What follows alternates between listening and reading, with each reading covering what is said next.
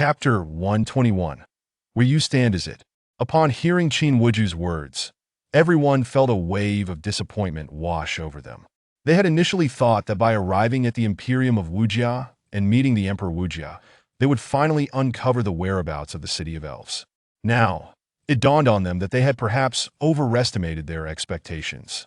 The locals were entirely ignorant of the city's current location, and worse, they were in a hostile relationship. This revelation was truly bewildering. Yet, it was a reality they could not change. Do you still have any remnants pertaining to the elven race in your imperial palace? Not a shred remains. It's utterly out of the question. In the past, to demonstrate their resolve, the people of the Imperium of Wujia obliterated everything related to the elven race, which is why we find ourselves in this predicament. However, you might consider visiting our neighbor, the Stone Empire. The direction the elves fled was towards that realm. Perhaps you could inquire there. Although I cannot guarantee they know where the City of Elves lies, finding an artifact associated with them should prove relatively straightforward. Nodding in response to Qin Wuju's insights, Shen Fei replied, "Very well." Then set off for the Stone Empire immediately. Judging by the time we've been gone, they should have reached the Imperial Palace by now, and we should be able to meet them. Shen Fei's statement took Qin Wuju by surprise. Aren't you planning to linger in the Imperium of Wujia to explore and appreciate the charms of this different land? Why the haste in your arrival and departure? If the opportunity presents itself, we shall certainly stay longer, but for now, our priority is to locate our elders' whereabouts. We cannot tarry here for long. I must seek out Shirley. Taking his leave from Qin Wuju, Shen Fei and the members of the Celestial Demon Sect returned once more to their cosmic worship. With a traversal through time and an extensive shift in dimensions, they swiftly transitioned from the skies over the Imperial Palace of Wujia to that of the Stone Empire. What is that object? It appears quite perilous. That's a given. We can sense its danger, yet its purpose remains a mystery. Didn't our disciples participating in the Empire Grand Tournament return? Might that object be an award acquired by Emperor Shirley? Funny you should mention that. I had the same thought. Soon, an unidentified flying object appeared above the palace, and the news rapidly reached the Emperor's ears. He had already been somewhat anxious regarding the potential for reprisals from Shen Fei and his group. Given that the Stone Empire stood opposed to them, it would only be natural for them to seek vengeance. With his mind in turmoil, he was enraged to receive this information. What on earth is that thing, daring to invade the dignity of our royal family? Everyone come with me. We must bring down that unidentified flying object, and they will soon learn that the Stone Empire is not to be trifled with. With an authoritative wave of his hand, Shirley took a bold step forward, flanked by civil and military officials, all bearing expressions of urgency and palpable fury. Yet, upon stepping outside the Great Hall and finally glimpsing the true nature of the unidentified object, he found himself trembling. "Congratulations, Your Majesty. Congratulations on acquiring such a treasure. That object hovering over the palace is none other than heaven's gift to Your Majesty. I believe that if we can master it, the strength of the Stone Empire will surely ascend to new heights." Indeed, I think along those lines as well. Should Your Majesty be reluctant to act, I am willing to step in and capture that unidentified flying object on your behalf. During the discussion, several military officials stepped forward, eager to seize such an opportunity. Witnessing the enthusiasm of the officials, Shirley felt a wave of embarrassment. Such spirited men were surely beyond the means of his modest Stone Empire.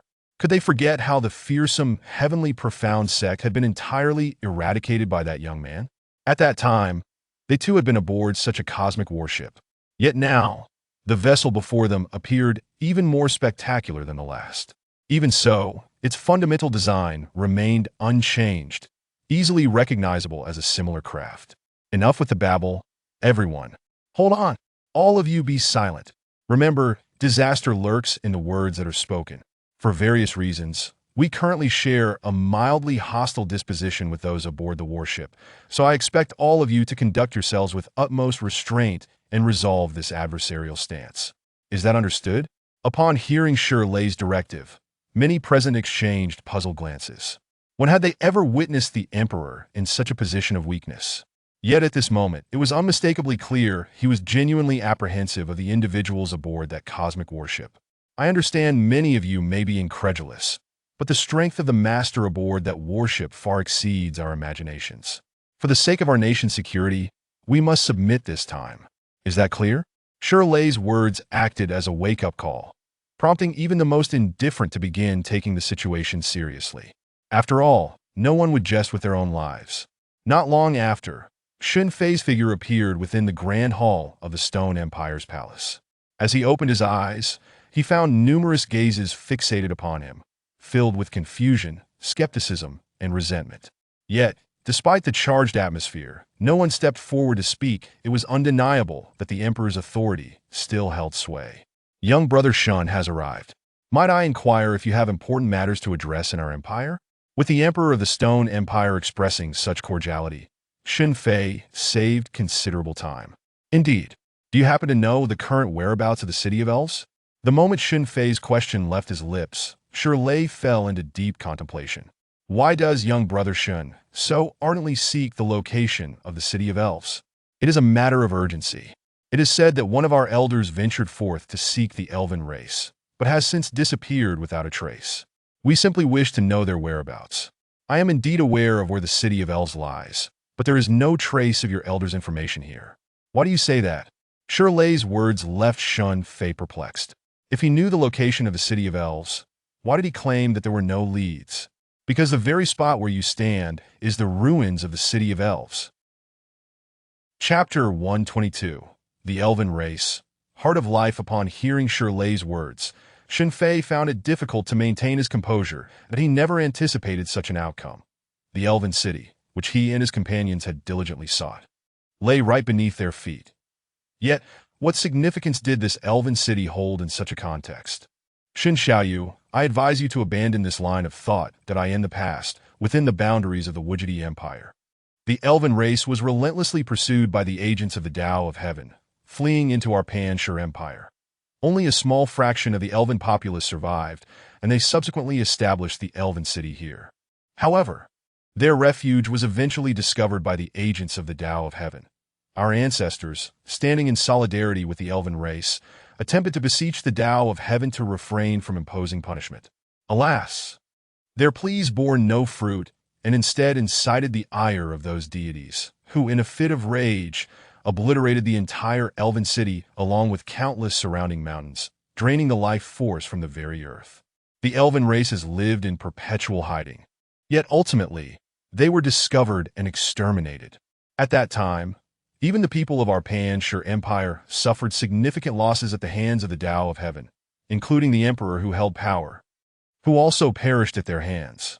Listening to Shirley's account, Shen Fei chose to believe him, that he truly believed that the Tao of Heaven, those shameless beings, would act in such a manner. The Elven race possessed remarkable cultivation abilities, and if they reached their zenith, they could indeed pose a challenge to the Tao of Heaven. This was likely the reason behind their relentless pursuit of the Elven race to annihilation. This matter is a disgrace to the royal family, which is why it remains largely unknown. Then I extend my gratitude to His Majesty the Emperor. Not at all, not at all. Were it not for your overwhelming strength, I would not have shared these matters with you. Upon hearing Shirley's words, Shen Fei couldn't help but smile. That it seemed that this Emperor of the Pan-Shur Empire was quite astute. With that said, I have one more request for your assistance. Oh, what can we assist you with? We will do our utmost to help. Forging a good bond is always worthwhile. Do you possess any items related to the Elven race? For instance, items they have used or created? Shirley pondered for a moment, and then a glimmer of recognition appeared in his eyes, as if he truly recalled something pertinent. In our Imperial Treasury, there exists such an item that may have been produced by the Elven race. Although I cannot ascertain its origin, bring forth that mysterious green crystal. Upon Shirley's command, 2 individuals immediately rushed out, evidently tasked with retrieving it. Then I must thank the great Emperor of Pan-Shur. Consider this a favor owed by me, Shen Fei. Should you require my assistance in the future, I will do my utmost to oblige.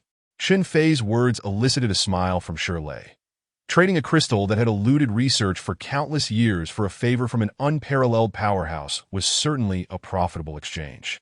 Now, he need not worry about retaliation from Shen Fei and his companions that he had witnessed their battle against the Tianxian sect, particularly Shen Fei's ultimate technique, that he could scarcely imagine the devastation it would wreak upon his palace. This was precisely why he sought to curry favor with Shen Fei. Having one more ally was far better than gaining another enemy, especially one as formidable as him. Before long, the two who had departed returned. Bearing an ancient box, they presented it to Shen Fei, who opened it to reveal a radiant emerald light. The green cubic crystal appeared somewhat eerie, yet within it, Shen Fei sensed a profound vitality. Undoubtedly, this essence was unique to the elven race. Thank you. This item is indeed genuine and will greatly aid me. It's nothing that if it proves useful, take it serves no purpose within our palace. If possible, I sincerely hope you can locate the elven race, though the chances are exceedingly slim. Shen Fei nodded. With this artifact in hand, our objective becomes clearer. Now, we have matters to attend to. You are welcome to visit us at the Tianma sect for a hot pot meal in the future. Before anyone could react, Shen Fei's figure vanished, returning to the cosmic battleship that he relayed the situation to everyone and presented the crystal to Zhou Yuehan. You are quite familiar with this area, having used the water of life before. Is this item of great significance to the elven race? This is known as the Heart of Life, a precious treasure for the elven race. With it, the elven tree can thrive, and their abilities can be enhanced significantly. However, I sense its life force is waning, that if only I had a drop of the water of life, it could awaken its dormant properties. Beyond creating more water of life, its immense vitality could also nourish the body. Upon hearing Zhou Yuehan's explanation, Shen Fei promptly produced his last drop of water of life. How is this possible? Did you not use it all previously? Are you foolish? When did I claim I only had one drop? I was fortunate enough to acquire two. I used half on you, and this remaining drop has come at the perfect moment. As he grasped the heart of life, Shen Fei was about to merge the water of life into it when everyone's gaze fixated intently upon the scene. Yet, at the crucial moment, he hesitated. You aren't deceiving me, are you? It will truly regenerate the water of life. Shen Fei looked to Zhou Yuehan, seeking his confirmation that if regeneration were indeed possible, merging it now would pose no risk. However, if it was a falsehood, he would first seek out the elven race that if all went according to plan, the tracking reward he previously acquired should now prove useful. Nonsense, of course it's true. Why would I lie to you? What benefit would I gain from that? Zhou Yuehan retorted, casting Shen Fei a disdainful glance. Chapter 123. To hit is to love, to scold is to care. After Zhou Yuehan's words, Shen Fei's mind became clear. If the fifth elder had indeed located the elven race, exchanging this heart of life would be highly advantageous. With this thought, he refrained from placing the water of life within it, for doing so would mean a loss in the exchange. All right, I understand. This heart of life may have great value in the future, so let's refrain from activating it for now. With that, he stored both the water of life and the heart of life in his storage space. I possess a treasure that can track the location of the elven race. Fear not, we shall find them soon. Upon hearing Shen Fei's declaration, everyone's attention converged upon him. Such a thing was unfathomable. They had never heard of any such treasure. However, they soon realized why Shen Fei was so insistent on acquiring items related to the elven race. It was to prepare for their search. Immediately, Zero produced the tracking device. Bringing the heart of life close, he successfully captured its essence, which then manifested before Shen Fei as a massive void projection. Goodness, quite modern, 3D, and remarkably clear. Moreover, a coordinate appeared alongside it, indicating that the cosmic battleship could directly reach that location, allowing them to locate the elven race.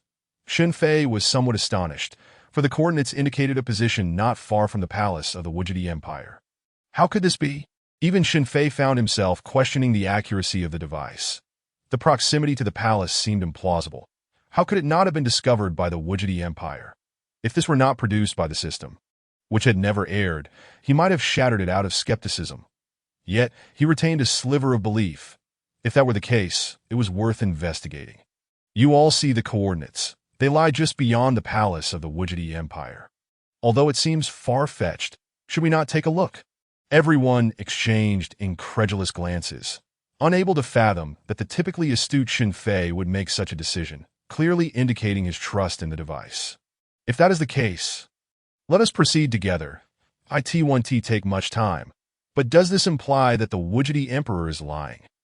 Zhao Jiasin stepped forward, fully supporting Shen Fei's decision. With the cosmic battleship, reaching that location would be instantaneous. Ah, that old fool thinks he can deceive us? Wait a moment, old son. We'll teach him a lesson with a single strike. How about you, Sister Qiongqi? Would you like to join me in this endeavor? Let me show you the true might of my staff. Upon hearing the monkey's words, Qiongqi immediately shot him a fierce glare. Monkey, it seems you have long been devoid of proper education. Your skin is itching for a lesson. Is it? Or have you forgotten the pain after healing and are ready to bounce around again? It appears that without a painful lesson, you won't grasp the concept of trouble arising from careless words.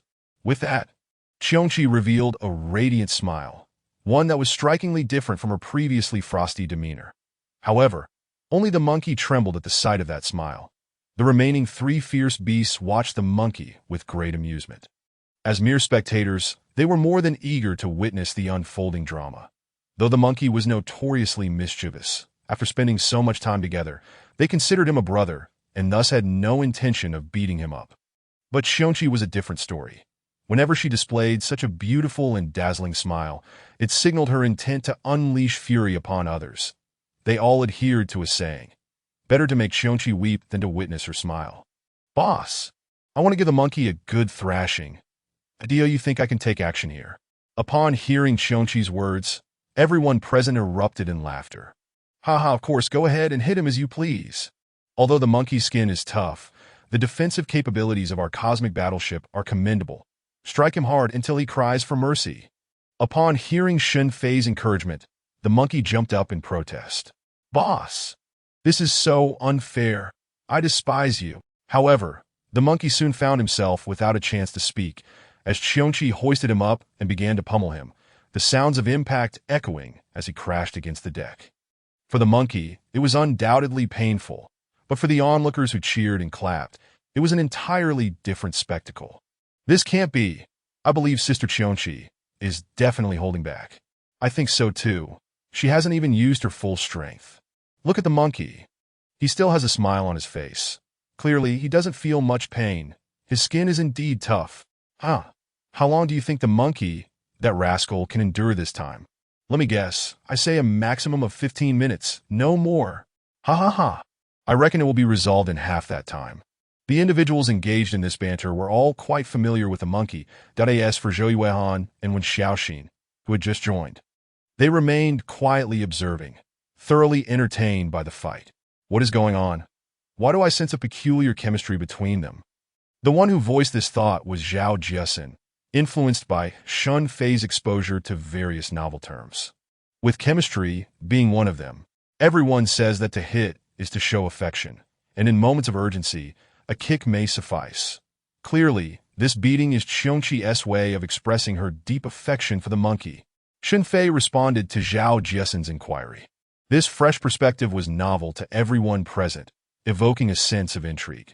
Since you put it that way, it seems I haven't shown you much fondness in our daily interactions, so I suppose I should start giving you some beatings too. What do you think? Shen Fei never anticipated that his own answer would dig him into a hole. No, there's no need for that. My comment was solely in reference to the monkey and Qiongqi. It's applicable only to them. Upon hearing Shen Fei's hasty clarification, everyone burst into laughter. The affection between us no longer requires such superficial displays of roughhousing. We share a deeper connection, such as our nightly. Shen Fei deliberately lowered his voice, so only Zhao Jiasin could hear. Yet before he could finish, Zhao Jiasin covered his mouth, preventing him from continuing. A topic far too embarrassing to pursue. Chapter 124. The hiding place of the elven clan. The farce concluded swiftly. The final outcome had the monkey sprawled on the ground, thoroughly exhausted after being pummeled for a quarter of an hour. This was not to say he was beaten to the brink of death, but rather he was utterly spent. Although Qiongqi had delivered a thorough thrashing, the monkey only bore superficial injuries. No internal harm whatsoever. Clearly, there is an art to striking, and Qiongqi had mastered it. Yet the monkey's demeanor suggested he was both pained and exhilarated. Could it be that the monkey harbored masochistic tendencies? Contemplating this, Shen Fei's gaze toward the monkey shifted. He truly never expected the monkey to be of such a nature. What are you all staring and laughing at over there? Do you wish to experience it yourselves? Qianqi felt a twinge of embarrassment as she noticed the onlookers. She had become so engrossed in thrashing the monkey that she had momentarily lost control. Yet, she could hardly blame herself. The monkey had simply been too incorrigible to resist. She couldn't express such thoughts to Shen Fei and the others, so she redirected her attention to the remaining 3 fierce beasts. In an instant, their previously cheerful expressions morphed into frowns of regret, each appearing as if they had resolved to mend their ways. They had witnessed Qianqi's prowess, and the monkey's plight served as a cautionary tale. None of them wanted to endure such affection. Well then, since it has come to an end, let us set off that we should first investigate the marked location to discern what is truly at play. Boss, what about the monkey lying there? Do I need to instruct you on this? Just find a room, toss him in, and with his resilient skin, he will recover in no time. Upon hearing Shen Fei's words, everyone nodded in agreement, clearly endorsing his suggestion. Consequently, the monkey was casually seized by chaos and unceremoniously tossed into a room, after which they paid him no further mind. They input the coordinates of their desired destination into the cosmic battleship. The next moment, they traversed through time and space, arriving once more at the outskirts of the Imperium's palace. Your Majesty, Your Majesty, the group that visited previously has returned, but this time they have not entered the palace. I am stationed not far from the palace's periphery. Do you think we should invite them in? Qin Wujiji, who had been lost in thought upon his throne, immediately stood up to be honest. He himself was uncertain why they had returned, but reason and instinct urged him to investigate. Bring forth the royal carriage. Let us go see why they have returned. As soon as the news of Shen Fei and his companion's arrival reached him, the main forces of the Imperium set out. The palace was relatively nearby, and it wasn't long before they arrived at that moment. Shen Fei and his group had just emerged. Well, look who arrived even earlier than us. Do you know what secrets lie hidden here? Upon hearing Shen Fei's words, Qin Wujiji chuckled. I saw you all arriving, so I hastily made my way here to see if you required any assistance. Shen Fei scrutinized Qin Wujiji closely, finding nothing amiss. Moreover, given Qin Wujiji's demonstrated strength, it was unlikely that he would deceive him. Otherwise, the repercussions would be beyond his capacity to bear. We have discovered a lead that if all goes well. The current location of the elven clan is right here. Impossible. We have never seen any elven activity here. And if this were their hiding place, the forces of Heaven's Tao would have eradicated them long ago. How could they possibly still exist? Qin Wujiji was genuinely startled by Shen Fei's assertion.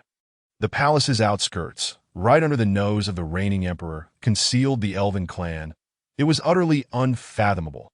Had they truly been present, he would have long since led his men to annihilate them. There was no way he could allow the discovery of such a secret, for if the news reached others, the Imperium would be doomed. The location in question was a courtyard that had evidently been uninhabited for quite some time. At its center stood a withered tree, devoid of any vitality. Vines overgrew the entire space, and though it appeared dilapidated, the presence of greenery lent it an unusual beauty. This courtyard once belonged to an official of the former dynasty, but he betrayed our empire and met with a fate of total annihilation. Thus, it has remained vacant for ages. Yet, as you can see, it hardly seems to have been a place of elven activity. What I wish to know is from where you obtained this information. It appears you may have wasted your efforts. If the elven clan truly resided here, we would have detected them long ago. Upon hearing Qin Wujiji's words, everyone nodded in agreement. Only Shen Fei continued to frown deeply. This shouldn't be. The system's information should be infallible. The elven race must surely be in this vicinity. However, there are no signs of elven activity nearby. The only conspicuous element here is that withered tree. Everything else around it is vibrant and alive, yet this tree stands desolate. Previously, Shen Fei merely brushed past it with his mental energy and detected no abnormalities. Yet upon delving deeper with his mental probing, he indeed sensed a formidable resistance. This suggests the presence of something quite extraordinary, that if my conjecture holds true, it must be a concealed space. I have found it. Shen Fei slowly uttered these words, drawing the attention of all around him. Qin Wuji was equally astonished. However, Shen Fei paid them little mind and approached the withered willow tree that a powerful surge of mental energy emanated from him. Converging towards the heart of the tree, as expected, his mental force was repelled by a formidable barrier. Yet, how could such a barrier withstand Shen Fei? Concentrating his mental energy once more, he focused it into a single point, intensifying the force that would penetrate the barrier. The principle of breaking through with a singular point is timelessly valid. With Shen Fei's potent mental assault, the sound of the barrier shattering echoed through the air. Before the willow tree, a massive vortex of energy materialized. This must be the dwelling place of the elven race, and this energy vortex serves as the entrance. At long last, after expending so much effort, diligence has borne fruit. Chapter 125. Survival Crisis. A fight to the death. Stand guard. Stand guard. Everyone on high alert. If any enemies invade, we must be prepared to fight to the death. We are likely targeted by the heavenly order. They have come for us. In a moment, we shall charge out together, that if one can escape, let it be so. If we are all annihilated, we shall have no one but ourselves to blame for our impotence. At this moment, within a mysterious space, an elderly woman stood at the forefront of her group, proclaiming these words in a loud voice. They are not much different from humans, save for their pointed ears and slightly shorter stature. This is the elven race. Notably, their hair is all golden and exceptionally beautiful. However, amidst this densely packed crowd of elves, one human stands out. Yin Weiwei, the fifth elder of the heavenly demon sect that I in this sizable group. Her position is notably prominent, indicating her considerable status among the elves. The reasons for her current state remain a mystery. I'm furious. How can they be so ruthless, seeking to exterminate us? We should pose no threat to them.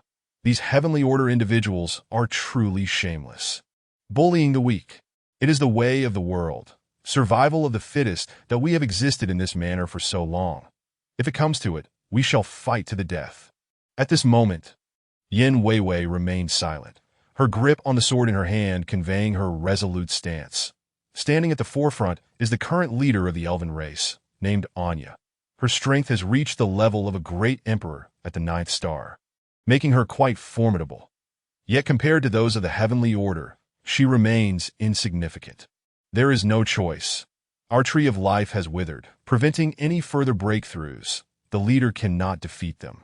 Regardless, even if I perish today, I shall take a piece of them with me.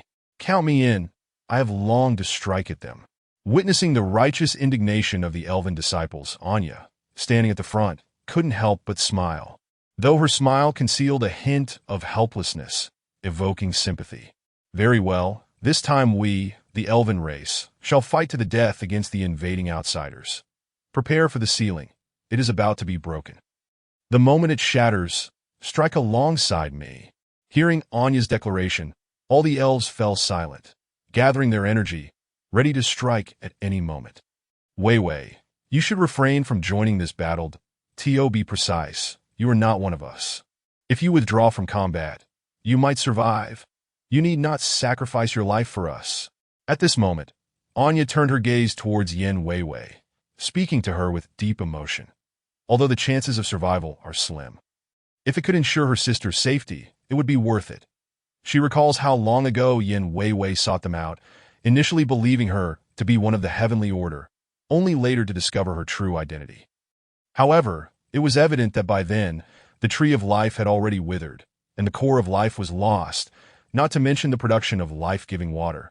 It was utterly non-existent. Without life-giving water, they could not carry out their daily transformations. Even the tree of life continued to wither, forcing them to live underground, shrouded in darkness. They dared not venture outside, for the fluctuations of this small world would undoubtedly attract the attention of the heavenly order. Should they discover that the elven race still harbors life here, it would be a devastating blow. Sister Anya, please do not urge me further. You know that my choice to remain was a decision to strive alongside you here. One day, we shall return to the surface. Why are you so stubborn, little girl? Isn't that a result of your teachings over the years? I never taught such a sharp-tongued young lady. Oh, but look at me. I am living proof. With Yen Weiwei's humorous remarks, laughter erupted among all the elves, dissipating the earlier tension. All right, if that is the case, let us strive together. We must make those invaders aware of the true strength of the elven race. Is the elven sacred arrow ready? It is our most potent weapon. We must not allow any mistakes. As soon as Anya finished speaking, someone from the back replied, "Report to the leader. The elven sacred arrow is ready and can strike at any moment." Good. Then the instant the seal is broken, you shall manipulate it to attack. This weapon possesses the power to slay gods and Buddhas. We must deliver a formidable warning. Rest assured, Leader Anya, we are fully prepared. And there will be no missteps. Anya nodded in agreement. All necessary preparations had been made, and now they awaited the enemy to take the bait. Outside, Shen Fei and his group were blissfully unaware of these events. They were elated at having discovered the sealing passage. The sight of this seal indicated that the elven race might indeed be present here. Truly, the system does not deceive. I am grateful for my unwavering belief in it. Shen Fei mused.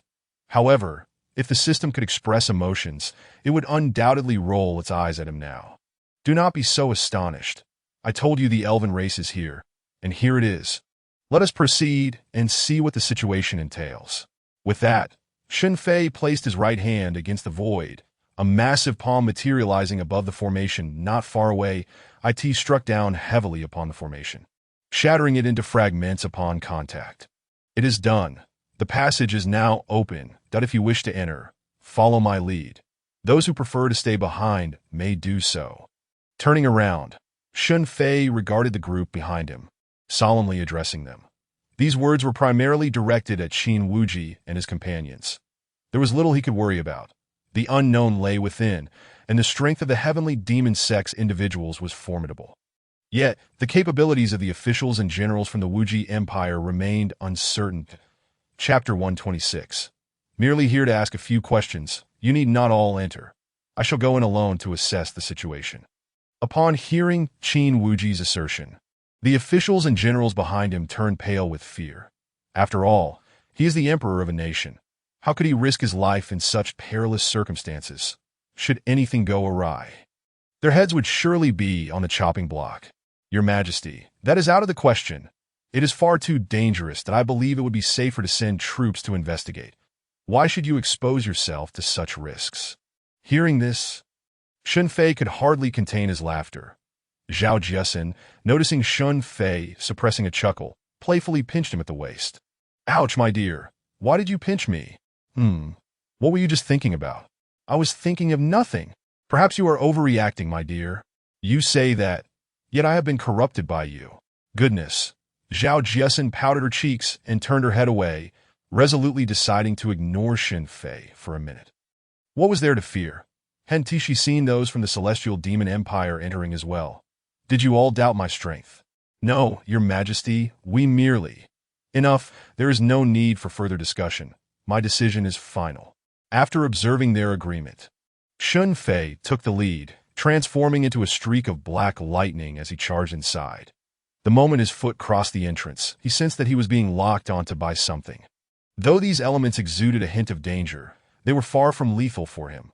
Armed with this knowledge, he felt better equipped to protect those from the Celestial Demon sect behind him. If the Celestial Taoists harbored apprehensions towards the elven race, then their latent power must be formidable. Having come this far, retreat was not an option. As the strongest in this realm, Shen Fei felt no trepidation. Surely, he had already dealt devastating blows to countless arrogant Celestial Taoists. Everyone, be cautious and protect yourselves. There seems to be danger ahead.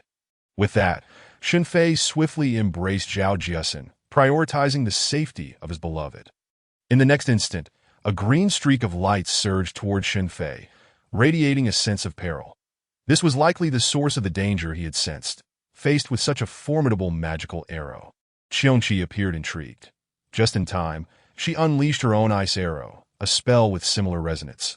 The members of the Celestial Demon sect had grown accustomed to these occurrences, But only Zhou Yuehan and the newly arrived Qin Wujie felt a chilling aura enveloping them, startling them.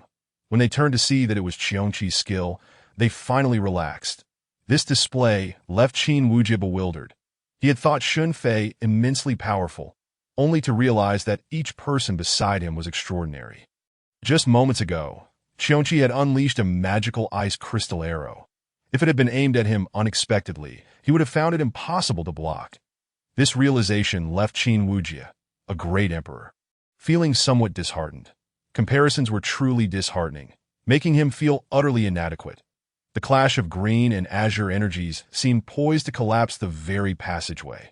Cracks began to form in the surrounding space, as the collision of these two forces was indeed fearsome.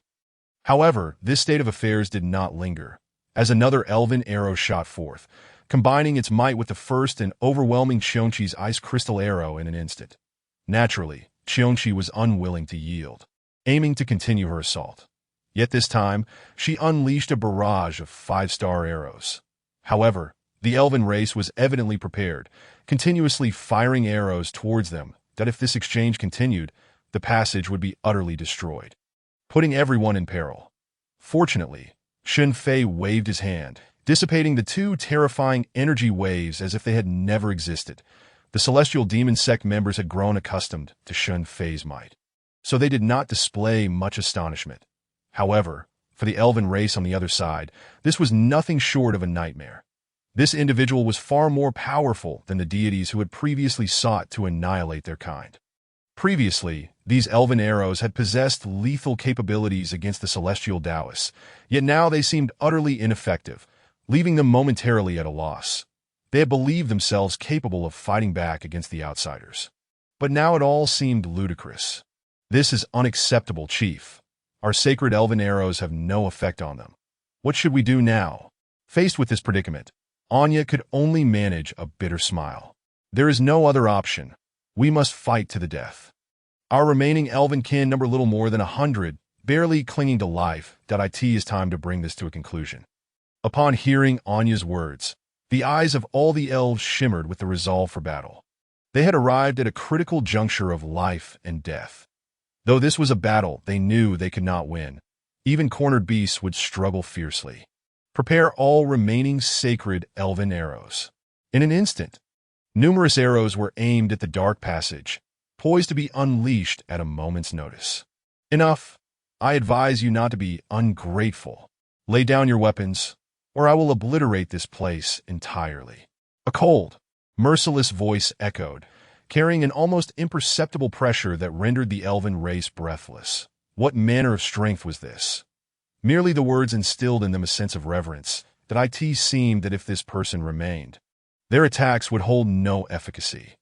Do you not understand my words? I have come merely to ask you a few questions. I am not one of the celestial Taoists. Rather, I am their adversary. I implore the elven race not to hold our sudden intrusion against us.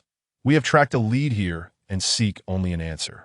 After contemplating Shen Fei's words, Anya slowly lowered her elven bat. Chapter 127. A pleasant collaboration witnessing their leader's actions. All the elves gasped in astonishment. How could they act so rashly without determining whether the newcomers were friend or foe? Let us first lower our weapons and speak. Regardless of their intentions, we cannot provoke them. Their power is simply too terrifying for us to confront. If they are indeed celestial Taoists, then we will accept today's events that at worst, we can bite off a piece of them in desperation. However, if they truly seek us out merely to inquire about a few matters, then meeting them poses no harm. Hearing Anya's words, the others ultimately nodded in agreement, realizing this was their final struggle. Very well. We shall not venture out. You may enter, esteemed guests, and we shall converse. Upon hearing Anya's gentle voice, Shen Fei smiled. Did you hear that? Let us proceed inside together. With that, Shen Fei took the lead, walking at the forefront, confident yet cautious of any unforeseen dangers. The dark passage was not long, and before long, a light appeared ahead. Upon closer inspection, it revealed a verdant realm, where mountains, flora, insects, fish, and beasts blended into a scene of unparalleled beauty. Most astonishingly, A group of elves adorned in grass-green garments, their pointed ears erect and eyes wide, scrutinized Shen Fei and his companions. Qin.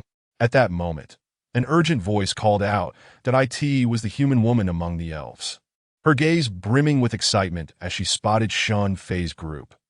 Zhao Jiasen, hearing the sharp and fervent voice, turned her attention to her. "Oh, you are truly here." With that, she dashed forward, and Elder Wu mirrored her, the two colliding in an embrace. "What brings you here? Did you know I have searched for you for years, unable to find any trace of you? I had no choice. I found a lead on the elven race, but was ensnared by this mysterious space, only able to enter from the outside. You always insisted on doing things alone, that if you had consulted us, this outcome might have been avoided. Wasn't it inconvenient at the time? Besides, I did this to fulfill a promise to someone. I wonder how she is faring now." At this, she shook her head. "I thought I would be trapped here forever, destined to live out my days in this place. I often thought if only I had brought you all along. That way, I would have had more companions. But now it is fine. You have found me." Seeing Elder Wu's excited expression, Zhao Jiasen couldn't help but smile. They seemed to have so much to share. Yet when their gazes met, words faltered on their lips. "We can discuss our matters later. Much has transpired in the sect during your absence, and it has been particularly interesting that we shall talk at length later." Indeed, Anya gazed at Lingwu, a smile gracing her lips. This indicated that those before them were not adversaries. Finally, she could breathe a sigh of relief. At least the worst possible outcome had been averted, had it not? "Greetings. I am Anya, the leader of the elven clan, that I presume your inquiries revolve around news concerning Lingwu." Upon hearing her words, Shen Fei nodded. "Now that you have found what you were seeking, you may return. Our elven clan has resided here, never once stepping beyond this realm, and I implore you to keep this secret."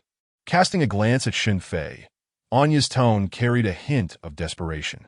"Of course, our intention is to locate the fifth elder of the heavenly demon sect, and now that we have found our people, everything else can be discussed." "Very well, let us collaborate amicably." At that moment, Shen Fei was interrupted by the imposing figure of Emperor Wuji, Qin Wuji. "No, you cannot reside here. If you must go, it shall be to another nation that I have no desire to provoke the heavenly Tao and its followers, as such actions would undoubtedly lead to the annihilation of the Wuji Empire, as the sovereign of my nation. I cannot permit this."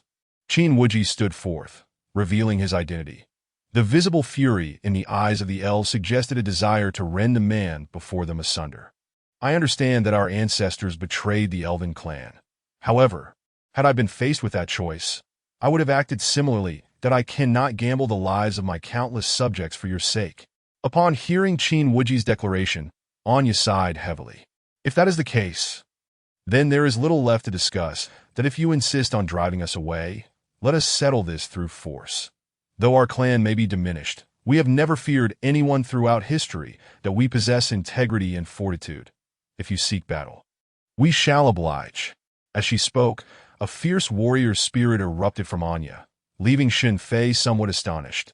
The seemingly delicate leader of the elven clan exuded such formidable presence, a stark contrast to her earlier demeanor.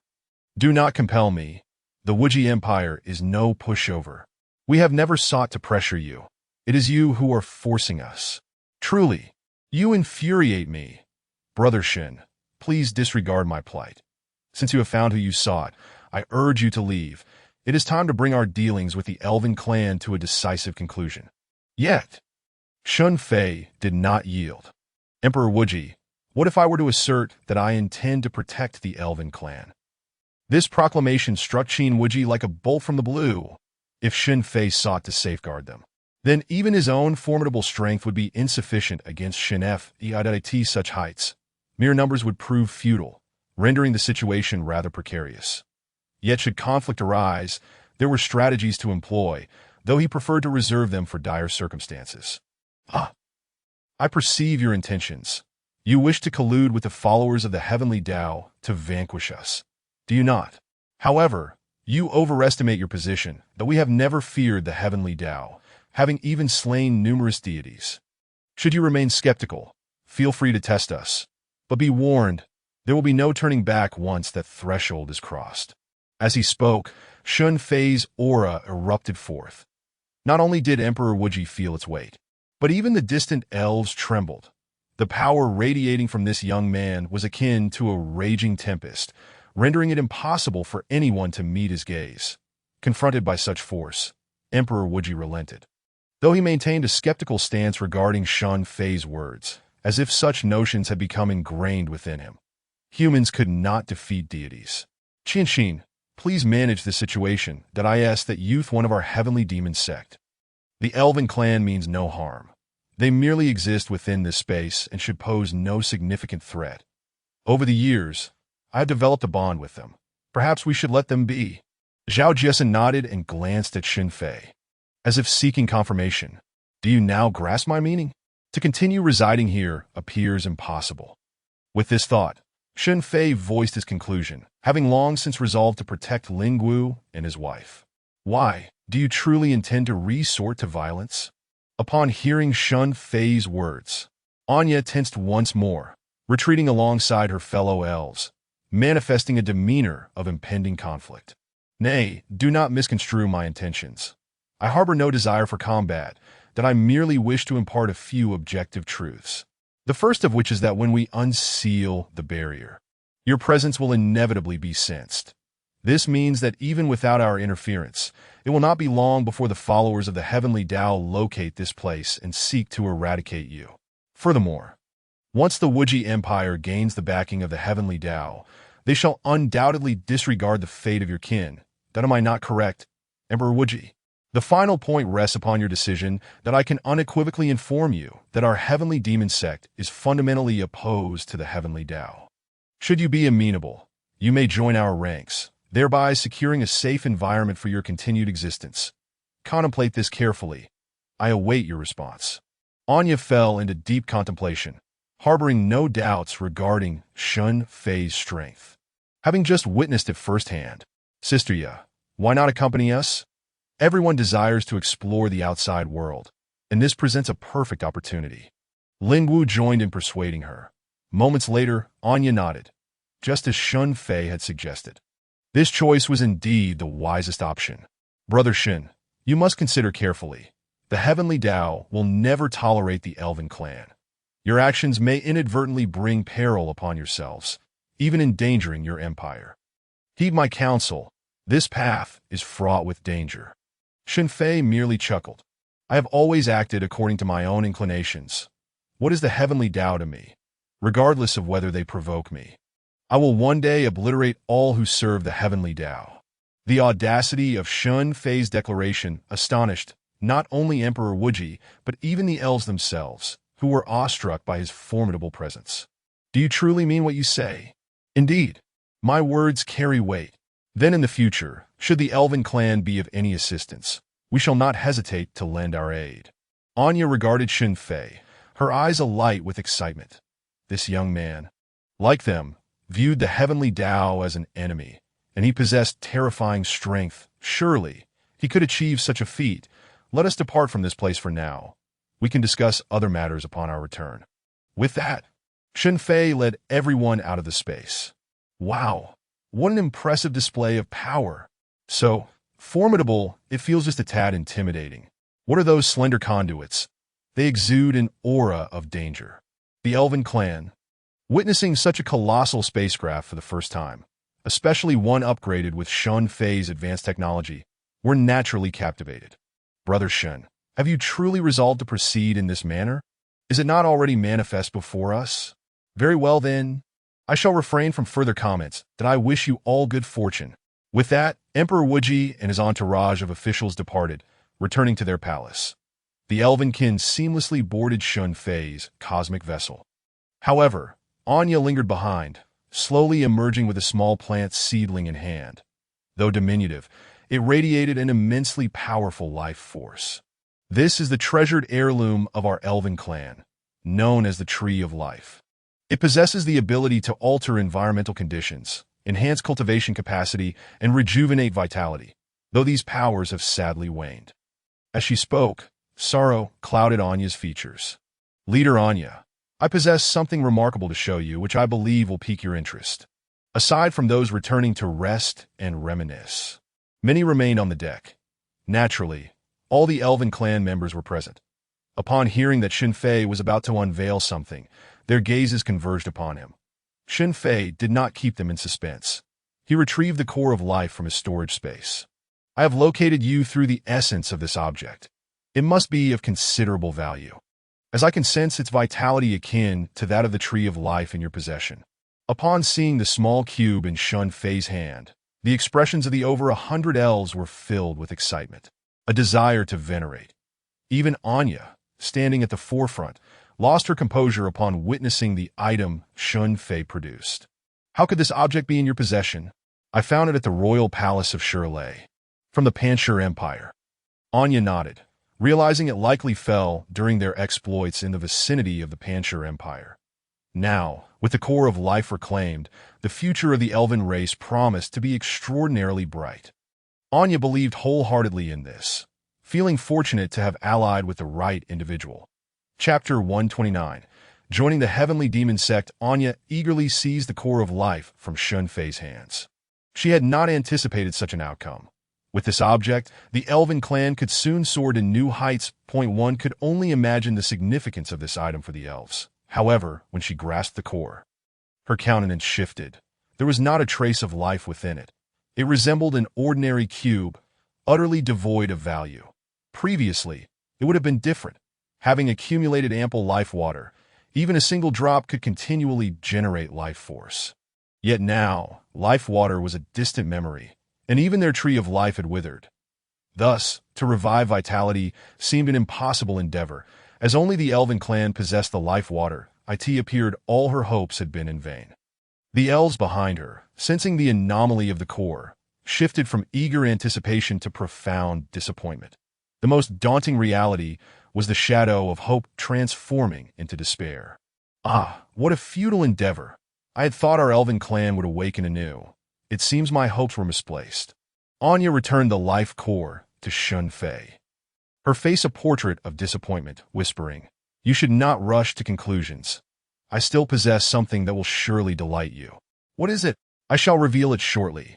But first, I will not part with it freely. Unless you all join our heavenly demon sect and become part of it, only then will I relinquish that item to you." Observing Shen Fei's confidence, Anya found herself at a loss for words. "Very well. I represent the entire elven clan in this decision. If the item you produce is indeed what we require, I shall agree to your terms." "Ha ha, splendid. I am certain you will not regret this choice." Upon finishing his words, Shen Fei produced a drop of life water. Though it was but a small droplet, the life force emanating from it was immensely powerful. This essence brought a wave of comfort to those nearby. As if their pores opened in appreciation, it was a sublime experience. Is this truly life water? Good heavens, how can this be? Am I seeing things? Our elven clan has no life water left. How does he possess it? This is astonishing. I must admit, I am taken aback. These were the murmurs among the elves behind Anya. They understood precisely what Shen Fei had unveiled, leaving them in utter shock. Their ability to produce life water had long since dried up, with not a drop remaining. How could this human possess it?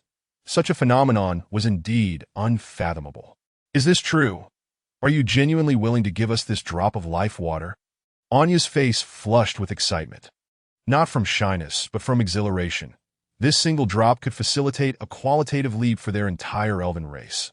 Most importantly, with the life core also in Shen Fei's possession, the synergy of these two items could awaken the powers of the Tree of Life. I mentioned earlier that as long as you are willing to join the Heavenly Demon Sect, these treasures will be yours. Hearing Shen Fei's words, Anya regained her composure. Why is it imperative for us to join the Heavenly Demon Sect? I require your abilities. And what if I refuse?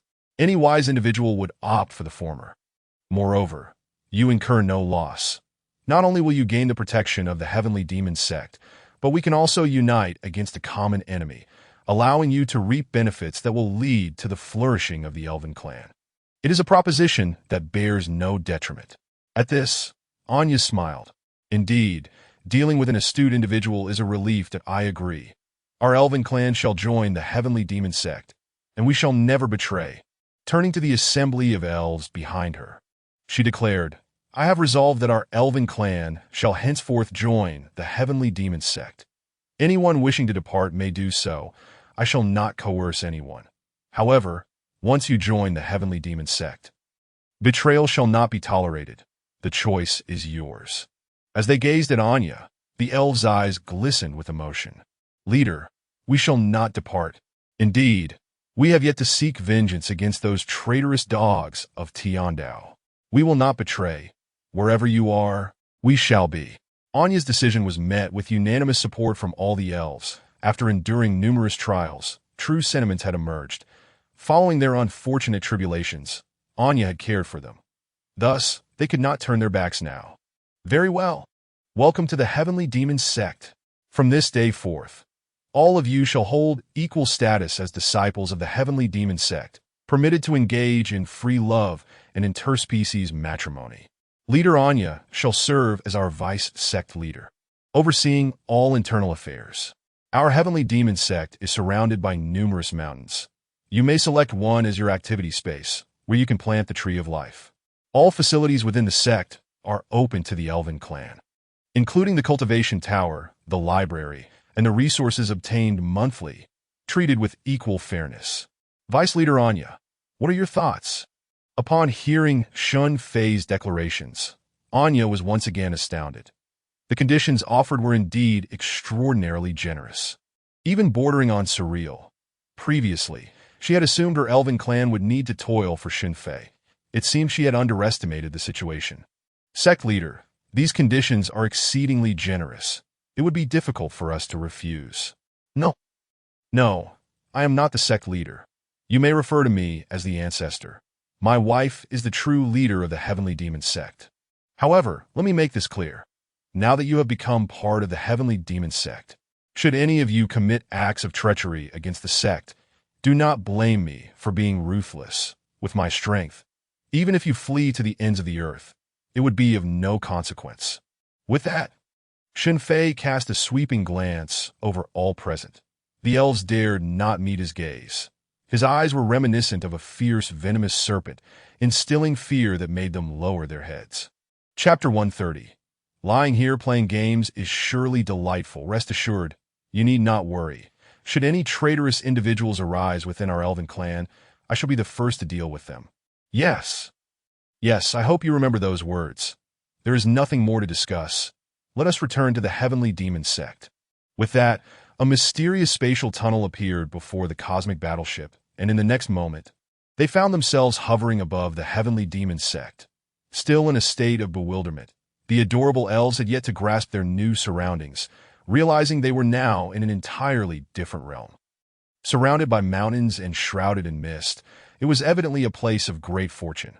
Yet confusion also arose within them. Were they not meant to go to the Heavenly Demon Sect? How had they arrived in such a place? Fear not, everyone.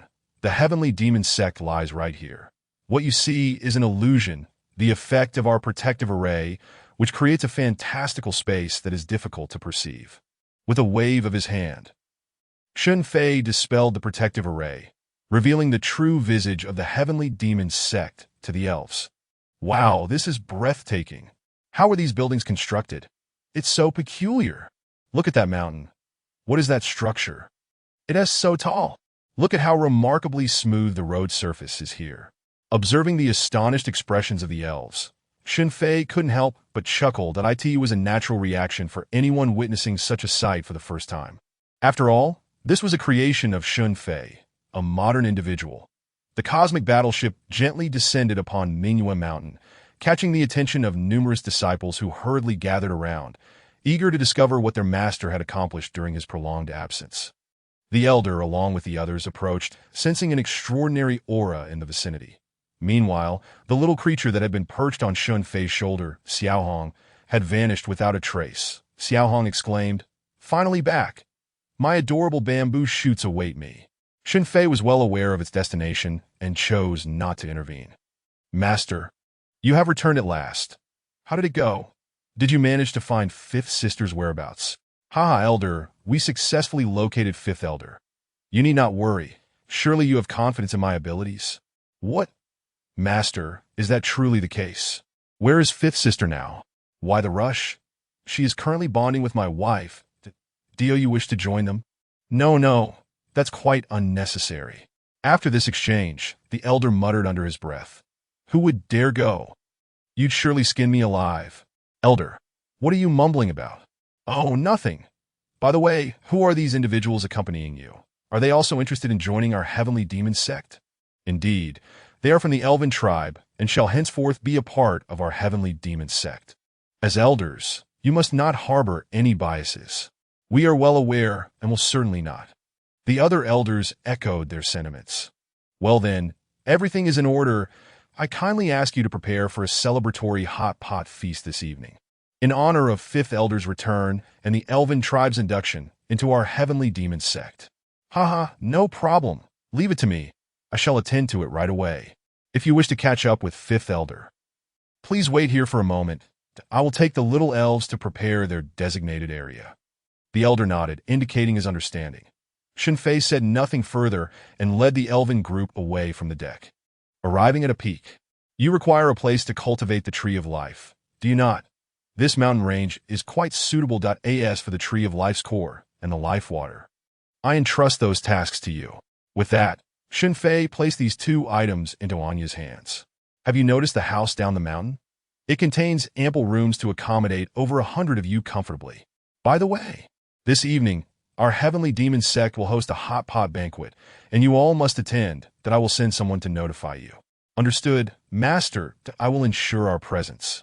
Anya, still in a daze after receiving the two precious items, listened intently to Shen Fei's words and responded somewhat absent-mindedly.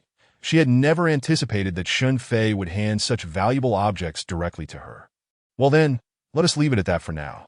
We shall discuss the matters later this evening. That if there is nothing else, I will take my leave. Just as Shen Fei was about to rise, Anya regained her composure. Master, wait a moment. Do you have any specific requirements for the vegetation within the heavenly demon sect?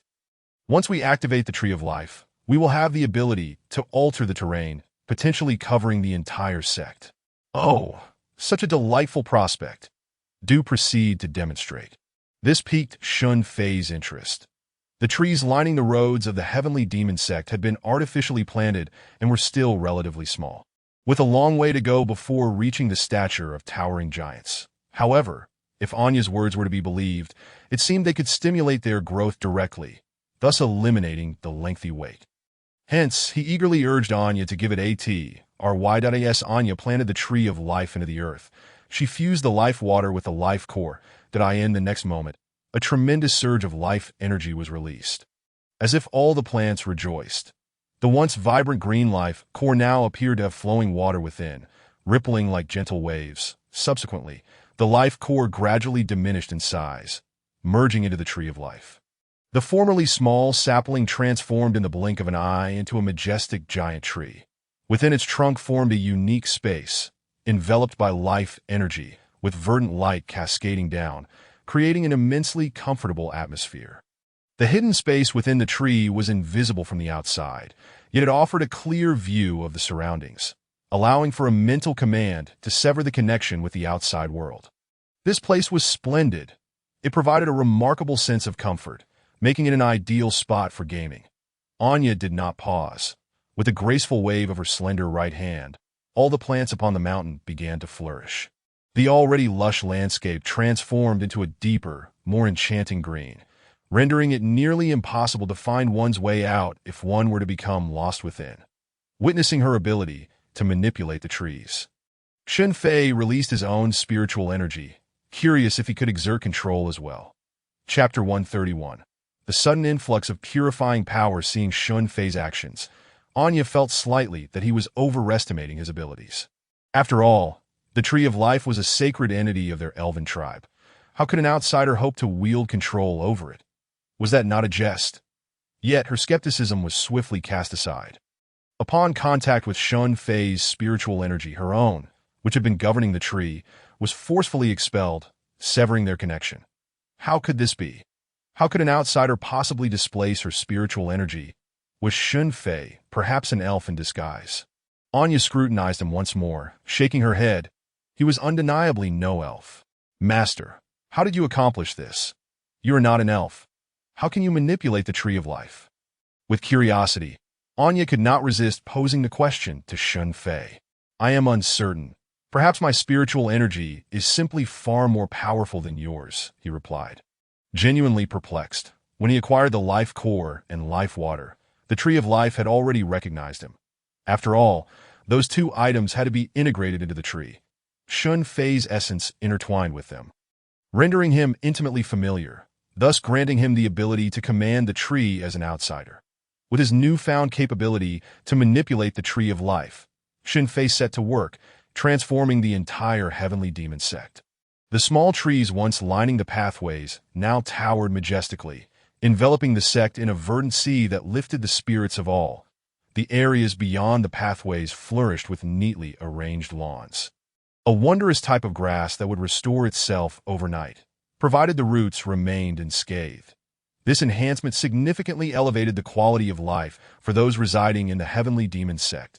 Behind his villa lay a sizable expanse of land, where he had cultivated various plants from seeds exchanged in the system's shop: grapes, watermelons, tomatoes, cucumbers, and more. Initially, he had anticipated a lengthy growth period and considered using his mystical energy to hasten their maturation. However, with the tree of life's capabilities, these seedlings thrived rapidly, yielding fruit sooner than expected, saving him considerable effort. Unfortunately, the transformative ability was limited to a single use. Otherwise, he could enjoy the fruits at his leisure. Nonetheless, Shen Fei was quite content. This transformation was a commendable achievement. Indeed, inviting the elven tribe to join them had proven to be an astute decision, enhancing the beauty of the heavenly demon sect. Beep beep beep, congratulations to the host for triggering a hidden quest, successfully establishing the heavenly demon sect as a green and eco-friendly religion. Reward: purifying power. Upon receiving the system notification, Shen Fei couldn't help but chuckle. He had not anticipated that such simple greening efforts would yield such a remarkable ability. Although the power of purification seemed somewhat trivial, it was certainly better than having none at all. Who knew when it might come in handy? Oh no, I need to discuss something with you. Master, please speak. I would like you to select 30 of your most gifted kin from the elven tribe, that we possess a heavenly demon cultivation device capable of facilitating breakthroughs to the Emperor level without any side effects.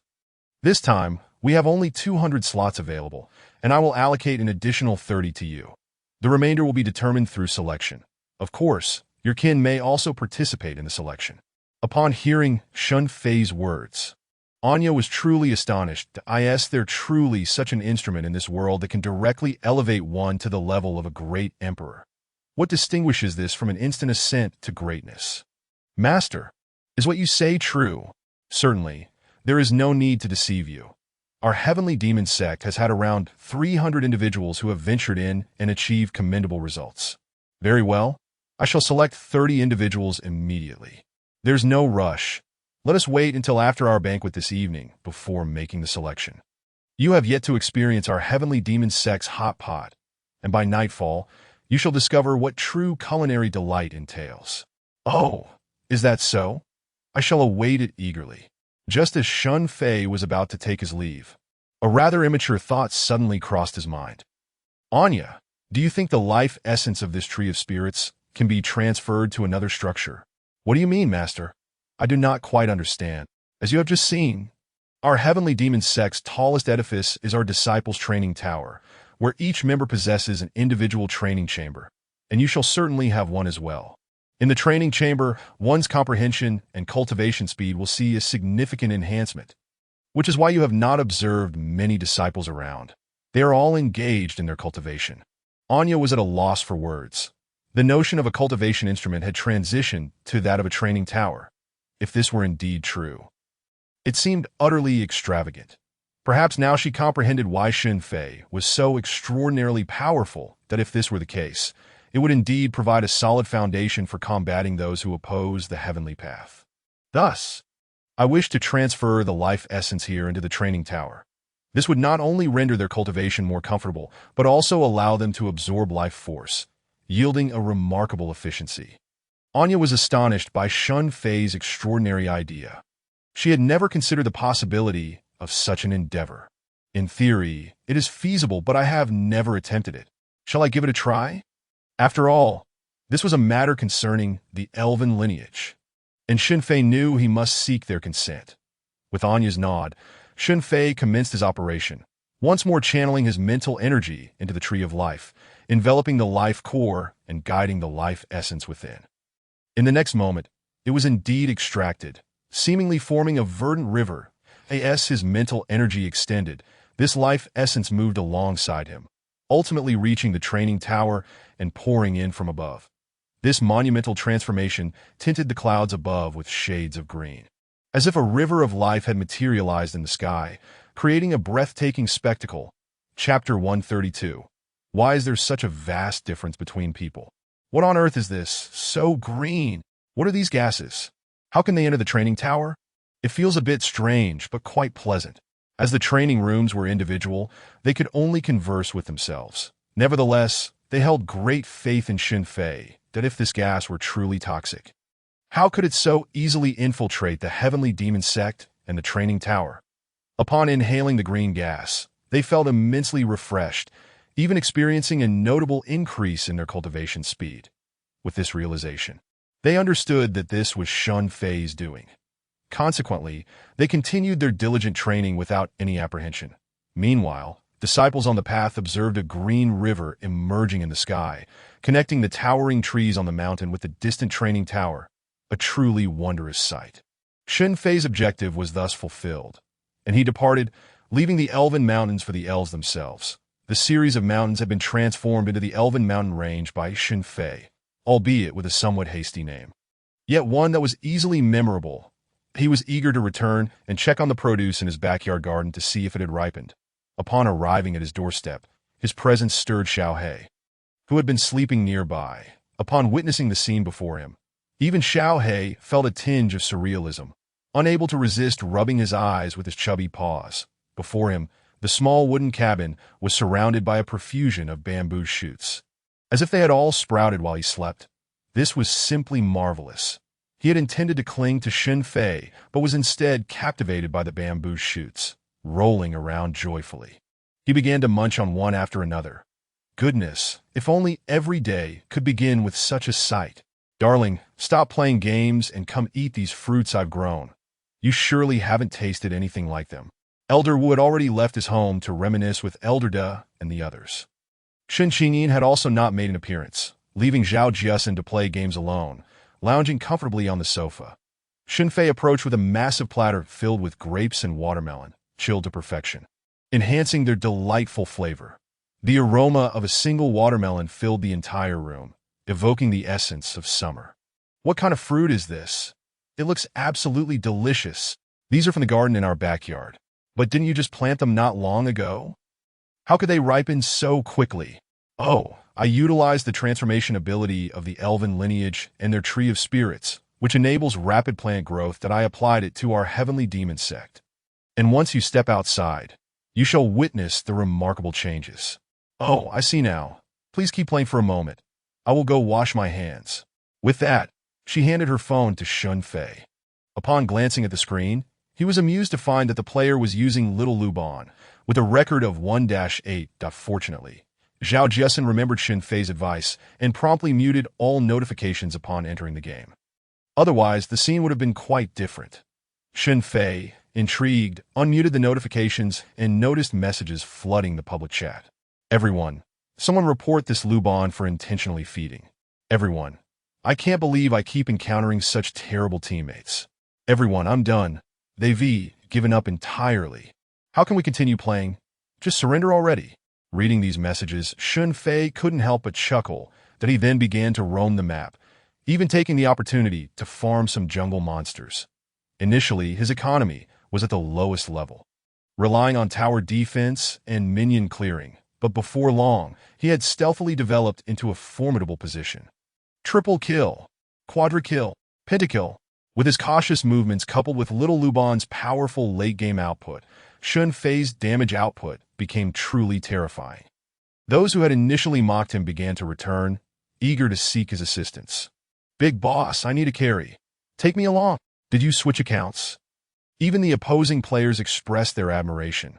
Zhao Jiasen, perched behind, watched Shen Fei play. Despite both using the same game and hero, why was there such a stark disparity in their skills? "Wow, husband, you're incredible." "Ah, it's nothing to be so astonished about. These are merely basic maneuvers. When will I ever be as strong as you?" "With some diligent practice, you shall get there. Just remember, the first thing to do upon entering the game is to click on those 2 items." "Understood. I'll remember that." Thus, the two ceased playing and sat side by side on the sofa, feeding each other the fruits from their platter. The sweet and tangy grapes and the icy sweetness of the watermelon were utterly delightful. Zhao Jiesen's eyes sparkled with joy, her face radiating bliss. Before long, Shen Fei, unable to contain himself, wrapped his arms around Zhao Jiesen. "What are you doing?"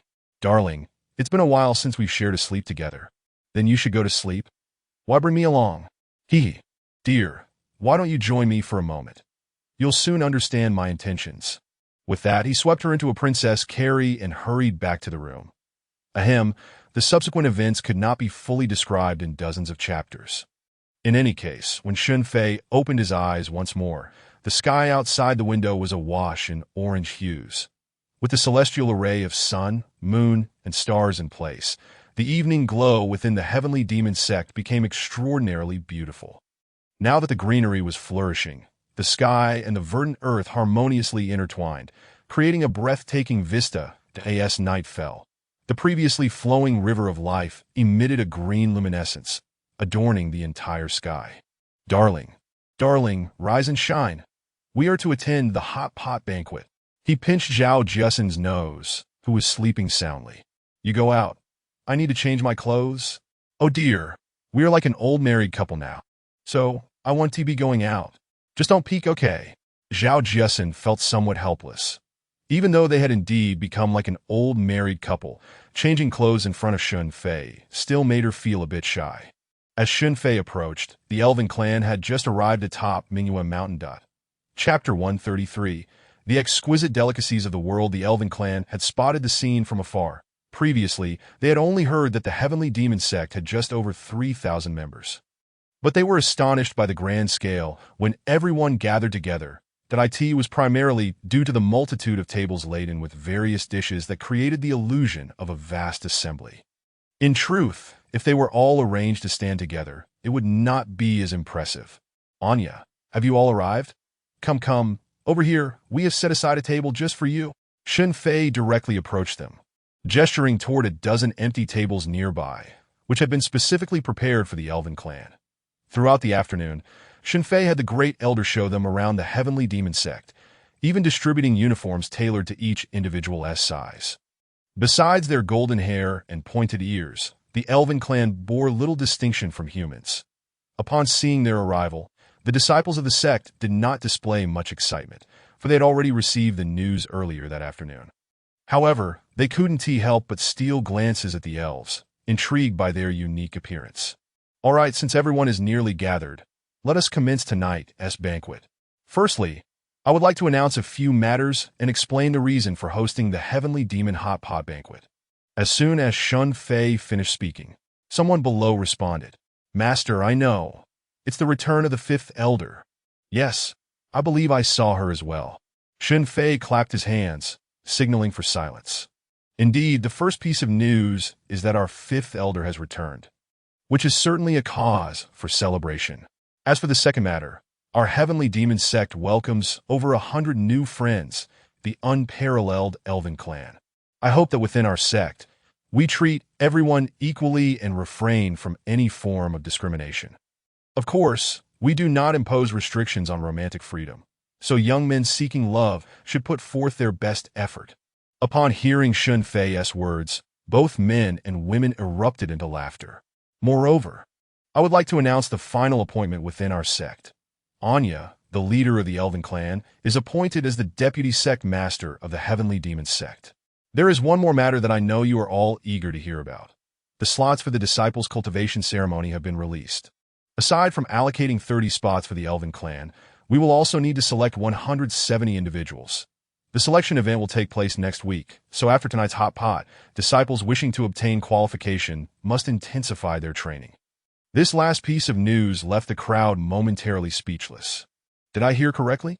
It seems the qualification for the disciples' cultivation ceremony is available again. Bro, you didn't miss here. I heard it too. Haha. Then surely my name will be among them. I still have a bit of uncertainty. I must begin intense training over the next week. It's not just you. We all need to train hard. Thus, amidst an atmosphere of joy and excitement, the hot pot banquet commenced. Once the more than 100 elves were seated, each table had someone designated to teach them how to cook. Shen Fei had also procured a large supply of fizzy drinks. With a wave of his hand, a chill enveloped all the beverages, chilling them without the need for a refrigerator. This was a novel experience for the elven clan, as it was their first time encountering such a thing. After trying it once, they fell in love with hot pot, and after tasting it, they couldn't get enough of the fizzy drinks. After the banquet concluded, life returned to normal. All disciples eager to obtain their cultivation ceremony qualifications were diligently training, uncertain if such opportunities would arise again. Thus, each selection event held by Shen Fei was cherished immensely. Who wouldn't want to ascend rapidly when the chance lay before them? Their ability to seize it depended on their own efforts. Oh no! Do you elves know how to enter the Heavenly Tao Academy? No. Although the Tree of Life can communicate with other realms, we have tried and found no way to locate the Heavenly Tao Academy. It is an exceedingly unique existence, though it is said to have some connection to the unyielding mountain. I cannot say if this is true. Upon hearing Anya's words, Shen Fei could only shake his head in resignation. It seemed that the quest to find the entrance to the Heavenly Tao remained a daunting task. Hurry up! I am dying here. You're running too fast. I can't keep up. Oh dear! How can the damage be so high? I don't know. My hero is so weak it deals no damage at all that I'm never playing this hero again. I agree, my hero isn't fun either. The only ones capable of such banter were Zhao Jiasin and Shen Qingyin. Seeing the two of them nestled on the sofa playing games, Shen Fei felt a twinge of discomfort. The sound of their gaming had permeated his home for days. Had he known, he wouldn't have introduced the game. Letting them play a simple puzzle game would have been much better. Why must he endure this unwarranted torment? I don't think it's the hero's fault. It's just that you two are lacking in skill. Shut up and don't talk. The two women, who had been tossing blame at each other, immediately redirected their ire toward him upon hearing Shen Fei's comment. Their mutual bickering was pointless. Zhao Jiasin occasionally tried to rope Shen Fei into playing with them. While Shen Fei was reluctant, who could resist the unique charm of the Empress? Ultimately, despite his verbal protests, his phone found itself already in the game interface. Shen Qingyin, this is my home. Please don't shout and disturb my rest. What are you talking about? I'm not making noise. It's your wife who is loud. Why don't you scold her? If I dared to scold my own wife, what would I be doing here, venting my frustrations? Shen Fei's previously tranquil and leisurely life would have continued for quite some time, especially since no news about the Heavenly Tao Academy had circulated. However, he was mistaken. Very much so. One evening, a fiery meteor streaked across the night sky, dazzling and drawing a crowd of onlookers. The impact site of the meteor was none other than the Sea of Misery. Chapter 134. Meteor strikes the continent. Extraterrestrial demons emerge. The Sea of Misery is said to be a place where the demon race is suppressed. Legend has it that long ago, the deities of the Heavenly Tao waged war against the demon race. In the end, the deities of the Heavenly Tao, wielding absolute power, subdued the demons and imprisoned them in the Sea of Misery. The waters here are a blood-red hue, surrounded by desolation, with scarcely any signs of flora or fauna. It is truly a desolate realm that it is said that beneath this sea lies the fabled hell, consisting of 18 levels, each imprisoning a great demon. These great demons are utterly malevolent, confined to hell to serve as a cautionary tale against wrongdoing. Otherwise, one could face a fate from which they cannot reincarnate. The battle of your saw the demon race utterly defeated, all but 18 demon kings and 1 demon emperor slaughtered. Before these demon kings, The deities of the heavenly Tao executed the demon emperor in a particularly brutal manner. Subsequently, they cast the 18 great demons into hell, condemned to suffer endless torment until their demise. Countless humans have come to know of hell's existence, leading them to trust that the deities of the heavenly Tao could guide them toward enlightenment. Perhaps this bolstered the authority of the deities over the entire continent, as no one dared to offend the might of the heavenly Tao. Yet today, the enormous meteor struck precisely where the sea of misery lies. Most notably, Shen Fei sensed a demonic aura emanating from the meteor. This was not the type of energy cultivated through demonic sect practices, but rather an authentic demonic presence. Could this be an extraterrestrial demon? This was not a conclusion Shen Fei had drawn lightly. Having read numerous fantasy novels, he was aware of such phenomena. However, he was still uncertain and needed to verify it. More importantly, he wished to explore what lay within the legendary Sea of Misery. After conferring with Zhao Jiasen, Shen Fei resolved to set off. Initially, he had hoped to bring his wife along. I'm not going. There is nothing fun there. Such a desolate place doesn't interest me. I'd rather stay home and play games with Qingyin.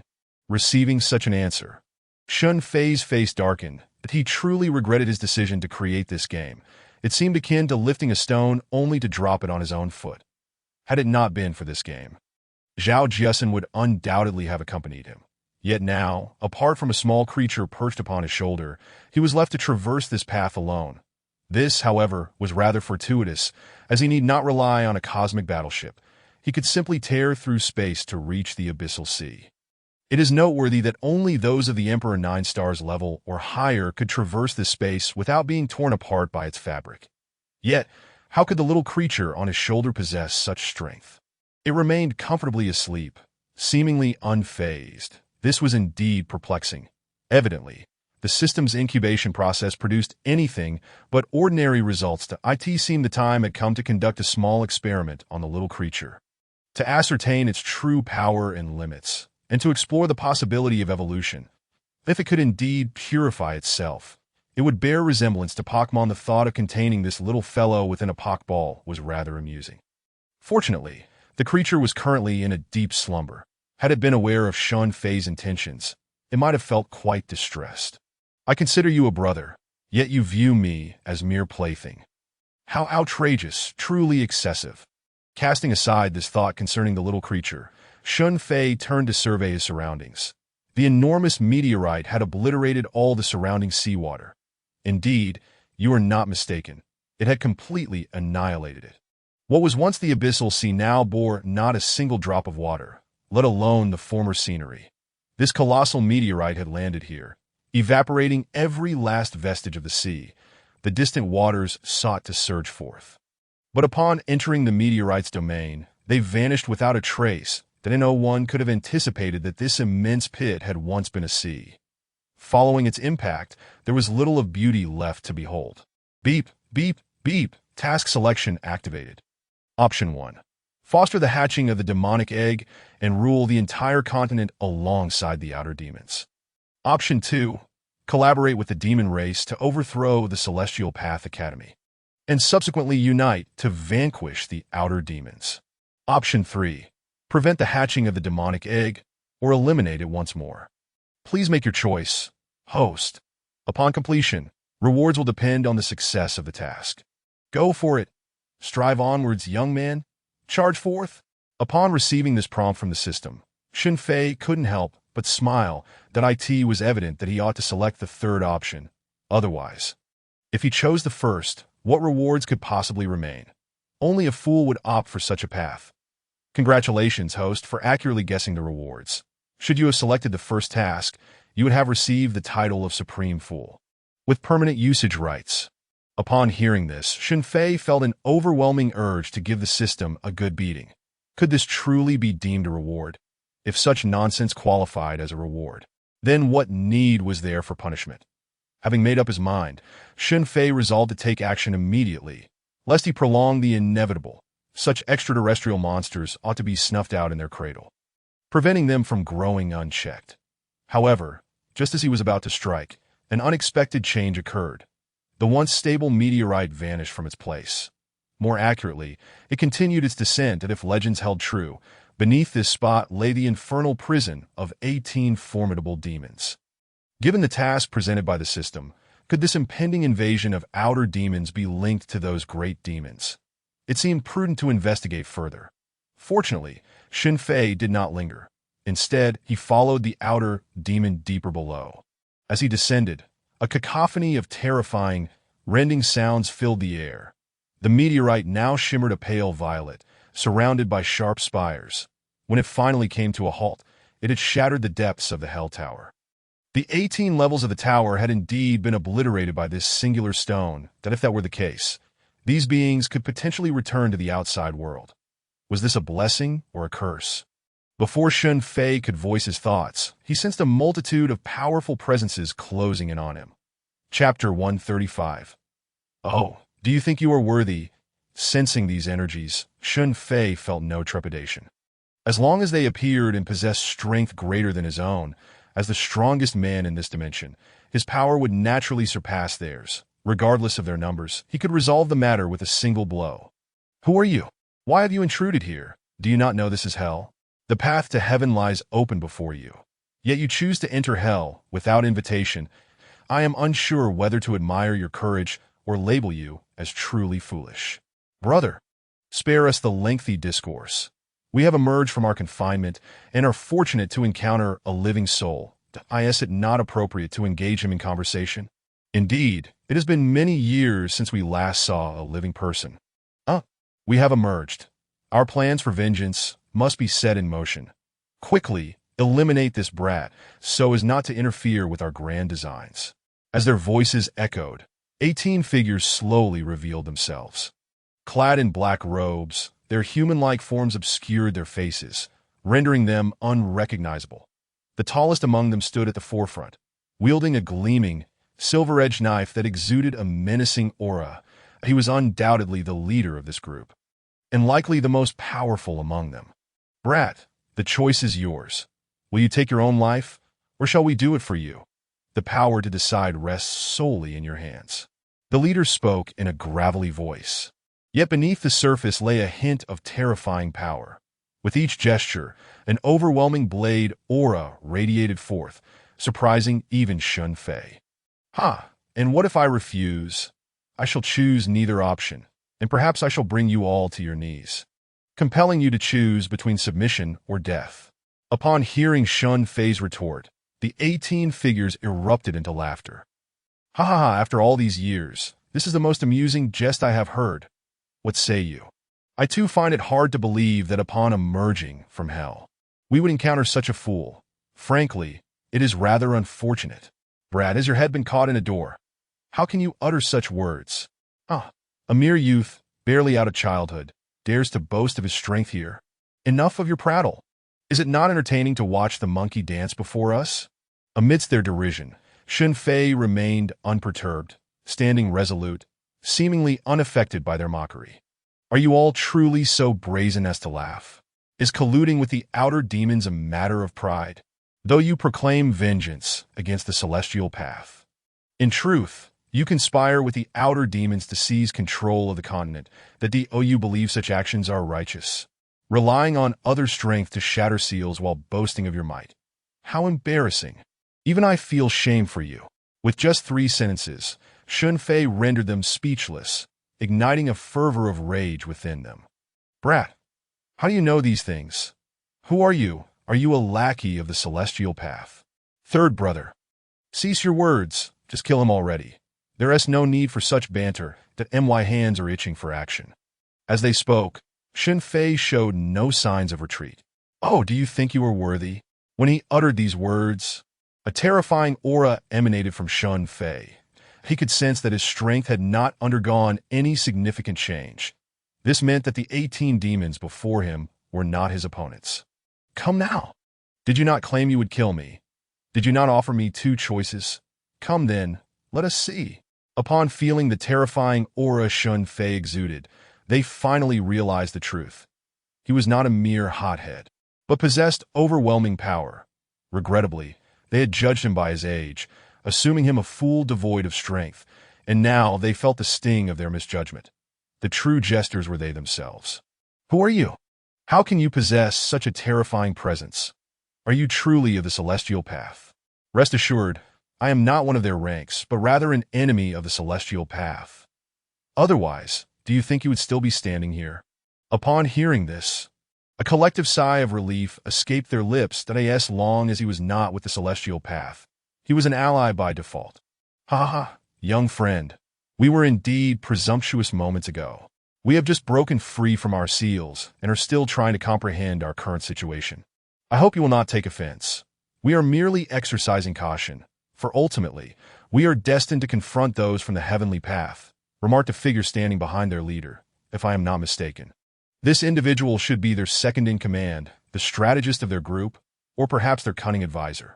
Indeed, you are enemies of the heavenly path, but your approach is fundamentally misguided. The hearts of foreign beings are bound to be different. How can you be certain they will serve your interests, even if you truly manage to ally and eradicate the heavenly path? What of those foreign beings that follow? Do you truly believe your strength is sufficient to vanquish them? I do not know if you have been led astray or if you are simply lacking in foresight. But exposing your precise location has allowed the extraterritorial demon clan to invade here, and if they were to launch a full-scale assault, you would become the foes of the entire continent. Are you not aware of how many innocent lives you have endangered? In your quest to break the seal, you are willing to sacrifice the lives of countless people across the continent. But do you still consider yourselves noble? Shen Fei's words struck like a thunderclap, awakening them from their stupor. They had been imprisoned for far too long, singularly focused on breaking free from their confines. Yet, no matter how hard they tried, they could not succeed alone. Thus, they sought external aid. It was only when a message arrived, promising assistance in breaking the seal, that hope flickered anew. This message seemed to transcend the effects of the Hell Tower, clearly conveying its intent to these 18 great demons, proposing an alliance in exchange for their freedom and the chance to defeat the followers of the heavenly path. Having been confined for so long, their minds had become warped, and in their desperation to escape, they agreed to this collaboration, leading to their current predicament. Shen Fei's words were revelations they had never contemplated.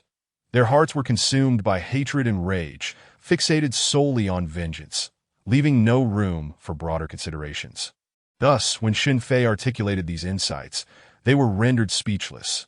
Each word felt like a sharp blade piercing their souls, leaving them unable to respond. In retrospect, they realized how foolish they had been, even if they succeeded in their revenge. What would follow? If the extraterritorial demon clan truly invaded, what consequences would ensue? They could scarcely bear to imagine. Why the sudden fear? Where were you when all this transpired? Didn't you summon the extraterritorial demon clan yourselves? Didn't you break your own seals? Shouldn't you be reveling in your liberation? Were you not promised vengeance? Then go forth. Shen Fei's relentless questions lashed at them like a whip, tearing open their wounds anew. We were blinded by our hatred and never considered the ramifications.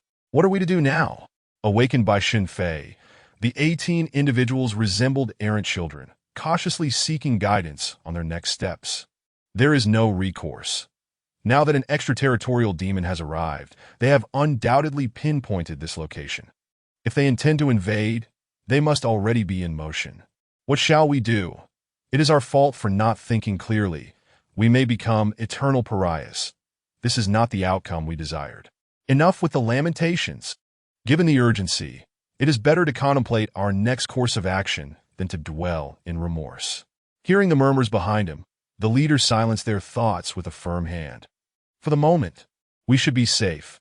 Those from the heavenly path have likely sensed these developments and will act to fortify their rule against the impending invasion of the extraterritorial demons. So, young brother, our task now is to eliminate this looming threat. Indeed, if I am correct, it has awakened, and it has heard everything we have said, even relaying information back to the extraterritorial realm. No sooner had Shen Fei spoken than a sinister laughter echoed from behind, reminiscent of crows cawing, sending chills down their spines. Kid, I must commend your abilities. You have hit the nail on the head. Our goal is to expand our dominion, and this continent is our next target. Ha ha! As he spoke, the meteorite behind Shen Fei began to crack rapidly, culminating in an explosive shattering that revealed a humanoid figure. Upon closer inspection, one could see the black feathers adorning its skin, its entire head resembling that of a crow. But even if you are aware of our plans, what of it?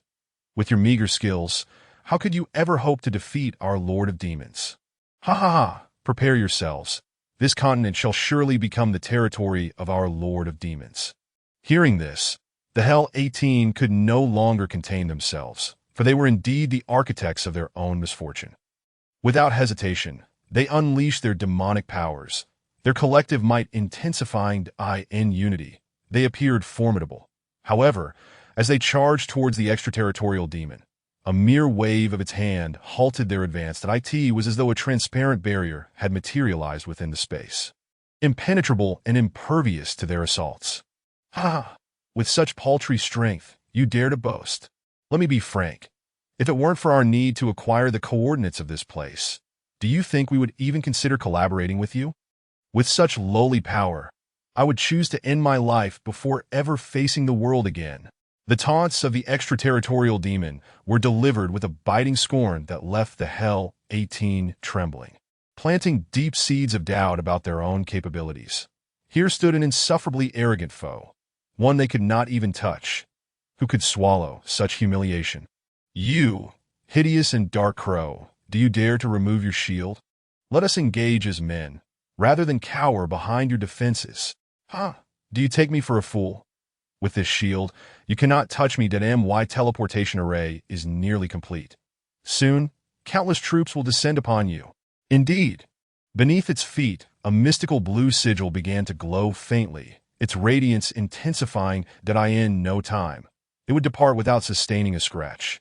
Hearing this, the Hell 18 continued their fruitless assaults against the shield, their efforts wholly ineffective. Ha ha ha! Save your strength. You will never breach our shield. This is our clan's treasured artifact. Had this mission not been extraordinary, you would never have laid eyes upon it. Even if you attacked for 1,000 years, you would not succeed. Before the extraterritorial demon could finish its taunt, a tremendous sound erupted nearby, followed by the appearance of an enormous fist before it. The shield, which it had claimed was indestructible, disintegrated effortlessly under the weight of a single punch. This was the might of a one-punch hero.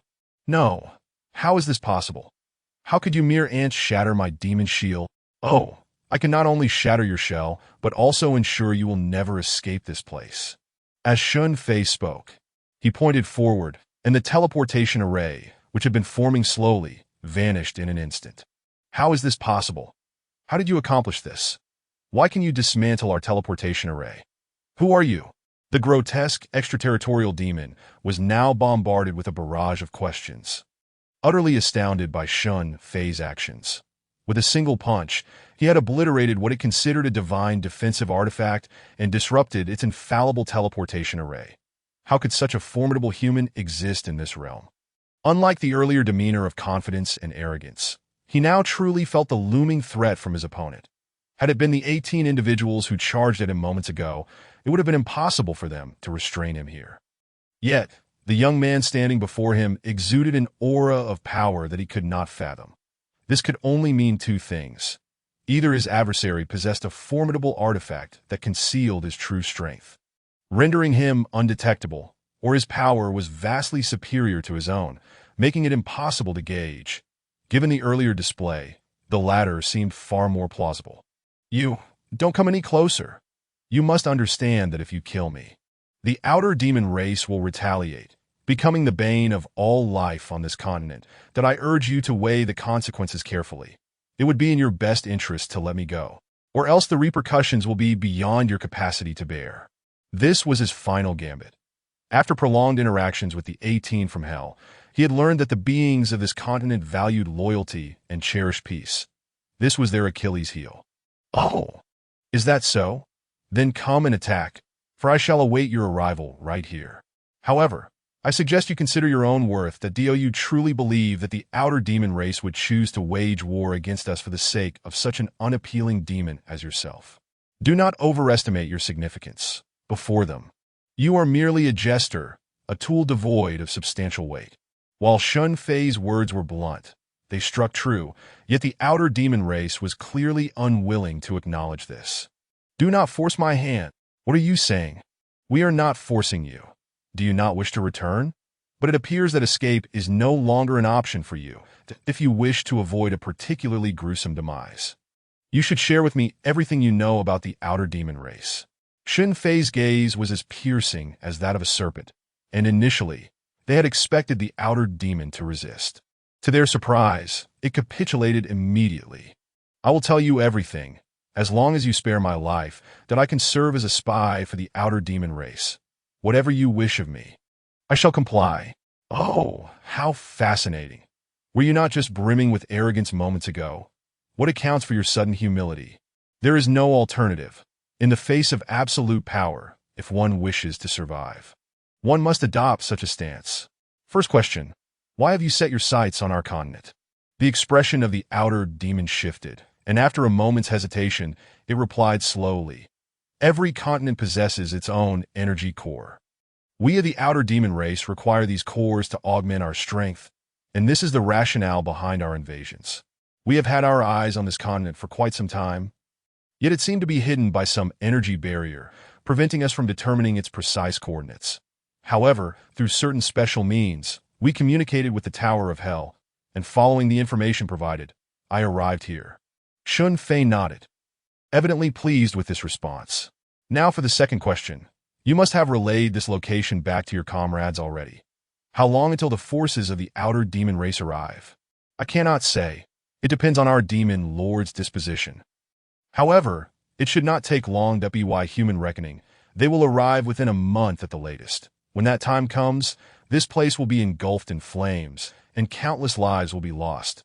Such devastation will also serve to enhance the energy of the continent's core, thereby strengthening our demonic lineage. And my final question, how powerful is the demon lord you speak of? Shen Fei could clearly observe the tremors that coursed through the outer demon upon hearing this question, as if it were recalling something profoundly terrifying. I do not know. None of us truly understand the extent of the demon lord's strength.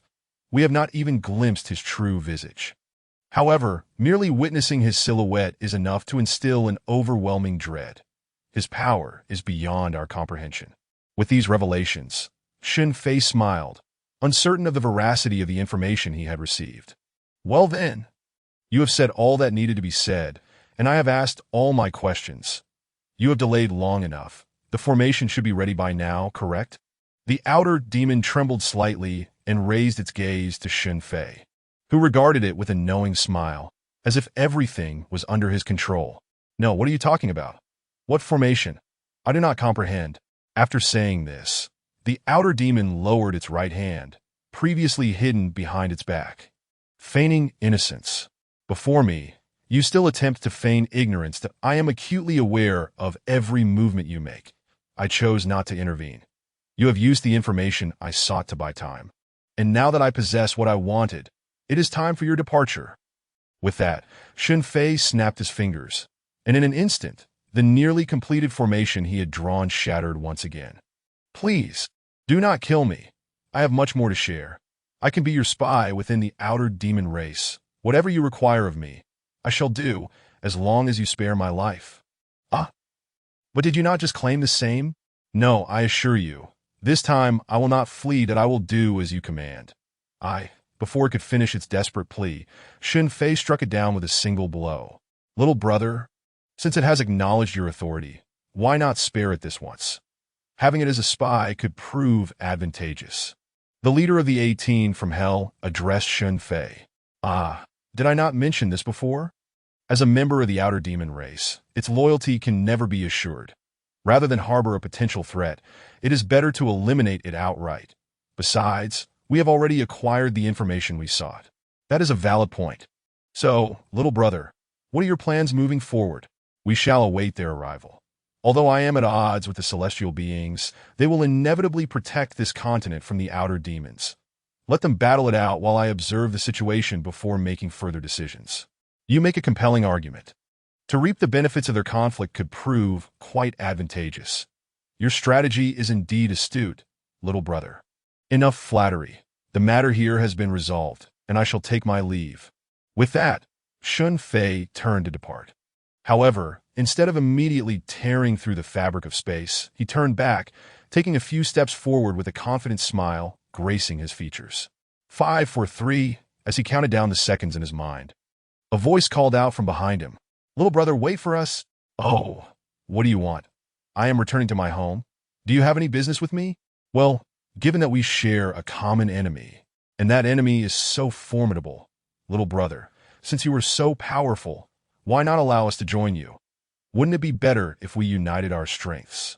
"I cannot agree to that. My home is within a sect known as the Celestial Demon Sect. And if you wish to join us, I must consult my wife." "That is acceptable. After all, you are all family to we, the 18 of us, will henceforth follow you, little brother. Just say the word." "No, my esteemed brothers. If you truly wish to accompany us, you must acknowledge me as your leader. Otherwise, this matter is off the table. Of course, as your leader, I shall guide your cultivation, helping you ascend to greater heights. The choice is yours. I can grant you a quarter of an hour to discuss." With that, Shen Fei's figure vanished from sight, as if he had never been there at all. "Come now, let us discuss how we shall proceed." As the leader of the Hells 18, whose true form was that of a candle dragon, he was immensely powerful, yet before Shen Fei, he appeared as a mere junior. "Leader, I believe we need not align with them.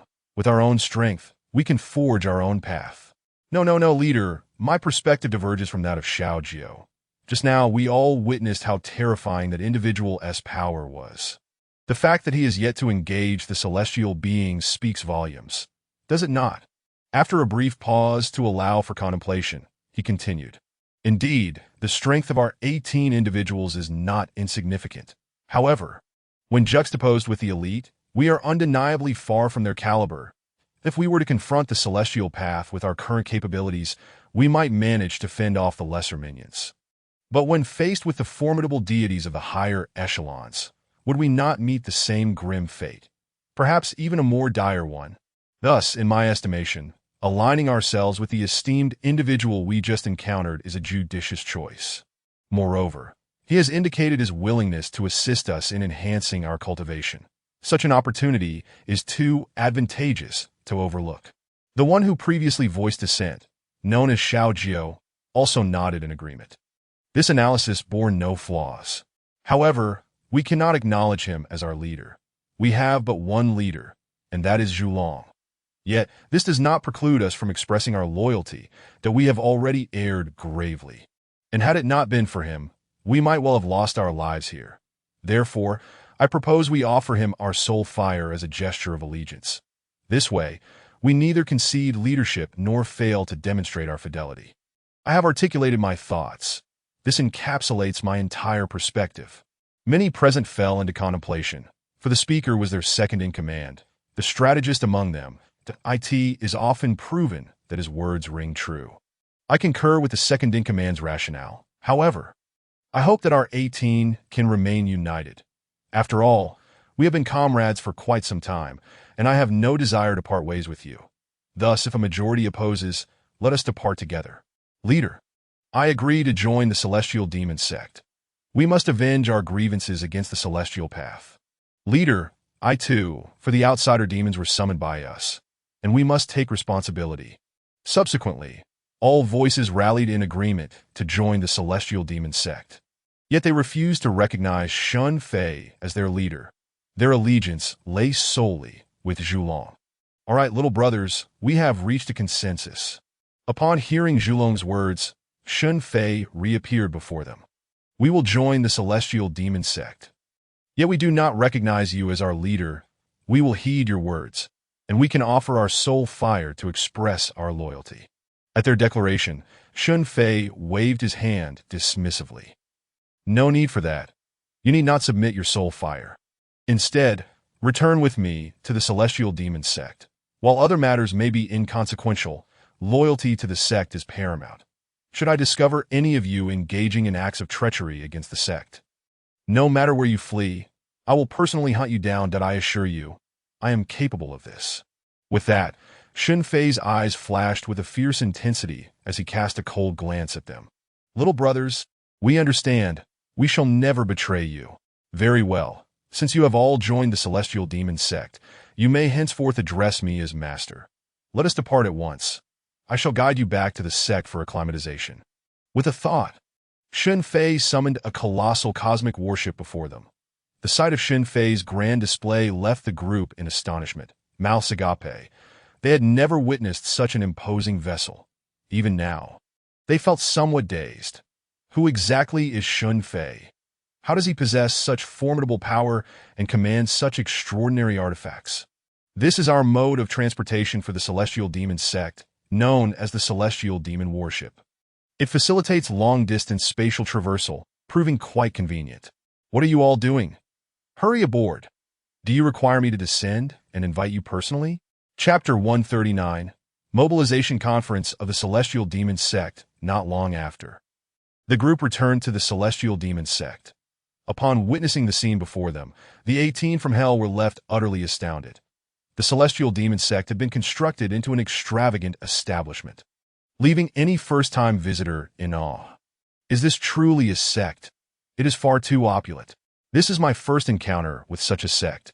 It is nothing short of a paradise. Yet, could this lavishness diminish one's desire for cultivation?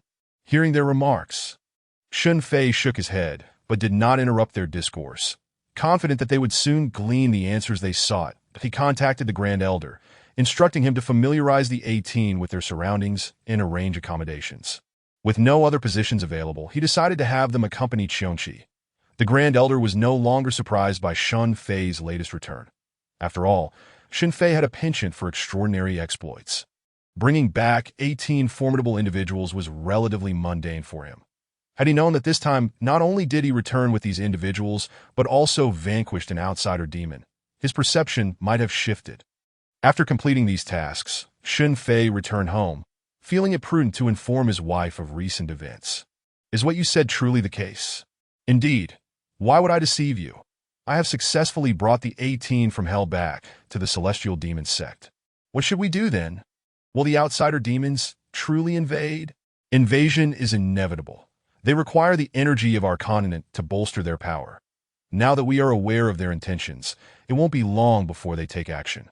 Observing Zhao Jiesen's worried and fearful demeanor, Shen Fei drew closer and embraced her tightly. Fear not. I am here, and we shall be fine. The Celestial Demon Sect will endure. You can rest assured. Although I harbor a strong disdain for those of the celestial path. Should the outsider demons invade, they would likely serve as our first line of defense. Let them grapple with the headache first.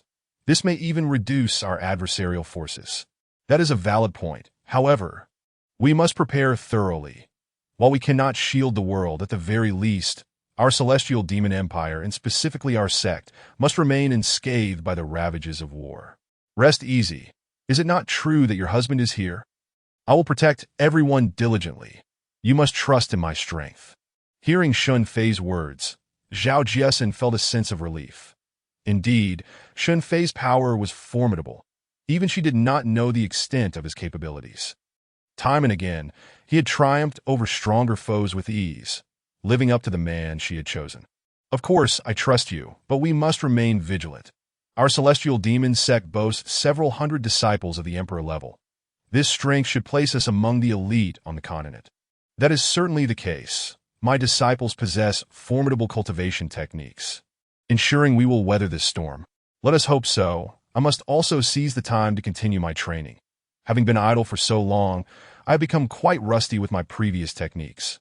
I need to practice diligently and return to form. Wife, you need not exert yourself so. Rest well, for I am here. Husband, I understand your strength and your ability to protect me, yet I yearn to fight alongside you. Thus, I must continue to strive during this time. Hearing Zhao Jiesen's resolve, Shen Fei chuckled. Very well. Let us all diligently cultivate. Tomorrow, I shall convene a mobilization conference to inform everyone of our situation. Starting tomorrow, we shall enter a state of readiness. How does that sound? You are correct. We should promptly prepare for battle to address any unforeseen conflicts. However, before that, we ought to rest well. This will provide us the energy to continue our training. Yet, I am eager to train right now. Oh, Do not be so hasty. Let us train together tomorrow. For today, we shall rest. I understand. Do not be so impatient. Why clothing is already torn. How can we not be anxious about such matters? Hurry up. Turn around. Understood. Thus, Shen Fei and Zhao Jiasen thoroughly enjoyed their rest. The following morning, they gathered all members of the celestial demon sect at Mingyuan Mountain. This time, Shen Fei and Zhao Jiasen were not late. Rather, they were among the earliest arrivals, knowing they must set an example. The efficiency of the celestial demon sect members was remarkable, and within a quarter of an hour, everyone had assembled. Shen Fei stood at the forefront, levitating so all could see him clearly. Now that everyone is present, I have an important matter to discuss. According to reliable intelligence, the outsider demons have pinpointed our continent's exact location, and an attack will be launched soon, within a month at the latest. If the flames of war were to engulf this continent, it would result in countless families shattered and lives lost. The aftermath would be one of despair. Although our heavenly demon sect does not possess the grand ideal of protecting the world, we must at least safeguard our sect and our heavenly demon empire from danger. Thus, starting today, our heavenly demon sect will enter a state of readiness for battle. Everyone must exert themselves in their training, for we may be called to fight at any moment, and we cannot afford to be complacent. I shall grant you a quarter of an hour to digest this news. After that, time will be a luxury you will not have. There will be no room for jesting or frivolity. The peril we face is indeed grave. However, if anyone wishes to withdraw, I will allow it. That is your prerogative. Yet there was one sentence that Shen Fei did not utter. If anyone truly chose to flee, he would unhesitatingly strip them of their cultivation, rendering them mere mortals. This, indeed, would be the most terrifying punishment for a practitioner. Master, are you jesting?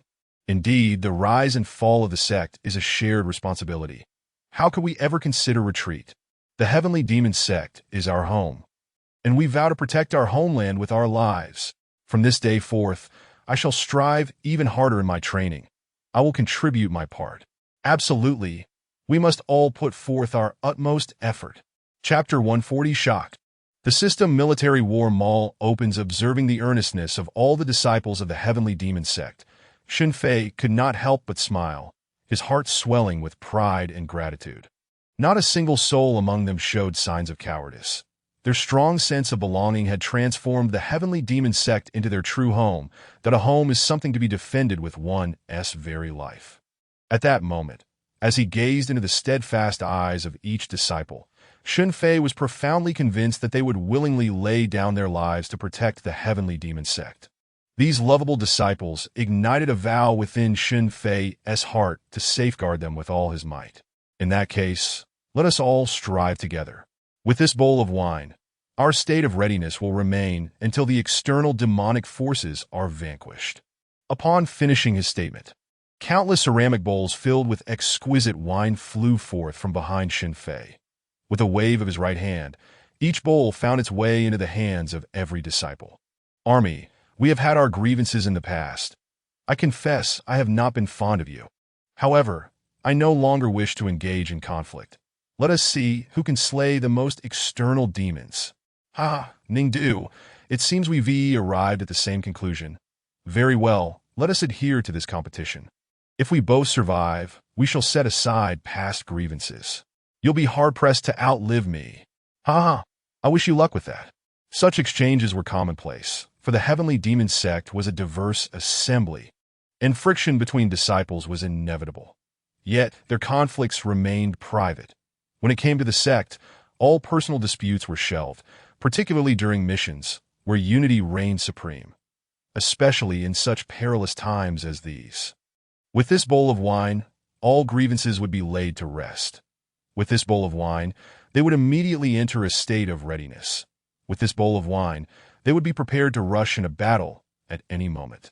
Without hesitation, Shen Fei lifted his bowl and drank deeply, smashing it forcefully onto the ground to signify his resolve. Following suit, all disciples, elders, and members of the heavenly demon sect shattered their ceramic bowls upon the floor. Each face reflected unwavering determination. They believed that through collective effort, They would surely overcome the impending danger. Enough. I have said all that needs to be said. For the next month, I shall be present at the pinnacle of the training tower.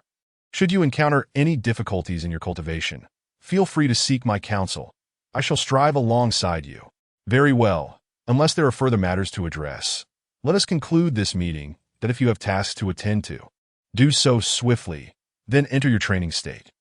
As Shen Fei's words resonated, nearly all disciples rushed into the training tower, regardless of their cultivation level, eager to contribute to the protection of the heavenly demon sect. Witnessing this scene brought tears to Zhao Jiasen's eyes. What do you think, my dear? Was this mobilization meeting not effective? Indeed, everyone is so endearing. No one has flinched in the face of danger. As the sect leader, I feel immense pride. At this moment, Zhao Jiasen suddenly lowered her gaze. Sensing something was amiss with his wife's emotions, Shen Fei gently turned her face towards him. My love, what troubles you? I can't help but feel that I am an inadequate leader. I have not contributed anything significant to the heavenly demon sect. It has been you who has worked tirelessly to bring us to this point, and I feel utterly useless. It turned out that Zhao Jiasen was reflecting upon this, that I in such a unique period. It was natural to feel sensitive. What are you saying? Is this not my duty? You are my wife, and I am also a part of the heavenly demon sect. If I do not labor diligently, then who will? As partners, what is yours is mine, and what is mine is also yours. Everything I possess belongs to you. Thus, my efforts are as much yours as they are mine. Upon hearing Shen Fei's words, Zhao Jiasen could not help but smile. Oh, your reasoning is quite twisted. Is it not? All right. Let us hasten to the pinnacle of the training tower. There may be disciples awaiting you there. Very well. Let us ascend together. With that, Shen Fei took Zhao Jiasen's hand, leading her to the highest level of the training tower. A vast space reserved solely for their use, spacious and accommodating. Once there, Zhao Jiasen immediately entered a state of cultivation. Observing his wife's diligence, Shen Fei refrained from interrupting her. Ding ding ding, system ultimate mission triggered. This ultimate mission follows a sequential format. Completing one phase will yield rewards for that phase. Ultimate sequential mission. Safeguard the peace of the continent. Peace and love are the themes of the realm. Uphold this spirit and protect peace with love. Ultimate sequential mission 1. Fully armed. Note, the military war system of them all is now open, allowing for the exchange of war supplies to arm all members of the heavenly demon sect and enhance their strength. Ultimate sequential mission 2. Defeat the invading external demonic forces. Note, the external demonic forces are utterly vile, having caused immense suffering to countless beings as ambassadors of love and peace. We shall obliterate the external demonic forces. Ultimate sequential mission 3. Defeat the Heavenly Tao Academy and restore order to the continent. Note, the current Heavenly Tao stands in opposition to justice. Eradicate it, replace it, and establish lasting peace for all. As Shen Fei absorbed the information from the system, he grasped the gravity of the upcoming battle. Thus, even without these missions, he would endeavor to fulfill his responsibilities, while he could not guarantee the safety of the entire continent. He was resolutely committed to protecting the Heavenly Demon Empire. This time, the system had remarkably opened the military war mall, enabling him to arm all disciples. Shen Fei found this prospect quite intriguing. He promptly entered the system space to explore what this so-called military war mall had to offer. War suit, capable of fully withstanding attacks from deities, capable of enduring 3 assaults from divine sovereigns. The first item was this war suit, a formidable armor that appeared strikingly impressive and was highly practical. Through the system, he learned that beyond the Emperor's 9 stars, there existed 3 further realms: God King, God Sovereign, and God Emperor. Within the entire Heavenly Tao Academy, it was said that only 3 individuals achieved the God Emperor rank, while merely 13 attained the God Sovereign level. The rest were God Kings. That is evident how terrifying this armor must be, capable of withstanding attacks from both God Kings and God Sovereigns.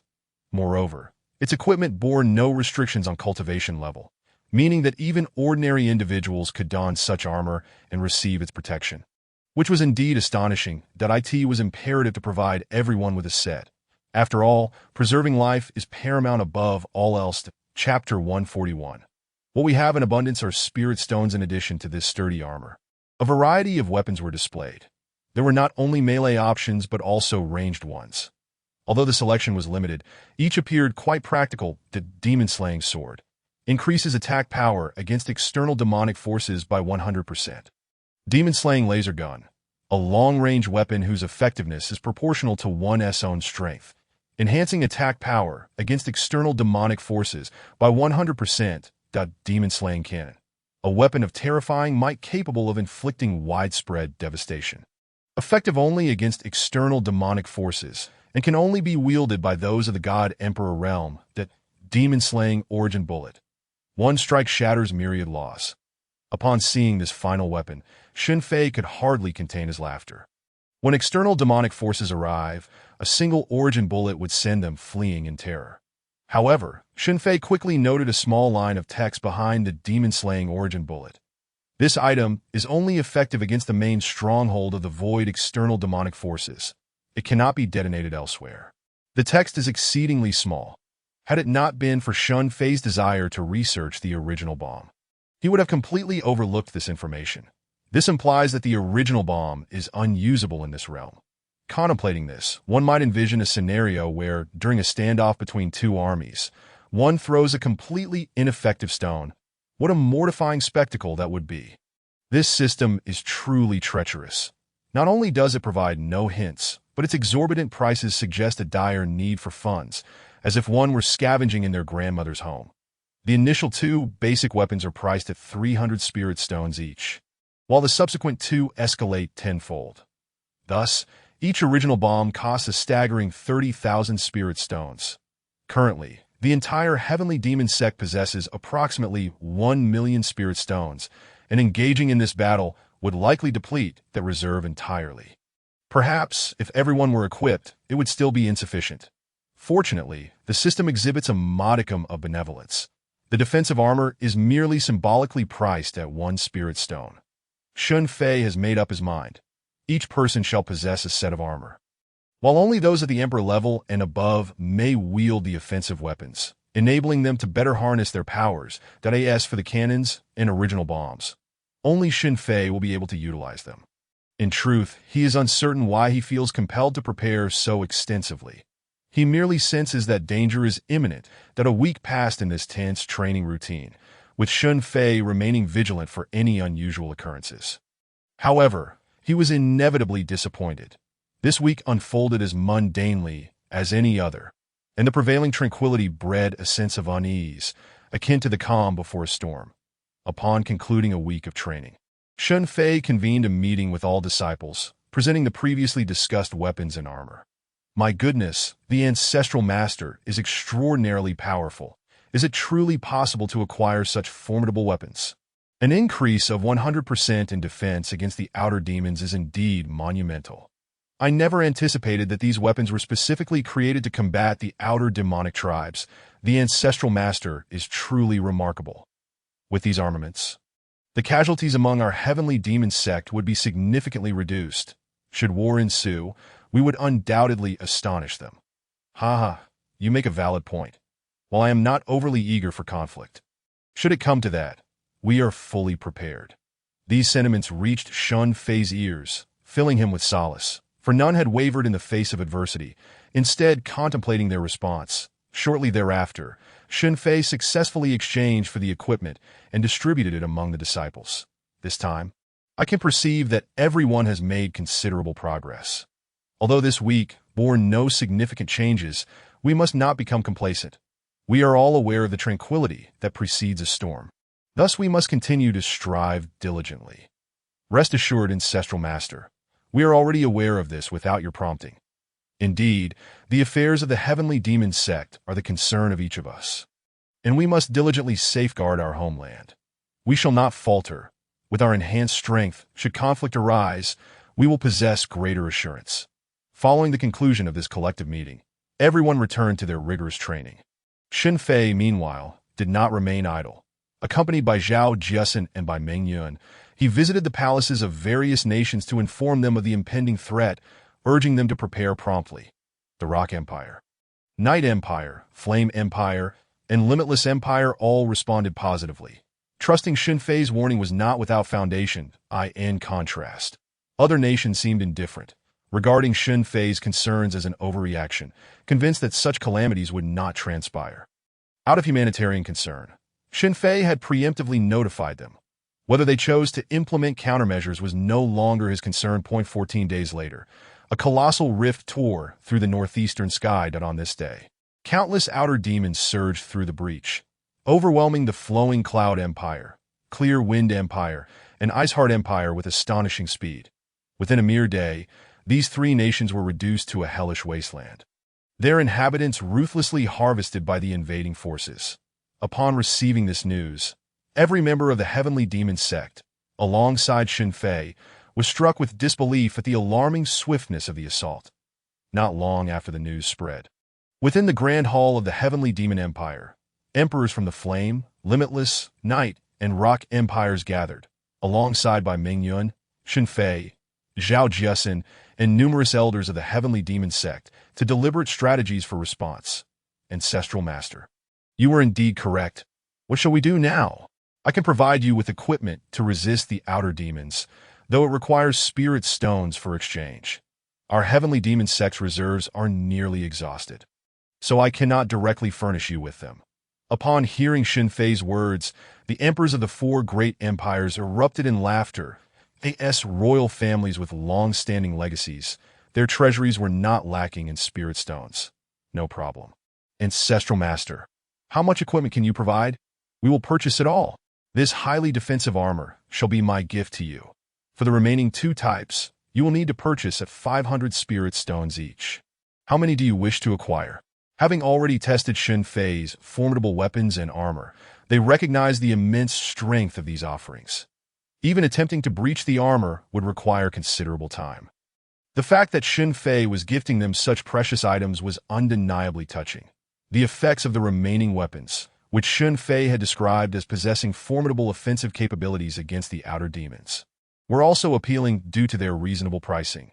Let the Limitless Empire order 2,000 sets first. It's only 1 million spirit stones, which we can certainly afford. Yes, we too shall take 2,000 sets. Very well. I shall accompany you back, and upon receiving the spirit stones, I will provide you with the entirety of your order. Upon hearing this, the others appeared puzzled. Did Shen Fei still not trust them? I harbor no distrust. I simply require spirit stones to produce these weapons and armor. The Heavenly Demon sect has nearly exhausted its resources. Without spirit stones, I cannot assist you in transforming them into armaments. Shen Fei's explanation enlightened them. Nearly all disciples of the Heavenly Demon sect had donned armor, which represented a substantial expense. Having united in purpose, they were all inextricably linked. At this juncture, Shen Fei would not deceive them. What perplexes me is why the Heavenly Tao allowed the outer demons to enter. Logically, they should have engaged first, should they not? With everyone present, Shen Fei voiced his own doubts. I share your sentiment.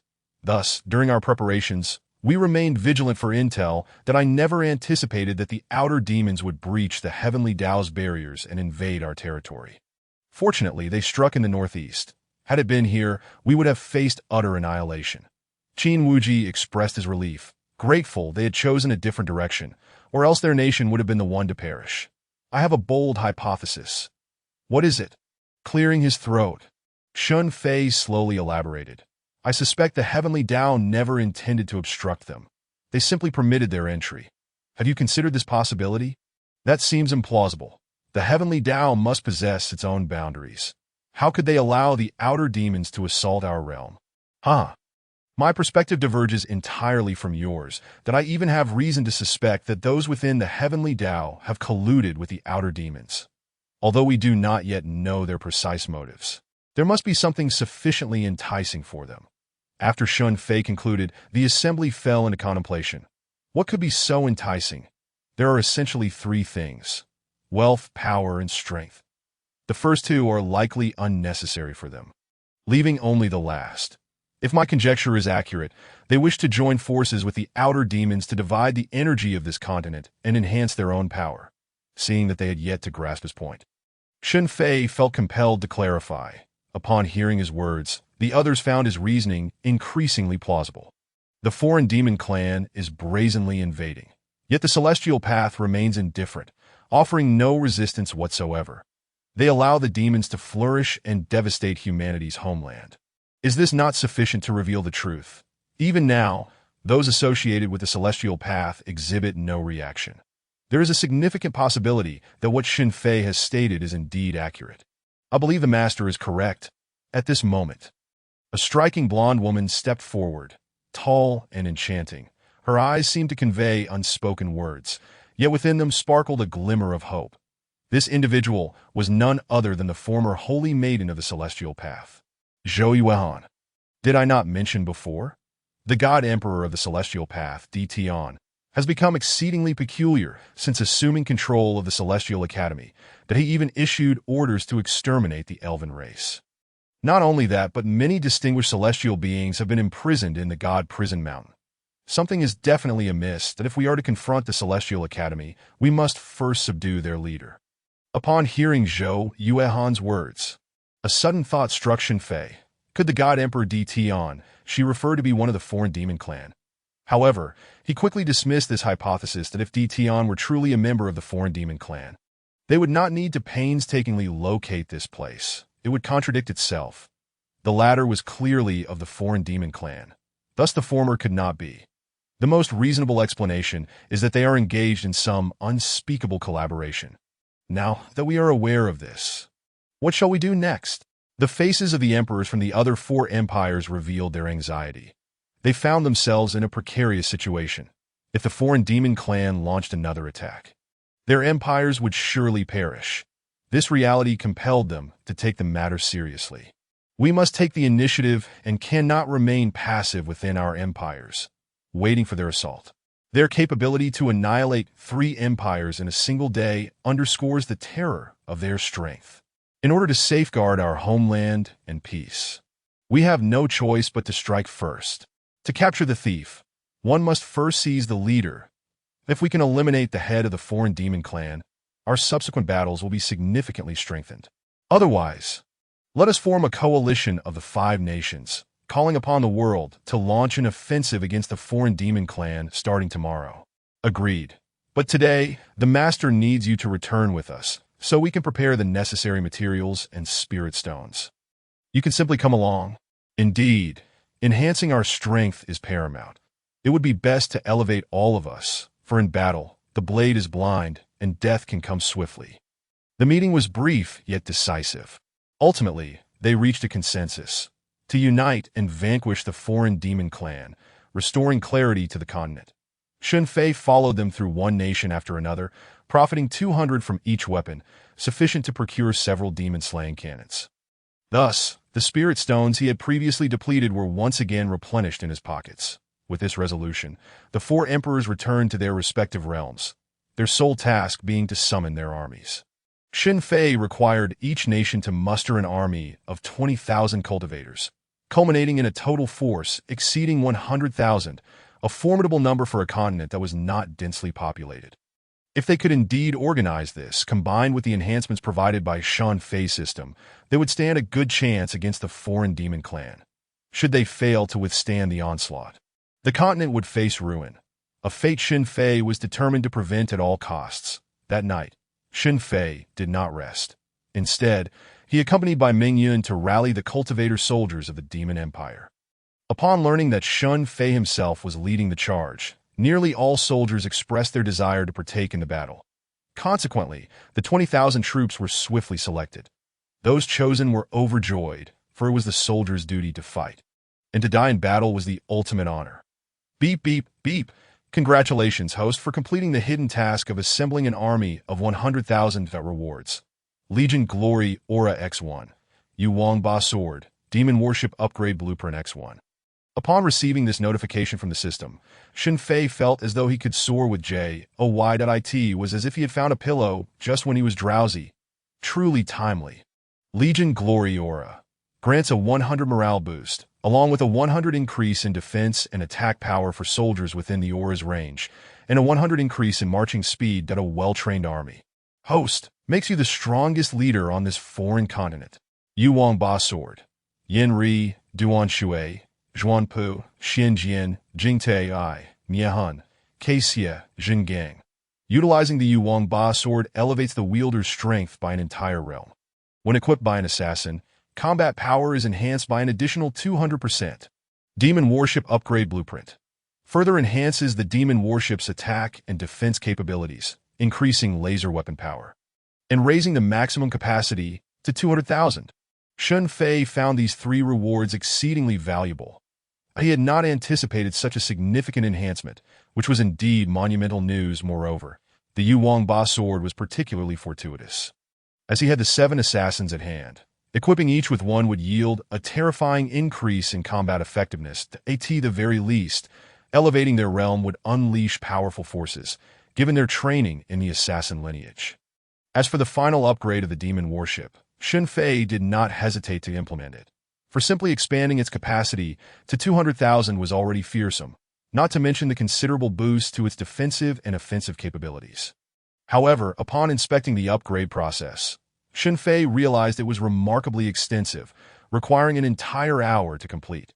Unlike previous upgrades that had been instantaneous, this indicated the magnitude of the undertaking, as even the system required an hour to finalize it.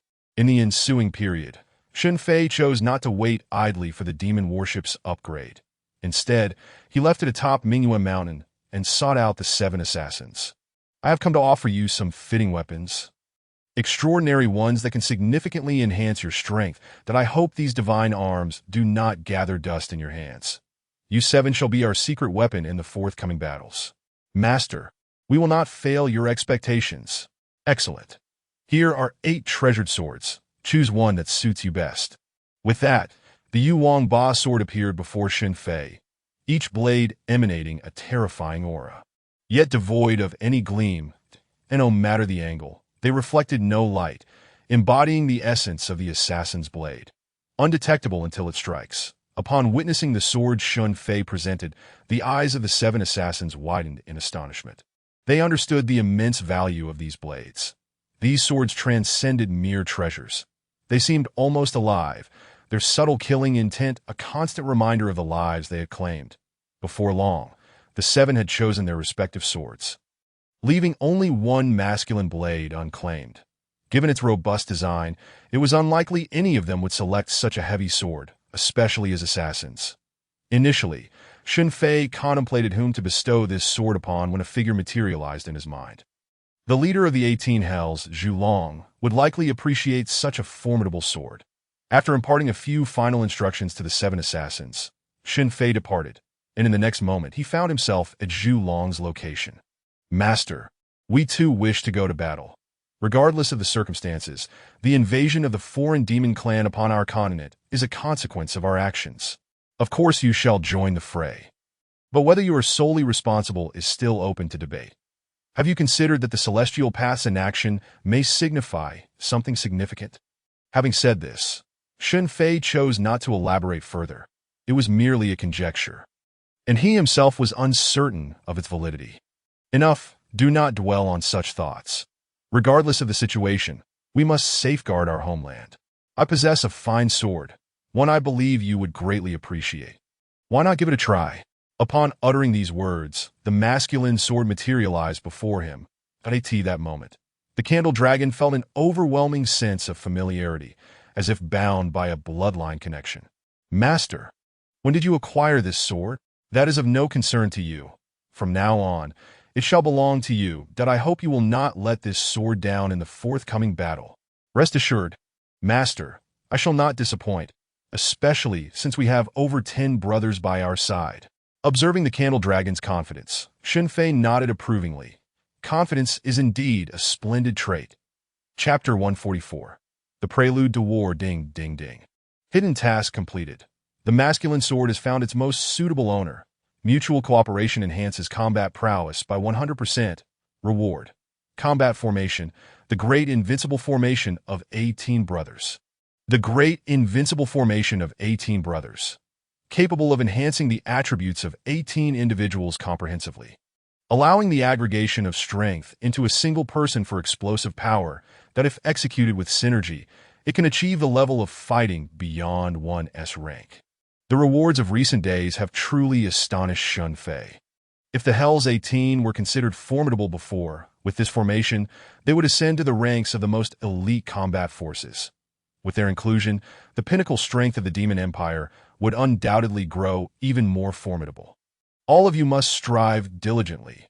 We must certainly vanquish the extraterritorial demon race. Here is a formation well suited for you. Take the time to harmonize with it, as it will significantly enhance your capabilities.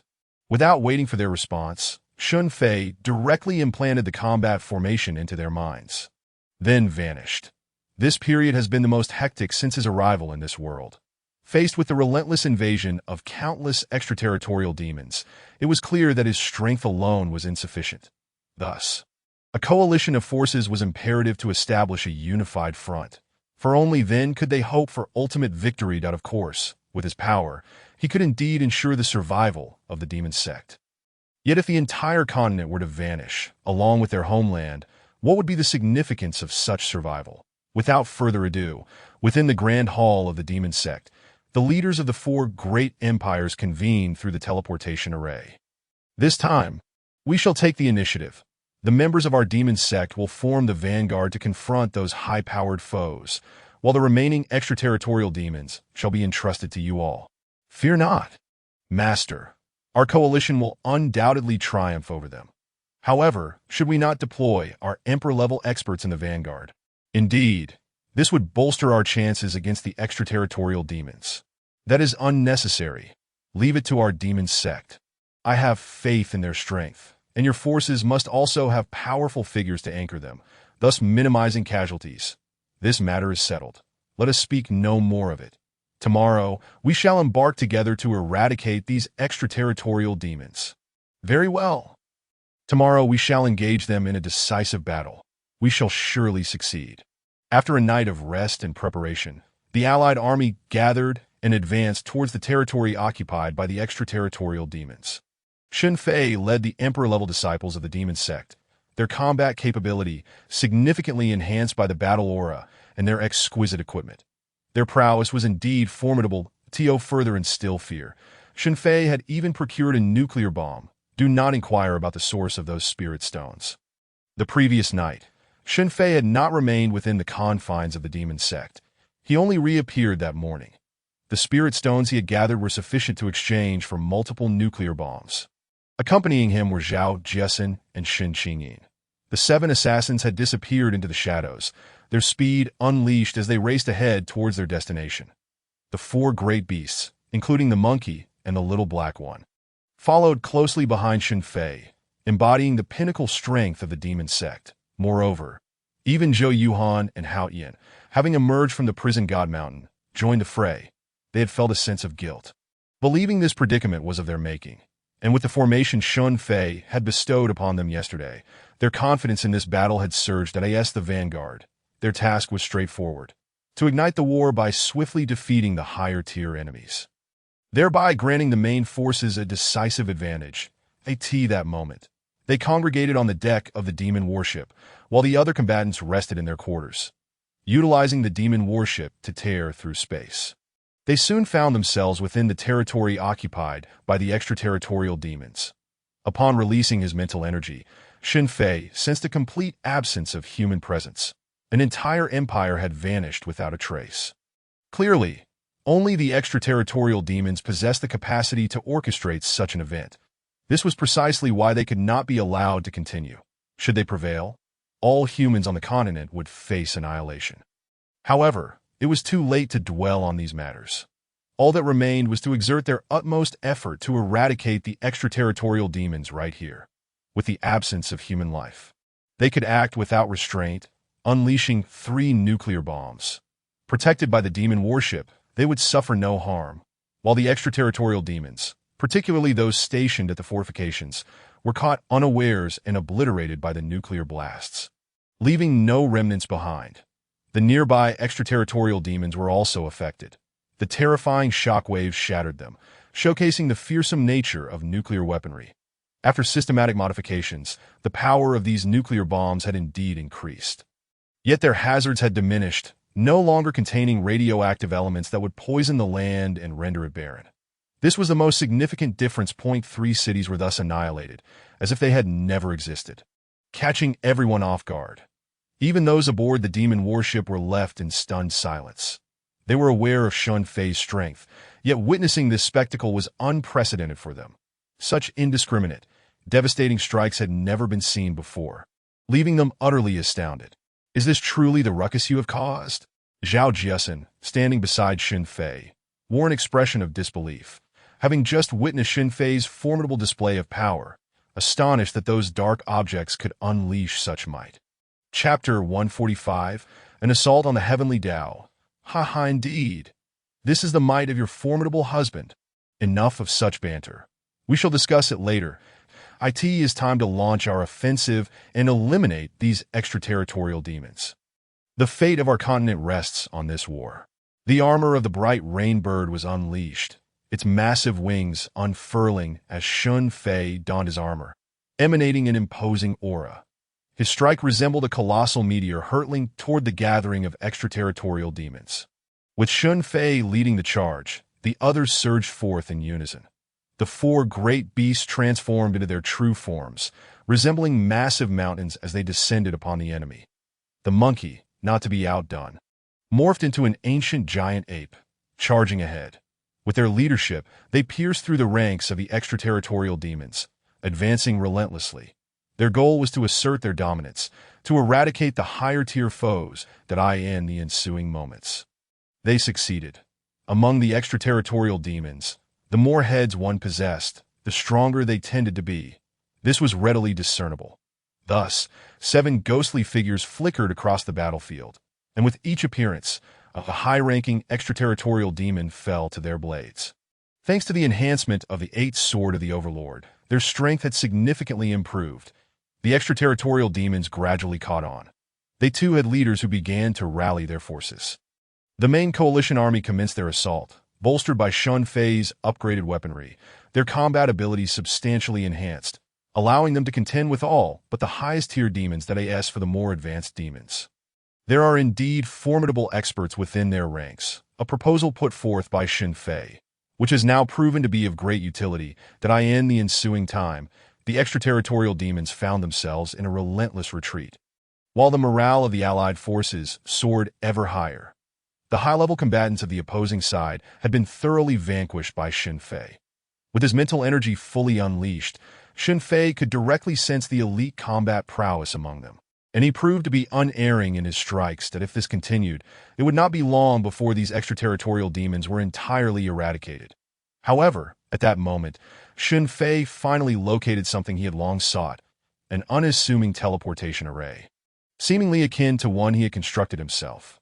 Furthermore, it concealed a hidden formation, which had delayed his discovery, had it not been for the faint remnants of extraterritorial demon aura emanating from it. Even Shen Fei would have struggled to unearth it. Without a moment's hesitation, he concealed his presence and entered the teleportation array. For a master of formations, utilizing this array for teleportation was a trivial task. A tremendous force of attraction enveloped him, and Shen Fei did not resist. He surrendered to it, being drawn into a wondrous realm. This place appeared not to exist within the cosmos, but rather resembled a celestial world, leading one to believe they had entered the divine realm. Shen Fei felt somewhat bewildered. According to records, the stronghold of the extraterritorial demons should reside in the void beyond. Yet, soon he discerned the peculiarity before him. A vast heavenly gate appeared, adorned with the ornate characters, Heavenly Tao Academy. In an instant, all of Shen Fei's doubts dissipated, that it became clear why the extraterritorial demons had swiftly pinpointed the location of this continent, why the members of the Heavenly Tao Academy had failed to keep these demons at bay, and why such calamities had befallen the living. It was as if the followers of the Heavenly Tao had never existed at all. Now, these questions found resolution, and the chain of events gradually clarified. However, Shen Fei refrained from immediate action, opting instead to retreat, that he felt the need to consult Zhou Yuehan for confirmation. Moreover, with the high-ranking demons of the continent nearly eradicated, it was merely a matter of time before the rest followed suit. His current task was to safeguard the entrance of this teleportation array, which might effectively sever the arrival of the extraterritorial demons.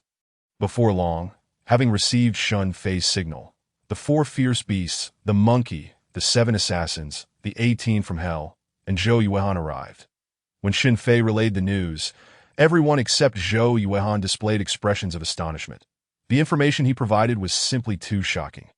This explains why the new deity sought to slaughter the previous elders of the Heavenly Tao Academy and imprison them within the prison of the gods.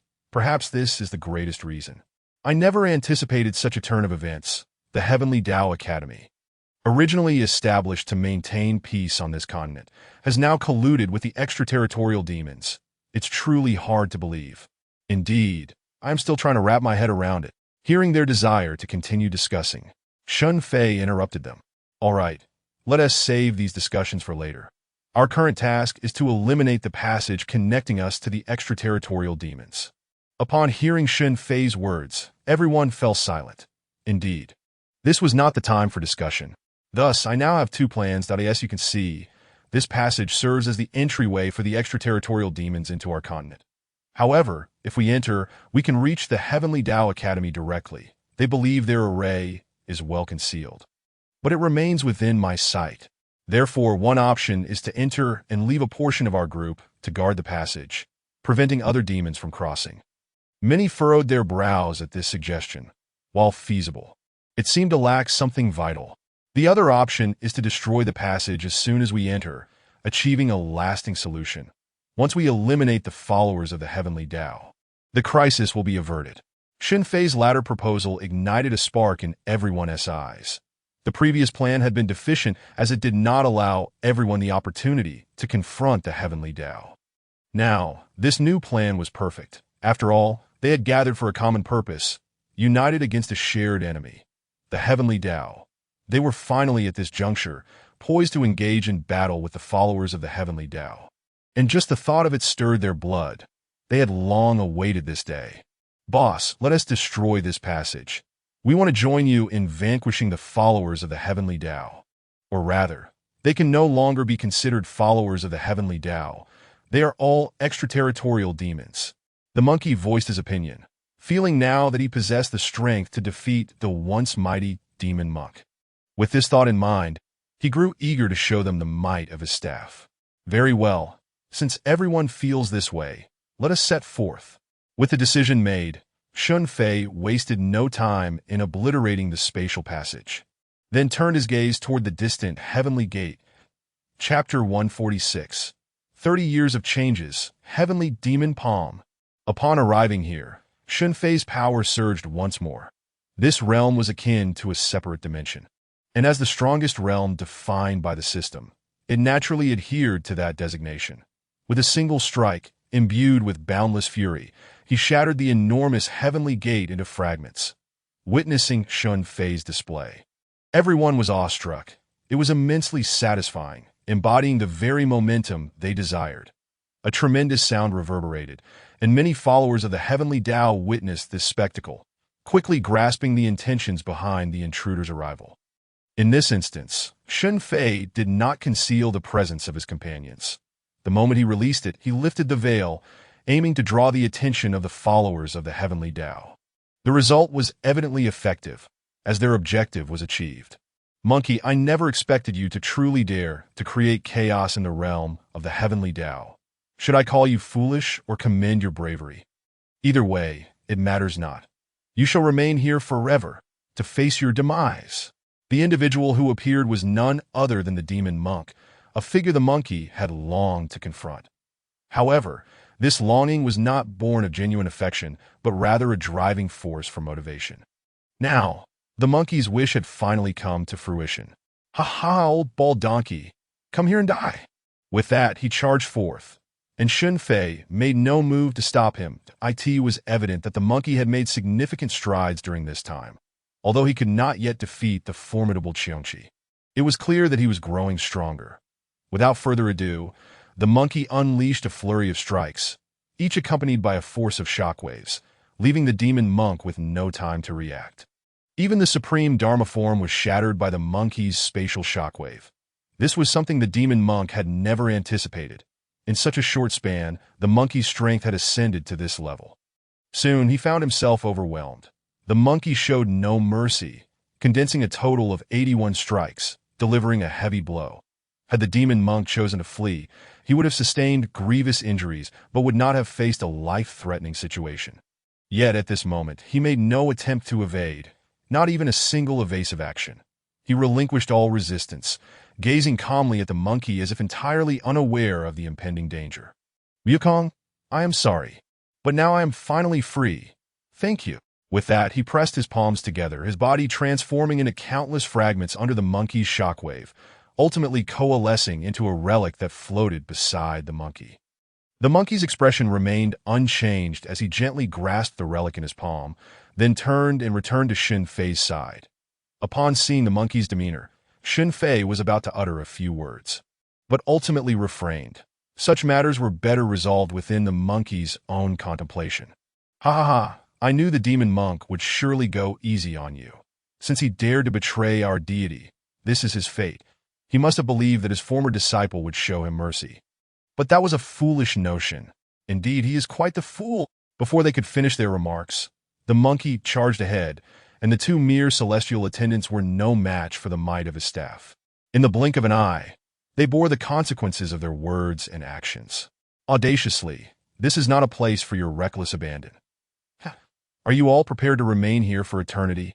I never imagined that your highness the princess would also be present. You managed to escape from the prison of the divine.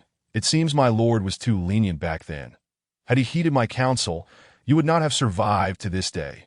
What a fanciful thought. The individual who emerged was none other than the supreme leader of the Celestial Tao Academy, the six-eyed divine emperor, whose power is said to be the closest to that of a divine monarch. Ah, how revolting! My dear wife, did you see that old man's face? It is truly grotesque, covered in eyes. It frightens me to the core and has robbed me of my appetite. What shall I do? Oh, then simply smash him to death. Such a straightforward matter does not require me to weigh in. You are right. If I just beat him to a pulp, he will no longer be able to disgust anyone. My dear wife, you are truly clever. Indeed. Observing their calm exchange, the six-eyed divine emperor was seething with rage. As for the group behind Shen Fei, they could not help but chuckle. In this context, it was undeniably amusing. You all wait for this divine emperor. Soon, you shall find no reason to laugh that I will make you experience the divine griffin punishment within the Celestial Tao Academy. You will soon taste it. As he uttered these words, Shen Fei struck without any elaborate movements, delivering a swift blow into the void, catching them off guard. The direction of Shen Fei's heavenly demon palm was centered around the six-eyed divine emperor, attacking all within that vicinity. In the next moment, aside from the space divine emperor, who wielded spatial powers and managed to escape, the others suffered under Shen Fei's assault. Several great deities perished before their very eyes. After all, standing so close to the six-eyed divine emperor necessitated a position of considerable rank. Thus, with Shen Fei's single strike, he captured them all. However, Shen Fei was somewhat taken aback.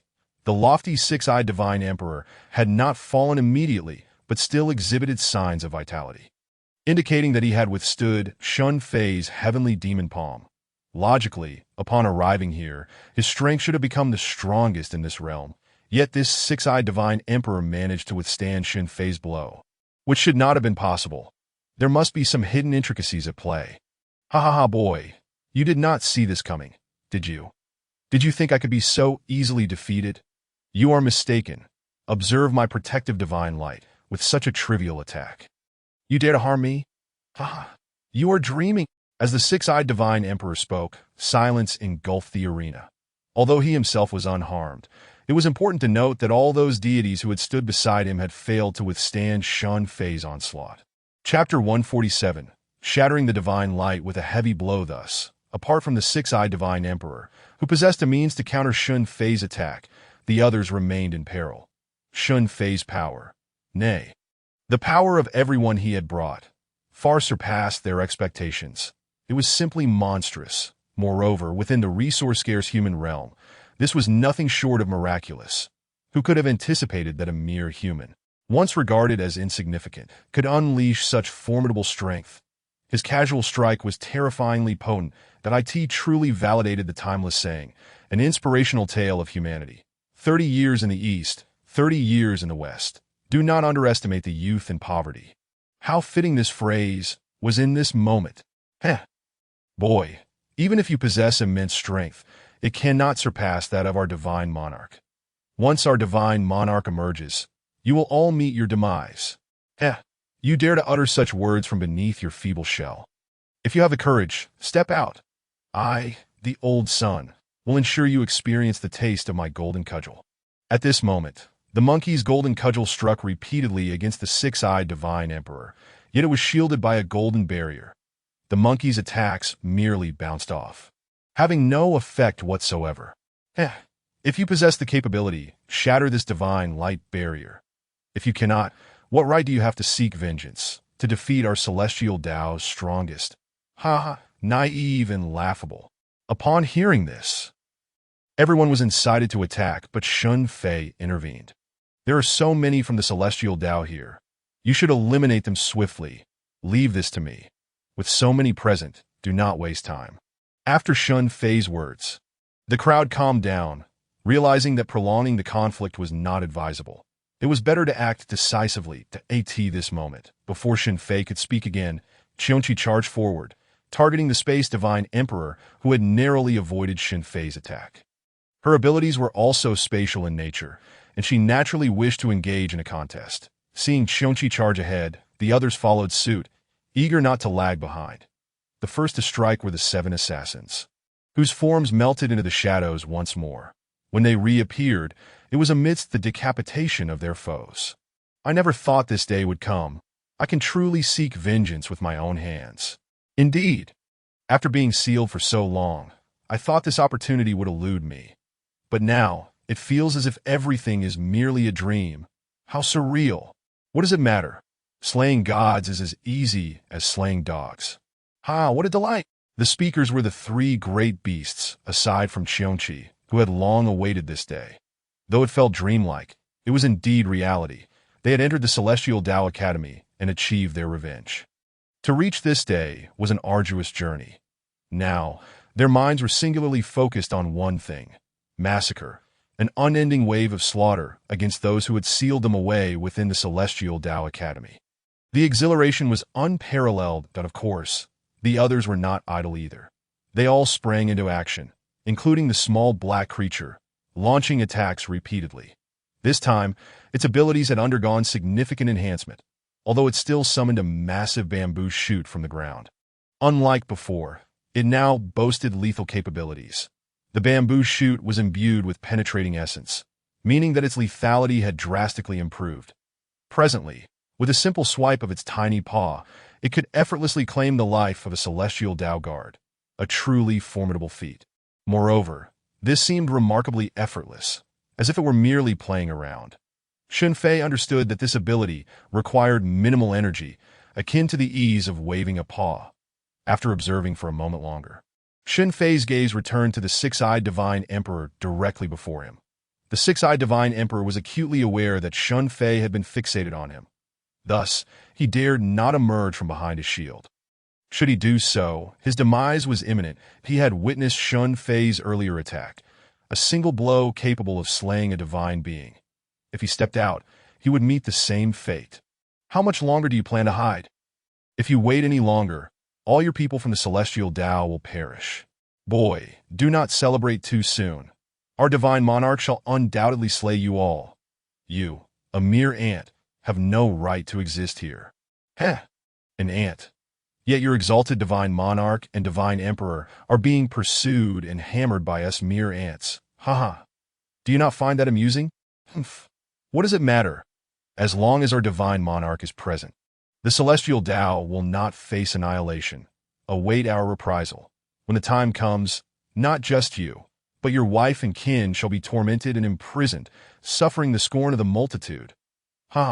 Just as the 6-eyed Divine Emperor's words began to flow, Shen Fei abruptly interrupted him, not with speech, but with a powerful punch directed at the shield that a tremendous sound reverberated through the air. With each of Shen Fei's strikes, The six-eyed Divine Emperor sensed that the Divine Light shield was on the verge of collapse under Shen Fei's relentless assault. If the shield were to shatter now, death would be his only welcome. Before he could contemplate further, Shen Fei struck decisively, landing a heavy blow upon the shield. What had begun as a mere crack now fractured the entire barrier. The six-eyed Divine Emperor had truly found the opportune moment. The instant the shield shattered, he employed the art of spatial displacement, seeking to distance himself from this demon. However, upon executing the technique, he was astonished to discover that he remained in the same place, with Shen Fei standing directly before him. How? How is this possible? The six-eyed Divine Emperor wore an expression of disbelief. Moments earlier, the spatial Divine Emperor had successfully evaded Shen Fei's attack, so he assumed that his own spatial displacement would allow him to avoid Shen Fei's strike as well. Yet, the outcome diverged sharply from his expectations. How could this be? My spatial displacement technique cannot possibly fail. What have you done? Before he could receive an answer from Shen Fei, the six-eyed Divine Emperor fell beneath Shen Fei's celestial demon palm. You think too highly of yourself. Your pathetic tricks have long since grown stale. As long as the surrounding space-time is confined, attempting to use displacement is but a foolish dream. Each of the other Divine Emperors possessed such defensive shields. Yet upon witnessing the six-eyed Divine Emperor's shield being shattered by Shen Fei, they lost all desire to continue their struggle against him. Their singular thought was to flee from this place as far as possible. However, upon realizing their intentions, Shen Fei accelerated his pursuit. He had no intention of allowing these individuals to escape. Since matters had escalated to this point, he resolved to eliminate them all and to re-establish a new order of celestial law. Brat, to bully others excessively comes at a price. As he spoke, Shen Fei felt an overwhelming presence above him, a colossal golden palm descending with formidable authority. This was the first time Shen Fei sensed such a profound threat. His power was not on par with that of the Celestial Law Divine Monarch. The crucial factor was that the Celestial Law Divine Monarch resided in an independent realm, which prevented Shen Fei from augmenting his strength to a level surpassing that of the monarch. It could be said that this was the first significant crisis Shen Fei had faced since acquiring the system. The armor of the Brightening Bird was unleashed to its most terrifying extent. A dark purple orb coalescing in his palm. Forbidden technique. Célestial dimensionnement. An exceedingly dark energy converged, and when Shen Fei glanced back, he saw Wen Xiaoxin, who had awakened her dark angelic powers. The dark energy emanating from her harmoniously merged with Shen Fei's. The intensity of the celestial demon summon escalated yet again. The dark purple and golden hues clashed in that moment. However, it was evident that Shen Fei's strength still paled in comparison to that of the Celestial Law Divine Monarch, and he was directly struck down to the ground by the palm. Ha! Is this truly your only capability? How dare you come here to provoke us at the Celestial Law? Now, do you still believe you possess the strength to challenge me? Seeing Shen Fei falter, the Celestial Law Divine Monarch stepped forth, appearing at the horizon. Initially, one might have expected the Celestial Law Divine Monarch to be an aged elder, yet he turned out to be a striking young man. With handsome features and a tall stature, he bore the appearance of a scholar. Upon first glance, one would never suspect him to be the Celestial Law Divine Monarch. A gentleman as radiant as jade, unmatched in the world. Such was the impression the Celestial Law Divine Monarch left upon all present, astonishing them all. Even Zhou Yuehan, who had once been the Celestial Law Saintess, beheld him for the first time. With such a feeble attack, I hardly take you seriously. Is this truly all you can muster? Now that the Celestial Law Divine Monarch stood in this realm, his power had increased accordingly. Moments ago, the system had relayed a message. Energy fluctuations sensed far exceed the host's capacity. Absolute defense activated, significantly reducing potential harm to the host's body. Cost: system to enter a decade-long slumber. Abilities unchanged. No new tasks will arise during this period. Slumber countdown. 3, 2, 1. Following this, the system's notification ceased, indicating that it had indeed entered a dormant state. Upon receiving this information, Shen Fei felt a pang of melancholy, although the system had not been with him for long. It felt akin to having a close confidant. The absence of its guidance left him somewhat disoriented. "I await your return," he silently vowed, refocusing his gaze upon the divine monarch. "Ha ha ha, just look at your state. I merely delivered a casual strike. And you find yourself in such disarray. I wonder what gave you the confidence to challenge me. However, I must remind you that blood at the corner of your mouth ought to be wiped away," the celestial law divine monarch taunted.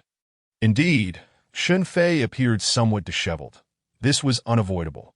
Although the system had mitigated the damage to the greatest extent possible, he had still suffered some backlash, resulting in the spillage of blood. Ignoring the remarks, Shen Fei launched another attack with his celestial demon palm. Initially, the celestial law divine monarch had not taken him seriously. Having gauged Shen Fei's strength with the previous strike, he deemed it insufficient to even tickle him.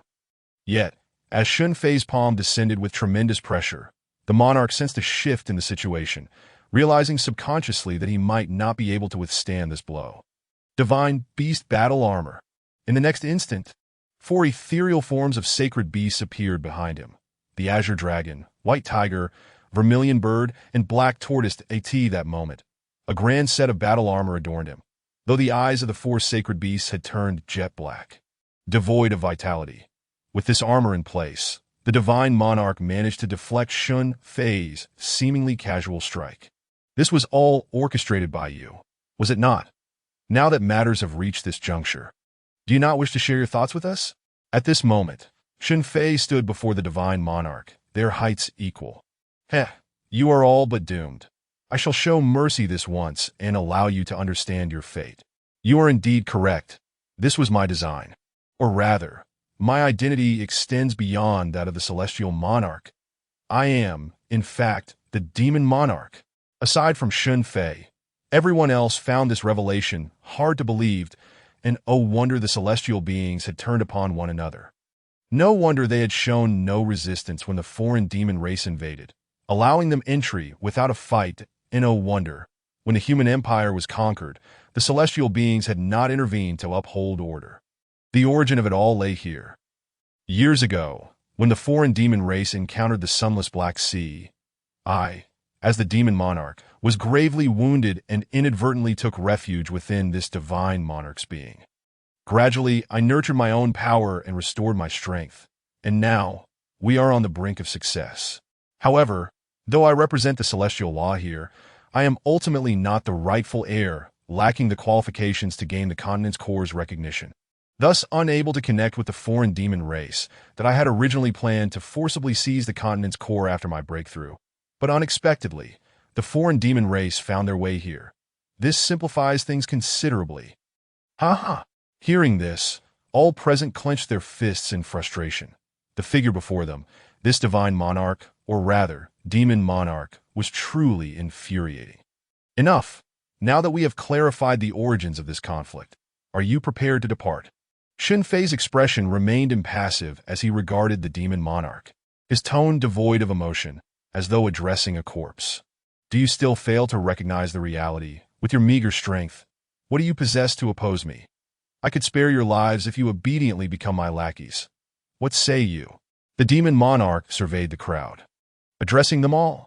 That is of no concern to you. After all, a dead man is of no use.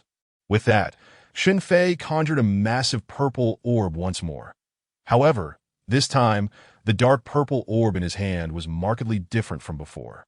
If one were to gaze upon it now, they would undoubtedly feel its immense power, as though all the energies of the universe were converging upon it. Each time, Shen Fei unleashed the celestial demon summon, it would evoke a tremendous response. But now, all that grandeur had vanished, as if it had never existed, appearing utterly mundane and devoid of any killing intent. Furthermore, the dark purple orb had shrunk considerably, looking feeble and lacking in power. Ha ha ha! You should surrender. Do not resist futilely. Ha! Upon the arrival of their leader, the remaining celestial beings clustered together, aligning themselves behind the demon monarch, as this was the best means to protect their lives. After all, in these times, who wish for death? The Ling family remained silent, directly hurling the dark purple orb of light in their grasp. That it was perfectly timed, as the celestial beings had gathered together, making the endeavor all the more effortless. When Shen Fei made his move, the demon lord sensed an ominous shift. He could vaguely perceive that this power was beyond his capacity to resist. Yet, he refused to accept this reality, still desiring a head-on confrontation with Shen Fei. Ants, prepare to meet your demise. You lowly creatures have no right to exist in this world. With that, he unleashed a colossal golden hand towards Shen Fei's orb of light. The two forces colliding with a thunderous impact. One side surged with an overwhelming momentum, while the other appeared to regard the situation with indifference, exuding an almost pretentious nonchalance. However, upon the clash of the two attacks, the dynamics of the encounter shifted dramatically. The seemingly innocuous dark purple sphere effortlessly pierced through the terrifying golden hand, crashing heavily towards the demon lord. Realizing his underestimation, the demon lord understood the sheer terror of Shen Fei's attack. His only desire now was to flee, but as he attempted to escape, a dark purple ring of light materialized behind him, binding him tightly and rendering him immobile, even inhibiting his use of spatial powers. No! Stop all! Without hesitation, Shen Fei's celestial magic expanded, striking down upon the gathered foes. The cries of anguish echoed as the celestial beings, previously hiding behind the demon lord, were obliterated in an instant, leaving no chance for escape. At that moment, the demon lord at the forefront also vanished. No, rather, his physical form had dissipated, revealing a massive ethereal shadow before the onlookers. That a gigantic bat emerged, grotesquely adorned with 9 heads, unmistakably the true form of the demon lord. Keek. Do you think this is the end? Allow me to inform you. Our invasion from beyond the realm is far from over. I shall relish in witnessing whether you can withstand it. Celestial Soul Binding Technique. As the demon lord's soul began to fade, Shen Fei swiftly unleashed the technique he had previously mastered, ensnaring him. How can this be? How could you possibly target my soul with such a technique? This is impossible. Who are you? I am Shen Fei, the Grand Master of the Celestial Demons. Shen Fei did not end his life. Instead, he employed the Soul True Fire, incinerating the demon lord's essence for a full 81 days, ensuring his soul was entirely purified. 3 days later, under the banner of the continent's core, Shen Fei personally led a strike against the gathering of the demonic horde from beyond. It was said that his strength had reached a level capable of annihilating a planet with a single blow. Meanwhile, the heavenly path began its reconstruction, though Shen Fei refrained from involvement. Zhou Yuan emerged as the new leader of the heavenly path, but just as the affairs were being handled with precision, she too vanished without a trace. Thus, this one-sided massacre concluded merely a week later, with the entire demonic horde eradicated, leaving no survivors. The subsequent generations would refer to this conflict as the War of Gods and Demons, with Shen Fei as its central figure, becoming the paragon for every cultivator.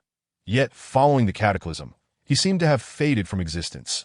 Some claimed he had transcended to become an immortal, while others suggested he roamed the world with his beloved companion. With rumors of sightings circulating, the Grand Master of the demon cult, though no longer entangled in the mundane affairs of the world, had his legend echoing throughout the realm. At this moment, however, the protagonist Shen Fei found himself troubled. System. Where are you taking me? Perceiving that the host has become invincible in this world and is about to transition to the next, wishing the host a pleasant journey. Shen Fei. Pleasant my foot. At last. He arrived at his destination. Shen Fei let out a long sigh, preparing to rise and seek out a populated area when he suddenly heard a woman proclaim, "This child is descended with an extraordinary omen. His talent is commendable. He shall be my disciple, albeit begrudgingly." Shen Fei scoffed. "What do you mean commendable? It better depend on whether you are worthy." He then struck out with a powerful punch. "Young man, why such rage? I shall merely give your chest a gentle tap." Following this, Shen Fei found himself bound in a sack and taken away by the woman. "Ding, the host's New World package has been sent. Please receive it. Receive immediately." I refused to submit. After accepting the system's package, he remained unconvinced he couldn't defeat her. Eternal Heavenly Path Elemental Body. Heavenly Path mark has been issued, wishing the host a pleasurable experience of being struck. Upon arriving at the sacred grounds, the woman released Shen Fei, who immediately launched a powerful strike. However, she effortlessly countered, knocking him unconscious. Once more did I see this moment. The woman instructed a nearby disciple, "Make sure to implant all the rules and precautions of the sacred grounds into this boy's mind, lest he cause chaos and injure you." Chapter 150. Celestial Weapons. Glazed Sacred Tower. That night, Shen Fei returned to his room, grievously wounded and lying in bed. Damn, women are terrifying. They feign gentleness while delivering the most merciless blows. Had it not been for his eternal heavenly path elemental body, coupled with the heavenly path mark, he might have faced his own funeral the next day. Shen Fei retrieved a round pill from a small vial, radiating a vibrant green hue, brimming with life energy. Truly worthy of being a 7th grade pill. It looks magnificent. With that, he swallowed it whole, feeling an immediate surge of energy stirring within his abdomen. However, Shen Fei's expression quickly turned peculiar, and he dashed out the door. The latrine! That stirring energy was clearly a precursor to an urgent need to relieve himself. Shen Fei raced with urgency, navigating obstacles as bullets flew and cannons thundered in the background. After approximately half an hour, he leaned against the latrine doorframe, his face pale and utterly drained. This was clearly a laxative. How could it be a healing pill? Could it be that my master sought to harm me? No, that can't be. My second master is rather kind-hearted, far less sinister than the holy master. Shen Fei leaned against the wall, puzzled and deep in thought. Ding, system notification. The host is unable to absorb spiritual energy, and within the so-called 7th grade pill, while rich in spiritual energy, it is lacking in elemental energy. Thus, the host can only absorb a minuscule amount of elemental energy and some harmful substances, resulting in the upset stomach. After a long silence, the system finally spoke up to clarify. Damn, Shen Fei couldn't help but curse. Is this eternal heavenly path elemental body utterly useless in the realm of spiritual energy? Ding! Because the host can absorb the elemental energy and impurities from the pill, leaving only the pure spiritual energy, the host's recent excretion is comparable to that of an 8th grade pill. Shen Fei was taken aback, finding himself in a state of mixed emotions. I never expected I could purify pills, but what good is that? Are you suggesting I eat feces? Ding! This system does not advise the host to consume feces, as it is merely spiritual energy. Consuming it would still yield no absorption. However, if the host has such a preference, that is another matter. Get lost! Late at night, Shen Fei lay in bed, drifting into slumber. A luminous aura enveloping his body as the internal injuries inflicted by Xia Qingyue began to visibly heal at an accelerated pace. The wounds appeared even more robust than before, and his blood vessels surged with vigor, while his meridians gradually thickened. The following morning, Shen Fei awoke to find his injuries miraculously healed. Yet he had no time to ponder this marvel, hurriedly making his way to the alchemy hall. Dianyang, your injuries are healed. It seems my pills are quite effective. Xia Qingyue exclaimed with delight upon seeing Shen Fei brimming with vitality. Shen Fei's face darkened, memories of last night's ordeal flooding back. At this moment, a young beauty clad in a light green dress approached, appearing to be of a similar age to Shen Fei. Junior sister Qingyu greets senior brother Tianyang. Qingyu offered a slight bow. There's no need for such formality. Junior sister. Shen Fei assessed Qingyu. Though young, she exuded a maturity that suggested a life well lived. I just heard that senior brother was injured. May I inquire as to what happened? Did master forget to add herbs while refining pills, resulting in an explosion? Qingyu inquired. Xia Qingyue's expression soured at this. Qingyu, what are you saying? Do you think I am so careless? Immediately, Qingyu shot an indignant look at her master. Indeed, I've been blasted by you over a dozen times. As the saying goes, familial disgrace should not be aired publicly. Exposed for her negligence, Xia Qingyue bashfully covered her face, losing all semblance of her elder authority. Shen Fei now understood why Qingyu, despite her youth, possessed such a demeanor. It was forged through repeated brushes with death. Everyone has moments of carelessness. Master, aren't we heading to the glazed sacred tower? Shen Fei interjected, steering the conversation away. Right. off to the glazed sacred tower. In the heart of the glazed sacred grounds, a towering structure loomed, rising 10,000 meters into the sky. The pride of the glazed disciples, the glazed sacred tower. Our glazed sacred tower is said to be a divine treasure that fell from the celestial realm. Each day, it absorbs immense spiritual energy, which it subsequently transforms within its depths into various rare materials and treasures, even including divine abilities and sacred bodies. The tower comprises 100 levels, and one must defeat the guardian of each level to ascend to the next. Every individual in the glazed sacred land is granted the opportunity to challenge the tower once a month. Xia Qingwei explained to Shen Fei, as it was his first attempt at the challenge. Are the rewards from the challenges cumulative? Shen Fei inquired. Xia Qingwei nodded. Upon completing your challenge, you will receive all the rewards from your previous victories, and the rewards can be selected by the challenger. However, during your next attempt, you will be directly transported to the level where you previously failed. With so many people in the glazed sacred land challenging the tower each month, aren't you concerned about depleting its energy? Shen Fei asked. Hearing this, Xia Qingwei chuckled. The glazed sacred tower has existed for an unfathomable length of time. Who knows how much energy it truly contains?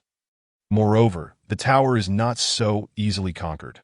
Listening to his senior's introduction, Shen Fei couldn't help but admire the tower in silence. And no wonder the glazed sacred land has such high requirements for talent in its disciples. With the glazed sacred tower in place, as long as one is a genius, resources are never a concern. After the introduction, the three arrived at the base of the tower. After registering with the enforcers assigned to guard the tower, they approached the entrance of the first level.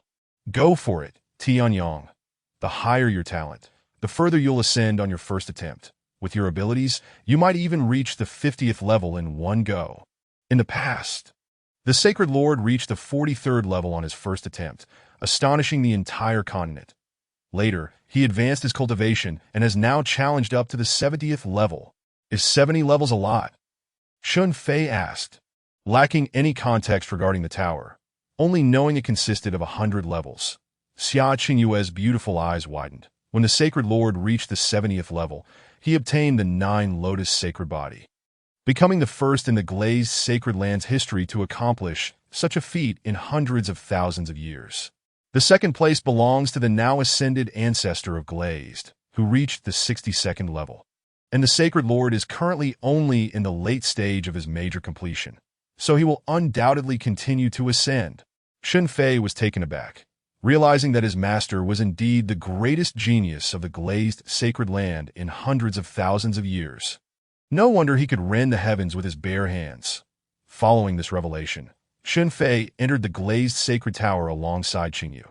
Qingyu, a pill master with limited combat prowess, had reached the 14th level on her first attempt and subsequently ascended to the 18th level as her cultivation improved. After finishing her retreat, she was now preparing to challenge the 19th level. Shen Fei obediently began his challenge from the first level. As he stepped through the entrance, his form instantly transformed into a mere shadow. Disappearing from sight. Chapter 151. One sword, one thought. Upon reappearing, he found himself within a loft, marked with the inscription First Level. The spiritual energy here is far denser than outside. It seems that the monthly opportunity to enter the tower is not solely for challenges, but also serves as a place for cultivation. Shen Fei remarked. Although the spiritual energy was of little use to him, its density indicated a corresponding increase in elemental power that a headless guardian clad in armor stood silently at the center of the first level, as if it would not move unless provoked. Shen Fei approached it, scrutinizing its form. Wow, this fellow looks quite formidable, that I wonder if I can defeat it once it activates. As the senior disciple of the Glazed, it would be quite embarrassing if I couldn't even pass the first level. Until now, Shen Fei had no combat experience. He had relied solely on his extraordinary phenomena to intimidate others.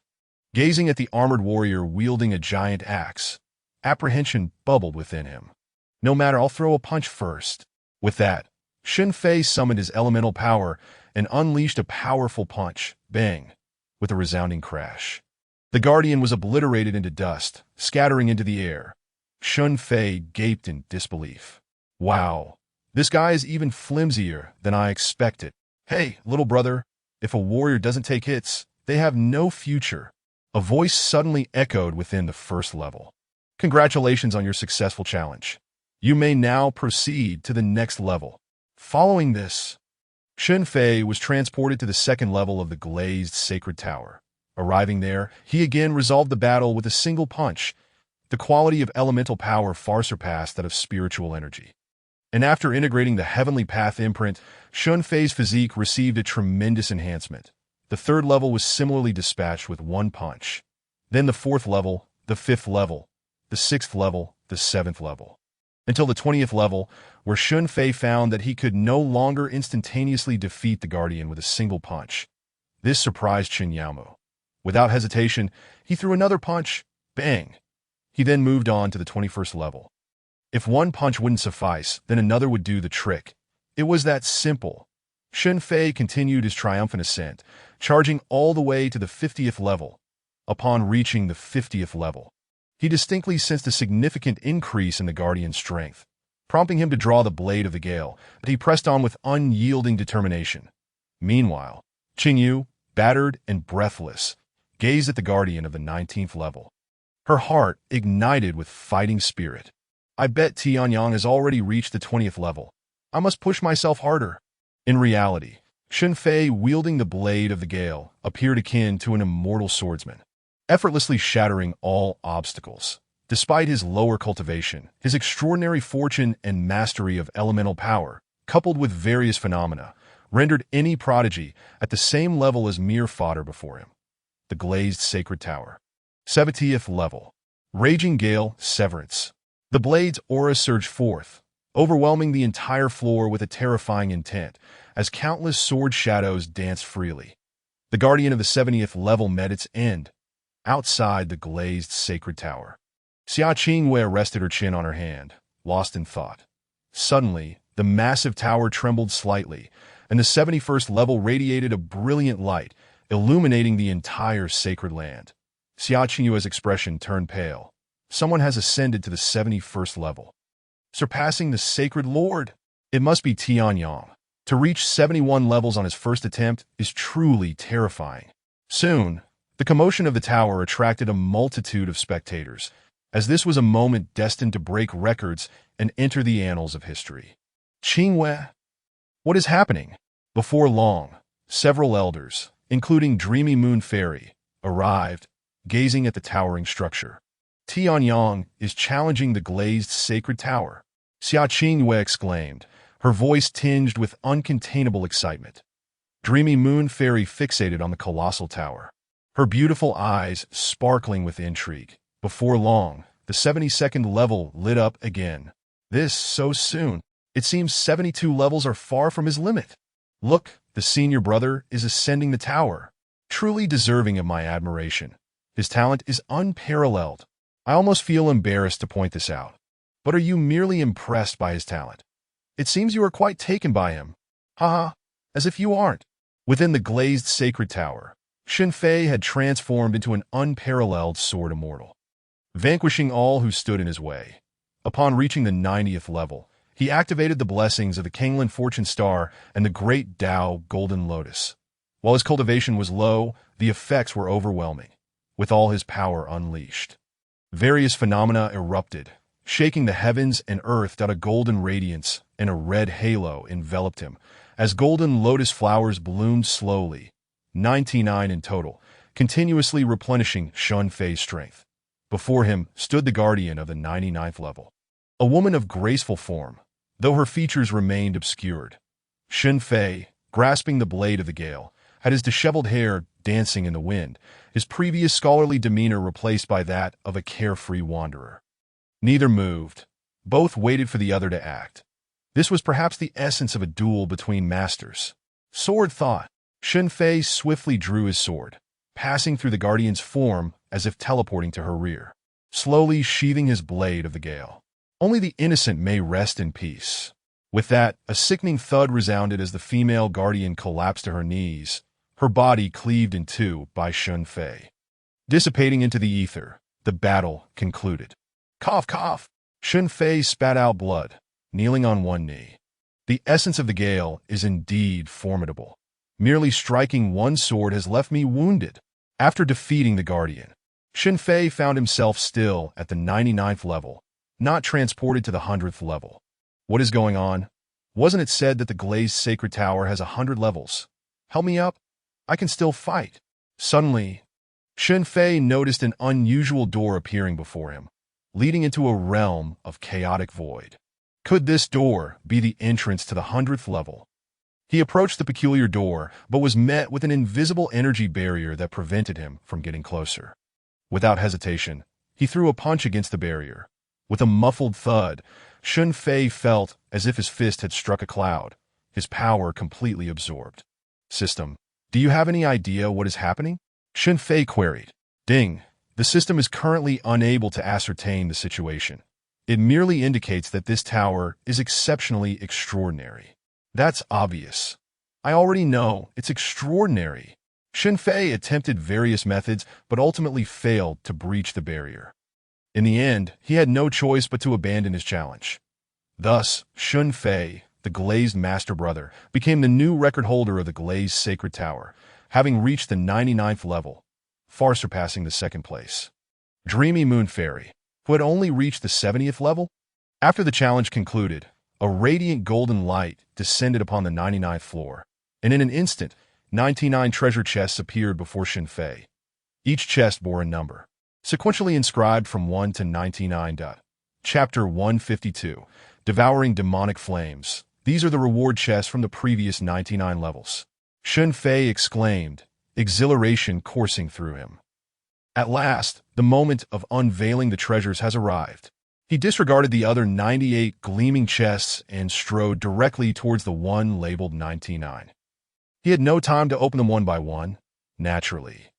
He would opt for the best. As soon as his hand brushed against the chest, a surge of divine consciousness flooded into his mind. In that moment, Shen Fei felt himself suspended in a void, surrounded by countless treasures manifesting before him. A vague, ethereal voice echoed.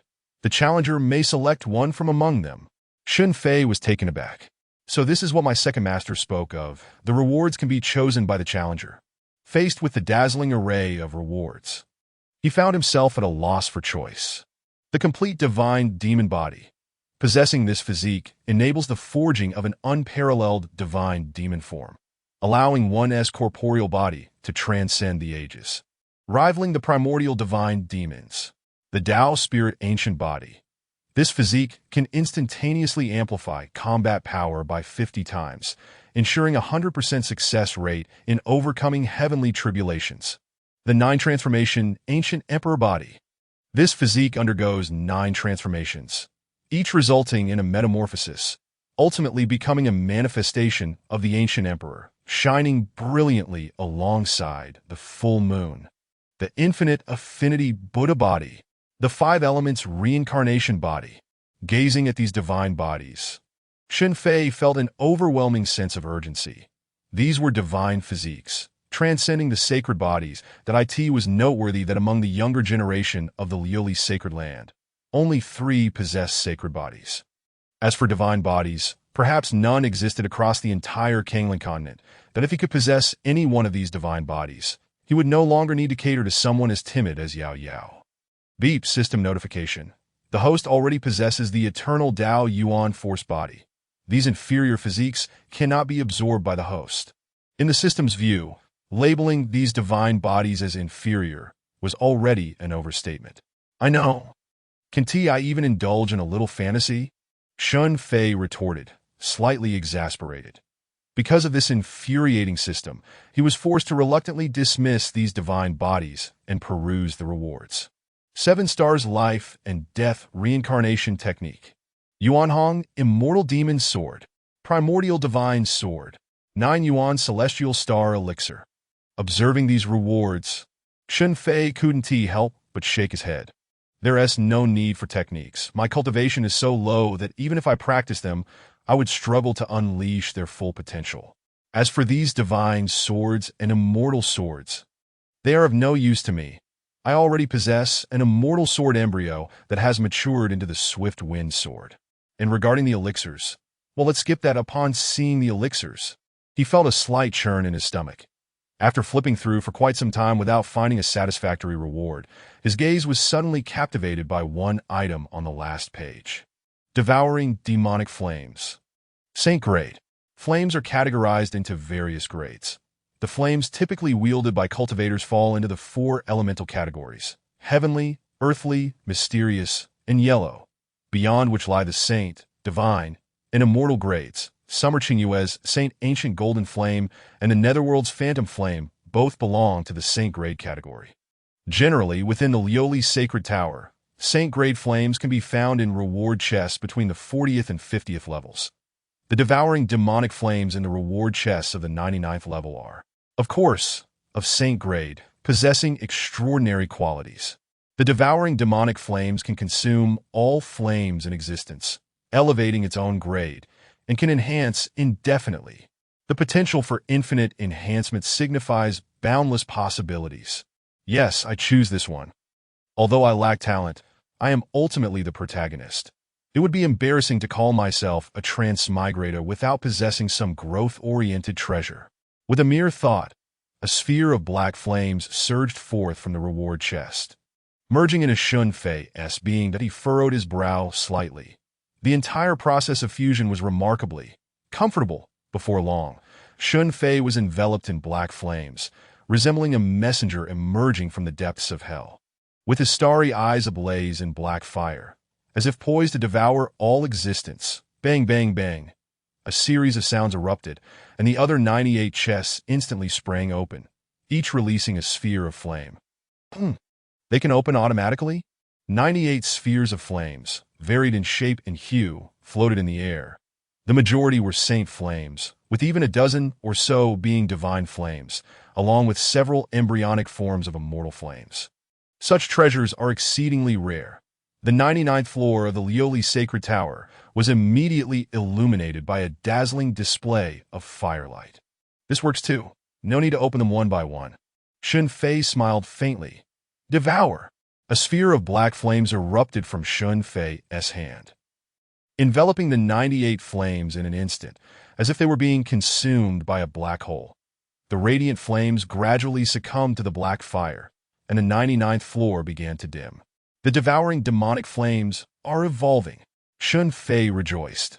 The devouring demonic flames, being a saint-grade flame, could not possibly fail to evolve after consuming so many saint, divine, and immortal-grade flames. After an hour, Shen Fei strolled out of the Lioli Sacred Tower. At this moment, a crowd had gathered outside, all watching his remarkable feat. How is it, Tianyang? Are you injured? Upon seeing Shen Fei emerge, Summer Qingyue hurried over to inquire. Shen Fei smiled. Thank you for your concern. Master, I am unharmed. Dream Moon Immortal smiled gently, saying well done. Master, after defeating the Guardian of the 99th level, I was not transported to the 100th level, but rather encountered a strange portal. Why is that? The first thing Shen Fei did upon exiting was to ask Dream Moon Immortal. However, her expression turned slightly awkward. I am unaware of that. Before you, the Lioli Sacred Land's research on the Sacred Tower only extended to the 70th level. After all, in the entire history of the Lioli Sacred Land, only Dream Moon Immortal had ever reached the 70th level. She felt a lingering sense that there was a secret behind that door, something to explore once her strength had increased. Tianyang, what reward did you obtain from the 99th level? Summer Qingyue asked curiously. Shen Fei smiled faintly, then released the devouring demonic flames. Instantly, his entire being was enveloped in black flames, which spread outward, causing Dream Moon Immortal and the others to instinctively take a step back. The black fire surged, as if returning from the 18th layer of hell, its deepest black resembling a dark abyss, instilling trepidation in all who beheld it. Senior brother looks so handsome. Senior brother appears fierce and domineering now. I absolutely adore it. The female disciples were utterly smitten, while Dream Moon Immortal and the others gazed with wide, astonished eyes. The two spheres of Saint Flames within Summer Qingyue trembled slightly, a clear indication of their suppression by grade. This is immortal grade flame. 7 days later. 7 days had passed since Shen Fei's rapid ascent through the 99 levels. The disciples and elders within the sacred land could not forget the terrifying sight of the devouring demonic flames that had engulfed the sky on that day. Chapter 153. Did I not ask you to refine pills? Subsequently, Shen Fei continued to learn alchemy under the tutelage of Summer Qingyue.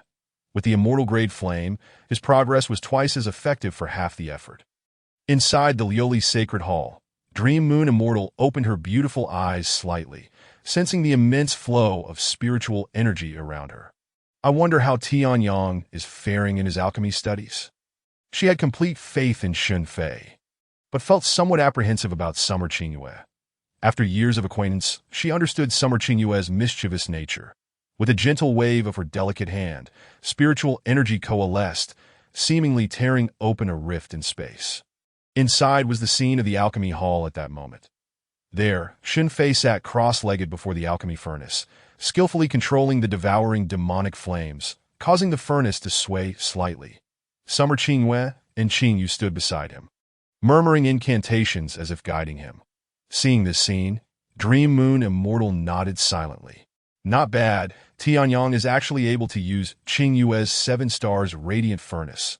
It's rare for Qingyue to be so earnest in teaching.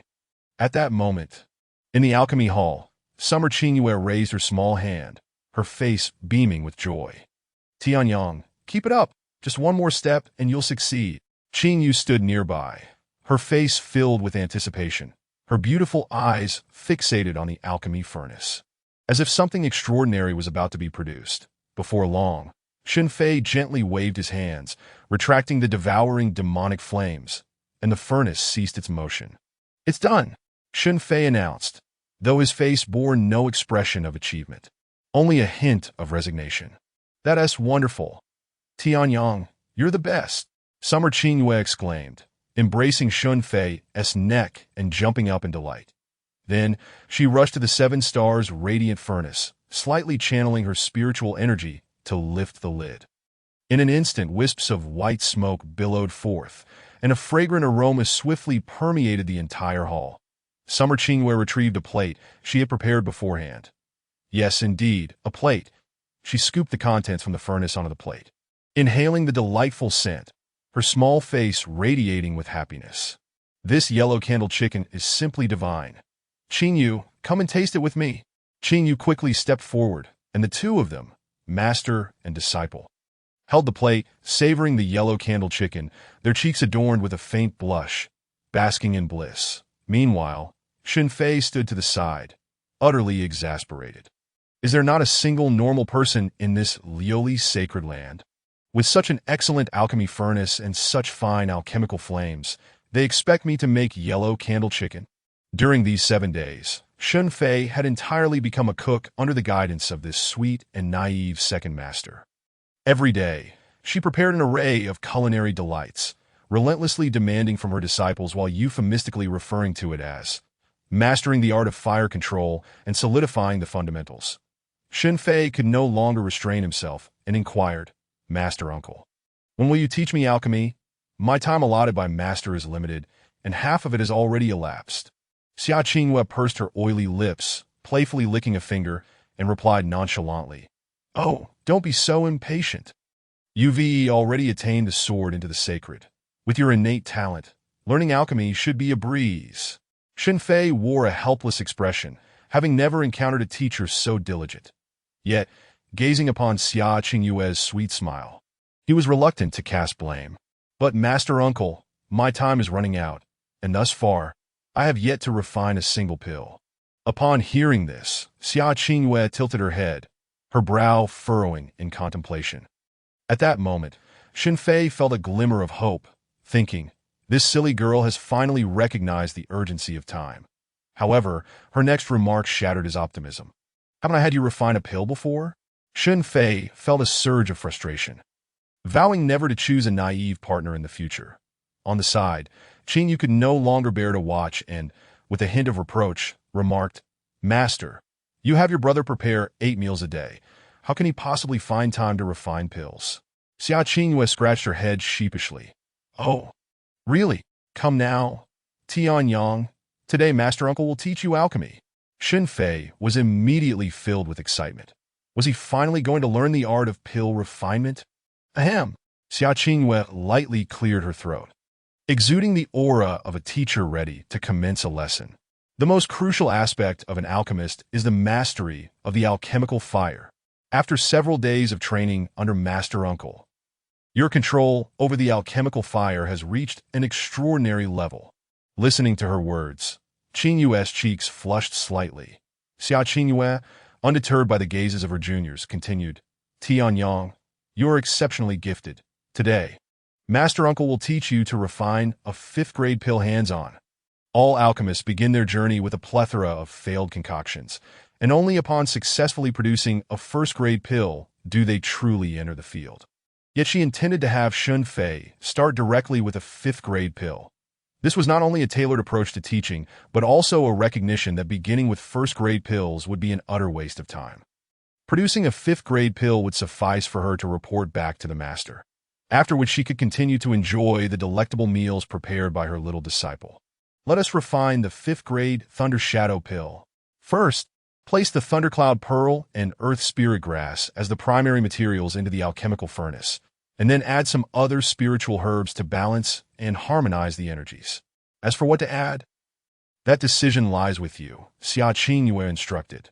Shen Fei nodded, having absorbed a wealth of knowledge on pills from their discussions over meals. His innate understanding was remarkable, allowing him to draw connections swiftly. And his comprehension of the alchemical arts had already reached the level of a 6th or 7th-grade alchemist. Meanwhile, Qinyu began to ponder. Her alchemical skills were limited to 5th grade, and although she had practiced the Thunder Shadow pill, variations in the primary materials and auxiliary ingredients would lead to different results. After a moment of contemplation, Shen Fei retrieved several herbs from the storage cabinet in the wall. Observing this, Qinyu's eyes widened in surprise as she realized the significance of the materials he had chosen. No wonder you are my brother. Your insight is far beyond my own. Xia Qingyue's beautiful eyes sparkled with delight. Silently affirming that this was indeed the optimal choice, as Shen Fei approached the 7-star radiant furnace with the herbs, Xia Qingyue hurriedly called out, Wait, this furnace can refine 8th-grade pills. This will suffice for you. The 7-star radiant furnace still contained unconsumed yellow candle chicken, and she was unwilling to waste it. Shen Fei, understanding his master uncle's concern, nodded that he placed the Thundercloud Pearl and Earth Spirit Grass into the furnace, then added several auxiliary ingredients before closing the lid.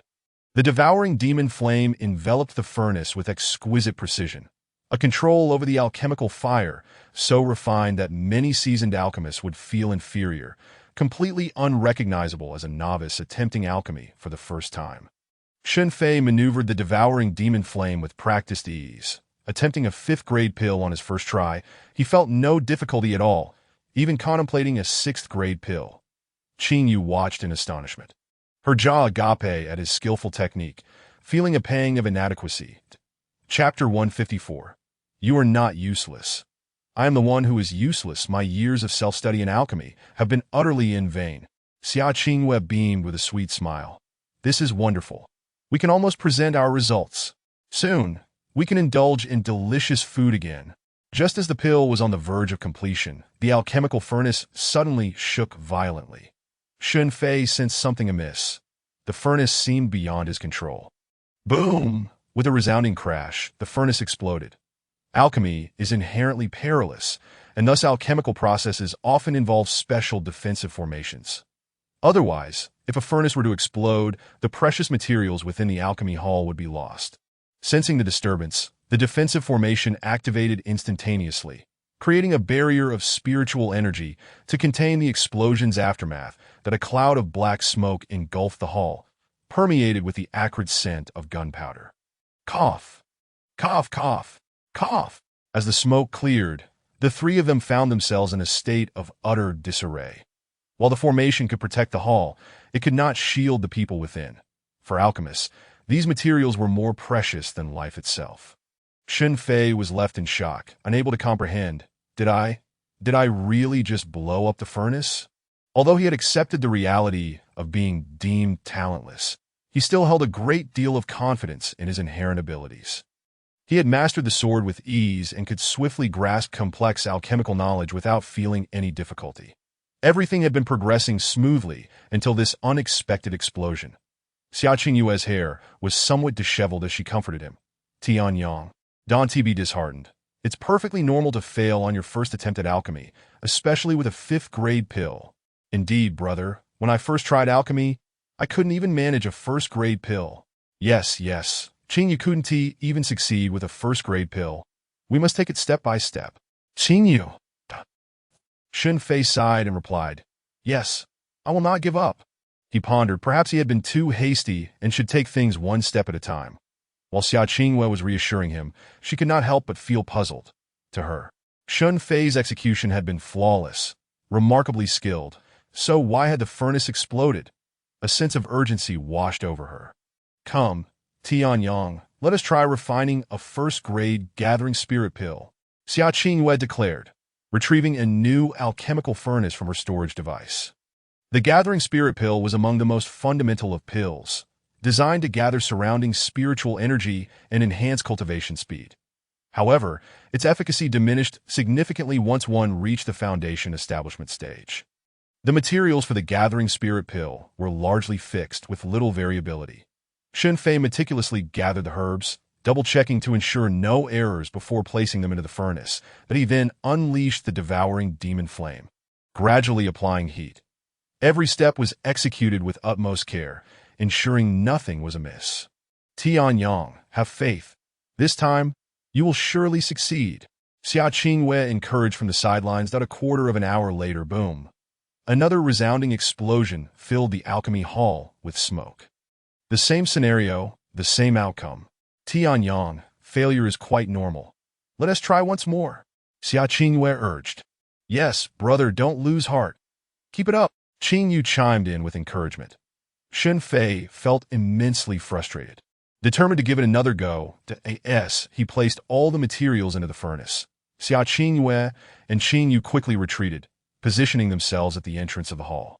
Tianyang, we will continue to support you from a distance. Shen Fei was taken aback, thinking, do they really have so little faith in me? After all, the gathering spirit pill had already experienced one failure. Surely it wouldn't fail again. A quarter of an hour later, boom, the furnace exploded once more. Xia Qingyue and Qingyu exchanged astonished glances, secretly relieved they had kept their distance this time. Shen Fei dropped to his knees, wailing, heavens, why is this happening to me? Is this some sort of psychological torment? Thus, the cycle continued until nightfall. To an outsider, it would seem as though a demolition was underway within the alchemy hall. After 18 consecutive explosions, just as Shen Fei was on the brink of despair, Xia Qingyue suddenly knelt down, exclaiming, oh heavens, my alchemical furnaces all turned to rubble. Shen Fei silently approached her side, crouching down, filled with remorse as he uttered, Master Uncle, I'm so sorry. It's my fault for being so inept. Tears shimmered in Xia Qingyue's peach blossom eyes as she shook her head. It's not your fault. You are not talentless. I am the one who is worthless, unable to teach someone as extraordinary as you. To her, if Shen Fei could so easily master the sword, his talent for alchemy must also be remarkable, which was why she had been rather lax in her teachings. Little did she know, such grave issues would arise, and as a teacher, she couldn't pinpoint the problems. Consequently, she felt an immense burden of guilt. Meanwhile, Shen Fei understood that he truly was lacking, and despite his high comprehension, the failures in alchemy were undeniably his own shortcomings. Gazing at the remnants of the furnaces scattered across the ground, both felt an overwhelming sense of sorrow. In unison, they collapsed into each other's arms, weeping as they lamented their perceived inadequacies. The following day, Shen Fei resumed his studies in alchemy, while Xia Qingyue abandoned her carefree demeanor, acutely aware of the gravity of the situation. However, unlike the previous day, there was no frantic pursuit of alchemical success or reckless attempts at refinement. Instead, they analyzed the reasons behind Shen Fei's failures from various angles, from the selection of the alchemical furnace, the combination of medicinal herbs, to the quality of the alchemical fire. No matter how much analysis or testing was conducted, Shen Fei remained unable to successfully refine a single batch of elixirs. As night fell, both individuals left the alchemy hall dejected. Xia Qingyue's face was ashen as she murmured, it's over, it's over. There are only a few days left, and if the Holy Master discovers that Yao Yang has been under my tutelage for half a month without producing even a first-grade elixir, I will surely be scolded to death. Woo-woo. Upon returning to his quarters, Shen Fei found himself in a state of bewilderment. While it was true that a worthless individual must possess the awareness of their own limitations, not being able to produce even a first-grade elixir was not merely a matter of awareness. It was a matter of the last shred of dignity as a human being. Ding! The furnace explosion may not be the host's issue. At that moment, the system suddenly interjected. What does that mean? Speak up. Shen Fei immediately perked up, sitting upright in bed. Ding! The eternal heavenly Tao's primordial force is too powerful, causing a strong repulsion towards these low-grade elixirs, which leads to explosions during the final stages of refining. Upon hearing this, Shen Fei realized there might be some truth to it. Each time he attempted to refine an elixir, he felt the furnace slipping from his control, and now he understood the reason. What should I do then? If I can't refine these so-called low-grade elixirs, should I directly attempt to refine immortal elixirs? Ding! The host can learn the Heavenly Elixir Tao Sutra to resolve this issue. What is the Heavenly Elixir Tao Sutra? Shen Fei inquired, curiosity piqued. Ding! It is an alchemical technique rewarded by the system when the host advances to the fourth stage of foundation establishment. Profoundly mysterious and far beyond the alchemical texts of this world. The system's tone always dripped with disdain for this world, a sentiment Shen Fei had long grown accustomed to. How come I was unaware of this matter? Shen Fei could not recall such an incident. Chapter 155. The Exquisite Jade Bone Elixir. Because at that time when the system was prompting, you ordered the system to be silent. The system's cold electronic voice carried a hint of indignation. Shen Fei was taken aback, then recalled the day he absorbed 99 golden lotuses of the great Tao at the Drunken Immortal Inn, which propelled him 7 levels up. My apologies, that was my oversight. I must learn the Heavenly Elixir Tao Sutra. Anger aside, Shen Fei was ultimately the host. With a command, a wealth of information flooded into his mind. As he rapidly perused the Heavenly Elixir Tao Sutra in his consciousness, Shen Fei could not help but gape. The alchemical philosophies within the Heavenly Elixir Tao Sutra were vastly different from those of this world. The methods he had previously learned were woefully outdated.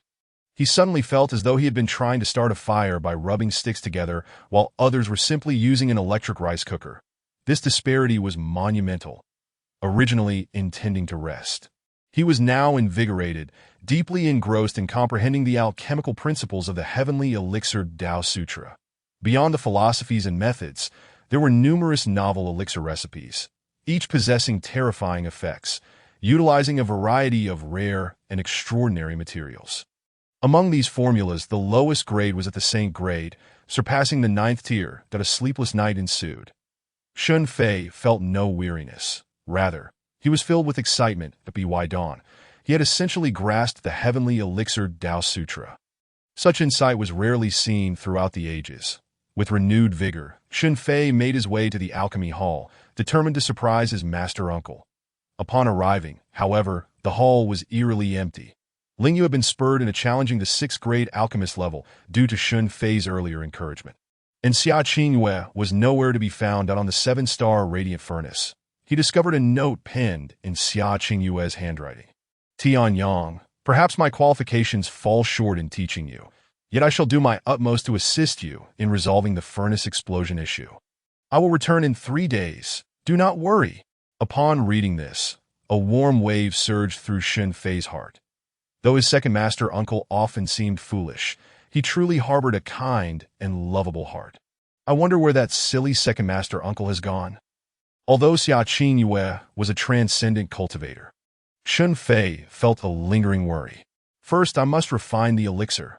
I cannot let my second master uncle's efforts go to waste. Last night, Shen Fei had specifically studied the lowest grade Saint elixir within the Heavenly Elixir Tao Sutra. The exquisite jade bone elixir to Saint grade elixirs would attract celestial phenomena and invite heavenly tribulations, which he could not withstand. However, Xia Qingyue had mentioned that the alchemy hall was fortified with special techniques to resist the heavenly tribulations of 9th grade elixirs. Thus, Shen Fei modified the exquisite jade bone elixir to a ninth-grade elixir. Although this would slightly diminish its efficacy, the materials would be comparatively easier to procure. 10,000-year-old exquisite tree roots, feathers from the king of spirit cranes, and dragon bone powder. After gathering the necessary materials, Shen Fei placed them into one of the several furnaces that Xia Qingyue had left for him. This time, I will surely succeed, Shen Fei declared confidently. Senior brother. Senior brother. A melodious and enchanting voice rang out, and upon hearing it, Shen Fei instantly recognized who it was.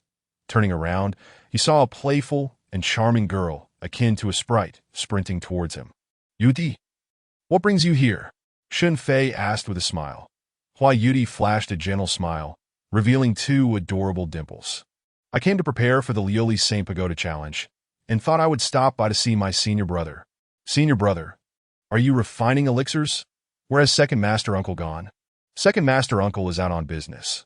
I'm currently researching a new type of ninth-grade elixir, Shen Fei replied mysteriously. After all, who wouldn't want to show off before their lovely and beautiful junior sister? Ninth grade? Hua Yudi exclaimed, covering her mouth in surprise that ninth-grade elixirs were a feat that even the second elder might struggle to produce. Originally intending only to take a glance, Hua Yudi decided to stay and witness her senior brother's alchemical prowess.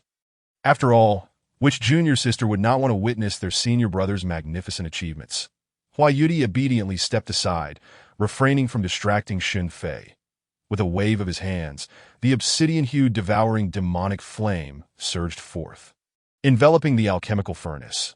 Having experienced several furnace explosions, Shen Fei was now adept at controlling the temperature and the furnace itself. The devouring demonic flame shifted and roared, a fearsome inferno that danced in Shen Fei's hands as if it were a mere toy. The black flames surged higher, and the furnace spun rapidly. This spectacle left Hua Yudi, an outsider, utterly astonished, her beautiful eyes sparkling with wonder that an hour later, the devouring demonic flame in Shen Fei's hands suddenly diminished, and the furnace's rotation slowed. Shen Fei focused intently, beads of sweat forming on his brow. It was now the pivotal moment for elixir formation. In the past, furnace explosions had always occurred at this juncture, and he could not afford to make a mistake this time. Form for me. Shen Fei's hands bulged with veins as he exerted every ounce of strength to control the furnace. Suddenly, a thunderous explosion resounded. Hua Yudi's cherry lips formed an O shape, her eyes widening in disbelief that a smile crept across Shen Fei's lips. The furnace landed safely, radiating brilliance and wafting an enchanting fragrance. The thunderous sound was not from the furnace exploding, but rather from the heavenly tribulation. Indeed, it was the tribulation summoned by the successful formation of a ninth-grade elixir. He had succeeded. The thunder roared, and the sky above the alchemy hall darkened ominously. Lightning snakes danced and blue light flickered. Shen Fei felt no concern about this, as the protective formations were in place. With a crack of thunder, the lightning snakes dove down, striking the alchemy hall. The surrounding formations activated instantaneously, enveloping him in a protective barrier that repelled all lightning. Before long, the dark clouds dispersed, revealing a clear sky. Hua Yudi rushed forward, wrapping her arms around Shen Fei's neck, joyfully spinning him around as she exclaimed, "Senior brother, you are amazing! You did it!" In that moment, Shen Fei felt a rush of vindication. That instant, he longed to refine hundreds of gathering spirit elixirs. Lifting the furnace lid, vapor dispersed in all directions. Shen Fei retrieved a crystal-clear, round, and smooth elixir, the weakened version of the exquisite jade bone elixir. Wow, senior brother, this elixir is so beautiful. Do you like it? If you do, it's yours. Shen Fei replied that he had refined this elixir purely for practice. It held little value for him, so it was better used to impress the ladies. When it came to ninth-grade elixirs, Shen Fei doubted anyone else in the Kanglan continent could afford such extravagance. Hua Yudi's eyes widened in astonishment. Really? Thank you, senior brother. She accepted the elixir, cradling it in her palm, enchanted by its beauty. Then, without hesitation, she popped it in her mouth. You just ate it without asking what its effects are? Shen Fei exclaimed in shock. He looked at Hua Yudi, panic rising within him. Although theoretically, the elixir he had refined posed no issues, it remained merely theoretical, especially given the numerous previous explosions. Hua Yudi's beautiful eyes sparkled as she smiled. Could it be that senior brother would harm me? This elixir is so sweet. Seeing that Hua Yudi was unharmed, Shen Fei felt a slight relief and inquired, "Do you feel any adverse reactions?" Chapter 156. Anything is possible. No, I feel very, as Hua Yudi spoke. Her voice trailed off, growing faint, her dark eyes rolling back. With a thud, she collapsed to the ground. Shen Fei, alarmed, felt a jolt of fear coursing through him as he rushed forward. Yudi, what happened? Don't scare me." He grasped her delicate shoulders, shaking her, but there was no response, as if she had fallen into a deep slumber. Suddenly, a milky white glow enveloped Hua Yudi's body, radiating up and down. What is happening? Shen Fei's face was a mask of panic, unsure whether it was good or bad. Hua Yudi's delicate form began to tremble, her complexion turning pale and somewhat alarming. Crack, crack, crack. The sound of bones fracturing echoed from within her, beads of sweat trickling down her forehead. Suddenly, with a ripping sound, her garments burst apart, revealing skin as fair as snow, her body completely exposed, glowing with a radiant light. However, at this moment, Shen Fei was devoid of any inclination to appreciate the scenery within Hua Yudi. Something seemed to be growing at an alarming rate. The smooth surface of her skin was intermittently bulging, only to quickly retract that if this continued, Hua Yudi's body would surely burst. Qin Yaoyang suddenly realized he had stumbled into a grave predicament. The Linglong Yugu Dan can forge the exquisite jade bone, although the process of marrow cleansing and bone exchange is somewhat painful. It shouldn't be this severe. He was like an ant on a hot pan, his brow tightly knitted. Ding! This girl possesses a natural phoenix bone, but has only awakened a small portion. Attempting to exchange bones with the Linglong Yugu Dan will undoubtedly harm her essence, leaving indelible damage. The system suddenly chimed in, and upon hearing its explanation, Shen Fei was struck with clarity. The Linglong Yugu Dan could indeed exchange bones and forge exquisite jade bones, enhancing the root bone's strength and fortifying the flesh. However, if the recipient's root bone was already stronger than that of the Linglong Yugu, the elixir would become ineffective. Presently, Hua Yudi's root bone was weaker than the Linglong Yugu, yet her innate phoenix bone was a superior celestial bone, far beyond the scope of the Linglong Yugu. Thus, the Linglong Yugu was clashing with the incompletely awakened phoenix bone within Hua Yudi's body. Regardless of the outcome, her body would surely not withstand it. It's over. It's over. She is the most beloved disciple of my master, and if my master finds out, he will surely kill me. Shen Fei's face was etched with worry as the thought of fleeing crossed his mind. But glancing at Hua Yudi's pale visage, he could not bring himself to abandon her. Yudi has been brought to this state by my actions. I will seek out my master immediately. Perhaps she has a solution. He was not a villain, but he had never intended to harm anyone. Even if he was a coward, a modicum of responsibility and accountability was still essential. Ding! It is futile. Although your master possesses some talent, her cultivation has not yet reached the requisite level to reverse matters concerning the root bone essence. Am I to simply watch Hua Yudi suffer to death? Shen Fei was exceedingly anxious. All I can do is await her fate. He gazed at the prone Hua Yudi, blood seeping from her skin pores. Her once pristine body now stained crimson, his hands gripped tightly, fingertips piercing her skin. How infuriating! Was he to witness Yudi perish before him because of his incompetence? It was all his fault, damn it. They had been indulging in a comedic, light-hearted atmosphere, and now the tone had shifted so drastically. Wait, the comedic, light-hearted atmosphere. A glimmer of hope flickered in Shen Fei's despairing eyes. According to this book, no, according to the nature of this world, anything is possible. This tragic narrative cannot be preordained. With this thought, Shen Fei felt a surge of hope. Shen Fei, hurry and broaden your thinking. Think of a way to save Yudi. He paced back and forth in the alchemy hall, his brow furrowed. Yudi's body is currently a battleground for the Linglong Yugu and her innate phoenix bone, both vying for survival space, with both root bones growing simultaneously. Wait, both root bones are growing simultaneously? Shen Fei suddenly halted, his starry eyes brightening. Isn't this essentially bone hyperplasia?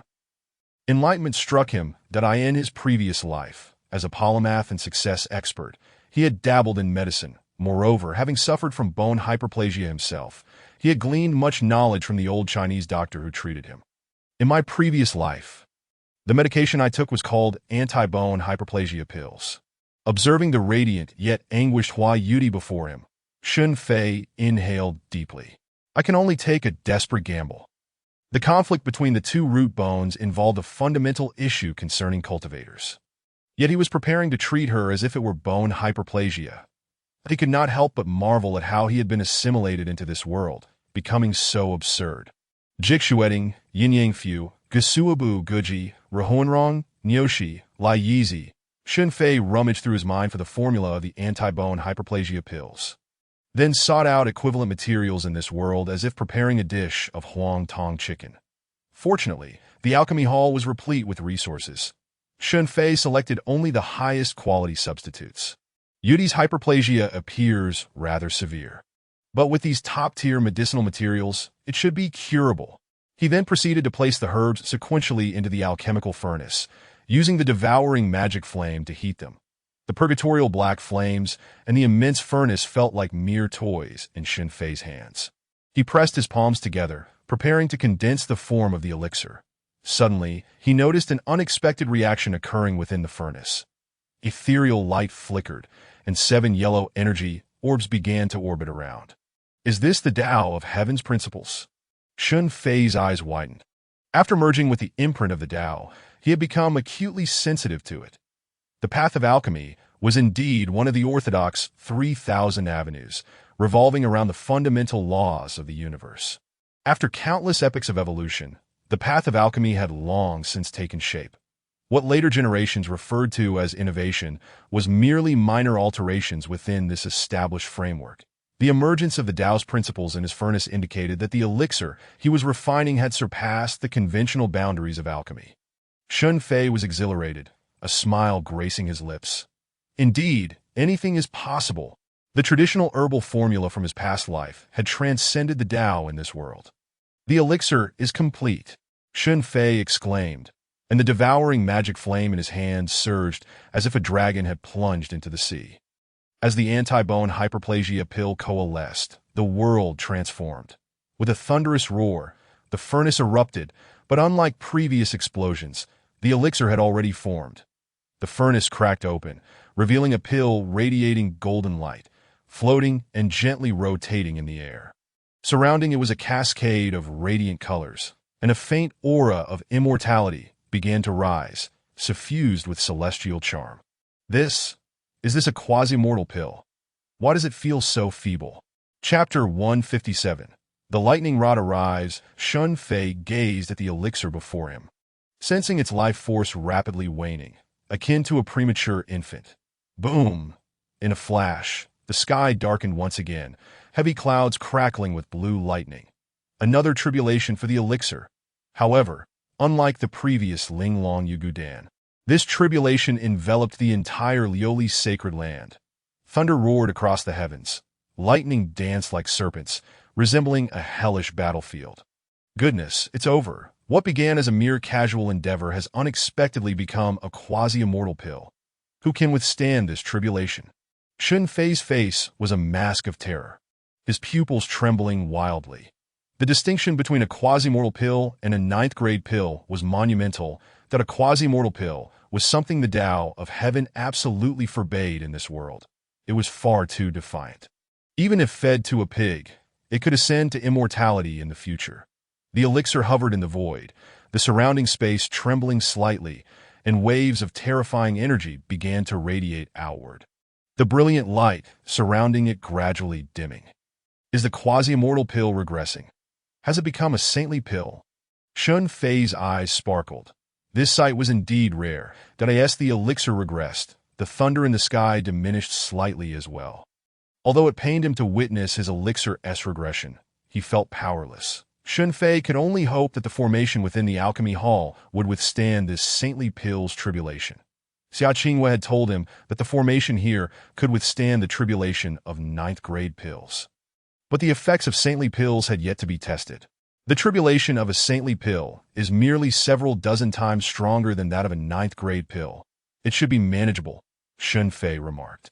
Yet he felt a deep sense of uncertainty. This sort of tribulation would likely be enough to cause even the Dream Moon Fairy to bleed out on the spot. Ding, host, quickly infuse your essence blood into the elixir. The system suddenly chimed, seeming quite urgent. Shen Fei, without a moment's hesitation, sliced his finger, allowing a drop of essence blood to fly into the elixir. After all, the system was part of him and would not harm him. The dimming golden elixir seemed to be activated in an instant, as spiritual energy surged around it like a tidal wave. What is happening? Shen Fei inquired. Ding, the host is the foremost genius of the myriad realms. The recent combination of herbal ingredients, coupled with the control of the elixir's flame, has produced a pill that transcends the principles of the Tao. However, due to the inferior quality of the materials, the formation of the immortal pill failed, leading to its continuous regression, while the host possesses the eternal Tao Yuanli body, with a drop of essence blood containing the creation of heaven and earth, nurturing the elixir and forging the immortal pill. Shen Fei could not help but marvel at the energy hierarchy in this world, which far exceeded that of his previous life. Yet, the culture that had been passed down for thousands of years in his former world surpassed this existence that had endured countless epochs in certain aspects.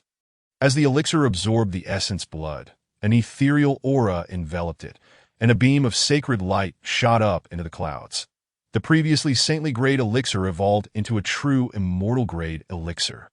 A beam of golden light pierced through the sprawling thunderclouds, and countless ancient scriptures echoed in the air, seemingly summoning the Tao.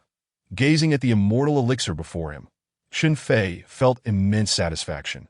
This time, Yudi was indeed saved. Well done, system. You did splendidly. Shen Fei rarely praised the system, and no sooner had he spoken than a thunderous crash reverberated through the sky.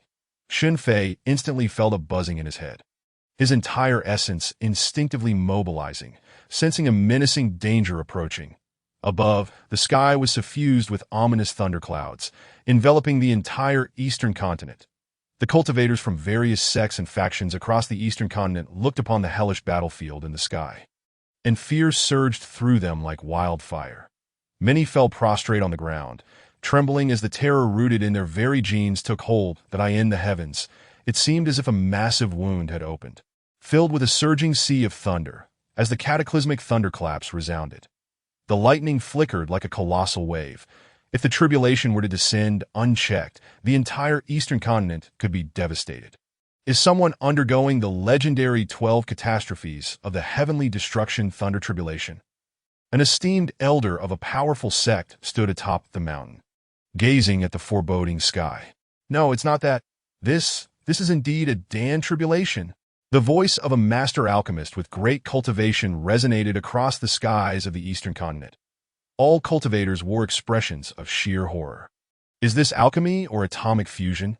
At that moment, in the glazed sacred land, within the alchemy hall, a voice echoed, "System, you've failed me. There is no saving us now. Everyone must pay the price. Damn it. A celestial elixir's thunder tribulation. This is a certain death sentence. Oh, my millions of years of lifespan." Shen Fei cursed vehemently, thinking that if the system were corporeal, he would strangle it before the tribulation struck. Shen Fei paced back and forth, anxious as an ant on a hot pan. There's nothing impossible. Shen Fei, think of a way. He forced himself to calm down, but his defenses crumbled shortly thereafter. What kind of solution could there possibly be? Should I construct a lightning rod now? The system, sensing the host's panic and urgency, disdainfully remarked. Look at the hostess' naive demeanor. Shen Fei was instantly incensed, bellowing, "If you've seen the world, then create a lightning rod for me." The system fell silent, and Shen Fei had no hope that it would assist him at this moment. Furrowing his brow, he racked his brain, pondering how he could survive. The thunder in the sky grew increasingly intense, and the entire eastern continent was filled with wails of despair and chaos. This was true divine retribution. The ancient beings in the forbidden grounds of the glazed sacred land emerged from their seclusion. Their eyes resolute, seemingly prepared to sacrifice their lives to withstand this tribulation and protect the legacy of the glazed sacred land. Suddenly, the system spoke again. A lightning rod is here. Amidst the hellish thunderclouds, a brilliant beam of golden light descended from the heavens, landing in the alchemy hall. Shen Fei, bathed in the golden radiance, shone resplendently, his long hair billowing as if he were a divine being. Then an ancient parchment suddenly appeared before him, floating in midair, radiating a sacred glow, exuding an aura of age and sanctity. The parchment slowly unfurled. Words written in elegant script sprang to life. In the year 7636 of the Sacred Era, the human Shen Fei broke through the restrictions of heaven and earth, concocting a celestial elixir and innovating a new alchemical system, accumulating immeasurable merit that he was granted the mark of the heavenly Tao. Enjoying great fortune in alchemy, exempt from the heavenly Tao thunder tribulation, and additionally rewarded with the chaos void furnace. Is this a blessing from the heavenly Tao? Shen Fei stared blankly at the surrounding luminosity. Last time, when he entered the sacred realm with a single sword at the drunken immortal residence, he similarly received a blessing from the heavenly Tao. It was the same formula, the familiar sensation. Surrounded by myriad golden lights, he felt like a war god of the celestial realm, basking in the adulation of countless beings. The dazzling brilliance spread, filling the entire hall, transforming the alchemy hall into a crescent moon amidst the darkness. Under the illumination of the golden light, Hua Yudi's condition began to stabilize slightly. Chapter 158. The young invokes the elder, although this time there was no golden lotus of the great Tao, and my cultivation hasn't improved. I now have a chaos void furnace, which I desperately needed. Moreover, this mark of the heavenly Tao is essentially a living lightning rod. I shall fear the Dan tribulation no more. Shen Fei felt a surge of confidence as he stepped outside with determination. Raising his fist above his head, he extended his middle finger towards the heavens, shouting, "I sent your Dan tribulation so formidable. Come and strike me if you dare." Boom! The Dan tribulation seemed to have taken notice of Shen Fei. A thunderous roar echoed through the skies, illuminating the entire atmosphere as thunderclouds churned ominously. The Dan tribulation, possessing a spirit of its own, instantly locked onto Shen Fei, a lightning dragon descending upon him with destructive intent. Shen Fei remained unfazed, a slight smirk playing on his lips. Just as the lightning dragon surged into the glazed sacred land, a colossal ancient stone silhouette materialized above Shen Fei's head. It was his second mark of the heavenly Tao. The lightning dragon, upon spotting the mark, widened its eyes, now radiating a brilliant white light, displaying a rare expression of fear. Halting its descent just a few yards from the apparition, the dragon trembled, nearly colliding with the mark as a being of heavenly thunder. It understood the significance of this phenomenon, nearly obliterating itself in terror. With a swift motion, the lightning dragon turned to flee. "Why are you running? Weren't you just fierce a moment ago?" Shen Fei taunted. Faced with the provocation from a minuscule creature that could be extinguished by a mere bolt of lightning, the dragon could only retreat in silence. This was a being recognized by the heavenly Tao, not to be trifled with. The thunderclouds dispersed, and sunlight bathed the land in warm hues. For the inhabitants of the eastern continent, this was a miraculous dawn following divine calamity. Why did the thunder tribulation suddenly vanish? It was aimed at the glazed sacred land, but then retreated to the heavens. Surely, it was the glazed fairy who intervened to save us. Long live the glazed fairy! Long live the glazed fairy! Inside the alchemy hall, Shen Fei knelt on the ground, with Hua Yudi resting on his lap, that he gently parted her delicate lips, placing a bone growth pill enveloped in his spiritual energy into her mouth. The elixir dissolved instantly, yielding quick results, for it was indeed a celestial elixir. The crimson blood on Hua Yudi's flawless body was absorbed by her skin, and the internal disturbances gradually ceased, that a burst of blue jade-like light erupted from within her, purifying her entire being. Shen Fei sensed a wave of heat emanating from her body and hurriedly inquired, "System, what is happening to Yudi?" "Ding, host, don't panic, she's awakening." After all, it was a celestial elixir. If it failed to facilitate an awakening, what merit would it hold? Hua Yuti radiated brilliance, her body surrounded by a spiraling vortex of spiritual energy that soared to great heights. Not only was her phoenix bone awakening, but her cultivation surged forward with astounding momentum. Eventually, the internal disturbances within Hua Yuti calmed, stabilizing her cultivation at the 5th stage of the transformation god realm. Most individuals would require centuries to traverse this stage, while some only needed a fortuitous encounter. Is everything settled now? Shen Fei asked. Ding, this girl's phoenix bone is somewhat peculiar. She consumed the celestial elixir, yet has not fully awakened. However, her physique has upgraded from a sacred body to a divine body. Hearing this, Shen Fei felt a wave of relief. An upgraded physique could be seen as a blessing in disguise. Hua Yuti's long eyelashes fluttered slightly, her starry eyes slowly opening, though her expression appeared somewhat weak. Senior brother, what just happened? Why does my body feel so strange? She glanced down, realizing her exquisite form was entirely bare, merely covered by a simple robe belonging to her senior brother, with bits of fabric scattered around. The atmosphere was tinged with a hint of awkwardness. Shen Fei's handsome face adopted a righteous demeanor. Yuti, trust me, I can explain everything. Hua Yuti's delicate hands clutched the robe tightly, her body curling slightly. Her cheeks flushed with a charming rosy hue. She shyly remarked, Senior brother, if you desire, there is no need to drug me. You could just say it directly. Her voice was as soft as a whisper. Her face adorned with a blend of shyness and happiness. Yuti, so much has happened. It's not as simple as you think. Shen Fei felt more wrong than ever. If it weren't for that damned glazed 7-lantern body, he would have undoubtedly fulfilled the wishes of his junior sisters. After all, the 3,000 fairies of the glazed sacred land were not mere names. What good is a man who lacks desires? The key is that he was innocent. Hua Yuti was taken aback, her face flushing even more. Not as simple as I imagined. Could it be that senior brother enjoys playing tricks? Upon hearing this, Shen Fei was instantly petrified, his expression one of deep embarrassment, wearing a pained look. Yuti, senior brother, truly has no ulterior motives, that I am not that kind of person. Observing Shen Fei's flustered demeanor, Hua Yuti's enchanting eyes sparkled with mischief as she covered her face.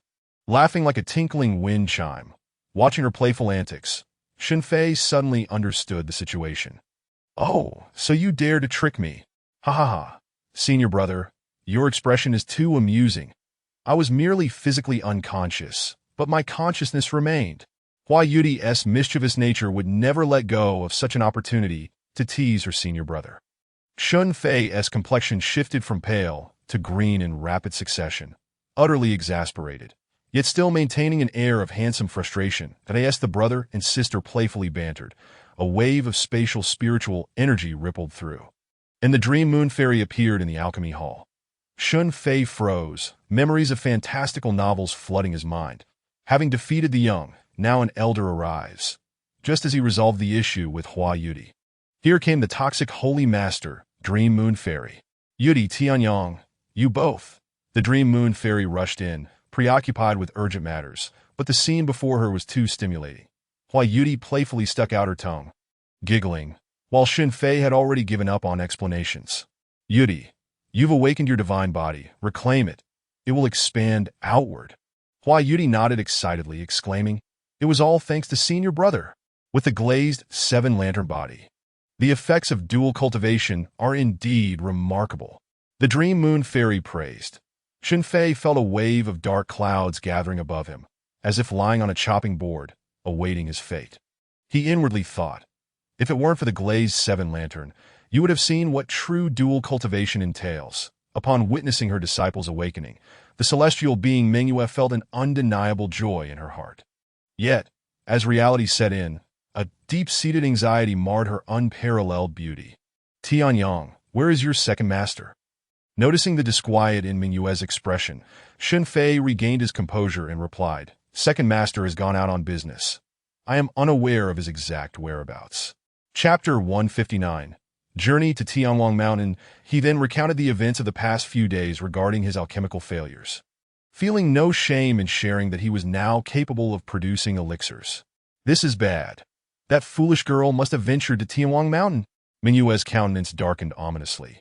Shen Fei surmised that perhaps the second elder had encountered some peril and inquired, "What is Tianwang Mountain? And how is it related to the second elder?" Mingyue spoke with a glint of murderous intent in her enchanting eyes. Tianwang Mountain lies beyond the independent realm of Kanglan, governed by a force known as Tianwang Sect, whose foundation rivals that of the Sacred Lands. Moreover, Tianwang Sect possesses a sacred-grade treasure, the Kaiyuan Nine-Dragon Furnace, said to be incomparably resilient, that if the issue with your previous furnace explosion is to be resolved, it can only be through that sacred artifact. The second elder must have gone there. A sense of foreboding filled Shen Fei's heart. Then the second elder's current state. The Seven Stars' life fire is faint. Her life hangs by a thread. Mingyue's beautiful gaze sharpened, a palpable chill of murderous intent enveloping her. The Tianwang sect's reputation in the cultivation world had always been dismal, notorious for their ruthless pillaging of surrounding factions.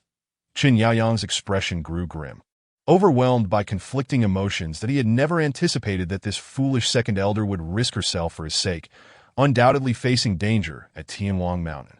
Yet he pondered why Xia Qingyue, a second elder of the Liuli's sacred land, would not fear retaliation from Tianwang Mountain. Mingyue had also contemplated these questions, but at this moment, the second elder's life fire flickered weakly, evidently gravely wounded. Tianyang, remain here in the alchemy hall. I shall make a trip to Tianwang Mountain, Mingyue declared, her tone icy and suffused with lethal intent. Aware of Qin Yaoyang's cautious nature and aversion to risk, she had not invited him to accompany her. Just as she prepared to depart, Shen Fei suddenly interjected. Wait.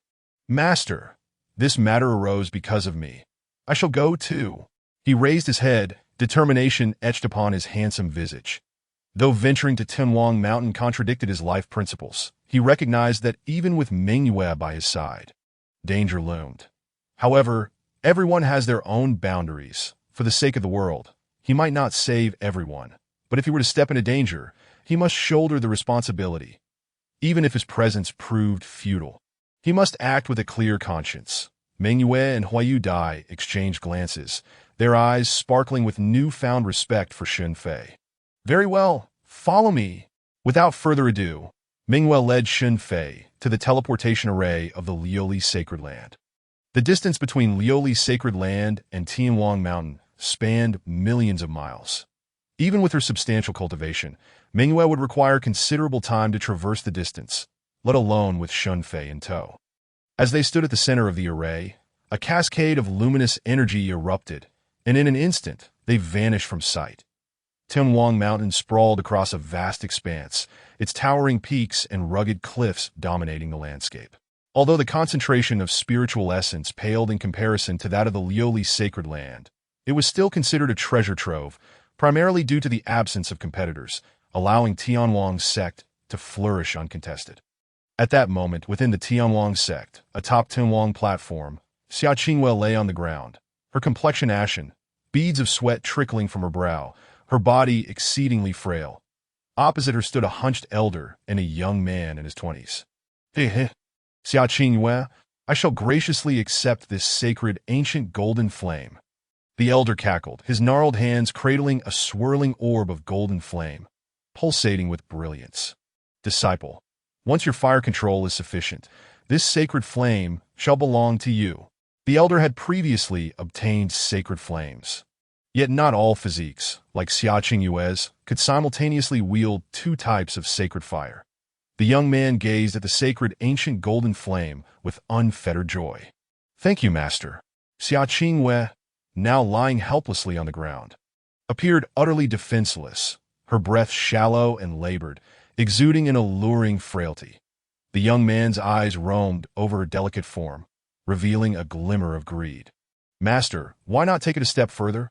This woman, he had lived in Tianwang Mountain since childhood. His talents remarkable, and the rapid development of Tianwang Mountain over the past few centuries had fostered an air of arrogance in him. The dominance of the major sacred lands merely indicated their reluctance to engage with Tianwang Mountain.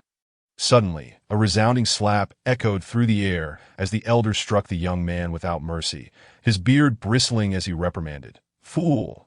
She is an elder of the Lioli's sacred land. Do you wish to incite a holy war?" As they spoke, a rainbow-hued cloud swept past, descending from the heavens, bearing a man and a woman. The woman possessed an unparalleled beauty, with delicate brows and skin as pure as jade, her enchanting blue starry eyes captivating. The man was equally striking, his long hair cascading gracefully, every aspect of him meticulously sculpted, radiating an ethereal aura. Even the stunning celestial maiden by his side seemed to pale in comparison. The two were none other than the recently arrived Mengyue and Shen Fei. Upon witnessing Xia Qingyue lying on the ground, teetering on the brink of death, Mengyue's starry eyes remained tranquil, her expression composed as she slowly uttered, "Elder Shengu, there is no need to blame your disciple, for you have already ignited the flames of a holy war." In an instant, a terrifying wave of spiritual energy, laden with murderous intent, enveloped the entire Tunwang Mountain, causing Shen Fei to tremble involuntarily. The elder, also at the great ascension level, was taken aback. He was aware of Menyue's strength, but was astonished by its sheer magnitude. Before her, he felt as insignificant as an ant. Having lived for over 10,000 years, the elder was no stranger to prudence. Knowing he dared to seize the sacred ancient golden flame, he had prepared a strategy. "I have the honor of meeting the Lioli Holy Master. May I inquire about the purpose of your sudden visit today?" The elder said with a forced smile that Menyue's beautiful eyes narrowed, and with a swift motion, she unleashed a palm strike that it surged forth like a tidal wave.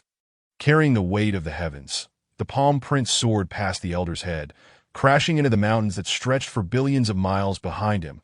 In an instant, a thunderous roar erupted, the earth shook violently, and a massive gap was torn into Tianwang Mountain. "If you continue to feign ignorance, the next strike shall not miss," Mengyue stated coldly. The elder trembled, cold sweat pouring down his face to that moment. He realized he was no match for this woman, and perhaps he could not withstand even a single blow. Turning to gaze at the shattered mountains, he thought to himself, "This woman is truly a mad woman." With a forced smile, he replied, "The esteemed second elder of your sacred land has come to my Tianwang sect to request the Kaiyuan Nine-Dragon Furnace, wagering the sacred ancient golden flame and challenging me to an alchemical duel."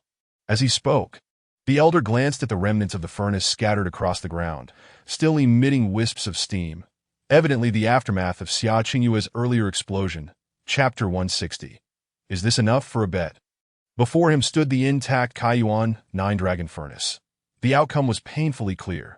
Leaning against Shen Fei, Xia Qingyue's once sweetly smiling face now appeared pale and enraged. "You cheated. The furnace you provided was inherently flawed," she exclaimed, her teeth clenched in indignation. Having amassed dozens of furnaces in her storage device from previous collections, nearly all had been shattered by Shen Fei's attempts, and she had left the remaining few for him to practice with before departing. The elder chuckled, "Second elder, you cannot simply slander us due to the prestige of the Lioli sacred land. Though my Tianwang sect may not rival the sacred lands, we are a legitimate sect and would never engage in such despicable acts." "You!" Cough, cough. Xia Qingyue glared, utterly aggrieved. Having lost the sacred fire and suffered grievous injury to her essence, her anger exacerbated her wounds that if not for her unique constitution, which allowed her to merge two sacred fires, an ordinary person would either die or be rendered crippled by the loss of their sacred flame. Now, with the furnace destroyed and in the territory of another, she had no evidence to support her claims. The elder cackled, "Elder Xia, it is time to accept reality. Like master, like disciple. Your pupil's failure in alchemy suggests that your skills are likewise lacking. If it exploded, then it exploded, and my Tunwang sect would not be so petty as to demand compensation for a single furnace." Xia Qingyue grasped Shen Fei's sleeve tightly, her delicate face filled with reluctance, her beautiful eyes shimmering. "Tianyang, it is my master's incompetence that we cannot retrieve even a single furnace." Shen Fei's handsome visage darkened, his eyes igniting with a hellish flame. Even the typically accommodating Shen Fei was consumed by rage. What of the usually formidable Mengyue? Suddenly, he felt the surrounding spiritual energy surge, a biting chill radiating outward. Minghua stepped forward, the oppressive aura of her killing intent enveloping the elder and the young man before her. The elder instinctively took a step back, panic washing over him. Lioli, Holy Master, what are you planning? This matter is not our fault. On what grounds do you? Before the elder could finish, the air resonated with Minghua's ethereal and melodious voice. I do not require a reason to act. The heavens trembled as the elder's murky gaze filled with terror.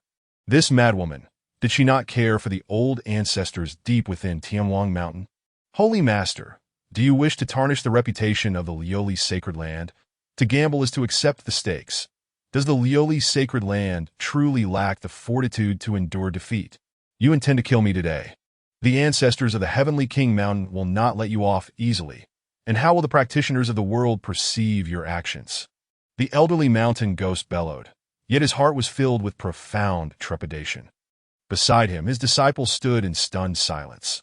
The most formidable person he had ever encountered was none other than his master, who possessed the power of the Great Ascension and commanded the authority of heaven and earth.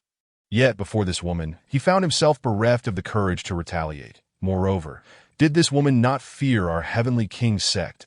What emboldened her to strike so brazenly? Master, wait! Shen Fei interjected abruptly, gently leaning Xia Qingyue against a nearby stone pillar as he stepped forward. A gust of wind seemed to rise beneath his feet, his demeanor ethereal, with long hair cascading like a celestial being descended to earth. Who claims that our Lioli holy land cannot afford to lose? I shall step in for my master and compete with you, Chun Yaoyang declared, his expression resolute yet tinged with indignation. Noticing Shen Fei's extraordinary bearing, the mountain ghost's gaze sharpened.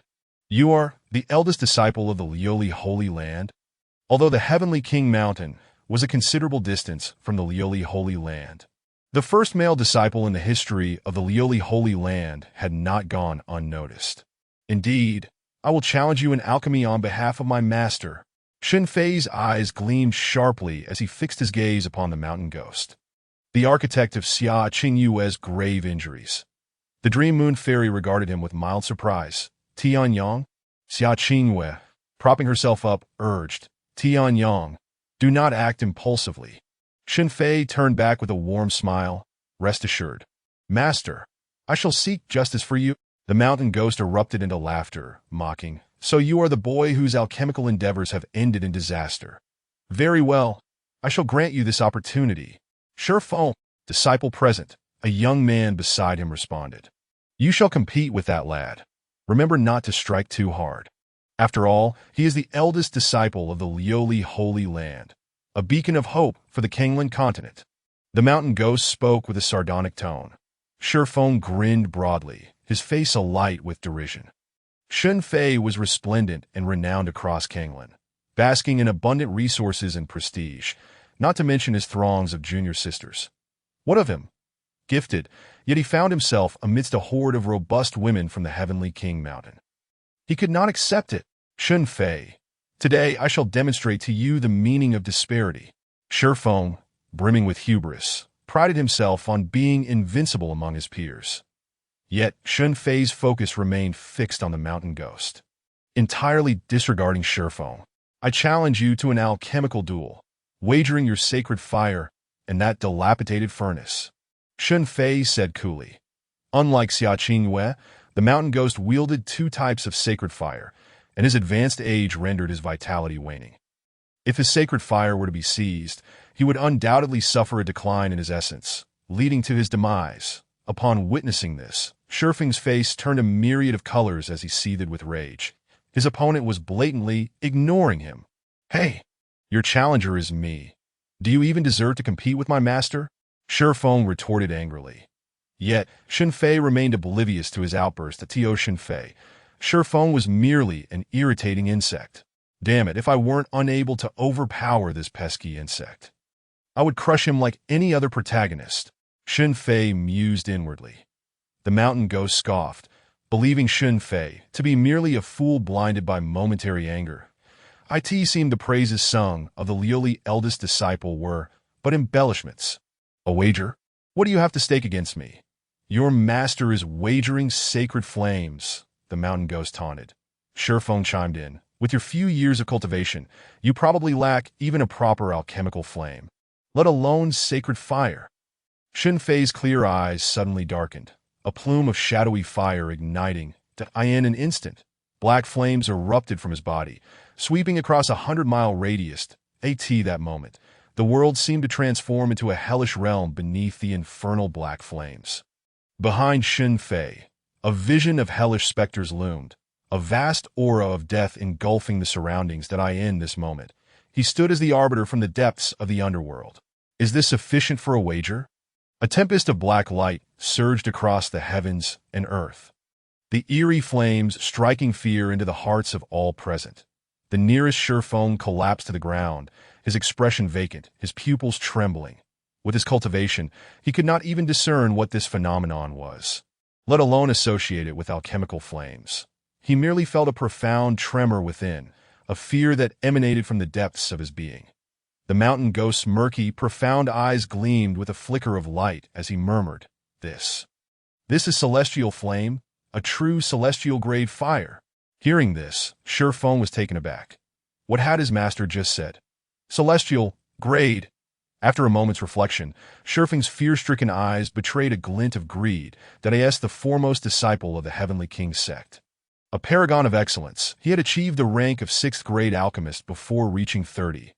He was heralded as the young generation most likely to become a 9th-grade alchemist, and he had yet to merge with sacred fire. If he could obtain this celestial-grade flame, he would undoubtedly dominate the realm and become the foremost prodigy of the world. Dare you wager? Shen Fei spoke slowly, his tone laced with disdain. Shen Fei rose. A greedy smile plastered across his face. What is there to fear? To possess celestial flames in your hands is nothing short of wasteful. Perhaps his prowess did not surpass Shen Fei's after all. The reputation of the Liu's eldest disciple cast a long shadow over the entire Kanglan continent. Yet in the realm of alchemy, he held absolute confidence to crush his opponent. Wait! The mountain ghost interjected suddenly, stepping forward. If I heard correctly, you just challenged me to an alchemical duel, did you not? The mountain ghost resolved to personally engage in battle, that he had faith in his disciple Shen Fei's abilities, and to bully a junior after cultivating for millennia would indeed tarnish his reputation. However, in the presence of celestial flames, all of that seemed trivial. He must ensure success, even if it meant sacrificing his dignity to acquire them. Shen Fei regarded the old man before him, his brow furrowed with an air of supremacy, and smirked dismissively. Indeed, I am challenging you. Shen Fei clenched his fists, gritting his teeth, his face contorted with displeasure. This was a mere alchemist who had repeatedly failed. Yet he feigned such grandeur. This fool should serve as a stepping stone, to be trampled upon. However, with his master having spoken, he hesitated to voice further objections. Behind them, the gravely injured Xia Qingwei believed Shen Fei was acting out of vengeance for her sake, and hurriedly intervened. Tianyong, do not act rashly. Master is fine. Mountain Ghost, do you not feel shame in bullying the young? You have cultivated for millennia, and yet you choose to compete with a fledgling alchemist who has barely begun. Xia Qingwei reproached fiercely. The mountain ghost chuckled. Second elder, your disciple is the one who initiated this challenge. Do not blame me that if I refuse, outsiders may accuse me of looking down upon your Liu holy land. The mountain ghost feigned a pitiful expression, continuing, moreover, enough, if we're to compete, let us proceed swiftly. There is no need for such trivial banter. Truly, the older one gets, the more they ramble. Shen Fei interjected with palpable impatience. The mountain ghost was taken aback. Never before had a junior dared to speak to him in such a manner. With a sinister smile, he retorted, Very well, if you are so eager to meet your end, I shall oblige. With a wave of his withered arm, a golden light flashed, and countless rare materials soared from his storage device. Hovering in the air, you may select from these materials at your leisure. Each participant has one chance, and the evaluation will be based on the grade, efficacy, and quality of the elixir produced. The mountain ghost believed these materials to be inconsequential, yet he articulated the rules nonetheless. As for the alchemical furnace, no need. I possess my own alchemical furnace. Shen Fei remarked casually, gazing at the floating materials. The mountain ghost scoffed, dismissing Shen Fei's actions with scorn. The materials he had provided were all suitable for crafting sixth-grade elixirs. To a mere child, they appeared as treasures. The mountain ghost swiftly determined the elixirs he would concoct, waving his arm lightly as several rare materials flew into his Kaiyuan Nine-Dragon furnace. Though he was a ninth-grade alchemist, he had only succeeded once, thus lacking confidence that he intended to refine the 8th-grade Tianyang melting fire pill, which would greatly aid fire practitioners by enhancing their control over flames and strengthening their innate fire. His disciple Shen Fei would find it useful when he eventually sought to refine Shen Fei's celestial flames. Meanwhile, Shen Fei continued to survey the materials, eventually furrowing his brow. What are these worthless items? Do you truly believe these can suffice for my alchemical endeavors? Instantly, the crowd erupted in shock. The mountain ghost stumbled, nearly losing control of the flame in his hand. Arrogant. It seems the Lioli eldest disciple is merely a braggart. Shen Fei rebuked angrily. For these materials were challenging even for him to manage, and yet Chen Yaoyang had the audacity to declare them trash. The mountain ghost halted his flames and inquired, "What grade of materials would you prefer?" He was genuinely frightened that Shen Fei might suddenly retract his challenge, should he choose not to compete. With the backing of the Lioli Holy Land, there was little the mountain ghost could do. He could not afford to miss out on celestial flames. Shen Fei exuded an air of divine nobility. Shaking his head slightly, "Those 2 ninth-grade spiritual herbs will just about do. I require at least sacred herbs to commence my alchemical work, that if you possess any immortal herbs, such as the undying herb or the longevity grass, it would be optimal. Should you be able to procure celestial herbs, I could certainly refine elixirs." Although the mountain ghost and his disciple recognized that Shen Fei was merely boasting, they felt as though he viewed them with the condescension reserved for a frog at the bottom of a well. A simple country bumpkin. Sacred herbs and undying herbs are exceedingly precious. A single sacred herb is worth far more than a 9th-grade elixir. The mountain ghost remarked, somewhat helplessly. Shen Fei sighed deeply, his expression shifting between gloom and brightness. "Then it seems we have a significant issue at hand." The old mountain spirit displayed a conflicted expression. To him, it seemed that Shen Fei was merely trying to be unreasonable and make things difficult for him. Indeed, Master Lu Li possessed some cunning. After a grueling internal struggle, the old mountain spirit proclaimed, "We can provide the sacred medicine and the elixir of immortality, but should your alchemical endeavors fail, the Lioli sacred ground must compensate us for our losses." At that moment, Chen Yaoyang remained silent, understanding the gravity of the situation and recognizing that this matter was beyond his authority. Dream Moon Fairy, with a calm demeanor, delicately spoke, "If Tianyang fails, we shall compensate you double." Though she had heard of Shen Fei's past failures in alchemy, she firmly believed in him. A coward he was not, and his efforts would not be in vain. Suddenly, Shen Fei turned, his expression revealing gratitude that he had not anticipated such faith from his master. Thus, the old mountain spirit produced 8 superior-grade herbs, including the sacred medicine and the elixir of immortality. Even for the crafting of the sacred elixir, a mere 1 or 2 superior herbs would suffice. Yet here lay 8 in total. Choose for yourself. Despite receiving Dream Moon Fairy's assurance, the old mountain spirit still appeared pained, reluctant to part with his precious herbs, gazing at the 8 superior herbs before him. Shen Fei's lips curled into a sly smile. One could not deny that the Tian Wang sect indeed held some depth. While the Lioli sacred ground might possess these herbs, they certainly would not have them in abundance. With a firm stance, Shen Fei declared loudly, "Chaotic void furnace." A swirl of violet-black light spun in the heavens, as if a rift had been torn in the void, revealing an endless chaos within. Suddenly, a powerful suction emanated from the chaotic rift, drawing in all 8 superior herbs along with the previous herbs stored in the old mountain spirit's storage ring. Chapter 162. Immortal Floating 9 turns Golden Flame Elixir, seeing his entire fortune along with all the sacred herbs of the Tian Wang sect being consumed. The old mountain spirit was taken aback, his eyes wide with disbelief. What is happening?" Shen Fei, unperturbed, replied, "What is the matter? I am merely refining elixirs." Absurd! What elixir requires such an abundance of herbs? The old mountain spirit felt as if his heart was being torn apart. Asserting that these were all the assets of the Tianwang sect was no exaggeration. Shen Fei's eyes, like serene waters, responded placidly. Why the panic? If it fails, our sacred ground will compensate you. The old mountain spirit was instantly incensed, his blood boiling as he suppressed his fury with his spiritual energy. Let us see how you extricate yourself from this situation. With a cold snort, he resumed crafting his 8-rank heavenly sun melting fire elixir. Behind Shen Fei, Xia Qingwei and Dream Moon Fairy exchanged glances filled with anticipation. Knowing Shen Fei, one could expect astonishing feats imminently. Xia Qingyue's pale and haggard face began to brighten with a smile.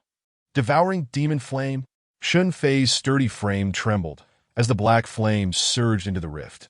The chaotic void appeared as an unfathomable abyss. And once the devouring demon flame entered this void, it ceased any further motion, as if capable of consuming the sun, moon, and the entire cosmos. Within the chaotic void furnace existed another realm of nothingness. An expanse filled solely with floating herbs, as the devouring demon flame encircled countless heavenly materials and earthly treasures. This could be deemed the most extraordinary furnace across all realms. Shen Fei had long since planned what elixir he intended to refine. His second master, Xia Qingyue, had suffered a grievous injury to her essence, causing her to lose much of her holy fire's potency. What he sought to concoct was the immortal floating 9 turns golden flame elixir. This elixir, documented in the Heavenly Alchemy Classic, contains supreme, celestial power capable of transforming decay into the miraculous, turning mortal fire into immortal flame. The efficacy of this elixir bore some resemblance to the heavenly sun melting fire elixir.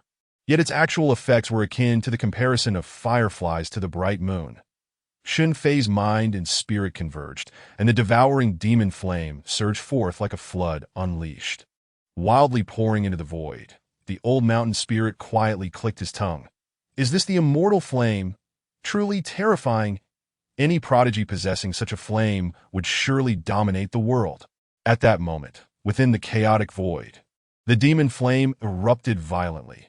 Apart from the 8 superior grade spiritual herbs, everything else was incinerated into wisps of spiritual smoke that dispersed into the surroundings. This was not Shen Fei's deliberate waste of materials. Rather, these 8 superior grade spiritual herbs were still insufficient to craft the immortal floating 9 turns golden flame elixir. The inclusion of lower grade herbs containing the essence of heaven and earth was essential. Otherwise, he would have to expend another drop of his precious blood. His fragile frame could hardly withstand such depletion. Several hours later, Dream Moon Fairy tended to Xia Qingyue's wounds, her complexion regaining some color. However, the removal of the holy fire and the injury to her essence was not a simple matter to remedy. Elixir complete, the old mountain spirit bellowed, as the opening Yuan 9 dragon furnace thudded back to the ground. The furnace lid opened, and in an instant, flames filled the sky, a towering inferno swirling upward. Within the resplendent flames, a crimson elixir spun rapidly, forming a fiery whirlwind. Haha, a perfectly refined heavenly sun melting fire elixir. It seems I have triumphed. The old mountain spirit chuckled, confident that the outcome of this contest was without suspense. The number of individuals capable of refining 8-rank elixirs across the entire Kanglan continent could be counted on one hand, and despite Shen Fei's exceptional talent, he remained merely a junior. Suddenly, the sky darkened, thunderclouds gathered, and an 8-rank elixir would inevitably attract the elixir tribulation, a source of dread for many alchemists. Yet for the old mountain spirit, who had attained the great ascension, it presented no pressure whatsoever. A trivial elixir tribulation, the old mountain spirit scoffed. Just as his words fell, a deafening crack of thunder resonated, shaking the heavens and earth, followed by thousands of lightning bolts dancing across the sky, transforming the firmament into a sea of thunder. The old mountain spirit trembled, feeling a profound threat to his life from that thunderclap. What is happening? How could such a terrifying elixir tribulation arise for an 8-rank elixir? Lightning flickered as if heralding the apocalypse. Elixir complete! Amidst the astonishment of the crowd, Shen Fei shouted, his entire being enveloped in celestial light and mist, radiating brilliance. His skin gleamed like jade, and each strand of hair shimmered with a pearlescent glow, resembling a celestial being descended to earth. Strikingly handsome, such a striking figure left the two ancient maidens behind him, both several millennia old. Utterly astounded, in that instant, the rift in the void erupted with an infinite blaze, the crimson hue revealing that it was not the devouring demon flame. The dark sky was painted with boundless red light, flames swirling for hundreds of thousands of meters, as if aiming to consume the very fabric of the cosmos at this moment. The old mountain spirit's small flame from the heavenly sun, melting fire elixir, appeared exceedingly awkward in comparison. Shen Fei's pupils glimmered with brilliance as he calmly stated, "Haha, a perfectly refined immortal floating 9 turns golden flame elixir. It seems I have emerged victorious." The outcome was unmistakable. Such terrifying heavenly thunder was surely invoked by Shen Fei's elixir. As for the meager 8-rank elixir tribulation, it was likely just one of the thousands of lightning bolts, and the weakest among them at that. The old mountain spirit, hearing Shen Fei echo his earlier words, displayed a mix of embarrassment and anger upon his withered visage. Though reluctant to accept it, he had indeed lost. What good is winning? Summoning such a dreadful elixir tribulation, even your sacred master would bleed out on the spot. The old mountain spirit seethed with rage. Shen Fei raised his handsome face slightly, disdainfully retorting, "Such an elixir tribulation I can easily dispel with a wave of my hand." Suddenly, the earth trembled, and 3 aged figures soared forth from deep within the Tianwang mountain range. The trio hovered in the sky, appearing as emaciated as dry twigs, so much so that one could believe they had crawled out of coffins. The old mountain spirit felt the ground shake beneath him, astonished, as if he had seen a savior, exclaiming, "It's the 3 stone ancestors. The ancestors have come. We are saved." Yet the trio stood in the sky, their faces etched with worry, for this heavenly tribulation was beyond their capacity to resist. "Is it the will of heaven to annihilate my Tianwang sect?" A hoarse, gravelly voice rang out. Shen Fei regarded the 3 figures above with a smile. Without ascending to immortality, one remains mortal. How could mere mortals withstand the heavenly tribulation of an immortal-grade elixir? Suddenly, a bolt of heavenly thunder struck down, targeting the Tianwang sect's alchemy platform. Dream Moon Fairy immediately gathered her spiritual energy to prepare for defense, while the old mountain spirit wore a face of despair, recognizing that this was beyond the realm of great ascension. Yet Shen Fei remained calm and composed, throwing his head back in a resounding roar. "Begone!" His furious shout reverberated through the heavens, shaking the universe. The thunderclouds rolled ominously, as if gripped by immense fear. In the next moment, they dissipated, leaving the sky clear as if washed clean.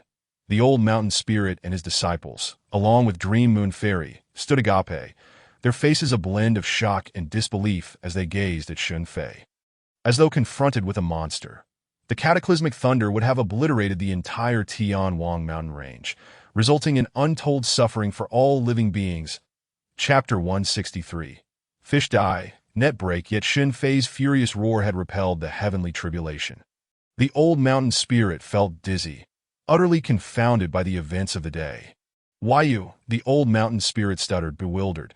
Was this not a mere alchemist prone to explosive failures? Looking at the crimson golden elixir floating before Shen Fei, he felt it more terrifying than the sacred treasures within his sect or even a sacred medicine. Shen Fei calmly declared, "This is the immortal grade elixir. The immortal floating 9 turns golden flame elixir. It can elevate any mortal flame to the level of immortal flame." The old mountain spirit and his disciples were left utterly astounded. Could it be true that someone could indeed refine an immortal elixir? From the earlier elixir tribulation, although it had not descended, only an immortal-grade elixir could possess such formidable power. Gazing at Shen Fei's appearance and demeanor, they even began to suspect he might be a reincarnation of some celestial being. With a mischievous smile, Shen Fei remarked, "Since I have triumphed, it is time to fulfill our promise." With a graceful sweep of Shen Fei's elongated arm, the sky once again tore open a gaping rift, devouring the Kaiyuan 9-dragon furnace hole. "My alchemical furnace, The mountain ghost elder bellowed in fury that he had never anticipated defeat, nor did he ever consider relinquishing his prized furnace. What do you intend to do with my furnace, boy? The mountain ghost elder seethed with rage. Yet with the presence of the moon dream fairy, he dared not act rashly. Your furnace? Shen Fei scoffed with disdain. Rest assured, I have no interest in such worthless refuse. As he spoke, the portal in the void quivered slightly, and a pool of molten iron flowed forth. Thus, a sacred furnace was refined by Shen Fei. No, my treasured furnace. The mountain ghost elder's eyes bulged, bloodshot with disbelief.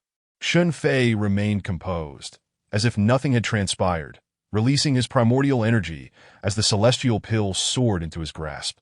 Turning back, he smiled and said, Second uncle, I am grateful for your guidance in alchemy over these past days. This celestial pill is my humble offering to you. Instantly, the entire assembly was struck with astonishment. The worth of a celestial pill was beyond measure. One could command an entire sacred ground to fulfill a request merely with one, yet Shen Fei presented it so casually, gifting it away. The mountain ghost elder glanced at Shen Fei beside him, his heart lamenting, Behold what it means to have a prodigious disciple. At that moment, Shen Fei suddenly sensed an immense pressure descending from above, a weight he had never encountered before. The air was filled with a howling sound as three emaciated elders, their bodies frail, yet seemingly harboring the power to annihilate heaven and earth, approached through the void, greeting the three stone ancestors. The mountain ghost elder and Shen Fei bowed deeply, their expressions steeped in utmost reverence. Mountain ghost, what is the meaning of this? The central ancestor rasped. The mountain ghost elder recounted the events that had transpired, embellishing the tale as he spoke. Shen Fei's expression darkened. Each of the three stone ancestors surpassed the moon dream fairy in cultivation, and he himself possessed celestial fire and pills. Upon hearing the account, the faces of the three stone ancestors shifted dramatically. Celestial pill? Celestial flame? Even after living for tens of thousands of years, they had never beheld a celestial flame, its rarity evident. After exchanging glances, one stepped forward and asked sternly, Shen Fei, are you aware of your transgressions? With a flick of his sleeve, Shen Fei radiated celestial energy, unyielding yet respectful. What crime have I committed?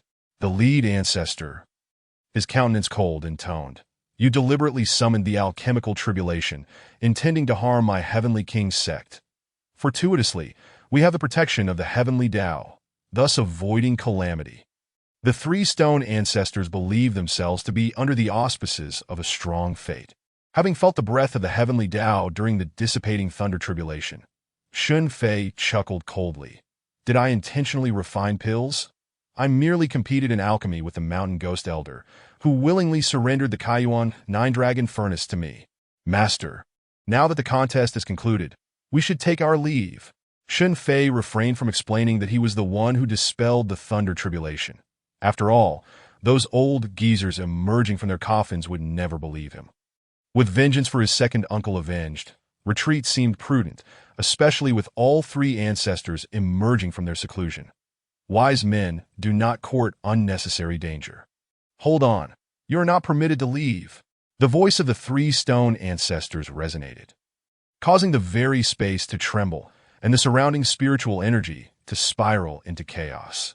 Shen Fei felt an overwhelming heaviness in his body, unable to take a single step. The celestial pill you possess was forged from materials belonging to our heavenly king sect. It must be returned to its rightful owner before you can depart. The voice of the three stone ancestors echoed, devoid of emotion. Shen Fei's gaze darkened, his teeth clenched tightly. Although the term stated that if he failed, he would compensate double for the materials, they did not clarify the ownership of the pills. However, in alchemical contests, the victor's creations inherently belong to them. This was an unspoken rule. Yet if the elder chose to act shamelessly, there was little he could do. That he observed the severely injured Xia Qingyue, who required this celestial pill for her recovery. Realizing that in such a high-stakes confrontation, he felt as insignificant as an ant. The only one on his side with any combat capability was the Moon Dream Fairy. Though she was formidable, She was still merely at the Great Ascension level, while they faced one Great Ascension and three Tribulation Stage ancestors. Shen Fei pondered repeatedly, while they posed no immediate threat to his life. After all, there were many reclusive ancestors within the glazed sacred land. He could always refine more pills that a wise man avoids immediate peril. But, Tianyang, he speaks the truth. We cannot leave just yet. Just as Shen Fei prepared to hand over the celestial pill, the Moon Dream Fairy suddenly interjected coldly. Shen Fei turned, astonished. Master, this? The Moon Dream Fairy smirked coldly, exuding an air of nobility and arrogance as she explained. Have you forgotten?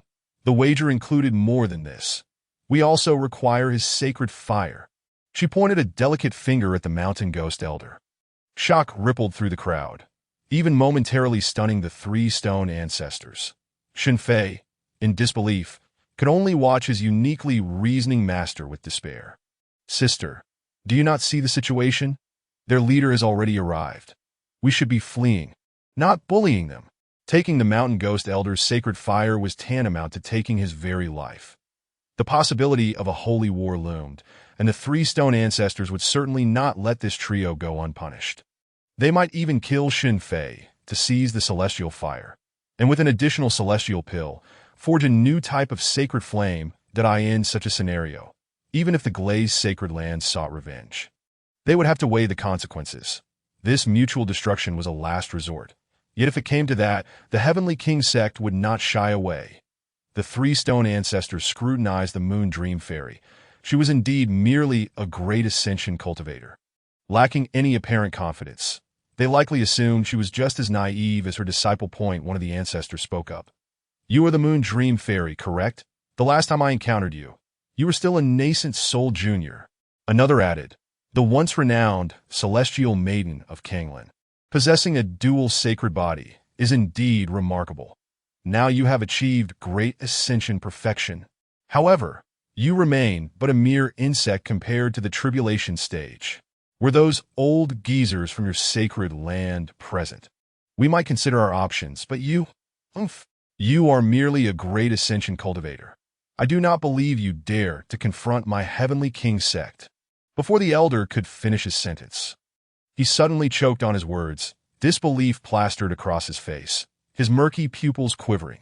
With a swift motion, the Moon Dream Fairy appeared before the mountain ghost elder like a wisp of shadow, her delicate hand piercing through his chest. Blood cascaded down her alabaster arm as she withdrew her hand, now stained crimson, with a sphere of searing flame dancing upon her palm. That was the essence of the mountain ghost elder's sacred fire. The mountain ghost elder could never have fathomed that his life would come to such an end. His pupils widened, filled with bloodshot panic and resentment, before he collapsed to the ground with a thud. Master, Shen Fei cried out beside him, his face splattered with his master's blood. Shen Fei stood in stunned silence, his mouth agape as if he could fit an egg inside. Though he wished to express his astonishment, his lack of eloquence rendered him only capable of exclaiming, "What the hell?" Meanwhile, Xia Qingwei, rising from the stones, smiled faintly, her beautiful eyes reflecting on the past. Sister Moon Fairy, even as the sacred lord, you remain the one who always protected the six of us. The Moon Dream Fairy casually discarded the essence of the mountain ghost elder's sacred fire onto the ground, tilting her head coldly as she remarked, "Old man, what was it you just said I dared not do?" Row! The three stone ancestors glared furiously, their beards bristling, as overwhelming spiritual power erupted, shaking the very earth. Moon Dream Fairy, you seek death, truly believing my Heavenly King sect is without defenders. If this incident were to go unpunished, the Heavenly King sect would likely find itself without a foothold. Brother, do not waste words with her. Eliminate them all. Seize the sacred fire and the celestial pills. Even the glazed sacred land will have to consider the consequences. The Moon Dream Fairy's eyes sparkled with unwavering authority as she declared, "If battle is what you seek, then let it commence. You are but remnants of an old era, gazing at the world from your own narrow well." With that, the air crackled with battle intent, and spiritual energy surged like oceans as the four ascended into the heavens. Such battles, transcending the realm of integration, were generally forbidden on the ground that I end the realm of integration. A mere gesture could reverse mountains and rivers, causing countless lives to vanish in an instant. Too much collateral damage. An affront to cosmic principles. Thus, to avoid harming the innocent, battles at that level necessitated celestial confrontation, and those at the Great Ascension and Tribulation stages must ascend to the heavens to fight. In the skies above, the Moon Dream Fairy floated, her white gown billowing in the winds of the ninth heaven, enveloped in a mist of celestial energy. Facing 3 Tribulation stage elders, she remained unafraid. A Great Ascension practitioner with a dual sacred body. Allow me to show you what it means to be beyond the realm of humanity. One of the ancestors struck first, his form ghostly, exuding overwhelming spiritual energy. Heavenly Mountain Ghost Hand. In a flash, the world dimmed as a pair of enormous, sinister claws surged toward the Moon Dream Fairy, seemingly intent on tearing apart heaven and earth.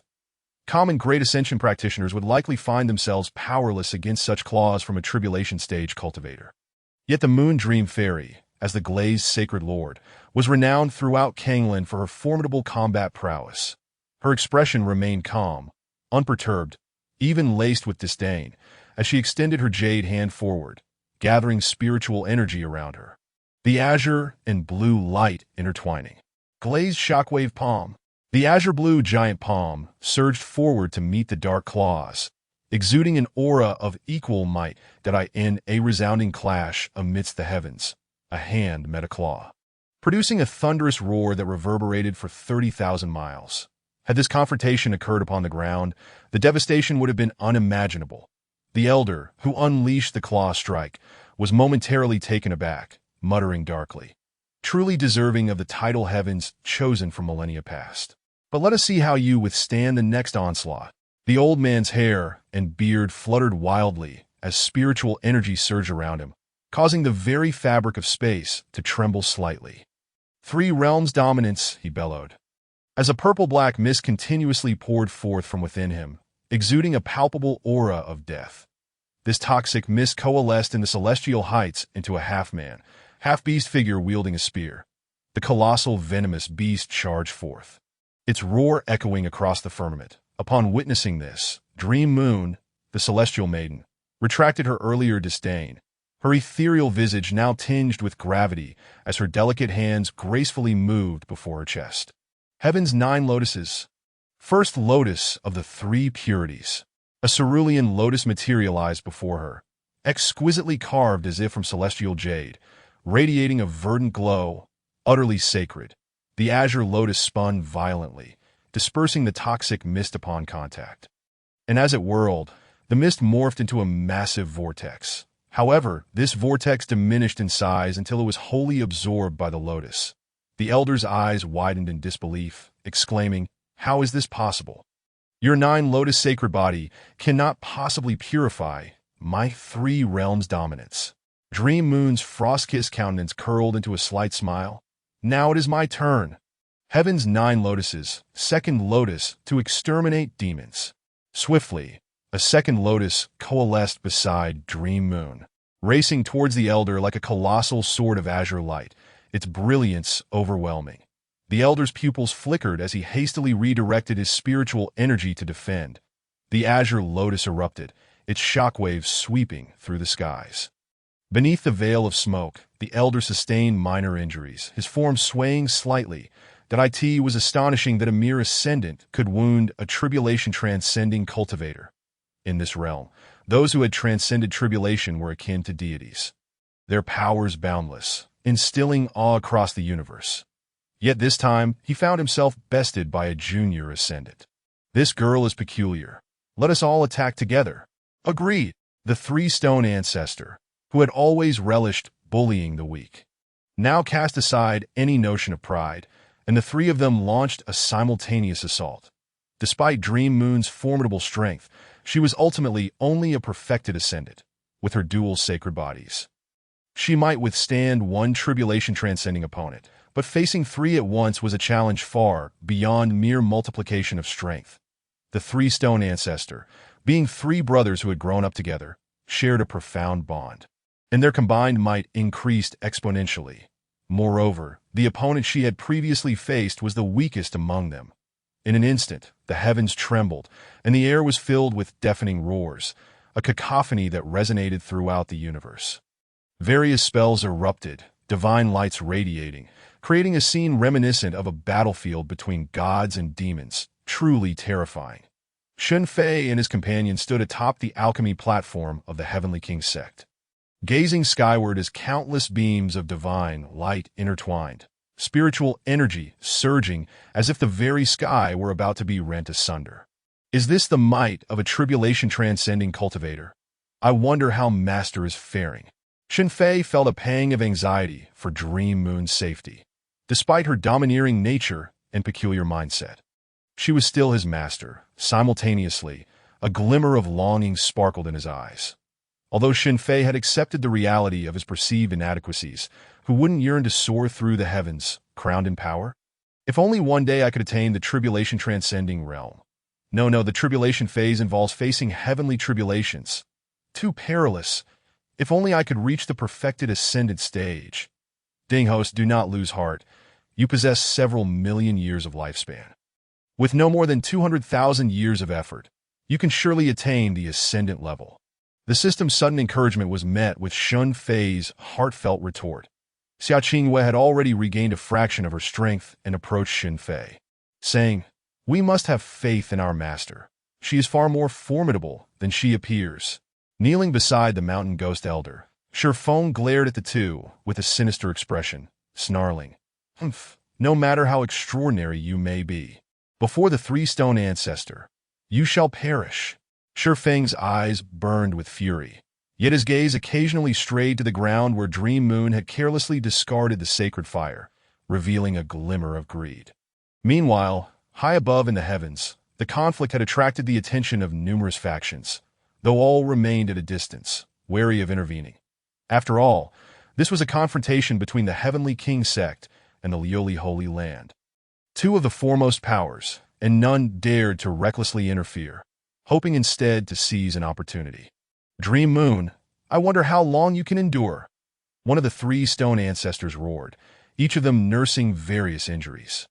Although they held a significant advantage, they were nonetheless secretly astonished. Dream Moon was nothing short of a monster. At that moment, Dream Moon, breathing heavily, her chest rising and falling, her robe tattered, her flawless figure partially revealed, floated in the air, surrounded by 9 azure lotuses shimmering with brilliance. "I, too, wish to see how long you can last." As she spoke, the glow within her surged, her wounds healing rapidly as the 9 lotuses emitted beams of light that intertwined, illuminating her exquisite form. Upon witnessing this, the three-stone ancestor furrowed his brow. This pure sacred body is indeed formidable. Combined with the 9 lotus sacred body, it truly embodies eternal vitality and astonishing combat prowess. No wonder she dominated countless unparalleled prodigies in the past. A dual sacred body is indeed terrifying. We can no longer hold back, since we have engaged in battle. We must eliminate this woman before us. The three exchanged glances, as if reaching a pivotal decision. Why were all the leaders of the 4 great holy lands at the ascendant level rather than higher tribulation-transcending cultivators? Each major realm consists of 10 minor levels, but the tribulation phase differs. Within the tribulation phase, disparities in strength remain, yet advancement ceases. To progress further, one must confront heavenly tribulations and transcend to become an immortal. However, in ancient times, the probability of success in overcoming the heavenly tribulation was exceedingly low, and anyone who reached this stage had undoubtedly accumulated countless karmic ties. They must resolve these ties before attempting to transcend, lest they fall prey to inner demons and perish amidst the tribulations. Every tribulation-transcending cultivator sought to delay the tribulation as long as possible, striving for more time to settle their karmic debts. Yet this also meant they could not reveal their full strength, drawing the attention of the heavenly will. For instance, the elders in the Lioli Holy Land were all preparing for their tribulations while simultaneously safeguarding their land, repaying karmic debts, and rarely intervening unless absolutely necessary. Evidently, The three stone ancestors had previously feared attracting the heavenly will's notice and thus did not unleash their full power, considering their opponent merely an ascendant. However, now they could no longer conceal their might. Starry sky, shattering wave, 9 stars slaying God's technique. Heaven and earth reincarnation art. The three unleashed their signature techniques simultaneously, causing the heavens to tremble and the space to nearly rupture. Chaos reigning supreme. Dream Moon's pupils quivered. The three forces instilled fear in her heart. Is this the true strength of a tribulation-transcending cultivator? The starry sky, shattering waves surged toward her first, dimming the heavens as if a divine presence had descended. Dream Moon immediately concentrated the 9 azure lotuses before her, merging them into a colossal lotus, channeling her pure sacred body's full power. Heaven's 9 lotuses. 9 lotuses grant life to all. Yet as the starry sky shattering wave collided with the combined lotus, it shattered instantaneously. Dream Moon's beautiful eyes widened in astonishment. Momentarily stunned, she had gravely underestimated the true power of tribulation-transcending cultivators. The terrifying shockwave struck her delicate form with a deafening boom. The smoke dissipated, revealing Dream Moon clutching her wound with one hand, covered in injuries, as she coughed up a mouthful of blood, sustaining severe damage. However, the three stone ancestors were even more astonished. This cannot be. What manner of monster is this? If she survived that, let us unleash more attacks. At that moment, Dream Moon delicately wiped the blood from the corner of her mouth, revealing a strange smile. That last attack was your only opportunity. What? The three stone ancestors were taken aback by Dream Moon's response to the Heavenly King's sex alchemy platform. The onlookers remained tense, observing the battle above. Disciples and elders of the sect had gathered, encircling Shen Fei and Xia Qingyue, yet they did not rashly intervene, for the battle in the heavens would determine everything. Tension filled the air as both sides faced off. Suddenly, it seemed the conflict in the skies was reaching a conclusion, a wave of spiritual energy hurtling towards the ground. All eyes fixated on the impending impact, which struck the earth with a resounding crash. Kicking up clouds of dust as the haze cleared, the crowd's expressions transformed into wide-eyed astonishment, fear, and disbelief. There stood Dream Moon, her entire being suffused with celestial light, her form pristine and flawless, her skin akin to ice and jade. Each strand of hair radiating brilliance, as if a celestial being had descended, breathtakingly beautiful in stark contrast.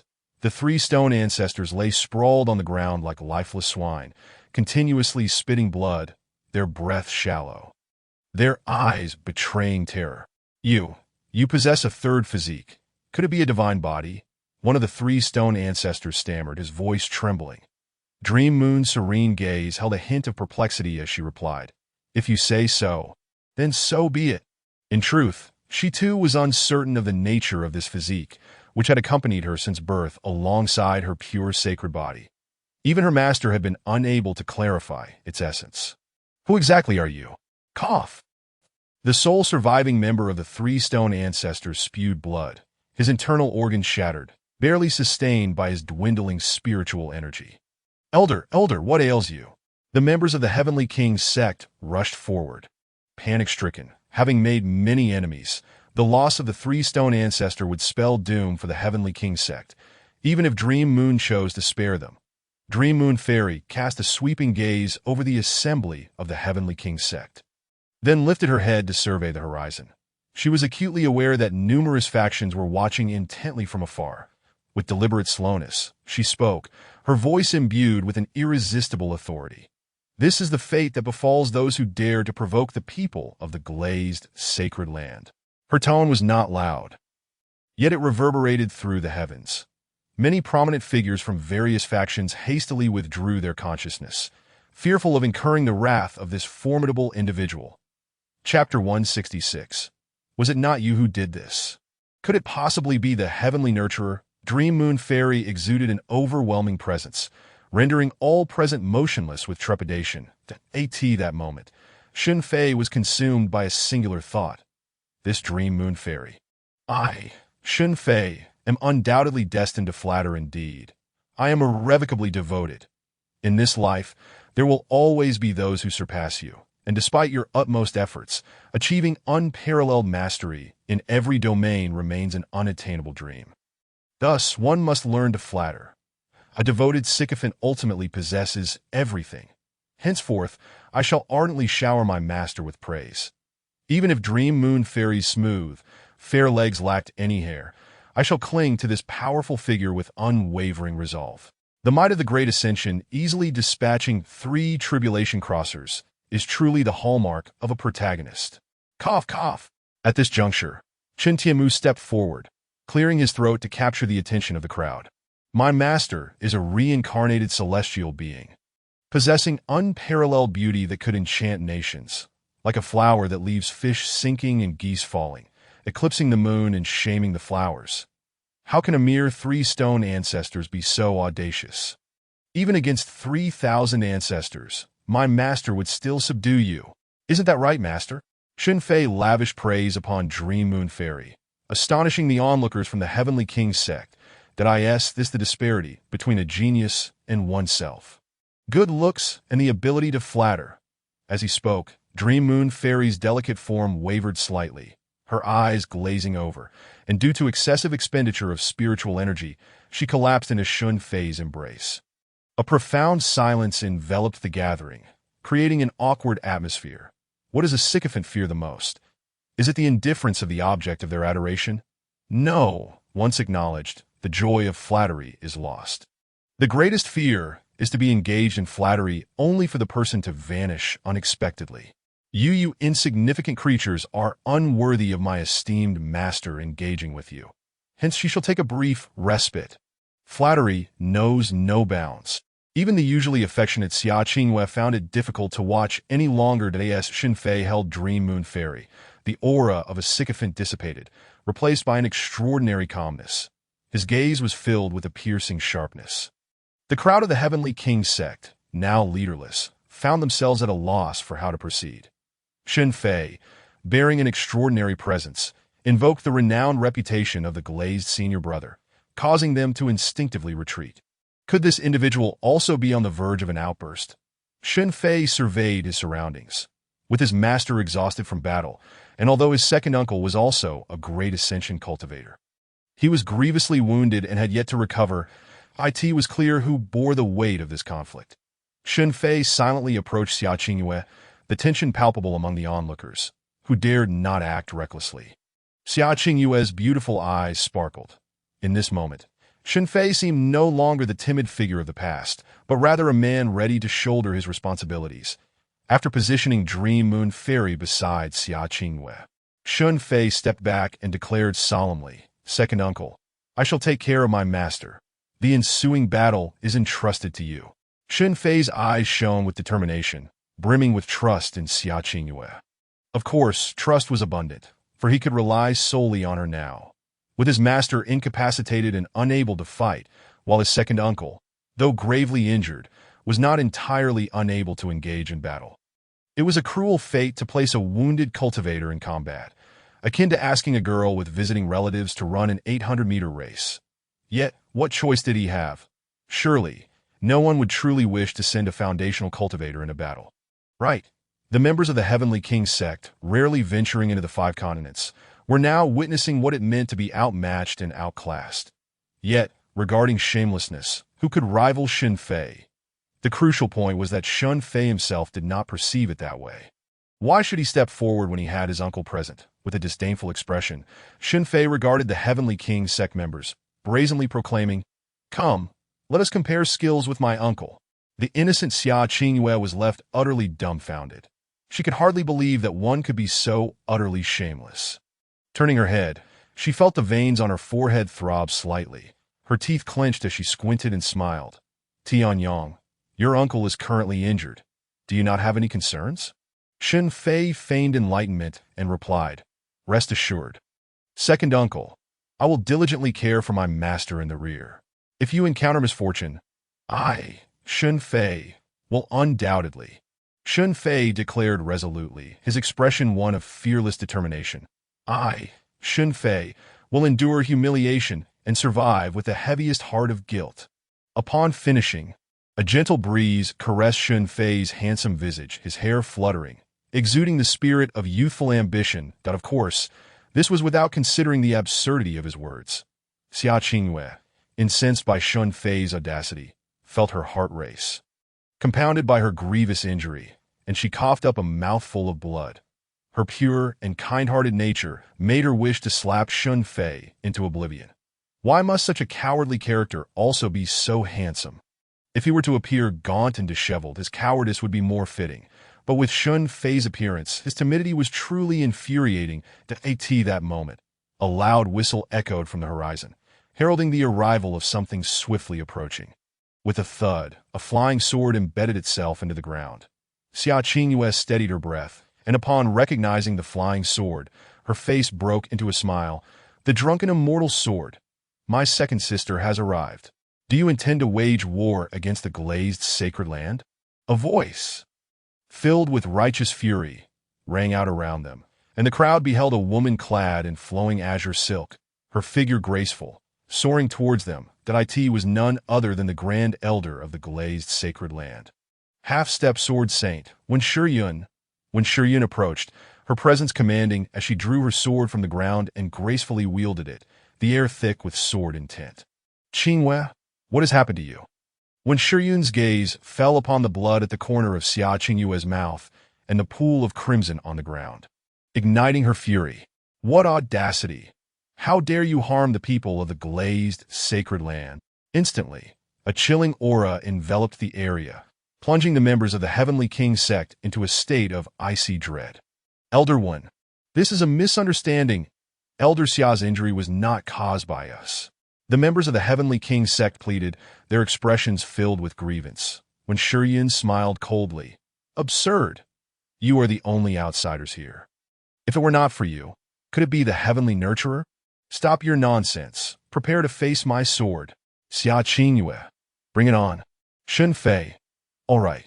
The members of the Heavenly King sect. Shen Fei, what are you planning to do?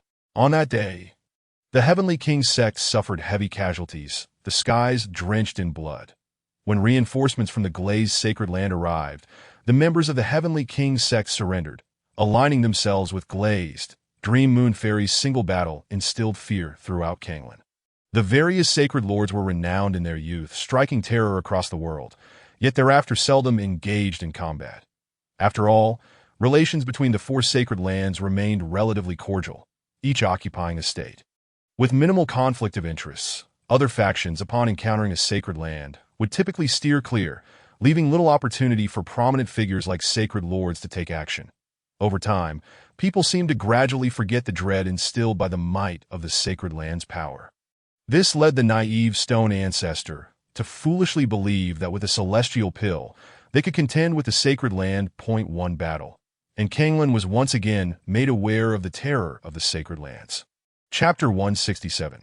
Let the bullets fly. For a while 10 days later, down on a certain peak of the glazed sacred land. 9 peaks formed a chain, the woods cast in shadow, white clouds drifting, a gentle breeze stirring. The beauty of the mortal realm manifests in such a manner. Bang! A thunderous sound shattered the tranquility of the mountains, startling the birds and beasts within the woods. That a youth clad in white stood atop the mountain, his garments billowing, his expression serious, with a pair of starry eyes that resembled those of an eagle, intently observing the horizon. The strikingly handsome youth held a slender, black metal-crafted magic weapon, gripping it firmly with his right hand, while his left hand held it steady. The end of the black metal weapon rested against the youth's shoulder, its front end emitting wisps of white smoke. Beside him stood a woman of unparalleled elegance, with flowing azure hair, skin fairer than frost. Possessing an ethereal beauty akin to that of an immortal, she was exquisitely slender. Tianyang, is this the new treasure you have forged? What is its name? The woman appeared somewhat excited. The youth was none other than Shen Fei, the glazed senior brother, and the woman was the third elder of the glazed sacred land, Mu Qinqing. Following the battle at Heavenly King Mountain, Shen Fei had given the immortal floating 9 transformations golden flame pill he refined to Xia Qingyue, aiding in the restoration of her essence and the evolution of her pill fire. The power contained within the celestial pill was exceedingly formidable, not something that could be digested in a short time. prompting Xia Qingyue to enter seclusion. As for the endorsement from the second elder He, if one could refine a celestial pill, surely they would be accepted. Thereafter, Shen Fei naturally began learning artifact forging under the tutelage of the third elder, Mu Qianqing.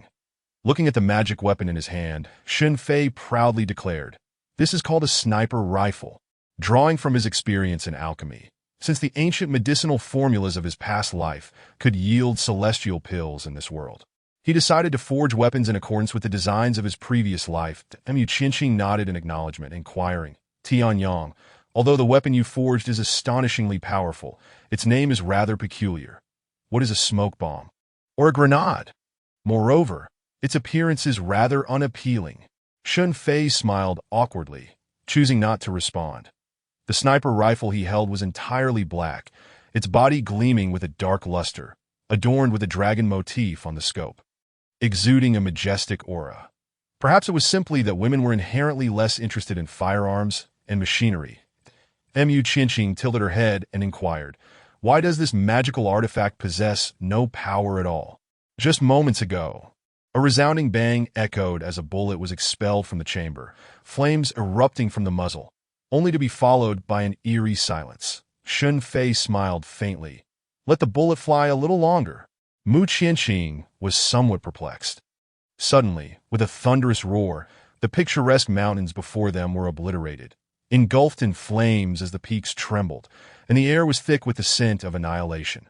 With Shen Fei infusing it with elemental energy and employing the principles of artifact refinement from the realms of cultivation, a mere sniper rifle transformed into a cataclysmic weapon of war. Mu Qianqing was left astounded. This strike could likely incapacitate even a nascent soul cultivator. In terms of might, it surpassed many artifacts, with some ancient relics capable of directly slaying those at the ascendant stage. What truly astonished her was the remarkably low consumption of spiritual energy by this artifact, making it manageable even for Foundation establishment cultivators. This implied that a Foundation establishment practitioner could wield a means to threaten a nascent soul, an alarming prospect indeed. "Master San, do you acknowledge this artifact?" Shen Fei inquired. Mu Qianqing chuckled. "Of course, I acknowledge it. The Great Elder and Second Elder were indeed correct. You cannot be measured by the standards of ordinary individuals. You are truly a prodigy." She then sighed wistfully. "If it weren't for the imminent opening of the demon dragon's nest, I would be loath to let you go so easily." Just as Shen Fei revealed a delighted smile, the mention of the demon dragon's nest caused his expression to darken momentarily. Were it not for the pressure from Dream Moon Fairy, he would not have been driven to exert himself so diligently. What was the purpose of such effort? Was it merely to secure a ticket to a crematorium? The following morning, within the glazed holy palace, Dream Moon Fairy donned a gown of shimmering glaze, her hair elegantly secured with a phoenix hairpin. "Today, Tianyang and Yudi, you two shall represent the glazed holy land and proceed to the Wanshan holy land to enter the demon dragon's nest, where countless opportunities await. You must seize this chance. This time, the fourth elder will lead the team." Beside Dream Moon Fairy stood a petite woman, only 5 feet tall, with a sweet and charming visage. Her large, expressive eyes captivating. Though diminutive in stature, her figure was remarkably curvaceous, rivaling even Dream Moon Fairy. Shen Fei could only think of 4 words: youthful visage and grand stature.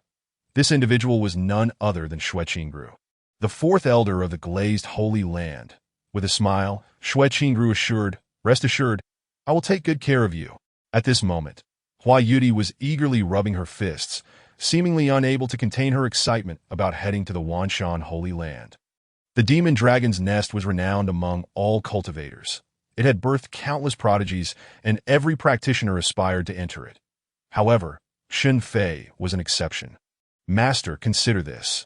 The early opening of the demon dragon's nest must be concerning. I feel we should deliberate further." Exploring secret realms, classic narratives, and now with the realm opening prematurely, it implied immense opportunities within, but no matter how grand the fortune, one must possess the means to seize it. Standing beside him, Hua Yudi playfully covered her face and giggled. "Senior brother, are you perhaps scared?" How could that be? I merely believe in exercising caution." Shen Fei firmly refuted. Dream Moon Fairy chuckled gently. We, the several holy masters, have also analyzed the situation. Instantly, everyone's attention was drawn to Dream Moon Fairy. Long ago, during a cataclysmic war between immortals and demons, countless realms were left in ruins that a demon dragon sustained severe wounds during this conflict and was cast into the lower realms. That demon dragon took refuge in its lair and ultimately succumbed to its injuries therein. Thus, the legend of the demon dragon's nest was born, housing the dragon's lifetime treasures. However, due to the magical formations laid by the demon dragon, it opens only once every century, and cultivators of advanced age, burdened by too much karma, are forbidden entry. Thus, only those under 50 years of age are permitted. Yet this early opening may pertain to a supreme treasure or the remains of the demon dragon. Listening intently, Shui grew gasped in astonishment. The dragon race is renowned for its corporeal might, and the demon dragon is even more extraordinary. The value of its remains is incalculable. In the floating pagoda, holy land of the Western continent, the Holy Master spoke solemnly. Exercise utmost caution during your expedition to the Demon Dragon Holy Land. Should you discover the remains of the Demon Dragon, do not entertain the notion of directly refining them. Understood? A pair of young men and women bowed in response. In the Central Continent's great celestial dynasty, the 4 continents of Kanglan were governed by the 4 great holy bodies, with countless kingdoms scattered within. However, these realms were predominantly manipulated by various sects. For when a cultivator was enraged, they could easily slay millions, far beyond the capabilities of ordinary armies. Yet within the vast Central Continent resided a singular immortal dynasty, where all sects became vassal forces to this nation. This was the Great Celestial Dynasty, a formidable dynasty with foundations rivaling those of the Holy Lands, and they too would inevitably partake in the expedition to the Demon Dragon's Nest, Chapter 168. The Conspiracy of the Dark, Turbulent Domain. Father, I wish to participate in the Demon Dragon's Nest. A delicate voice echoed within the palace of the Great Celestial Dynasty that a young girl clad in palace attire pouted her rosy lips, throwing a tantrum, her lovely face etched with petulance. The Emperor of the Great Celestial Dynasty, revered by all nations, rubbed his temples, his expression a portrait of worry and exasperation. The only one capable of causing such distress to the illustrious ruler was none other than Princess Ji Yao of the Great Celestial Dynasty, who had barged into the palace early in the morning, clamoring incessantly to visit the demon dragon's nest. Li Yao, what could possibly compel you to go there? The emperor's ears felt as if they might bleed from her incessant pleas. Ji Yao responded earnestly, of course, to meet the future consort of the Great Celestial Dynasty. The emperor's eyes widened in disbelief. He had many offspring, but only one daughter, his cherished jewel. The mere mention of a consort darkened his countenance. You are but 14 years old. What do you know of consorts? Surely. I speak of Shen Fei from the glazed Holy Land. I have heard he is as handsome as a celestial being descended from the heavens, truly the most dashing man in the realm. My husband must be the most exquisite man in the world. As the senior disciple of the glazed Holy Land, Shen Fei would undoubtedly attend the Demon Dragon's Nest, and Ji Yao seized this opportunity to catch a glimpse of the lauded prodigy. The emperor felt utterly defeated. With only one daughter, who had been spoiled since childhood, her character had become somewhat willful, and she was an ardent admirer of beauty. At merely 14, she was already infatuated with handsome young men, disregarding the merits of character for mere appearance. Just as the emperor was at his wit's end, Ji Yao's elder brother, the 3rd Prince Tian Kunlun, arrived. Greetings, father. Tian Kunlun respectfully bowed. Although no outsiders were present, decorum was paramount in the imperial family. Upon seeing his 3rd son, the emperor immediately spoke. Li Yao, I have matters to discuss with your brother. You may leave. Humph! Ji Yao stomped her foot in frustration and stormed out of the palace. Kunlun, you shall be the only one to venture to the demon dragon's nest this time. The other princes are either preoccupied or lack sufficient cultivation. What of the royal sister? The emperor replied irritably. Do not mention that girl. As a member of the royal family, she is shamelessly infatuated with handsome men, so superficial.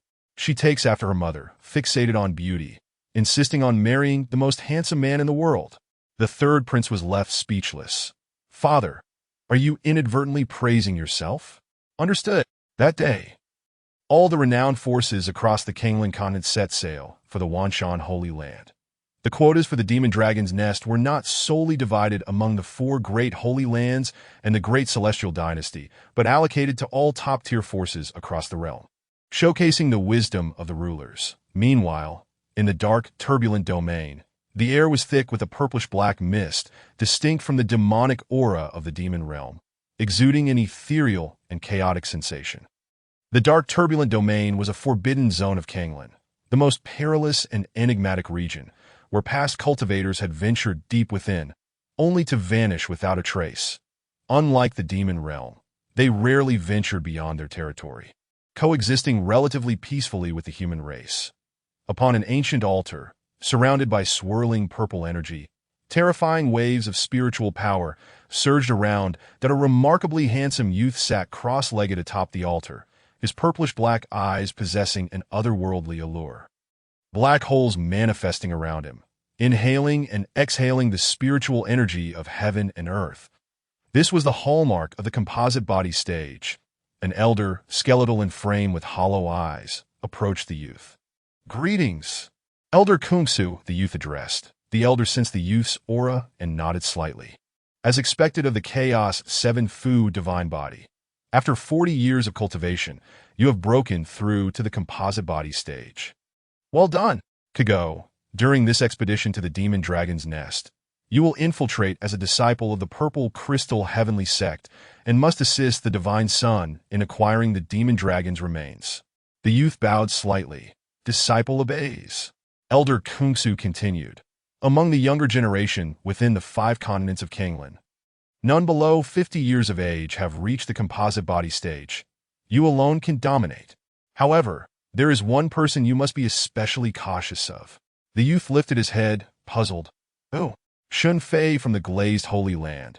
He is a chosen one, a fortuitous star of Kanglan that I have attempted numerous calculations, yet cannot ascertain his fate. Perhaps even those at the composite body stage may not be his match. As Elder Kungsu spoke, he extended a bony hand and presented a jade box. The elixirs within can aid you in refining the demon soul residing in the dragon's remains. The divine sun only seeks the dragon bones, so you may refine the dragon soul at that time. This should be sufficient to contend with Shen Fei. The youth's eyes sparkled with brilliance.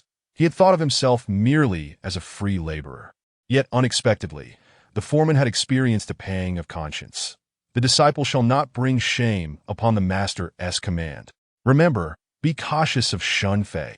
In the skies above, a phoenix spirit soared majestically, its azure feathers fluttering gently, stirring up gusts of wind that on the back of the rock, Shui Qingru and 2 others sat comfortably. Although this world possessed teleportation arrays, they did not allow for arbitrary travel to any location. Most of the time, one still needed spirit beasts and magical artifacts to serve as transportation.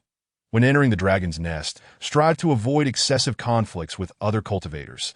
The challenges ahead require unity among the younger generation, and fortune shall depend on one's individual destiny. However, once we delve into the depths of the dragon's nest, the skeleton of the demon dragon should be found there, and at that moment, personal strength will determine everything. Tianyang, Yudi, though the skeleton is enticing, it is ultimately a demonic creature. Be sure to exercise caution. Shui Qingru, once a prodigious talent herself, having ventured into the dragon's nest before, led the expedition to the sacred land of 10,000 dragons every century after becoming an elder. Hence she possessed considerable knowledge about the dragon's nest. Huayu Dai listened attentively. Shen Fei declared, "Rest assured, Master Uncle, I will protect myself." There would be no contention. He vowed never to engage in conflict with others in this lifetime. Huayu Dai, with her large, watery eyes, pouted playfully.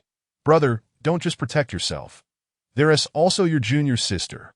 Shen Fei suddenly realized. "Right, Master Uncle. Rest assured, my junior sister will protect me too." Huayu Dai, Shui Qingru. The rock spread its wings across 30,000 miles. singing a powerful melody that resonated through the heavens. The group journeyed day and night until they arrived at the sacred land of 10,000 dragons. The sacred land, characterized by its towering mountains, resembled a colossal dragon extending for thousands of miles, grand and majestic, a paradise of the immortals. To the Lioli's sacred land, Shueqin Gru brings disciples Huiyu Dai and Shen Fei to partake in the dragon's nest. Shueqin Gru announced from the rock's back, "Greetings, Elder Shui, please come in." The steward responsible for registering the various factions for the dragon's nest hurriedly stood up, displaying utmost respect. After all, with 3,000 female disciples and numerous stunning elders, who among the cultivators beneath the heavens would not yearn to curry favor with the Lioli's sacred land? Especially given the male-to-female ratio at the sacred land of 10,000 dragons, akin to that of a temple. Shen Fei and the others leapt down from the rock's back. Chapter 169. Gathering of prodigies at the sacred land of 10,000 dragons, Shueqin Gru was petite and charming, exuding an air of unparalleled nobility, akin to a delicate and adorable doll. Having visited the sacred land of 10,000 dragons numerous times, she was quite popular here today for Huiyu Dai. Her reputation as the foremost beauty of the Kanglan continent was well established. A dream for countless young men. This journey to the dragon's nest marked Shen Fei's first foray into the world, where many prodigies were only known by name, yet never seen in person. Look, the Lioli fairy has arrived. Many gathered to watch. Even the reclusive Lioli fairy could incite great commotion wherever she went. Observing the crowd's reaction, Shen Fei felt somewhat perplexed. Isn't she just a woman? Is such excitement truly warranted? One cannot generalize the nature of individuals.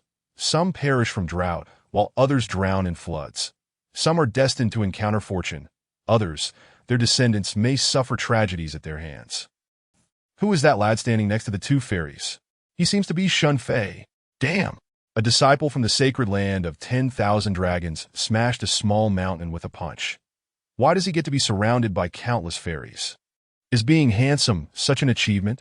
This pretty boy, surrounded by so many fairies, must be physically weak, his foundation unstable, which will greatly impact his future cultivation.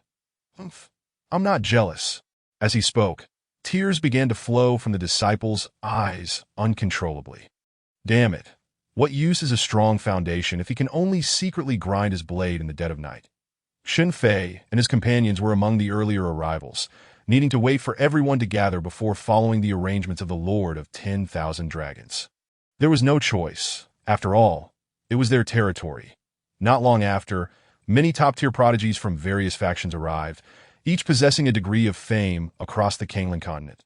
The four great sacred lands have a long-standing legacy due to their profound heritage, enabling each generation to produce exceptional talents. Yet, there are always those fortunate individuals outside the sacred lands, leading some ordinary top-tier factions to possess prodigies capable of competing with the disciples of the sacred lands. In the sky, a spirit beast resembling a battleship slowly descended. The floating pagoda's sacred land has come to the banquet. The sacred son Wan Fuqian and the sacred maiden Yu Lingming arrived at the sacred land of 10,000 dragons.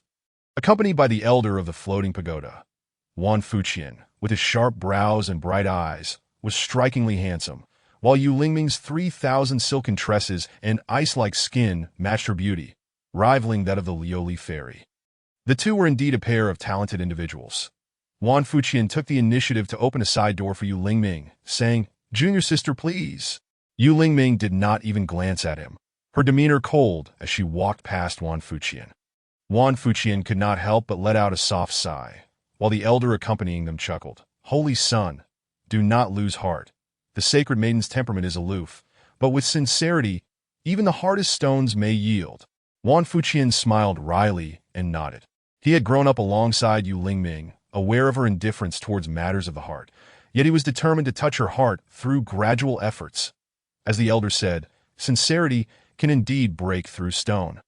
Before long, many prodigies enter the venue. Look, that's the dark horse of this dragon's nest event, Old 8. I have heard of his name. He wields the formidable divine skill, capable of devouring the heavens and earth. Truly terrifying. The Zijing Tianzong has also arrived. I have heard their current generation boasts an outstanding disciple, a formidable contender for the dragon's nest. The disciples of the Zijing Tianzong entered without drawing much attention, although impressive. They were not disciples of the sacred lands and lacked exceptionally remarkable achievements. "Excuse me, are you senior brother Shen Fei?" A prodigy from the Zijing Tianzong approached Shuqingru and the others, exuding a refined demeanor that was quite endearing. Shen Fei was taken aback, appearing somewhat flustered as he replied, "Yes, and you are?" "I am Fa Kuyu, a disciple of the Zijing Tianzong, that I have long heard of senior brother Chen's extraordinary talents and have admired you greatly. Hence I wish to make your acquaintance." Fa Kuyu decided to strike directly, knowing that even if Shen Fei possessed great talent, he was still merely a youth with a few years of cultivation. His disposition was likely to be easily swayed. All he needed were a few words to gain Shen Fei's trust, preventing any doubts from arising once they entered the dragon's nest. Shen Fei felt an unusual warmth upon seeing this man, perhaps due to his prolonged stay at the Lioli sacred land. "You flatter me, brother Fa. I have only cultivated for a few years and am but an apprentice among these prodigies, with much to learn," Shen Fei humbly responded. How could he not be humble? He was acutely aware that in their eyes, he was a rising star, the chosen one, the elder brother of Lioli, the auspicious star of Kanglin. The young sword saint, especially the title of elder brother of Lioli, which had unknowingly attracted much animosity towards him, while he could still rely on his handsome appearance to get by at the Lioli sacred land. Here, the majority were men, and they could easily squash him with a mere flick. That he must avoid the cliché scenario where a side character fails to recognize the main character's strength and ends up provoking them, only for the main character to reveal their true prowess. The conversation between Shen Fei and Fa Kuyu quickly attracted the attention of those around them. That seems to be Shen Fei. No wonder he is hailed as the foremost among the younger generation. His demeanor is ethereal, and he is polite and unassuming. Some expressed admiration. Not everyone was envious of Shen Fei. Most held him in high regard, though Shen Fei did not share this sentiment. Indeed, while the prodigies of the Zijing Tianzong are impressive, compared to senior brother Chen, they are but fireflies compared to the bright moon. Yet, even so, senior brother Chen remains so humble and courteous. Some female cultivators from various sects were utterly captivated upon seeing Shen Fei, showing no resistance whatsoever. Noticing the surrounding praise, Fa Kuyu could not help but feel a degree of admiration for Shen Fei. He inwardly mused, "No wonder the elder advised me to be cautious of this person. With just a few words, he can win hearts. Despite his formidable strength, one I cannot discern, he still presents himself with an air of modesty. This person is truly extraordinary." As Shen Fei and Fa Kuyu continued their conversation, the latter increasingly realized how deep Shen Fei's stratagems ran. His words often unintentionally revealed a sense of timidity and meekness. Had he not been forewarned, he might have genuinely thought Shen Fei was an ordinary, incapable individual. Why would someone so powerful choose to feign weakness? What were his true intentions? Why could he not fathom Shen Fei's thoughts? Fa Kuyu suddenly felt an overwhelming pressure. This was the strongest opponent he had ever encountered. "In the coming days, I shall rely on senior brother Chen for guidance. If you ever need anything, I, Fa Kuyu, will certainly assist." Fa Kuyu concluded with a sigh of relief, preparing to depart. Shen Fei suddenly furrowed his brow, his expression shifting between contemplation and uncertainty. "Brother Fa, wait a moment. Did you say your name is Fa Kuyu?" He had sensed something peculiar about this name earlier, but had brushed it off. Now that Fa Kuyu repeated it, the realization dawned upon him. Chapter 170. "If you confront me again, I shall kneel." Fa Kuyu immediately froze in place, feigning calmness as he responded, "Senior brother Chen, my name is indeed Fa Kuyu. Is there a problem?" "Pfft. Fa Kuyu, who are you insulting? Haha, can there really be someone with such a name?" Shen Fei chuckled inwardly, finding the name utterly ludicrous, yet he could not afford to mock him openly, lest he lose his composure. 171-inch, it is evident that he is merely a pampered dandy, posing as a master disciple. How pretentious! Although the voices were hushed, the words were unmistakably provocative, audible to all present. Upon hearing this, Shen Fei felt no anger.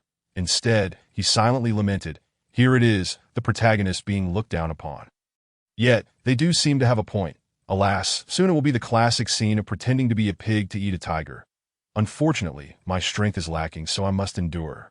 Yudi, remember, we are disciples of the Lioli's sacred land. And we must— What? Where is Yudi? Turning to find his adorable and sensible junior sister had vanished, Shen Fei suddenly heard a commotion ahead. The few disrespectful disciples of the Wanlong sect lay trampled beneath the feet of Hua Yudi.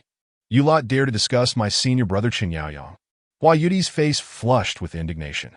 These ordinary disciples of Wanlong stood no chance against Hua Yudi, who was at the 5th stage of the transformation realm. Only the most exceptional talents of Wanlong's sacred land, including their saintly son, could hope to rival her. Shen Fei's mouth gaped in shock, his heart seemingly suspended in time. Hua Yudi had truly exceeded his expectations. He rushed to the side of the fallen disciples, knowing he was about to attract a multitude of troubles. Meanwhile, Hua Yudi stood proudly, akin to a general celebrating a military victory. Look at how my senior brother arrives to deal with you. How dare you insult him? The disciples who had been knocked down felt a mix of shame and fury, being humiliated in their own territory by a mere girl. Shen Fei intervened, pushing Hua Yudi aside and promptly helping the fallen disciples to their feet, apologizing courteously. I sincerely apologize, this was never my intention. Yudi quickly apologized to them. Shen Fei chided, slightly irritated. Senior brother, how could you endure such insults directed at you? Hua Yudi stomped her feet in frustration, feeling she was merely standing up for her senior brother. Shen Fei furrowed his brow, asserting his authority. Have you forgotten what I just said? Seeing her senior brother's anger, Hua Yudi lowered her head, reluctantly approaching the fallen disciples, her heart brimming with defiance. I apologize. I was impulsive just now. Noticing this, Shen Fei nodded with a smile, believing that with Hua Yudi's beauty and charm, the disciples would not dwell on the incident. The disciples merely disliked Shen Fei. Their admiration for the top beauty Hua Yudi was far too great to ignore. Upon hearing her apology, their expressions softened considerably. However, Hua Yudi continued, my senior brother instructed me to avoid conflicts with petty individuals like you who rely on their status to bully others, that we must be magnanimous and gracious to demonstrate our virtue. Thus, it was wrong of me to strike you, and I should learn from my senior brother. Her words ignited a storm of outrage among the Wanlong disciples, who had just calmed down. Shen Fei, I know your status is lofty, but I never expected you to look down on us Wanlong disciples so. You can only bully us ordinary disciples. If senior brother Hao Yin were here, he would surely make you regret it. Indeed, senior brother Hao Yin is the brother of the legendary dragon Hao Yin. His strength is beyond your reach. The Wanlong disciples rallied in fury, fully aware they were no match for Shen Fei, yet unwilling to further humiliate themselves. Shen Fei's expression mirrored that of a man caught in an embarrassing situation, recalling the infamous senior brother Hao Yin. According to the typical plot progression, senior brother Hao Yin would disdain him, only for Shen Fei to retaliate dramatically, leading to a series of confrontations with the saintly son, Dragon Hao Yin, that a classic fantasy narrative, indeed. However, did he possess that kind of strength? He too wished to display prowess, yet lacked the capability. Otherwise, he would have charged at the Wanlong disciples himself rather than relying on Hua Yudi. Chapter 172. A free henchman Shen Fei was in a state of panic. If that senior brother Hao Yin arrived, it would spell disaster for him. Gentlemen, I truly did not mean any disrespect. We are all cultivators from the same root. How could I possibly look down upon my own kin? The more Shen Fei apologized, the more agitated they became. They acknowledged their wrongdoing in insulting Shen Fei, but were appalled by his condescension. Even after his junior sister made it clear, he continued to act superior. Who are you calling family? We are all cultivators. No need for your pretentious magnanimity. Such hypocrisy.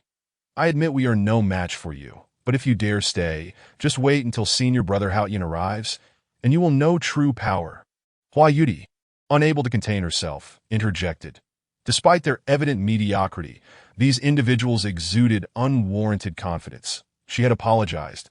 Why were they still fixated on her senior brother? Bring it on. Who was afraid?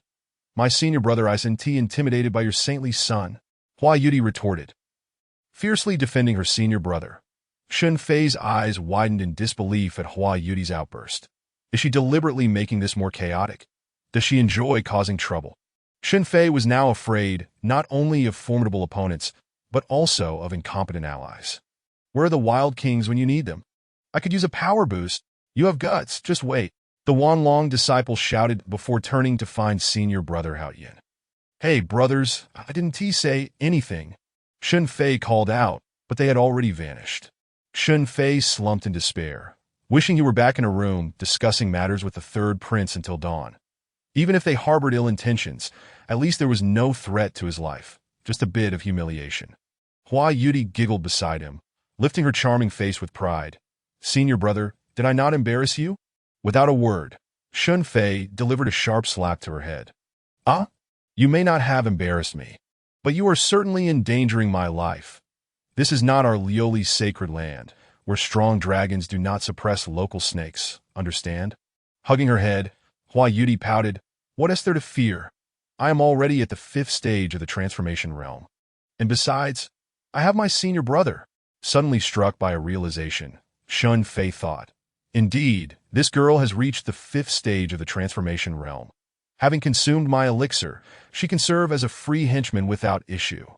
Before long, a youth clad in fine attire stood before Shen Fei, with striking features and an air of arrogance. Senior brother Hao Yin, this is Shen Fei. The previously disrespectful Wanlong disciples now stood behind Long Hao Yin. A disdainful smile crept across Long Hao Yin's lips. Shen Fei, just a piece of worthless trash living off borrowed glory. You too, the Lioli Saintess and the esteemed Lioli senior brother, may have significant reputations. But in truth, you are merely small cultivators with a decade of experience. I have already broken through to the transformation realm. You are not my match. Kneel and apologize, then admit your uselessness. And I may consider forgiving you. Long Hao Yin stood with his hands clasped behind his back, exuding an air of superiority. His pride was well-founded, possessing the Dragon Clan's sacred body and exceptional talent. He had pursued the path of cultivation for 30 years, achieving the transformation realm, gaining recognition from the Wanlong Creation Monument, and obtaining a dragon soul that surpassed the 9th rank, the Dragon King's essence. If not for the extraordinary talent of Dragon Hao Yin, he would have been the saintly son of this year's Wanlong sacred land. Shen Fei, however, remained unfazed, a serene smile gracing his lips as a gentle breeze tousled his hair, revealing an ethereal glow. Do you truly wish to compete with me? Shen Fei's voice resonated, harmonizing with the surroundings, as if his very being merged with the cosmos, radiating an aura akin to a celestial being.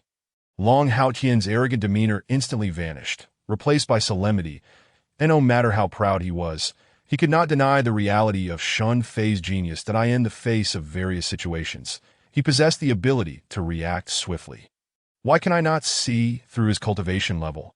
What is this overwhelming presence? Long Hao Yin's heart raced with astonishment, yet he could not concede defeat based solely on a mere aura. As a proud genius, he would not yield easily. Hua Yuti watched her senior brother as he gathered his momentum. A kaleidoscope of phenomena and brilliance surrounding him, her beautiful eyes sparkling with admiration. Senior brother, are you becoming serious? Despite having spent considerable time with Shen Fei, her cheeks flushed at his earnest demeanor. Long Hao Yin's imposing figure trembled, a faint crimson aura enveloping him, accompanied by a resonating dragon's roar emanating from within, shaking the very air around them. True gold fears not the heat of the fire. I shall see if you are indeed as formidable as the legends suggest. In stark contrast to Long Hao Yin's fervor, Shen Fei remained as calm as the celestial realms. Unaffected in the slightest, he shook his head slowly, gazing at Long Hao Yin with disappointment. You are not worthy to be my opponent. Yuti, why don't you spar with him? Long Hao Yin's rage ignited upon hearing this. Shen Fei, what do you mean by that? Are you sending a little girl to face me? Who are you looking down upon? How dare you think you can match my senior brother? Hua Yuti was immediately displeased, questioning why being a little girl was an insult that in truth. Long Hao Yin did not intend to belittle Hua Yuti, Their vastly different backgrounds had shaped their perspectives. One thrived in a realm of women, the Lioli's sacred land, while the other grew up surrounded by powerful men in the Wanlong sacred land. This is none of your concern. Stay out of my way, Long Haoyin retorted coldly. Having been raised in the Wanlong sacred land, he naturally exhibited a somewhat chauvinistic disposition. Hua Yudi despised such self-righteousness in men. Take this. Without further ado, she let out a fierce cry, channeling her spiritual energy. A brilliant crystal blue light illuminating the surroundings. Long Haoyin's eyes flickered as an overwhelming sense of pressure swept over him. Transformation into a deity. Before he could dwell further on this thought, a furious roar erupted, and a torrent of vital energy surged through him, his hands coalescing into dragon scales to confront the impending force. With a resounding crash, a violent explosion reverberated, sending Shen Fei reeling backward. Fortunately, the surrounding dust and smoke obscured the scene from view. This was a pinnacle confrontation among the younger generation. Long Haoyin staggered back a few steps, astonished by the terrifying power contained within Hua Yudi's slender arms. His pupils narrowed, resembling dragon eyes. As his entire body rapidly became enveloped in scales, waves of draconic might echoing through the canyon. Dragon King's soul, he bellowed, and a colossal dragon shadow emerged behind him, its vitality swirling as the dragon unleashed a roar that seemed capable of shattering the heavens. To force me to resort to my dragon soul. You may be defeated, yet you shall still hold honor. Long Haoyin maintained a calm demeanor. Although he found himself at a disadvantage in their initial clash, he harbored unwavering confidence in his draconic will. The draconic will of the Earth King Dragon transcended the 9th tier of existence.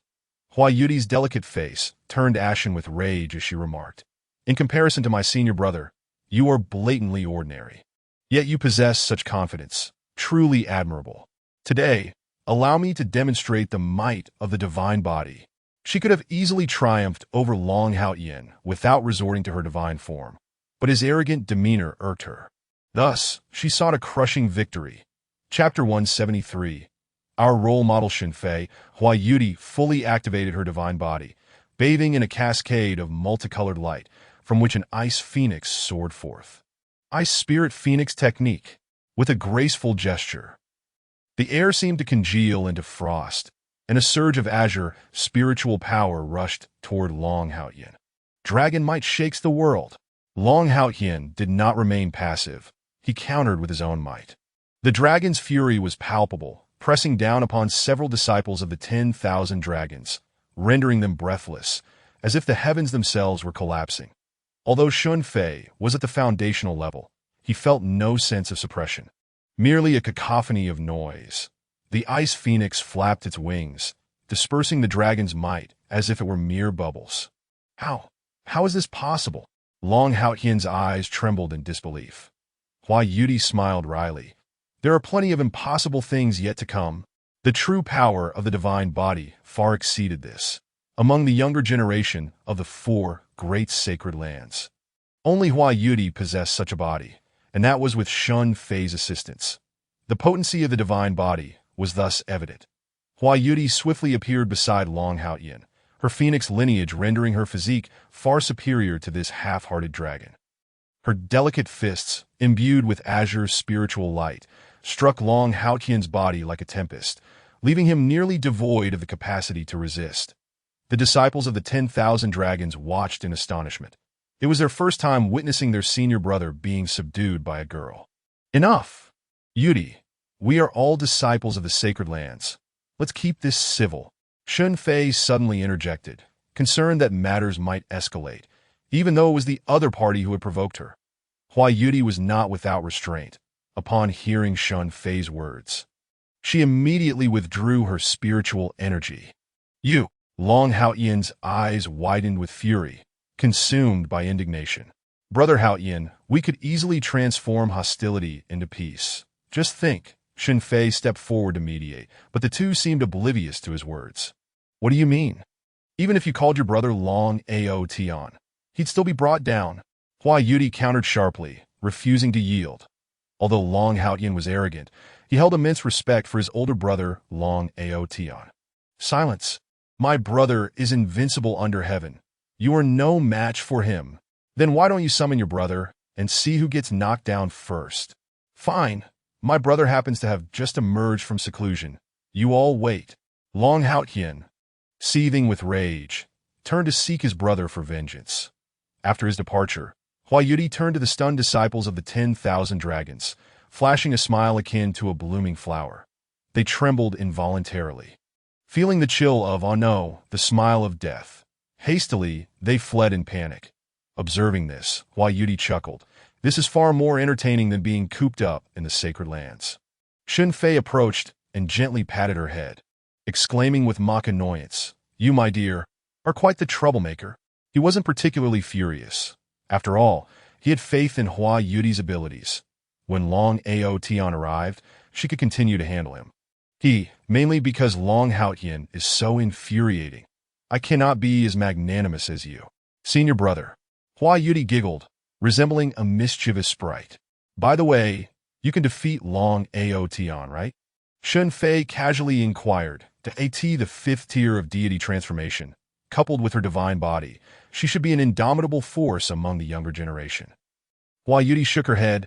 I cannot. What? Shen Fei exclaimed in surprise. Huayudi pouted. Why are you so astonished, senior brother? That's Long Aotian we are talking about. It would be abnormal if I could defeat him. Long Aotian has a cultivation age of 40 years, a congenital sacred body, and has been in deity transformation for many years, currently at the 9th tier. More crucially, he possesses the Dragon Emperor's dragon soul, which is said to be of a higher quality than that of the 10,000 dragons' holy master. His age alone puts him at a significant advantage over me. Among this generation's prodigies, Huayudi with her divine body undoubtedly possessed the most talent, but her youth put her at a considerable disadvantage. Upon hearing of Long Aotian's formidable prowess, Shen Fei's eyes widened. If you cannot defeat him, yet you provoke him, what will you do when he actually arrives? Huayudi rolled her beautiful eyes. Isn't that what you're here for, senior brother?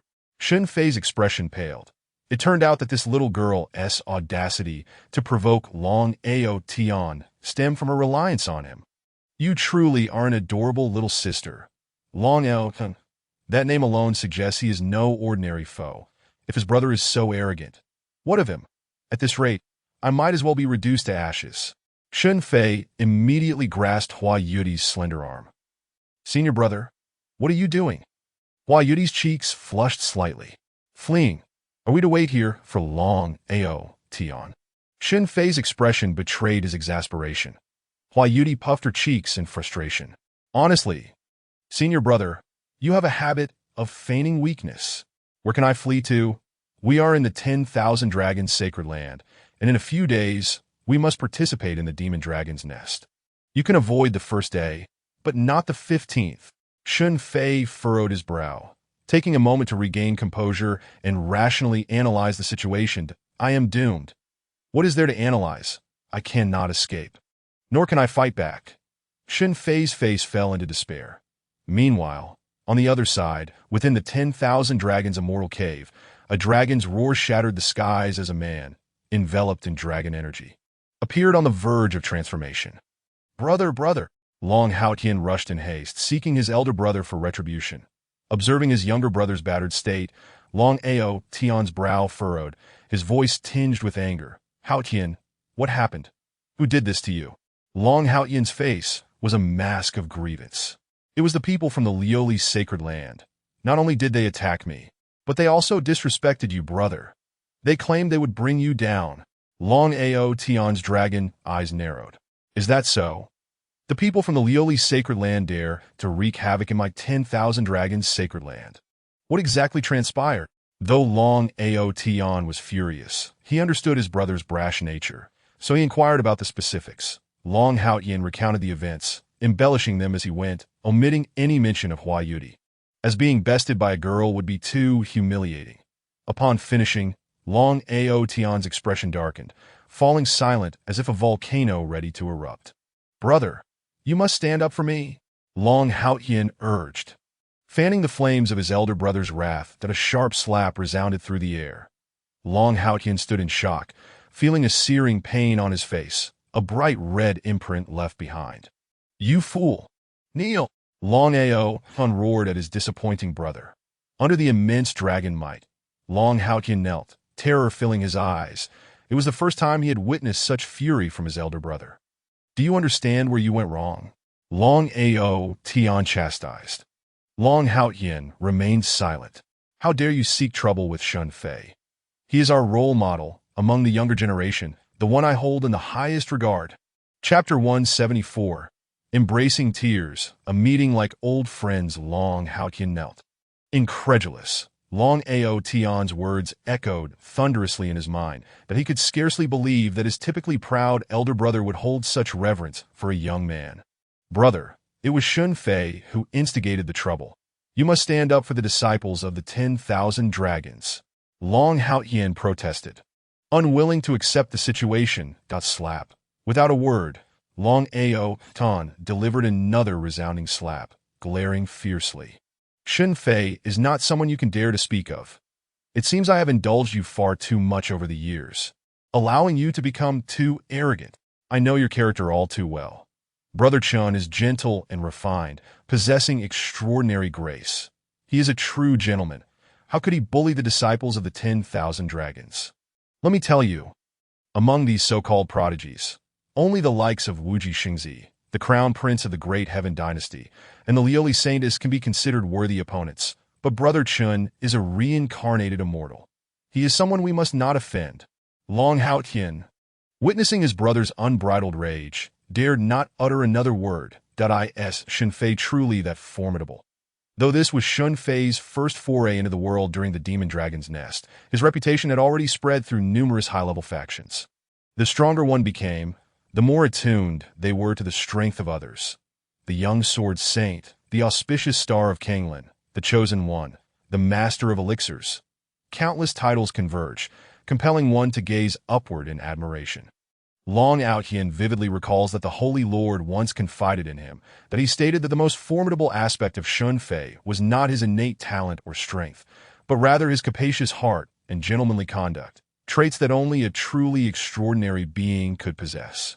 Since that moment, Long Haotian dedicated himself to seclusion, taking Shen Fei as his idol, diligently refining his character, that he yearned, much like senior brother Chen, for accolades not merely for his astonishing gifts, but also for commendation regarding his virtue. "Quick, let us go find senior brother Chen and apologize." Long Haotian reprimanded his unyielding brother, who knelt in dismay. Long Haotian, with a face full of reluctance, protested, "Brother, they just struck me. Why should I apologize to them? Their blows are for your own good. To receive guidance from senior brother Chun should be a privilege, yet you remain discontented. Will you go or not?" The dragon might within Long Haotian surged, imposing order upon all around. Long Haotian understood that two paths lay before him, one leading to an apology, the other to a beating from his elder brother followed by an apology. The choice was painfully clear. "I will not go," Long Haotian declared, his eyes tightly shut, trembling as he spoke. "I, Long Haotian, would rather perish outside than descend from here to apologize." Upon hearing this, Long Haotian was momentarily taken aback, before a peculiar smile crept upon his lips. "No doubt you are my brother. You possess true courage." Not long after, within the Earth Dragon Canyon, Shen Fei was as restless as an ant on a hot skillet, anxiously pondering how to address Long Haotian. Fighting was certainly not an option. Perhaps a more agreeable demeanor might soften his opponent's blows. Suddenly, with a thunderous crash, two youths plummeted from the sky. Clouds of dust billowing around them. One was held aloft by the other, his face battered and bruised, his body a canvas of injuries, truly a pitiful sight. Despite his disfigured visage, it was vaguely recognizable as the once mighty Long Haotian. The other, robust and strong, with pronounced facial contours and striking features reminiscent of Long Haotian, was none other than the saint son of the Wanshan, Long Haotian himself. Shen Fei's lips twitched slightly, pondering, just moments ago. Long Haotian sustained only minor injuries. How does he now appear on the brink of death? Could it be that he inflicted wounds upon himself to elicit sympathy from Long Outyin? This is disastrous. I've encountered a wolf in sheep's clothing. Shen Fei forced a calm facade, greeting them with a smile. Might you be the esteemed Saint's son Long Outyin? There was merely a small misunderstanding with your brother earlier. Long Outyin's voice darkened. Misunderstanding? Shen Fei recoiled, observing the other's demeanor, which suggested he was not one to be trifled with. After all, given the condition of his brother, how could this possibly be termed a misunderstanding? Yet, unexpectedly, Long Outyin delivered a kick to the barely conscious Long Outyin, who collapsed to his knees before Shen Fei. Kneel properly. You shall not rise until you receive Senior Brother Chen's forgiveness. Long Outyin's face was a mask of fury, yet he turned to Shen Fei with a smile, saying, Senior Brother Chen, do not defend him. How could this be a mere misunderstanding? Clearly, this boy failed to recognize the majesty of his betters and provoked you. He deserves this fate. Shen Fei gasped in astonishment, his eyes widening. Long Outyin's unexpected reasonableness was shocking. It is indeed my failure in discipline. I humbly ask for Senior Brother's forgiveness. With that, Long Outyin bowed deeply to Shen Fei. Shen Fei, taken aback by this show of respect, hurriedly assisted Long Outyin back to his feet. There is no need for the Saint's son to bear such guilt. This matter does not reflect upon you.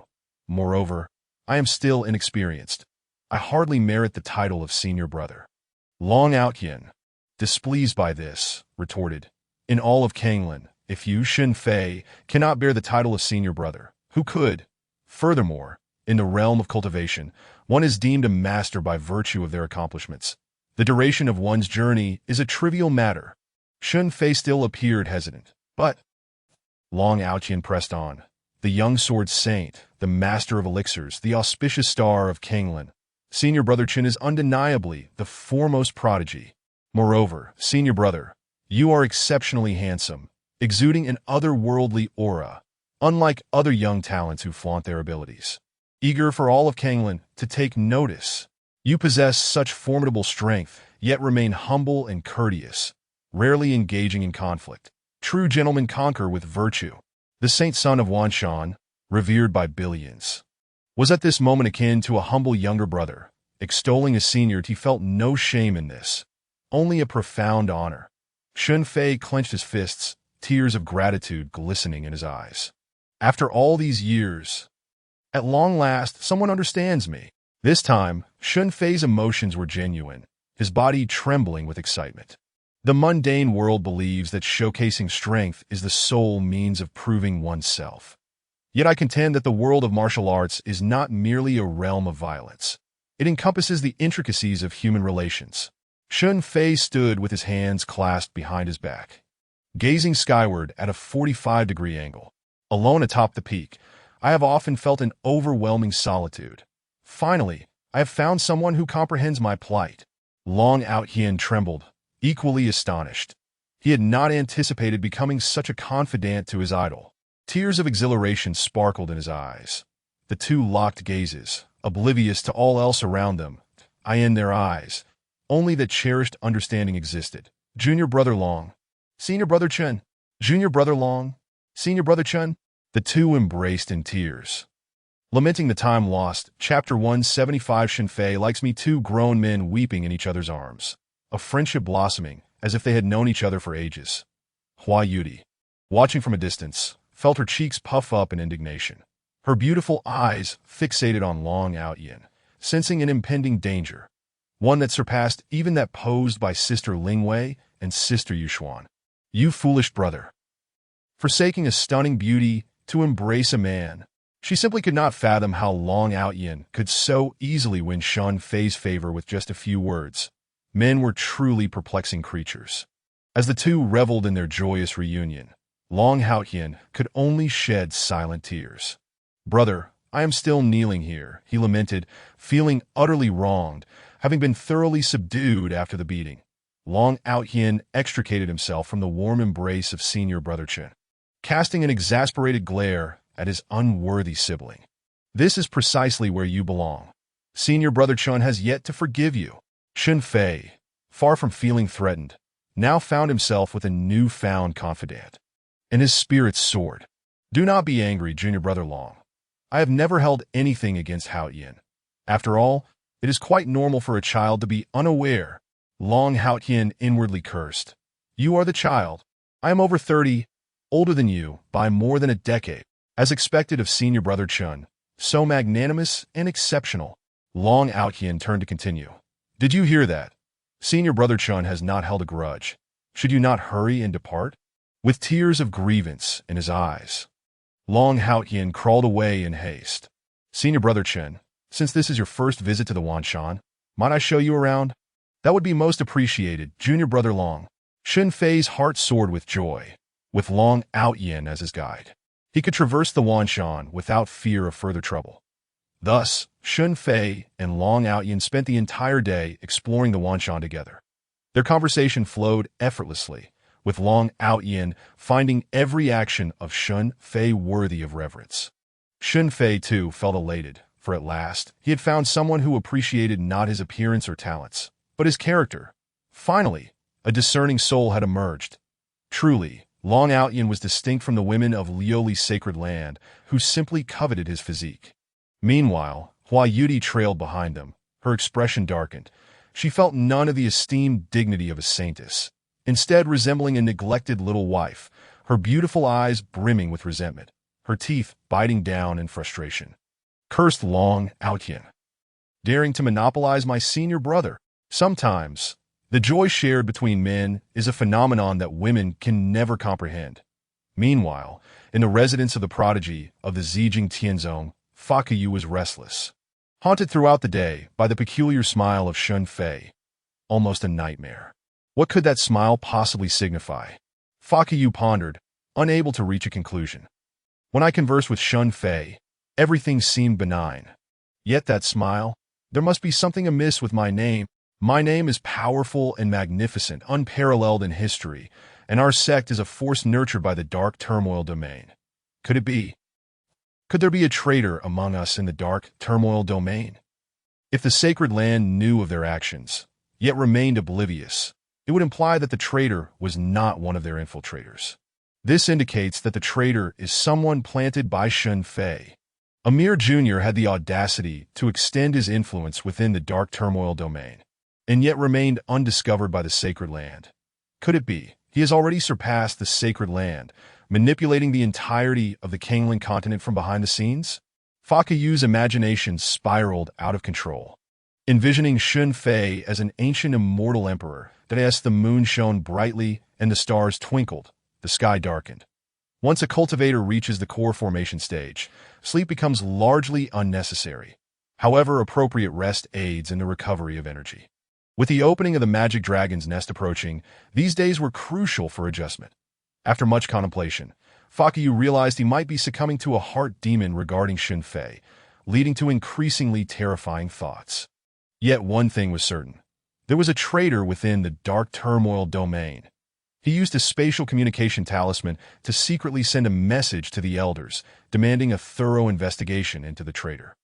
This evening, he resolved to seek out Shen Fei in person for a face-to-face conversation. Despite being acutely aware of the perilous nature of this endeavor, with the possibility of never returning, he felt compelled to confront his inner demons and attempt to extract some intelligence from him. Fakyu approached Shen Fei's residence with a reckless determination akin to that of a warrior marching towards certain death. As he drew near, he noticed the residence was ablaze with light, prompting him to press himself against the wall and listen intently. Junior brother Long, allow me to show you my treasure. Senior brother Chun, am I truly so fortunate? Of course. Listening to the exchange within, Fakyu furrowed his brow. Why is Long Ao Tian, the scion of the 10,000 Dragon Sacred Land, spending time with Shen Fei? Confusion enveloped him as he continued to eavesdrop. Senior brother Chen, hurry and reveal it. Junior brother Long, behold this. A startled exclamation from Long Ao Tian echoed through the room. It's so long and so dark. I absolutely adore it. Senior brother, may I touch it? Certainly. You are the first man, aside from myself, to have the privilege. Should we call Sister Yudai to join us? Longyao Qian Kirit. She has already seen it. What interest is there in women? Do not summon her. She cannot comprehend the joy shared between men. At that moment, outside the residence, Facu collapsed onto the ground, utterly disoriented, his complexion oscillating between pale and flushed. His mind was assailed by a cacophony of thunderous thoughts. Facu's gaze became vacant. After decades of cultivation, he had never experienced such profound fear. No wonder he smiled at me so warmly. Could it be that Shen Fei likes me? In an instant, Facu felt a tightening in his very core, as visions of Shen Fei's smile flooded his mind. Shen Fei has feelings for me. What should I do? I must complete this mission and continue to engage with Shen Fei. What should I do? What should I do? What should I do? Facu clutched his head in a frenzy, unable to face Shen Fei or that 10,000 dragon scion any longer. At this moment, Shen Fei's residence was alive with activity. Shen Fei and Long Ao Tian sat around a table made of spirit sandalwood, upon which rested a pitch-black weapon.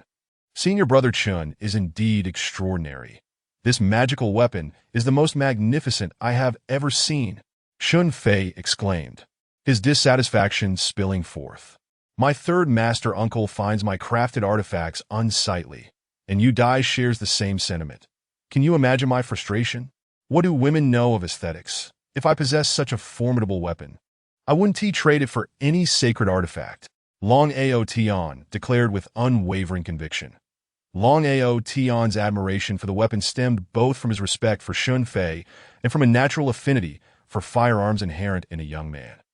Shen Fei generously offered, since you admire it so much, consider this magical weapon a gift.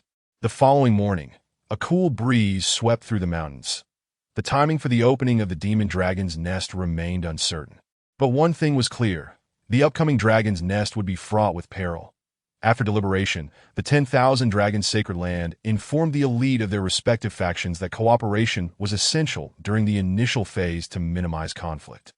Chapter 176. Mixed combat. After all, there were numerous opportunities in the first half, relying on fate, while the real highlight lay in the core area, where the demon dragoness treasures and the enigmatic dragon skeleton awaited. Teamwork could mitigate casualties and enhance the chances of reaching the core area, as not every generation of elites possessed the capability to delve into the deepest recesses of the dragon's nest. On this day, all factions gathered at the behest of the 10,000 Dragon Sovereign in the 10,000 Dragon Plaza.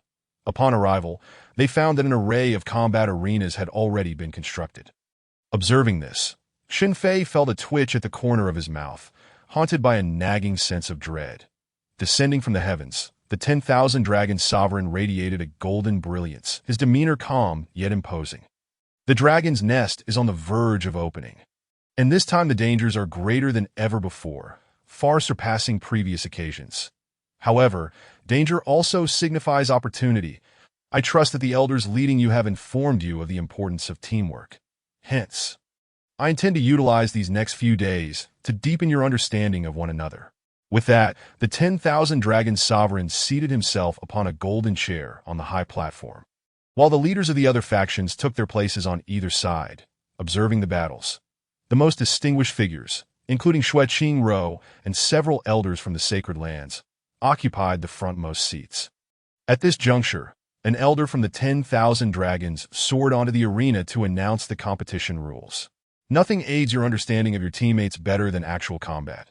Therefore, we shall adopt a mixed combat arena format. Each elite will be randomly paired with a teammate from a different faction. Commencing a 2-on-2 arena battle, the top 3 contenders will earn the privilege to comprehend the 10,000 Dragon Creation Tablet.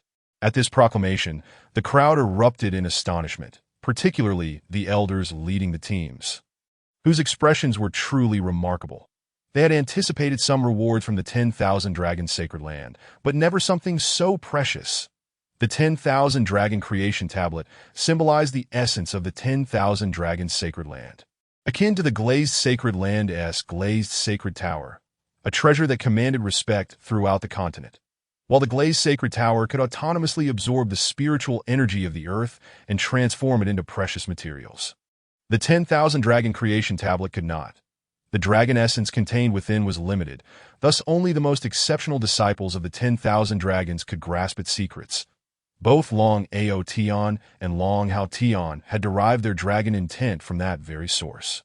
In this moment, the younger generation, all of whom were elites with profound insights, buzzed with excitement, eager to showcase their talents. Each one a genius in their own right. None were willing to concede to the others. And even without rewards, they were eager for a contest. Upon hearing that the competition would be settled through combat, Long Ao Tian furrowed his brow and turned to look at his idol, Shen Fei. Noticing that Shen Fei's expression was somewhat grim, he sensed an undercurrent of discontent, yet his eyes remained tranquil. Inwardly, he marveled. Truly, senior brother Chun is remarkable. If other elites possessed his strength, they would eagerly leap onto the arena to flaunt their prowess. Yet senior brother Chun remains composed. In reality, Shen Fei's countenance was one of half-hearted resignation. Damn it, another bout of fighting. Do they not comprehend the significance of fostering a harmonious and civilized sacred land? His sole hope was to be matched with a formidable ally. Meanwhile, Fakyu appeared utterly worn out, having spent the entire night tormented by nightmares. Yet burdened with a critical mission, he knew he must maintain his composure and strive to avoid further encounters with Shen Fei. Mixed combat. I must conceal my true strength, yet not appear too weak, lest I arouse suspicion. After all, he was the strongest prodigy of the Purple Crystal Celestial Sect, and could not afford to appear feeble. In the skies above, the elder from the 10,000 dragons continued. The saintess of the floating pagoda, Yu Ling Ming, and Long Hao Tian from the 10,000 dragon sacred land are unable to participate. All other participants proceed as usual. Yu Ling Ming had been struck by a sudden epiphany, while Long Hao Tian was still bedridden from injuries. Now, I shall announce the random pairings for the mixed combat teams, with all faction elders present to witness, ensuring fairness and efficacy. From the floating pagoda, Wan Fuqian and the Seven Stars Ancient Sects Lin Buyin, Tian Lei Sect Zheng Kai Ming and Wu Ji Sacred Lands Sun Fong, Glazed Sacred Lands Shen Fei and Purple Crystal Celestial Sects Fakyu, Shen Fei, Fakyu, 10,000 Dragon Elder. Shen Fei was taken aback, caught between laughter and tears. If only I could team up with Long Ao Tian. That fellow is extraordinarily powerful. Yet, Fakyu also seems quite formidable, the foremost prodigy of the Purple Crystal Celestial Sect, at the 5th level of the Transformation Realm. Fakyu thought to himself, I am being targeted. I am being targeted. I am being targeted. I am finished. I am finished. I am finished. Fakyu's expression was one of despair, his spirit nearly departing from his body. Should he flee? Yet, he had a mission to fulfill. Damn it. For the sake of the dark, chaotic domain, for the sake of the divine sun, I might as well forfeit. Despite his attempts to bolster his courage, his body trembled as he approached Shen Fei. The 10,000 Dragon Elder remarked, the name Fakyu seems quite unremarkable, yet it rolls off the tongue so smoothly, providing a sense of comfort. What a splendid name. I have met senior brother Shen Fei. I will be relying on you during the competition, Fakyu said with a strained smile. As the illustrious elder of the Glazed Sacred Land, Shen Fei was renowned throughout the realm, making it only appropriate for him to initiate conversation. Shen Fei smiled calmly. Fakyu, there is no need for modesty. Your strength surely exceeds expectations. Though it was merely a simple compliment, it cast a chill over Fakyu's heart, causing cold sweat to trickle down his back. Inwardly, Fakyu was alarmed. He truly knows my secrets, but why doesn't he confront me directly? Could it be that he desires to leverage me for his own ends? In that moment, he was at a loss for clarity, recognizing only that Shen Fei was exceedingly dangerous in every conceivable aspect. Once the teams were assigned, 4 elites took to the stage, and the first match commenced. The focal point of this contest was the duel between the 3rd prince of the Great Tian dynasty and Jian Xiaoyao from the Wu Ji Sacred Land. Although the Wu Ji sacred son Jian Lingzi was absent, having retreated into seclusion, Jian Xiaoyao's strength was not to be underestimated. He was a sword king. After all, not everyone possessed Shen Fei's prowess. Who could slay a saint with a single sword strike? Jian Xiaoyao, though 40 years old, was still a rarity among sword kings that as the match began, the arena sparkled with radiance, sword energy swirling. and spiritual energy rippling across a vast expanse. The onlooking elites felt the surge of spiritual energy, unwavering in their resolve. Though their expressions were grave and on stage, the spiritual energy raged, with the other two participants relegated to mere supporting roles in the fierce contest between the third prince and Jian Xiaoyao. While everyone believed the two to be evenly matched, destined for an exhilarating clash, Chen Tianyang remarked nonchalantly, "The disparity is too great." The crowd turned to Shen Fei, their minds filled with questions. At this moment, the third prince bellowed, his body radiating brilliance akin to the sun, causing the surrounding temperature to soar dramatically, as if the blazing sun had descended upon the mortal realm. As the light dissipated, onlookers beheld Jian Xiaoyao lying on the ground, his complexion pale and feeble, having lost all combat capability. The entire audience was left in utter shock, astonished not only at the third prince's formidable strength, but also at Shen Fei's keen insight. Meanwhile, the elders on the platform exchanged glances of surprise. Chapter 177. The Sword Saint's Pressure, Shen Fei's Terror. I never imagined the third prince had awakened the Nine Yang's sacred body. How much more terrifying must the legendary first prince's power be? Exclaimed an elder from the Heavenly Thunder sect. It is well known that the first prince was born amid celestial phenomena and has lived a secluded life, having been named crown prince by the emperor at the tender age of 8. One must understand that in the realm of cultivation, there are no distinctions between the eldest and the youngest. Everything is dictated by strength. Yet, it was unexpected for the third prince to be so powerful. Previously, even I could not discern the third prince's true prowess. To think that Master Lu Li could perceive it at a glance. Xue Qingru remained silent, merely offering a faint smile.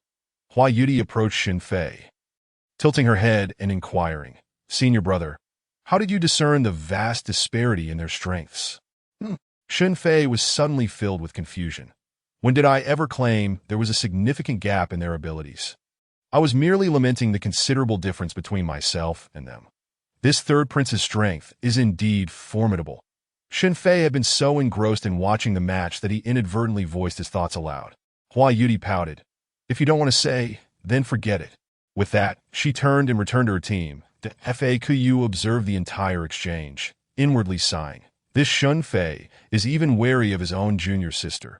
He truly possesses profound depth. Following that match, Hua Yudi took the stage, achieving victory with an overwhelming display of strength. Next match, Shen Fei and FAQ versus Zheng Mingkai and Sun Fong, announced an attendant from the Wanlong Sacred Land. The four prodigies ascended the arena. "Junior brother, I will handle Sun Fong. You take care of Zheng Mingkai," Shen Fei suddenly stated. Naturally, FAQ had no objections and nodded vigorously that I end the arena. FAQ deliberately concealed his strength, slightly suppressing Zheng Mingkai, yet neither could gain a decisive advantage. The vastness of the arena provided ample space for the four prodigies to showcase their abilities, enabling Shen Fei's battle with Sun Fong to remain unaffected by the clash occurring on the other side. Sun Fong bowed slightly to Shen Fei. "Senior brother Chen, I have long heard of your esteemed reputation. My understanding of the sword is rather limited, and I hope the Sword Saint will kindly impart your wisdom." Sun Fong, hailing from the Wuji sacred land, though not as powerful as Jian Xiaoyao, was certainly formidable enough to be sent to compete in the Demon Dragon's Nest. Although he had just entered the Sword King realm, his clear sword heart enabled him to perceive sword techniques far beyond the average person. Shen Fei's intention to face Sun Fong was to ascertain whether he could employ his title of Sword Saint to intimidate his opponent and suppress the disparity in realms. After all, in the Sword Pavilion, he was merely at the foundation establishment stage, while others were at least at the core formation stage. What a challenge! Shen Fei refrained from speaking directly, lest his intentions become too apparent. He planned to call for a halt the moment Sun Fong made a move, thereby initiating his ruse. Standing with his hands clasped behind his back, Shen Fei's gaze remained as tranquil as a deep well, with sword energy emanating around him. The sword intent, though not overwhelming, was extraordinarily pure. His presence was celestial, akin to a reclusive master, unfathomable in depth. Senior brother Chen is indeed a genuine sword saint. What terrifying sword intent! Sun Fong's eyes were fixed on Shen Fei. The pressure of the sword intent he felt was far more daunting than that experienced by an ordinary individual. But why does senior brother Chen not strike? Indeed, the Sword Saint would not initiate an attack against me. The Sword King. He is allowing me to make the first move. Sun Fong felt no humiliation. After all, his opponent was the Sword Saint. Closing his eyes, he thought, sometimes one's eyes can hinder perception. He sought to feel the flow of sword intent around him, aiming to find a flaw and seize the opportunity. Even the Sword Saint must have vulnerabilities. As Sun Fong carefully sensed Shen Fei's sword intent, he was struck with horror. What is this?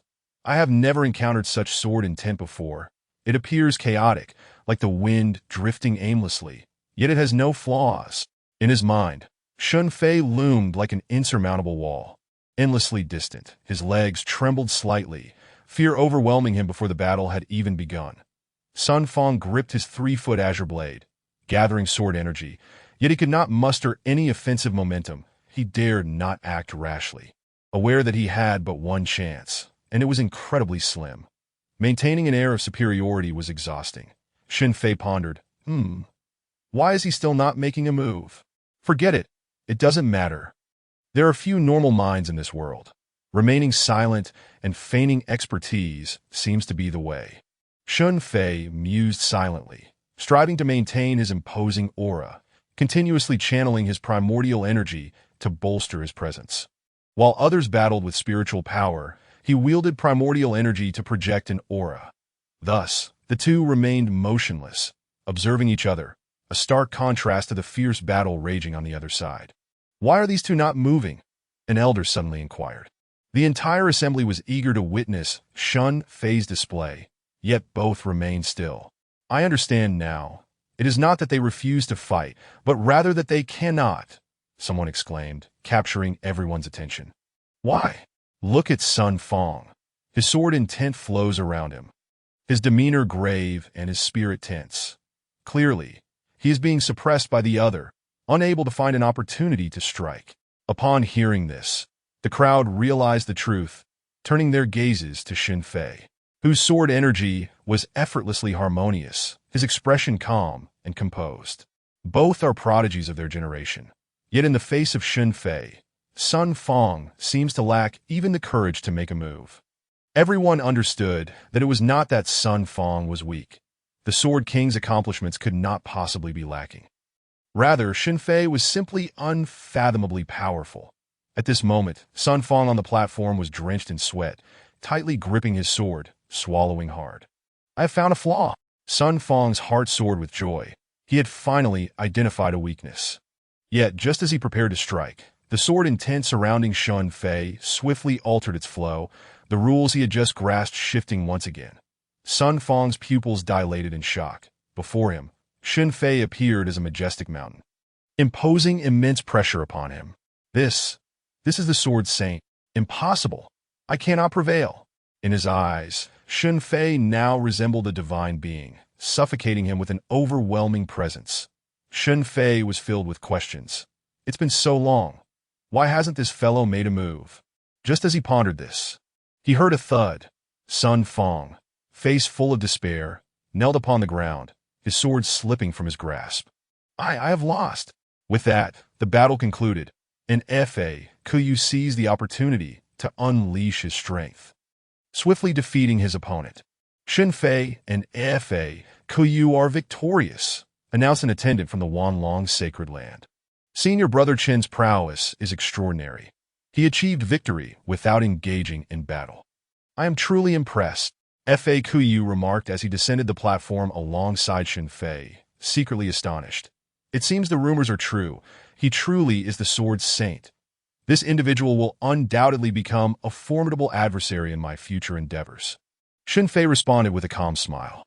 Chapter 178. The Three-Gourd Body, Junior Brother, there is no need for modesty. I believe your strength far exceeds what you have displayed at the upcoming match. We shall coordinate our efforts. Fa Kuyu was taken aback, nodding numbly. So he does indeed harbor doubts about me. On the surface, we will appear to cooperate, yet his true aim is undoubtedly to test my abilities. He felt conflicted, unsure whether to reveal a fraction of his hidden strengths. Logically, he should conceal his power, waiting for the opportunity to unleash it within the core area of the dragon nest. Yet, Shen Fei was not one to be perceived through conventional means. He was an enigma. Shen Fei remained unaware of Fa Kuyu's thoughts. He simply knew that it was unlikely he would encounter another sword cultivator as fortunate as this one did thus in the next match. They must collaborate, with Fa Kuyu engaging in battle while he himself offered support. After several more matches, Shen Fei and Fa Kuyu took the stage once again. This time, their opponents were formidable and lacked sword cultivators. However, such factors posed no hindrance to Fa Kuyu. His only concern was his teammate. Prior to taking the stage, Shen Fei solemnly patted Fa Kuyu's shoulder, saying, "Junior brother from the previous match. I can tell your strength is far greater than you have shown. Once the match begins, you should take the lead against two opponents. This will undoubtedly unleash your potential and elevate you to new heights." Once more, Shen Fei engaged in his old craft as a master of success, continuously persuading Fa Kuyu, leading him to mistakenly believe in his own strength. Moreover, with Shen Fei's esteemed reputation, his words carried even greater weight. Fa Kuyu hesitated, fearing that such a strategy would prematurely expose his abilities. "Senior brother Chun, this." Shen Fei's eyes radiated trust as he asserted, "I believe in you. You will not disappoint me." Shen Fei continued to bolster Fa Kuyu's confidence, thinking, with my striking features, charming demeanor, and sincere gaze, he must be brimming with confidence. Fa Kuyu's heart quivered. All he could see on Shen Fei's face were 6 words. "I like you. I will do my best." The turmoil within Faku's heart was indescribable. Shen Fei smiled reassuringly and ascended the stage. As the competition commenced, Faku launched the first strike. Although his true cultivation level was at the harmonization stage, and he had suppressed his realm using secret methods, he was still unmatched at his level. Faku surged forth like a fierce dragon plunging into the sea, with spiritual energy swirling violently around him.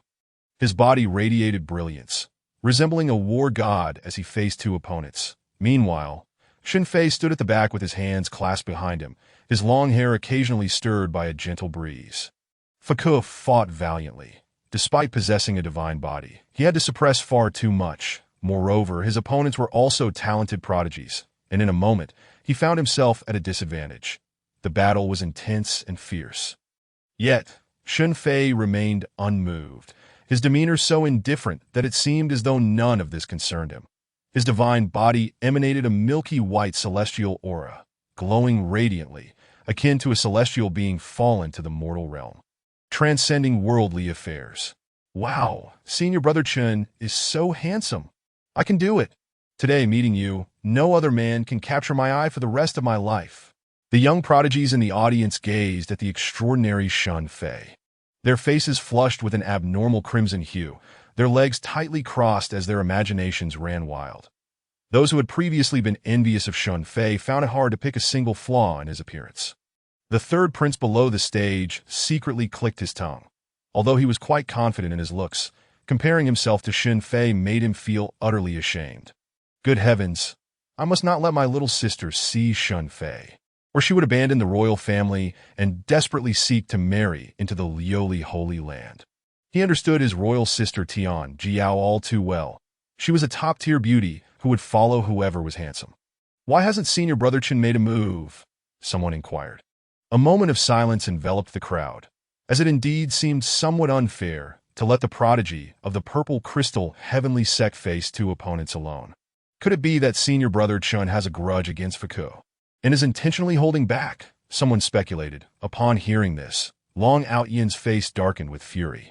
"Enough. Senior Brother Chun is not that kind of person. He must have his reasons." "Exactly. Senior Brother Chun surely has his unique perspective. You must not slander him." A young prodigy swiftly stood up to support Shen Fei, followed by many female cultivators rising in solidarity. "Who just suggested that Senior Brother Chun is seeking revenge? I see only jealousy." "Indeed. How could someone as extraordinary as Senior Brother Chun be that type of person?" The one who had made the speculation was soon besieged by the women led by Long Outyen. Trembling in fear and not daring to utter another word that on the stage, Faku, hearing the commotion from the audience, felt a surge of frustration rising within him. Damn it, here I am, sweating and toiling away, while you lot sit there doing nothing and praising another man. He cursed inwardly, feeling disgruntled, even though his primary intention was not to seek admiration. What did Shen Fei possess, aside from his good looks? High talent and formidable strength, along with his amiable humility, respect for teachers, and strategic mind. But why hasn't Shen Fei made a move? Is he intentionally forcing me to reveal my true strength? Faku pondered. Continuing to stall like this is not a solution. It might only arouse Shen Fei's suspicion. Even now, he was uncertain whether Shen Fei was aware of his true capabilities. The fear of the unknown left him on edge. Fine, I should reveal a bit of my strength. Otherwise, this stalemate won't lead anywhere. His Chaos 7 Gourd Divine Body was his greatest trump card and could not be exposed. However, there were many other physiques similar to the Chaos 7 Gourd Divine Body, such as the 3 Gourd Body, which was slightly inferior to the Sacred Body, that it was entirely plausible for a prodigy of the Purple Crystal Heavenly Sect to possess such a physique. With this thought, Faku joined his hands together, and 3 distinct lights began to radiate from his body, intertwining. Upon witnessing this, Shen Fei's heart leaped with joy. Was this fellow awakening? In truth, he too had his own trump cards. But they were so significant that he did not wish to use them unless absolutely necessary. The elders on the stage nodded slightly in approval. This Faku is quite impressive. The 3 Gourd Body is exceedingly rare. Faku, surrounded by tricolored spiritual energy, muttered an incantation. Gourd baby, 3 babies on one vine, unafraid of wind and rain. Shen Fei exclaimed, "What?" With a grave expression, Faku shouted, "Great Gourd, strengthen." Instantly, his arm muscles bulged, and the ground beneath him slightly caved in. A fierce aura of determination erupted forth. His opponent, Prodigy A, immediately decided to avoid the oncoming power, retreating swiftly while conjuring a protective spiritual shield in a flash. Faku appeared before Prodigy A, delivering a massive punch that sliced through the air with a sonic boom. One strike to shatter heaven and earth. With the enhancement of the Great Gourd, Faku's power surged exponentially, shattering the spiritual shield and sending Prodigy A flying. Chapter 179. The Third Prince versus Long Out Yin, a sacred body prodigy, was of immense significance to a sect like the Purple Crystal Heavenly Sect. Shui Qingru smiled gently. The heavens nurture the heart of the world, always aiming to strengthen our human cultivators. Taking this opportunity, Shui Qingru elevated Shen Fei's reputation. Upon hearing this, the crowd marveled in unison. Truly, he is the Kanglan Fortune Star, gifted beyond measure with a broad mind. Such insight puts us all to shame. With Shen Fei around, our human race is indeed fortunate. Shui Qingru's smile was as radiant as a blooming flower. Though she understood Shen Fei's temperament well, family matters should not be aired publicly. Elder of the Purple Crystal, you must sincerely thank Shen Fei. Of course, the Elder of the Purple Crystal replied with a forced smile. I thank him indeed. The Elder's conversation was not muted. And below the stage, Long Out Yin and the female cultivators, upon hearing this, blushed with excitement. Fighting alongside Senior Brother Chen can awaken our physiques. Senior Brother Chen, do you need a warm bed? The thought of awakening through shared combat led many to envision the tantalizing prospect of sleeping together, which ignited their imaginations. As cultivators, we cannot hesitate when faced with opportunity. Even if awakening isn't guaranteed, I am willing to give it a try. I see you are merely lusting after his body. I am a Jade Maiden Spirit body. A dual cultivation physique. Senior Brother Chen, I am willing to offer my chances. Would you be willing to cultivate with me? Formerly lofty young prodigies now cast aside their pride. Meanwhile, the holy son of the floating pagoda, Wan Fuqian, shook his head slightly, secretly thinking, my beloved Yuling is far superior, unlike this shallow crowd, but her temperament is just too cold. After winning 2 matches, Shen Fei was in high spirits, completely ignoring the infatuated women below. Having spent so much time in the Lioli Holy Land and remaining a virgin, he had seen through it all. Women, they would only hinder my speed in drawing my sword. in the subsequent matches. Faku, having awakened his sacred body, rampaged through his opponents, while Shen Fei focused on providing effects and smiles. During this time, Huai Yuti lost to Long Outyin, as the age gap between the two was too vast. Nonetheless, Huai Yuti managed to use the might of her divine body to hold her own against Long Outyin for quite some time before ultimately being defeated.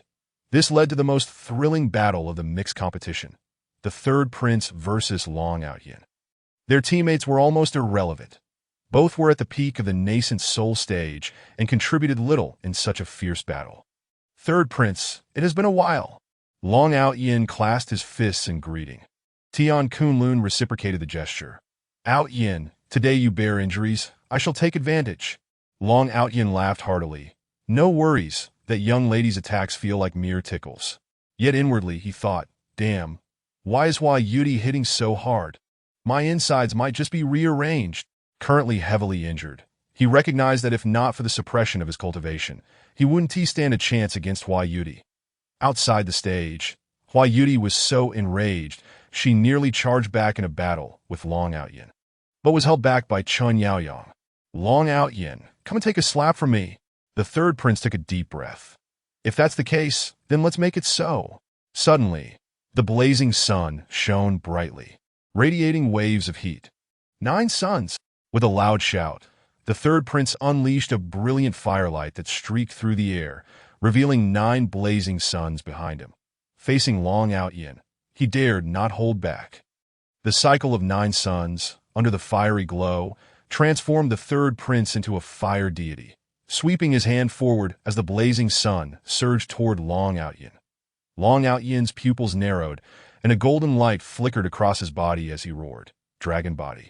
Ascend! The earth trembled slightly as golden dragon scales emerged on Long Outyin's body, his hands morphing into fierce claws. With a swipe of his claws, 3 beams of golden light shot forth, colliding with the flames in a dazzling display. The tremendous force of the impact swept across the arena. Is this the clash between top-tier prodigies? Long Outyin burst forth from the flames, swiftly closing in on the third prince. The third prince's expression turned pale. He had never expected Long Outyin would dare to charge through the blazing inferno toward him. 10,000 dragons converge. Long Outyin's face darkened as he lashed out with a claw, sending shockwaves through the air, the radiant essence striking the third prince directly. PFF. The third prince spat out a mouthful of blood as he was sent flying hundreds of meters before regaining his footing. Rising from the ground, the third prince's hair was disheveled, his face covered in dirt, his previous noble demeanor entirely vanished. Truly, Long Outyin is formidable. But if you think you can defeat me so easily, you are mistaken. He suddenly shook his arms, and a fiery red light enveloped him, the 9 suns behind him radiating a terrifying wave of spiritual energy. 9 suns' sacred body, fire god. The third prince unleashed a fierce roar, and the 9 radiant suns interconnected, their energy surging endlessly, as all 9 miniature suns infused their brilliance into his being. In an instant, the third prince's eyes flickered with a searing red light, flames enveloping his entire form, while his once ebony hair transformed into a fiery crimson. Without hesitation, he darted to Dragon Aotion's side, delivering a powerful punch that radiated spiritual energy. Dragon Aotion responded with a thunderous dragon roar, his deep voice causing the earth to tremble, his entire being almost morphing into that of a dragon as he crossed his arms to shield against the attack. These two are preparing to confront each other head-on, someone exclaimed. What is strategy? Pure strength is the ultimate strategy. They battled. Every punch struck flesh, dazzling light illuminating the entire arena. Their teammates were even repelled by the waves of spiritual energy, faces etched with bitter resignation as they withdrew from the fray. Flames erupted, accompanied by the echoes of dragon roars. Each clash resonated like falling meteors. The duel between these two nearly symbolized the conflict between the sacred land and the immortal dynasty. Although the third prince was not the strongest prodigy of the dynasty, the sacred land still had its unripe talents, including the enigmatic saint child of the Wuji sacred land. Not to mention the awe-inspiring Shen Fei, whom all prodigies looked up to. Ultimately, a deafening crash resounded through the arena as the third prince collapsed, while Dragon Aotan, battered and bruised, stood triumphant amidst the flames that he had emerged victorious, bathed in wounds and fire. This arena battle revealed that both participants had held back, for there was no need to risk their lives. Yet a victory is still a victory. Shen Fei, standing below the stage, clenched his fists tightly. At this moment, he felt a deep sense of dissatisfaction. Shen Fei's fists were tightly clenched at this moment. He was filled with frustration, looking at Dragon Aotan on the stage, as well as the defeated third prince. He recognized the essence of a true cultivator. A real man ought to engage in such battles. Roaring to the heavens, drenched in blood and flames, he felt both envy and discontent. His dissatisfaction was directed at himself. Though his lack of cultivation was due to the system's influence, it was still part of his destiny that he had yearned more than once for formidable strength, to rise unflinchingly in moments of danger, to laugh freely in the world, to turn the tide, to become a great hero who saves all beings. Chapter 180I, Dragon Aotan. What gives me the right to defeat you? Yet in every battle he fought, he relied on clever tricks to muddle through, bearing honors and accolades that did not truly belong to him. However, he no longer represented merely himself. Carrying such honors also meant shouldering responsibility and duty. Until a better candidate emerged, he could not relinquish those honors. Nevertheless, he could strive to live more openly while bearing that weight. This was the decision he made in his heart.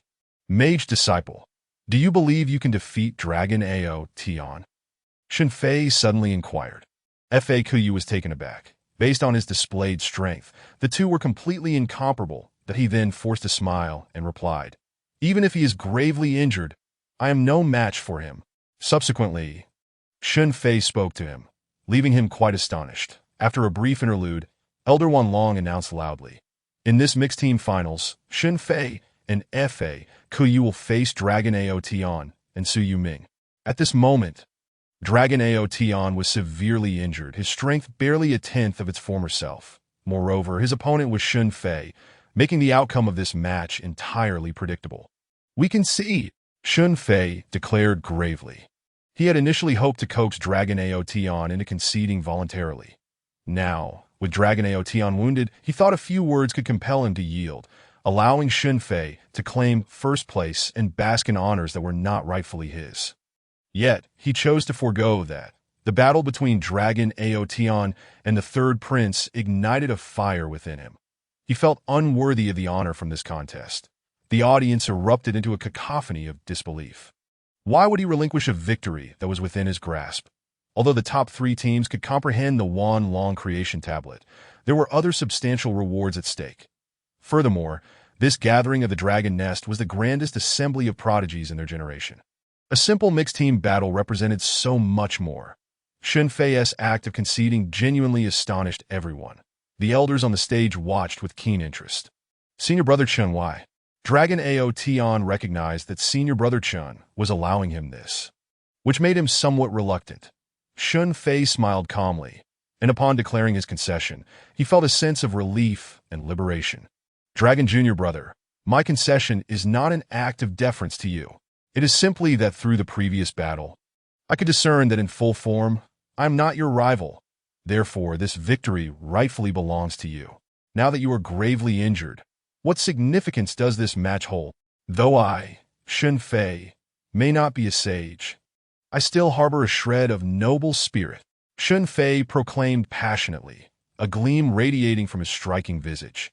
The crowd was not only captivated by Shen Fei's appearance, but also by the nobility of his character. Senior Brother Chen, having seen you today, how can any other man capture my attention in the future? A gentleman like you is unparalleled in this world. The third prince, who was healing nearby, chuckled softly. Ah, it seems Shen Fei indeed has no flaws. I should try to keep my little sister away from him. He had initially harbored some animosity towards Shen Fei, but now he found himself irresistibly impressed by Shen Fei's demeanor, especially those words. In full form, I am not your opponent. The truth of that statement remained to be evaluated. However, among the top prodigies, especially figures like Shen Fei and Dragon Aotan who dominated their generation, how many could articulate such a sentiment? To graciously admit defeat is not a sign of weakness. Rather, It reflects great poise. The elders on the stage silently praised him, and even Xue Qingro noticed that Shen Fei seemed somewhat different than before. The question of who was stronger, Shen Fei or Dragon Ao Tian, had ceased to matter. The Lord of Wanlong spoke highly of Shen Fei, declaring him the undisputed first among prodigies. Yet, Shen Fei remained oblivious to others' thoughts. He simply wished to yield this title to Dragon Ao Tian, as it was rightfully his deity that moment. Tears of gratitude shimmered in Dragon Ao Tian's eyes. He was a devoted admirer of Chen Yao. In his view, he could never be Shen Fei's opponent. He believed that Shen Fei's admission of not being able to defeat him in full form was meant to reassure him in accepting this top position. Senior brother Chen simply does not wish to take advantage of another's misfortune. And for that, he even deliberately conceals it. Not taking advantage of another's misfortune is a commendable quality, and Shen Fei's concealment of his strength gave off an aura of humility. Dragon Ao Tian's admiration welled up within him. This was the example he aspired to follow. No! Dragon Ao Tian, concede. The victory belongs to senior brother Chen. Dragon Ao Tian suddenly declared, turning to quietly ask his teammates. You have no objections, right? His teammates, seeing Dragon Ao Tian's fierce gaze, shook their heads vigorously in agreement. Shen Fei was taken aback, his heart racing with alarm. Damn it, what is this guy concocting in his mind? I've made my intentions abundantly clear. After a brief conversation with Dragon Ao Tian, he realized that this guy's capacity for imagination rivaled that of his master. Meng Yu Xian. No, Dragon Junior brother, such a victory lacks merit. Shen Fei cannot accept it, Shen Fei asserted with righteous fervor. Although he had previously achieved victories through less honorable means, that did not preclude his current refusal. Senior brother Chen, in our full forms, I am fully aware of my own capabilities. I am simply not your match. Thus the championship is yours. Dragon Junior brother, you overestimate me. Your Dragon Emperor's soul is cataclysmic. How could I possibly contend with you? Senior brother Chen, as a sword saint, your swordsmanship rivals that of the Wuji's sacred lord, possessing unparalleled alchemical skills, dominating the realm of alchemists, and enhanced by the Kanglan fortune star. Your very presence conjures celestial phenomena, with countless self-forged treasures emerging. Dragon Ao Tian, what gives me the right to defeat you? Dragon Ao Tian proclaimed boldly, though he seemed to elevate others while diminishing his own prowess. His tone was filled with vigor and passion. This left Shen Fei utterly confounded. Holy cow, brother, I had no idea you were this formidable. In truth, Dragon Ao Tian had inadvertently omitted two of his most critical advantages, one being the heavenly Tao mark. He currently possessed two marks, greatly enhancing his comprehension, physique, and spiritual perception. The other was the eternal heavenly Tao Yuan power body. Although he could not cultivate in a spiritual energy environment, this physique surpassed even the ancient demon's hellish body. With restoration speed exceeding that of the nine heavens' ethereal leaves, and compatibility surpassing that of the chaos body. Oh right, why am I so strong yet my combat power remains feeble? Oh, it turns out I am still in the foundation establishment stage. Then it's all good. Senior brother Chen. Just accept it. Indeed, senior brother Chen, your prowess is evident to all. Only you are worthy of the title. The other prodigies were likewise moved by the spirit of Shen Fei and Dragon Ao Tian, urging Shen Fei to relent. Shen Fei's expression was a mix of laughter and tears. The title of champion was merely a hollow accolade to him. He had intended to step back, but was now being forcefully pushed forward. You all claim my strength is evident. I haven't even made a move. If you wish to flatter someone, at least do it to the right person. But this, Chapter 181, the Wan Long Creation Tablet. Shen Fei genuinely could not bear to usurp Dragon Ao Tian's rightful position as champion. The saint son of the Wan Long, at the 9th stage of transformation, with the Dragon Emperor's soul, truly deserved this accolade. Senior brother Chen, please do not shirk your responsibilities. Dragon Ao Tian insisted stubbornly. Observing the prodigies below in heated debate, the elders were left in a state of bewilderment.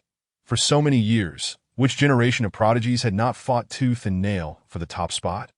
Yet this time, they all rallied to endorse a single individual. Such an occurrence was indeed rare. Even if the Holy Son of the Infinite and the Crown Prince of the great heavenly dynasty were to arrive, their brilliance would still be overshadowed by Shen Fei. Truly, he is the Qilin of the human race, but alas, this generation of prodigies is born at an inopportune time. However, it is not reasonable for this group of exceptional talents to linger indefinitely. At this juncture, the Lord of 10,000 Dragons stepped forward and spoke. Nephew Tingyang, given that Ao Tian is currently injured, your reluctance to seize the opportunity in his moment of vulnerability reflects the character befitting a gentleman. A gentleman should cultivate the beauty of others. You and Ao Tian share a deep bond, and it is his desire for you to take the lead. Thus, as a senior brother, you must not disappoint Ao Tian's heartfelt intentions. The Lord of 10,000 Dragons initially believed his own holy son was not inferior to Shen Fei, but now it seemed he had overestimated the situation. Fortunately, since Long Ao Tian and Shen Fei were on amicable terms, he could smoothly refer to their relationship as that of brothers, which would only bode well for Long Ao Tian's future. Long Ao Han nodded repeatedly. Indeed, Brother Chun, our connection is profound, our friendship enduring, stronger than gold. You must not refuse. Shen Fei's lips twitched slightly. What a ridiculous notion of deep affection, stronger than gold. Is this the level of cultural refinement among the holy sons? Does the cultivation world not have 9 years of mandatory education? Since the Holy Lord has spoken thus, I shall humbly comply. The Lord of 10,000 Dragons addressed him as nephew, and he immediately reciprocated with the title of uncle. After all, this was a significant figure on par with the immortal Dream Moon, and it was essential to cultivate a good relationship. Seeing Shen Fei acquiesce, Long Ao Tian also revealed a smile. Thus, Shen Fei's first foray into the world, the dragon nest of demons, became a gathering of prodigies. The news of Shen Fei, with his solitary strength, clashing against various prodigies and emerging as the foremost of the younger generation, spread throughout the Kanglan continent. As for what truly transpired within the 10,000 Dragons' sacred land, none could say. It was merely a tale passed along. That night, the events of the day replayed in Shen Fei's mind, ultimately leading him to become the top contender by mere happenstance. Such was the recurring plot. He faced considerable misfortune in his cultivation, yet in other aspects his luck was remarkably fortuitous. However, the images of Long Ao Tian battling the third prince echoed persistently in his mind, refusing to dissipate. System, from where do you all originate? In the stillness of the night, Shen Fei lay in bed, idly posing the question. The system remained unresponsive, ignoring him. It seemed the system would not entertain such inquiries. So Shen Fei ceased speaking. After a considerable pause, he spoke again. System, do you believe that if we were in a world rich in elemental force, we would be exceptionally powerful? As his interactions with the system increased, he no longer attributed his slow cultivation to it done on the surface. The seemingly radiant and illustrious Chen Fengmu was in reality profoundly lonely. Many were kind to him, many admired him, yet Shen Fei understood that they cherished the persona of Shen Fei, not the true him. Or rather, the Shen Fei they adored was the very person he aspired to be. The secrets he bore remained unknown to all, and he had never uttered a word about them. The system appeared to be his only friend. Yet the system still did not respond promptly to its host's inquiries. Shen Fei sighed quietly within, realizing that the system, after all, was merely a system. How could it engage in casual conversation with him? Just as he prepared to drift into slumber, a series of cold, mechanical tones reverberated. Unrivaled in the world. Hearing the system's voice, Shen Fei smiled and responded slowly. Unrivaled in the world, that sounds splendid. Can I still grow stronger? Shen Fei gazed at the sparse stars beyond, his tone flat, devoid of expectation or desire, akin to his initial question, a mere casual inquiry. All is determined by fate. Upon hearing the system's reply, Shen Fei was uncertain of his emotions. It was merely a casual question. Gradually, he succumbed to slumber, carrying a thread of anticipation into the realm of dreams. The following morning, the top 3 teams of the mixed assembly arrived at the central area of the 10,000 Dragon sacred land. Here stood a colossal stone, approximately 100 meters high, adorned with bizarre patterns that resembled a chaotic dance of dragons. perhaps rendered indistinct by the passage of time, that a radius of 100 miles around the stone was a forbidden zone, where disciples were not permitted to approach without authorization. A dedicated enforcement department and protective formations safeguarded the area. Under the leadership of the Lord of 10,000 Dragons, 6 prodigies approached the giant stone, including Shen Fei and Hua Yudai. As the prodigies neared the stone, they felt the density of the air increase, and the spiritual energy became extraordinarily thick that in the 10,000 Dragons sacred land. Only those with exceptional talent or significant contributions to the Holy Land were qualified to comprehend the 10,000 Dragon creation stele and receive a dragon soul. The dragon souls were categorized from 1 to 9, with the ranks above 9 being Dragon King and Dragon Emperor. It was said that the first generation Holy Lord of the 10,000 Dragons obtained the Dragon Emperor soul. Furthermore, all disciples of the 10,000 Dragons could request to break through at a distance of 30 miles from the creation stele, thereby greatly enhancing their chances of success. For some, the opportunity to comprehend the 10,000 Dragon creation stele was even more valuable than participating in the dragon nest of demons. The several prodigies and their accompanying elders followed the Lord of 10,000 Dragons to the stele. This is the 10,000 Dragon creation stele. Each person is granted one opportunity to comprehend it, with no time limit. The Lord of 10,000 Dragons declared. The elders were also astonished, gazing at the massive stone. The inscriptions carried secretive protections, rendering them invisible to the unqualified. Only by approaching the stone could they discern anything. Even so, they were overwhelmed by the terrifying pressure emanating from the stone. Remember, when comprehending the creation stele, do not force it. Once you gain the dragon soul's recognition, you may conclude. However, if you strive for a more potent dragon soul, you risk losing yourself, becoming ensnared, and rendered a wastrel.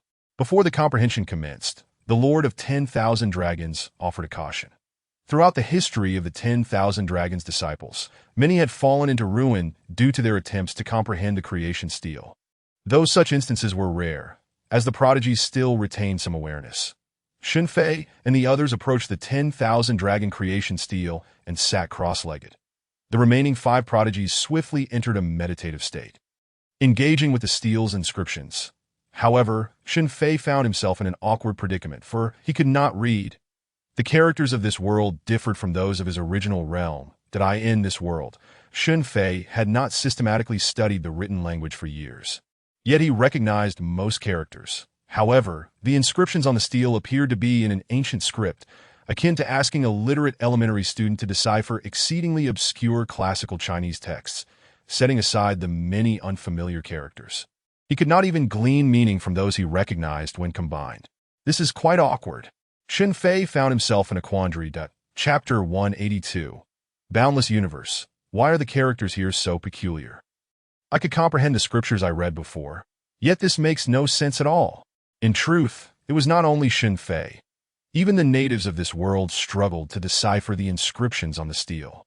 The ancient script itself bore protective spiritual energy, with each character akin to a formation, rendering it nearly indecipherable.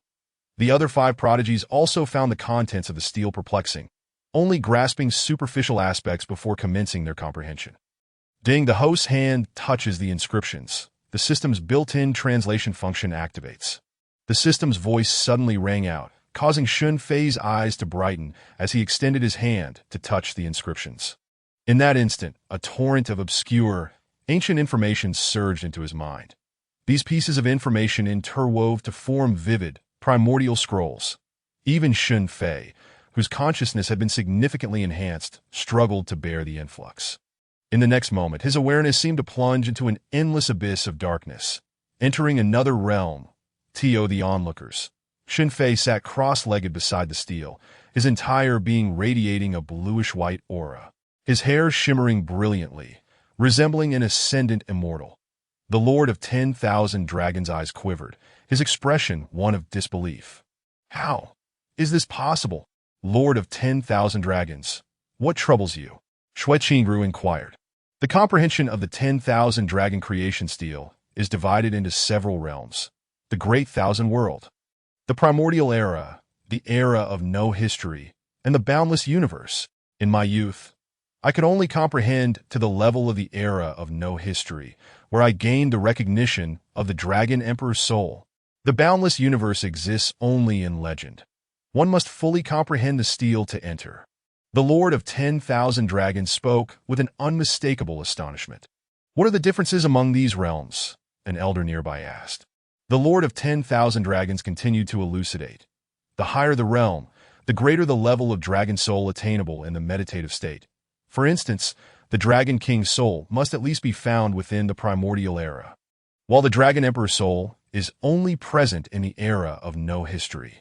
As for what lies within the boundless universe, I cannot say. After finishing his explanation, the Lord of 10,000 Dragons couldn't help but display a wry smile. The other five, observing the situation, noted that two had entered the Great Thousand World, likely to attain a 9th-ranked dragon soul, while Yudi and Fuku had entered the primordial era, expected to acquire a dragon soul of 6th rank or above. As for the Dragon King's soul, that depended on their own fortune. After all, lacking a dragon vein made it quite challenging to comprehend the creation steel and gain recognition for a dragon soul, but of course, Shen Fei was the exception.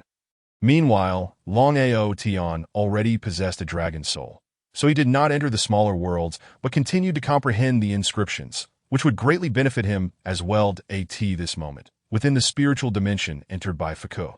The surroundings were desolate, imbued with the ancient and weathered essence of the world. The area was littered with corpses, various bizarre and formidable beasts, their deceased forms still exuding powerful auras. Where is this place? Fuku gazed around warily. Who comes from afar? Suddenly, an ancient, deep voice echoed from the skies, devoid of discernible emotion. Fuku looked up and saw numerous dragon-shaped phantoms floating above, each varying in size and shape. The ethereal apparition flickered intermittently, oscillating continuously and appearing exceedingly fragile. Yet, despite this, the might of the dragon still instilled awe across the heavens and the earth. The title of the supreme, celestial beast was not one to be taken lightly. Fuku's pupils quivered slightly, and he now comprehended that what he beheld might indeed be the fabled dragon souls. And oh wonder the sanctuary of 10,000 dragons could endure as a bastion of legacy for such a long period. Such a formidable dragon soul, even if it were of the lowest tier, was sufficient to elevate those of varying talents into the realm of genius, the disciples of the sanctuary of 10,000 dragons. Upon receiving the recognition of the dragon soul, did not truly possess the entirety of the dragon soul, but merely a fragment of its essence. Otherwise, even a divine body would find it impossible to endure the soul of a first-tier dragon of the lowest quality.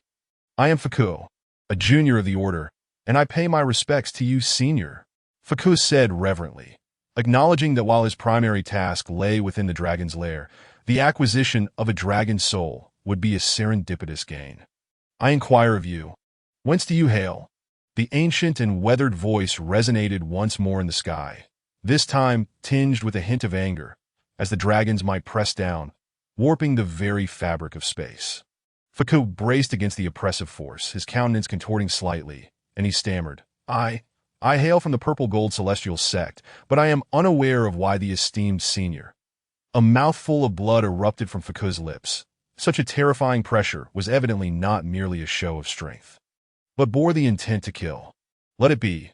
Return and inform your elders that my dragon clan shall not permit a second occurrence.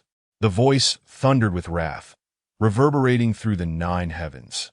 In that instant, Fuku felt as if his head were being crushed, his hands clutching his skull as he writhed on the ground, howling in agony, his eyes bloodshot.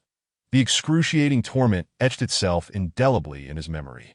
In a daze, the mental realm he had entered shattered, and he found himself back at the sanctuary of 10,000 dragons, before the stone tablet, as he opened his eyes once more, drenched in cold sweat and pallid as a ghost.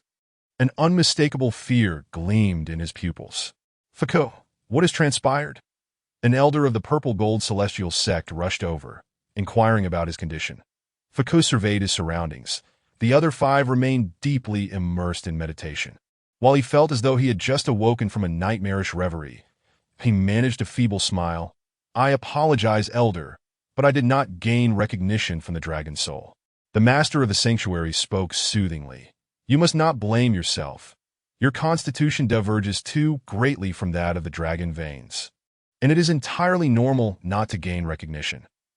Though it was meant to be comforting, it also bore the weight of truth. Foucault rose and said, I beg your pardon, esteemed master. I am feeling slightly unwell and would like to retire for a moment.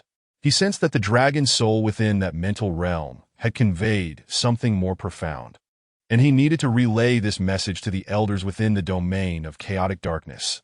The master of the sanctuary nodded. Having traversed the mental realm, this is indeed a normal phenomenon. You may return to rest. Thank you, master. Foucault bowed slightly, though his expression remained as dark as a stormy sea. Meanwhile, within the mental world that Huayu Dai had entered, the surroundings bore a striking resemblance to those encountered by Foucault. Yet they were not in the same region. Where might the dragon's soul be? Huayu Dai furrowed her delicate brows. A sense of discomfort had enveloped her since her arrival. After wandering for a while, that discomfort intensified. Suddenly, she clutched her chest, feeling as if something within her bloodline yearned to break free, followed by a searing pain that felt like the ripping of her very soul. Two brilliant azure beams of light erupted from her beautiful eyes, enveloping her in a mist of blue. Her aura shifted dramatically, as if she had transformed into a celestial monarch, causing all things to submit before her. Do not cower in the shadows. Present yourself before me. Huayu Dai's voice lacked any emotional fluctuations, starkly contrasting her previous melodious tone. The air shimmered slightly, revealing a multitude of dragon souls of varying sizes and forms, all gazing at Huayu Dai with astonishment. Could it truly be the essence of the phoenix lineage? What shall we do? Though she has yet to mature, how does she possess such a formidable soul? As the dragon souls pondered, a howling sound resonated from the heavens, shaking the very fabric of space. That a colossal dragon soul exuded an overwhelming pressure, sufficient to obliterate the souls of ordinary cultivators. Yet Huayu Dai appeared unfazed.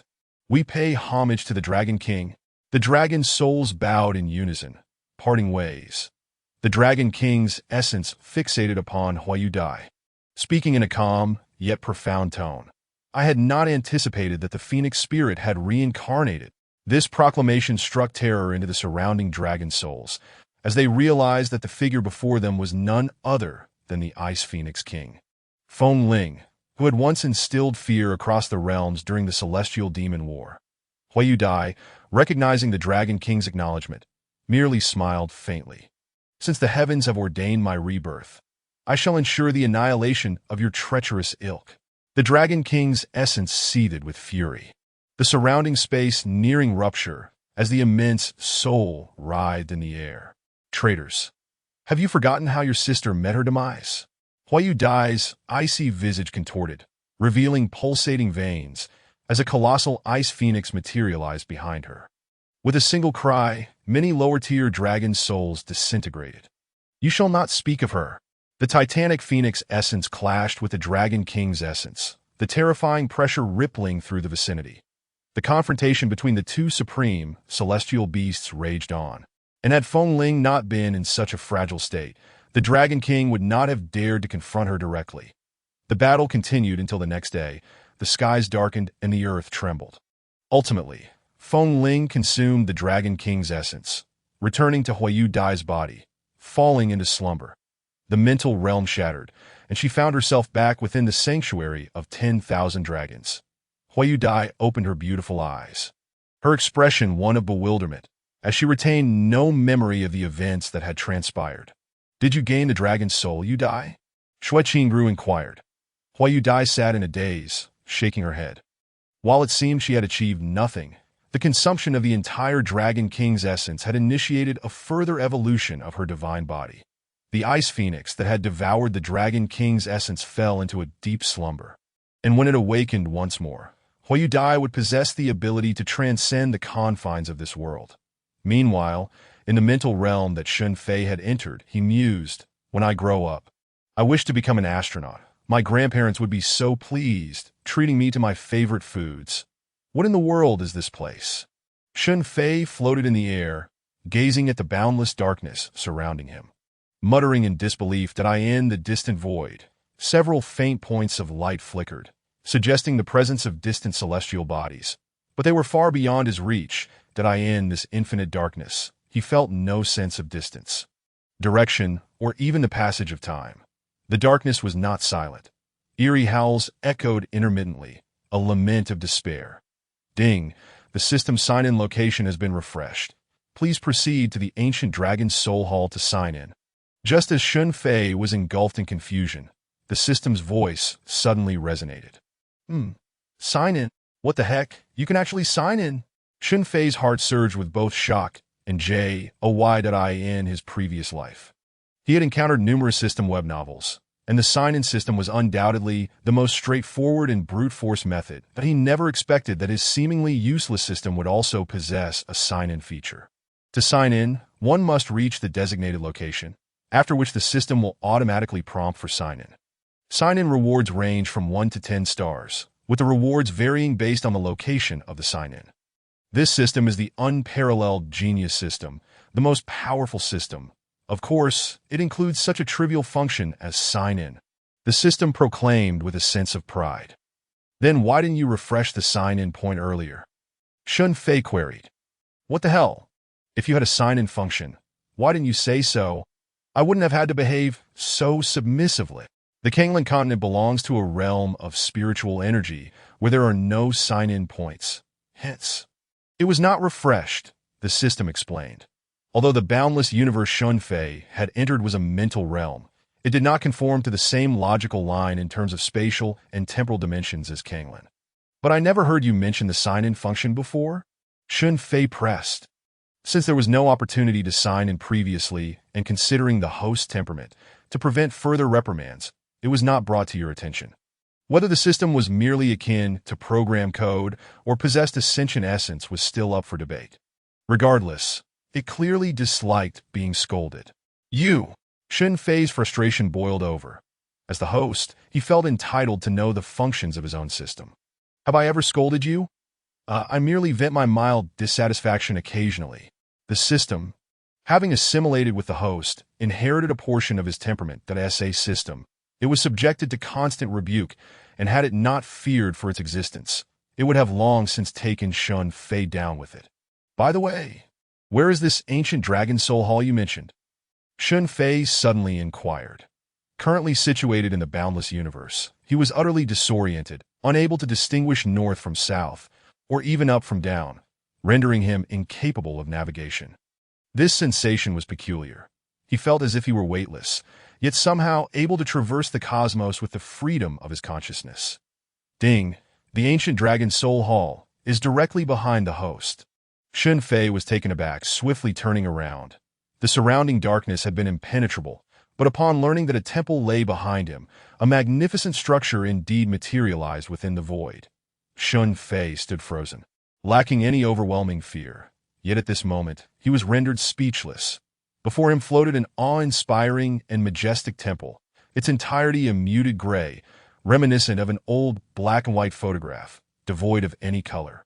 Gazing upward, the temple seemed to stretch infinitely, exuding grandeur, as if ancient battle hymns echoed in his ears, poignant and melancholic. Suspended before the grand edifice of the temple, one felt as insignificant as a mere grain in a vast ocean.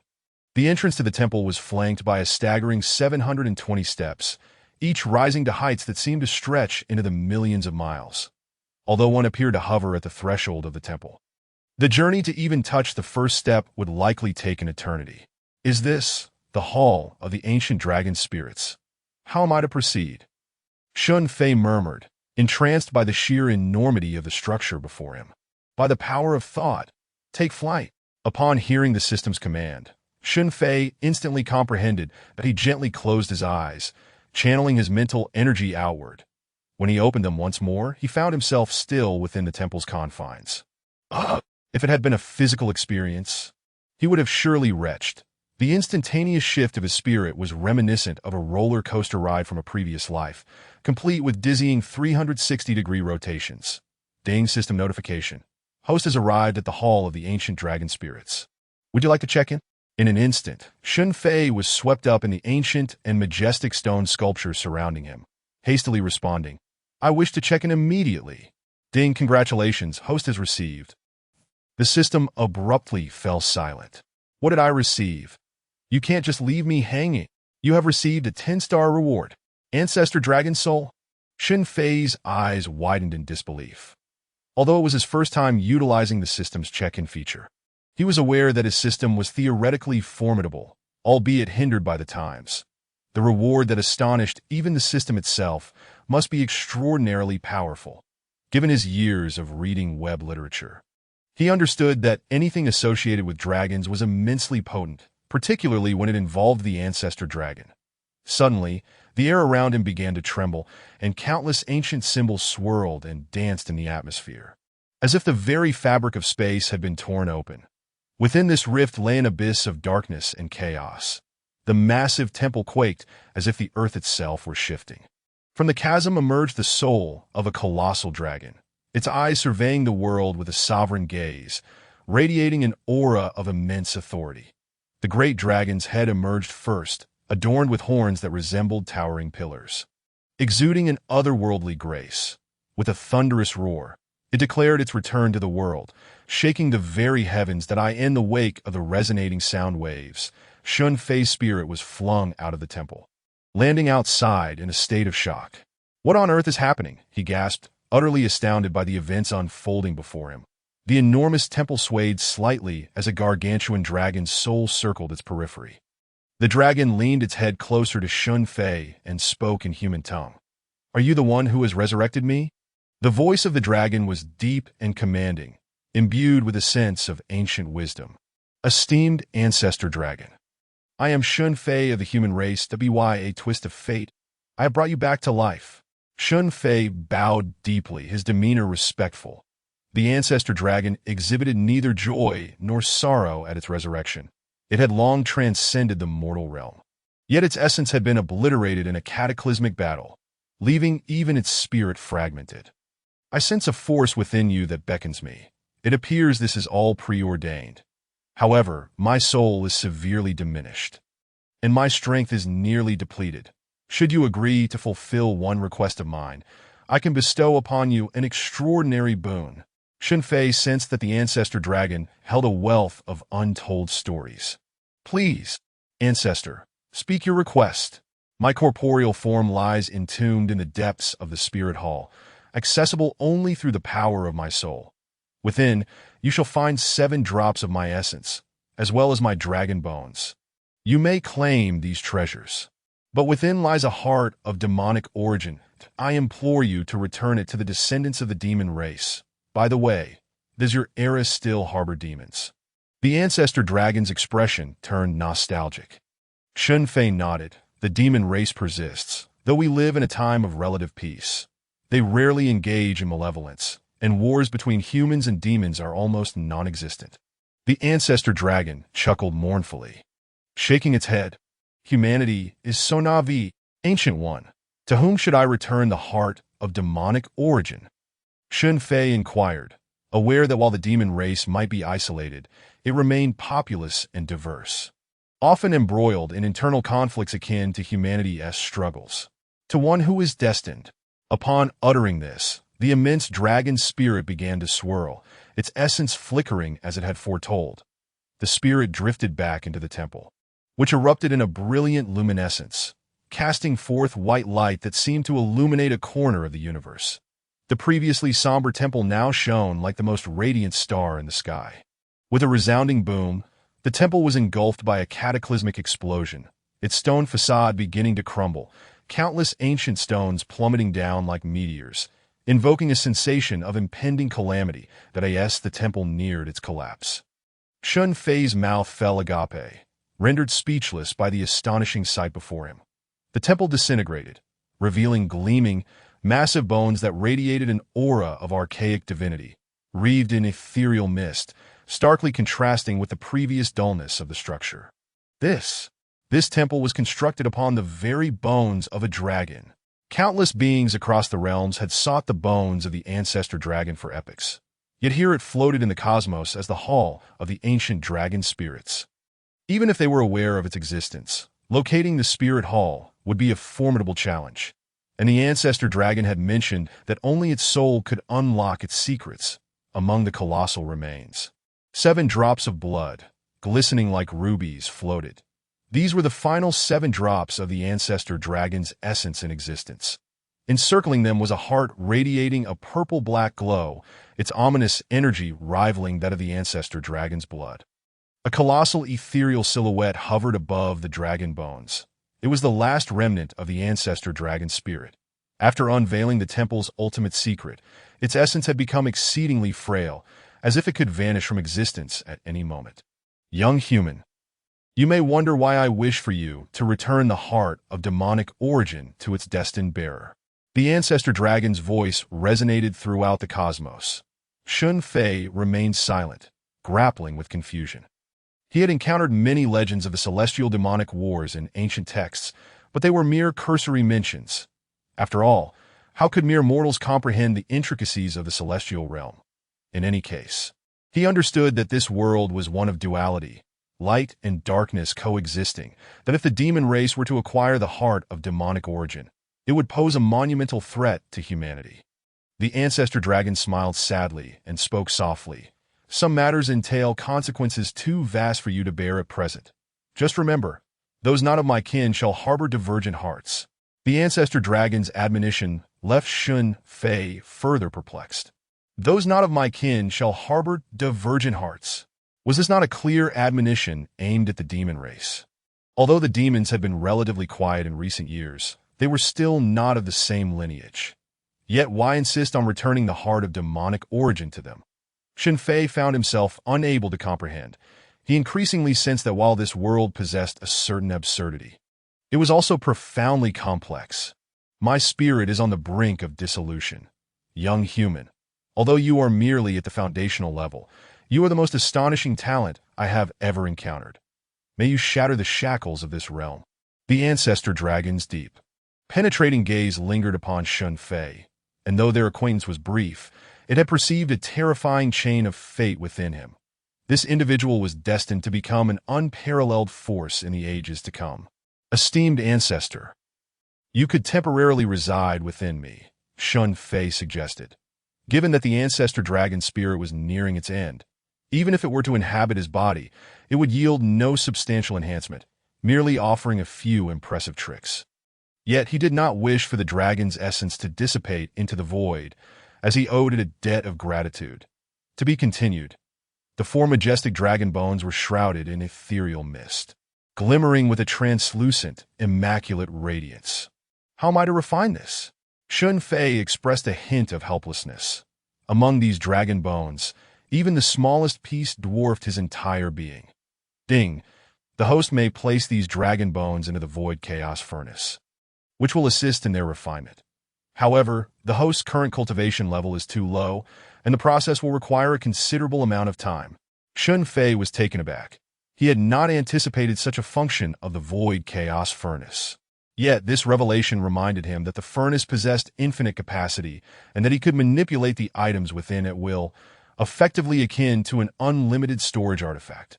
Furthermore, even if it housed numerous items, it would not impede his alchemical endeavors, as the space within was astonishingly vast. Shen Fei promptly absorbed all the dragon bones, a total of 108 gigantic bones, which were indeed all contained within the void chaos.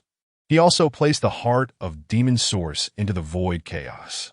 Can I refine this ancestral dragon's essence blood now? Shen Fei inquired. Under normal circumstances, refining essence blood also requires a significant amount of time. However, this space seems devoid of temporal measurement, allowing for immediate refinement. No temporal measurement. Does that mean I can refine all the dragon bones and essence blood before returning to the sacred land of dragons? Shen Fei exclaimed with unrestrained joy that if he could refine all the dragon bones, even if he emerged with only foundational cultivation, he would possess the strength to suppress an entire generation, relying solely on his physical prowess. The mightiest aspect of the dragon lineage lay in its corporeal form. The strength of their souls was merely average among the myriad celestial beasts. The sacred land of dragons relied solely on dragon souls to become one of the 4 great sacred lands of Kangland. Had they substituted dragon souls with dragon bones or essence blood, they would have long since claimed the title of the foremost sacred land in Kanglan. Though there is no time constraint here, this is merely a spiritual realm projected by the dragon's Genesis monument, and it will collapse once the energy is depleted. Hearing this, Shen Fei felt a twinge of disappointment. However, even if the energy would eventually run out, it could sustain for quite a while.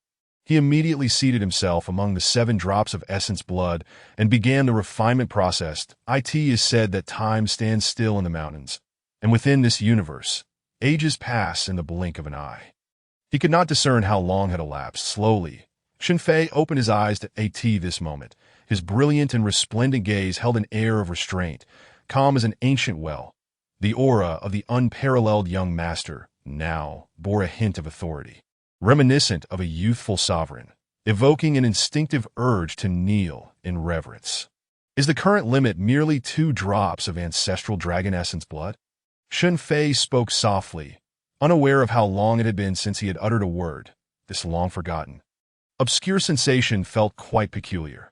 Despite possessing the eternal heavenly Dao Yuan power body, he had only refined 2 drops of ancestral dragon essence blood during the passage of time. This was not due to weakness of his constitution, but rather the fact that his current cultivation level was too low. Even celestial beings found it exceedingly challenging to refine ancestral dragon essence blood. Upon completing the fusion of the ancestral dragon essence blood, he felt as though his entire being was infused with boundless vitality and restorative capabilities. Shen Fei placed the remaining 5 drops of essence blood into the void chaos furnace and immediately unleashed a powerful punch. The surrounding space trembled, and the wind from his strike howled. Such astonishing power! Shen Fei silently marveled. Over the course of time, he had failed to refine even a fraction of 1 dragon bone from the 108. Yet, despite this, he still sensed that his root bones had become unprecedentedly firm and brimming with strength. Given his current cultivation, even a mere fraction of a single ancestral dragon bone was sufficient to catalyze a monumental transformation in his root bones. Coupled with the 2 drops of ancestral dragon essence blood, his body was rendered nearly immortal. The bones within Shen Fei's body glimmered with a golden hue, radiating a dazzling brilliance with each movement. He exuded an aura akin to the roar of a tiger or the chant of a dragon. If he did not consciously suppress it, the dragon's soul and might within him would continuously surge forth, emanating an overwhelming presence. Although the ancestral dragon soul had completely dissipated, remnants of its spirit still resided within the dragon bones and essence blood, but these were negligible compared to the true ancestral dragon soul. However, the dragon soul power obtained by the disciples of the sacred land of dragons upon gaining recognition from the dragon soul was roughly equivalent to this. It is about time. I can sense that this spiritual realm is on the verge of collapse, Shen Fei murmured to himself. With a flash of thought, he returned to the sacred land of dragons. His recent comprehension of the dragon's Genesis monument had granted Chun Yaoyang an immense opportunity, although his cultivation had not yet improved. The term ancestral dragon signified far too much to this moment. In a certain area of the celestial realm, within a magnificent golden hall radiating brilliance, surrounded by celestial mist and ethereal clouds, a towering figure, several hundred meters tall, sat within the hall, his entire form aglow with golden light, rendering his visage indistinguishable, while a blazing aura akin to the sun enveloped him. Master, the Elder of Heavenly Secrets has deduced that the Hall of Ancient Dragon Spirits has been shattered. Damn it! We were so close to deciphering the coordinates of the Spirit Hall, only to be outpaced by another. Can you ascertain who it was? The information is obscured by fate. I cannot deduce. Could it be the ancient royal family? Or those beings from the Forbidden Lands? The Golden Giant's voice brimmed with fury. Investigate. The Hall of Ancient Dragon Spirits is of paramount importance. This matter cannot be dismissed lightly. The Hall of Ancient Dragon Spirits may be linked to the legendary ancestral dragon bones. Although the possibility was slim, it warranted inquiry, for the ancestral dragon bones were the sole key to achieving the imperial throne in the present day. Chapter 186. Time, Destiny, Fortune at this moment, within the sacred land of dragons. At the site of the dragon's Genesis monument, the first to conclude his comprehension, FAQU did not gain recognition from the dragon soul and thus hurriedly departed. FAQU was consumed by worry, logically speaking. The dragon lineage across the entire Kanglan continent had long since perished, leaving only a few bloodlines that were exceedingly diluted, alongside the disciples of the sacred land of dragons, who possessed a trace of dragon lineage. Yet, why did the true dragon souls harbor such animosity towards him? After his ethereal form was shattered by the dragon soul within the spiritual realm, FAQU hastily sensed the surroundings. This matter was of great significance. The second to finish comprehending was Hua Yu Dai, who likewise did not gain recognition from the dragon soul, that of course, she did not receive such recognition, for she had devoured the Dragon King's soul within that spiritual realm. However, the spirit of the phoenix within her had fallen into slumber after consuming the Dragon King's essence, and upon awakening, Hua Yu Dai would undergo a transformation, potentially evolving into a primordial celestial embryo. The other two prodigies also concluded their comprehension shortly thereafter, each acquiring a 3rd grade and 5th grade dragon soul respectively. Although their quality was not exceedingly high, possessing a dragon soul still signified a tremendous leap in strength. Long Ao Tian followed suit, finishing his comprehension. His aura of dragon might even more pronounced.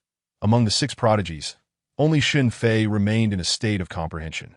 What kind of dragon soul do you think Shen Xixiang will obtain? Him. I sense he will not gain the dragon soul's recognition either. The 2 prodigies conversed quietly. Though all present were geniuses of their respective sex, geniuses could be classified into various tiers. Shen Fei and Long Ao Tian undoubtedly belonged to the highest echelon, while the 2 of them were relatively more ordinary, merely fortunate to be assigned to an excellent team during the mixed battle, allowing them to comprehend the dragon's Genesis monument. This led them to subconsciously maintain a distance from the other 4. For proud individuals often felt insecurity within. Yet now, with Hua Yu Dai and FAQU, one a sacred body and the other a divine body, both failing to gain the dragon soul's recognition. While they had succeeded, a sense of arrogance inevitably arose within them. Why do you feel that way? One of the prodigies inquired. The other feigned profundity and replied, all things in the world, the fortune of each being is finite. Some rise from poverty to wealth, while others fall from wealth to poverty. This is the essence of fortune. Are you implying that their fortune has run its course? A nearby prodigy, deliberately lowering their voice, appeared somewhat surprised and excited. Though the 2 spoke in hushed tones, all present were cultivators. Who among them was lower in cultivation than they were? Except for Shen Fei, of course. Yu Ming, be silent. An elder, leading the group, suddenly admonished. Though it was a reprimand, this elder, witnessing his disciple gain the dragon soul, while the other 2 prodigies reaped no rewards, felt a twinge of schadenfreude. However, Xue Qingru was also present, despite all being elders. Their strengths were not on the same level. Out of respect for her, he merely delivered a mild rebuke. A little progress, and you are already complacent. You have quite a way to go before catching up to your Shen Xixiang. In the eyes of the older generation, it had seemed that Shen Fei would forever remain out of reach for his disciple. Yet now, to say there was still a distance to cover carried an implicit meaning. They were all ancient beings who had lived for thousands of years. Having witnessed countless prodigies, many began smoothly, dazzling all, only to later fade into obscurity. The path of cultivation is not a contest of strength or hardness, but rather endurance. Xue Qingru observed the interplay between the 2 pairs of masters and disciples, a serene smile gracing her exquisite visage. Elderly need not berate him. It is quite remarkable for one so young to possess such understanding of fortune. They are merely young juniors. What understanding can they have of the laws of heaven and fortune? Just idle chatter, Elderly replied dismissively, waving his hand, that in truth, he felt immensely proud. Xue Qingru turned away, not sparing him another glance, her beautiful eyes once again resting upon Shen Yaoyao, even without mentioning Shen Fei or Hua Yu Dai. The likes of Yu Xian and Xing Yu were sufficient to evoke their admiration, that a frog at the bottom of a well knows not of the vastness of the heavens, that as the gentle snow danced lightly. She smiled and remarked, "The dragon has yet to emerge, concealing itself amidst the fish and shrimp, that a gentleman may miss his moment, surrendering to the whims of the petty. Such is the nature of time." fate and fortune. However, some are destined to be born in the celestial palaces, one day contending with the sun and moon for brilliance, suppressing the ages. Snow Qinger held unwavering confidence in Shen Fei. The more she engaged with him, the more she recognized his terrifying talent. Meanwhile, the Lord of 10 Dragons remained silent, his gaze fixed upon Shen Fei, murmuring to himself, "The flower language butterfly has not garnered the dragon's soul's recognition. Yet this Snow Qinger possesses such faith in Shen Fei. The disparity between them truly so vast." As an elder of the glazed Holy Land, Snow Qinger's understanding of Chun Yao's upbringing must surely surpass his own, implying that he had yet to witness Shen Fei's genuine prodigiousness.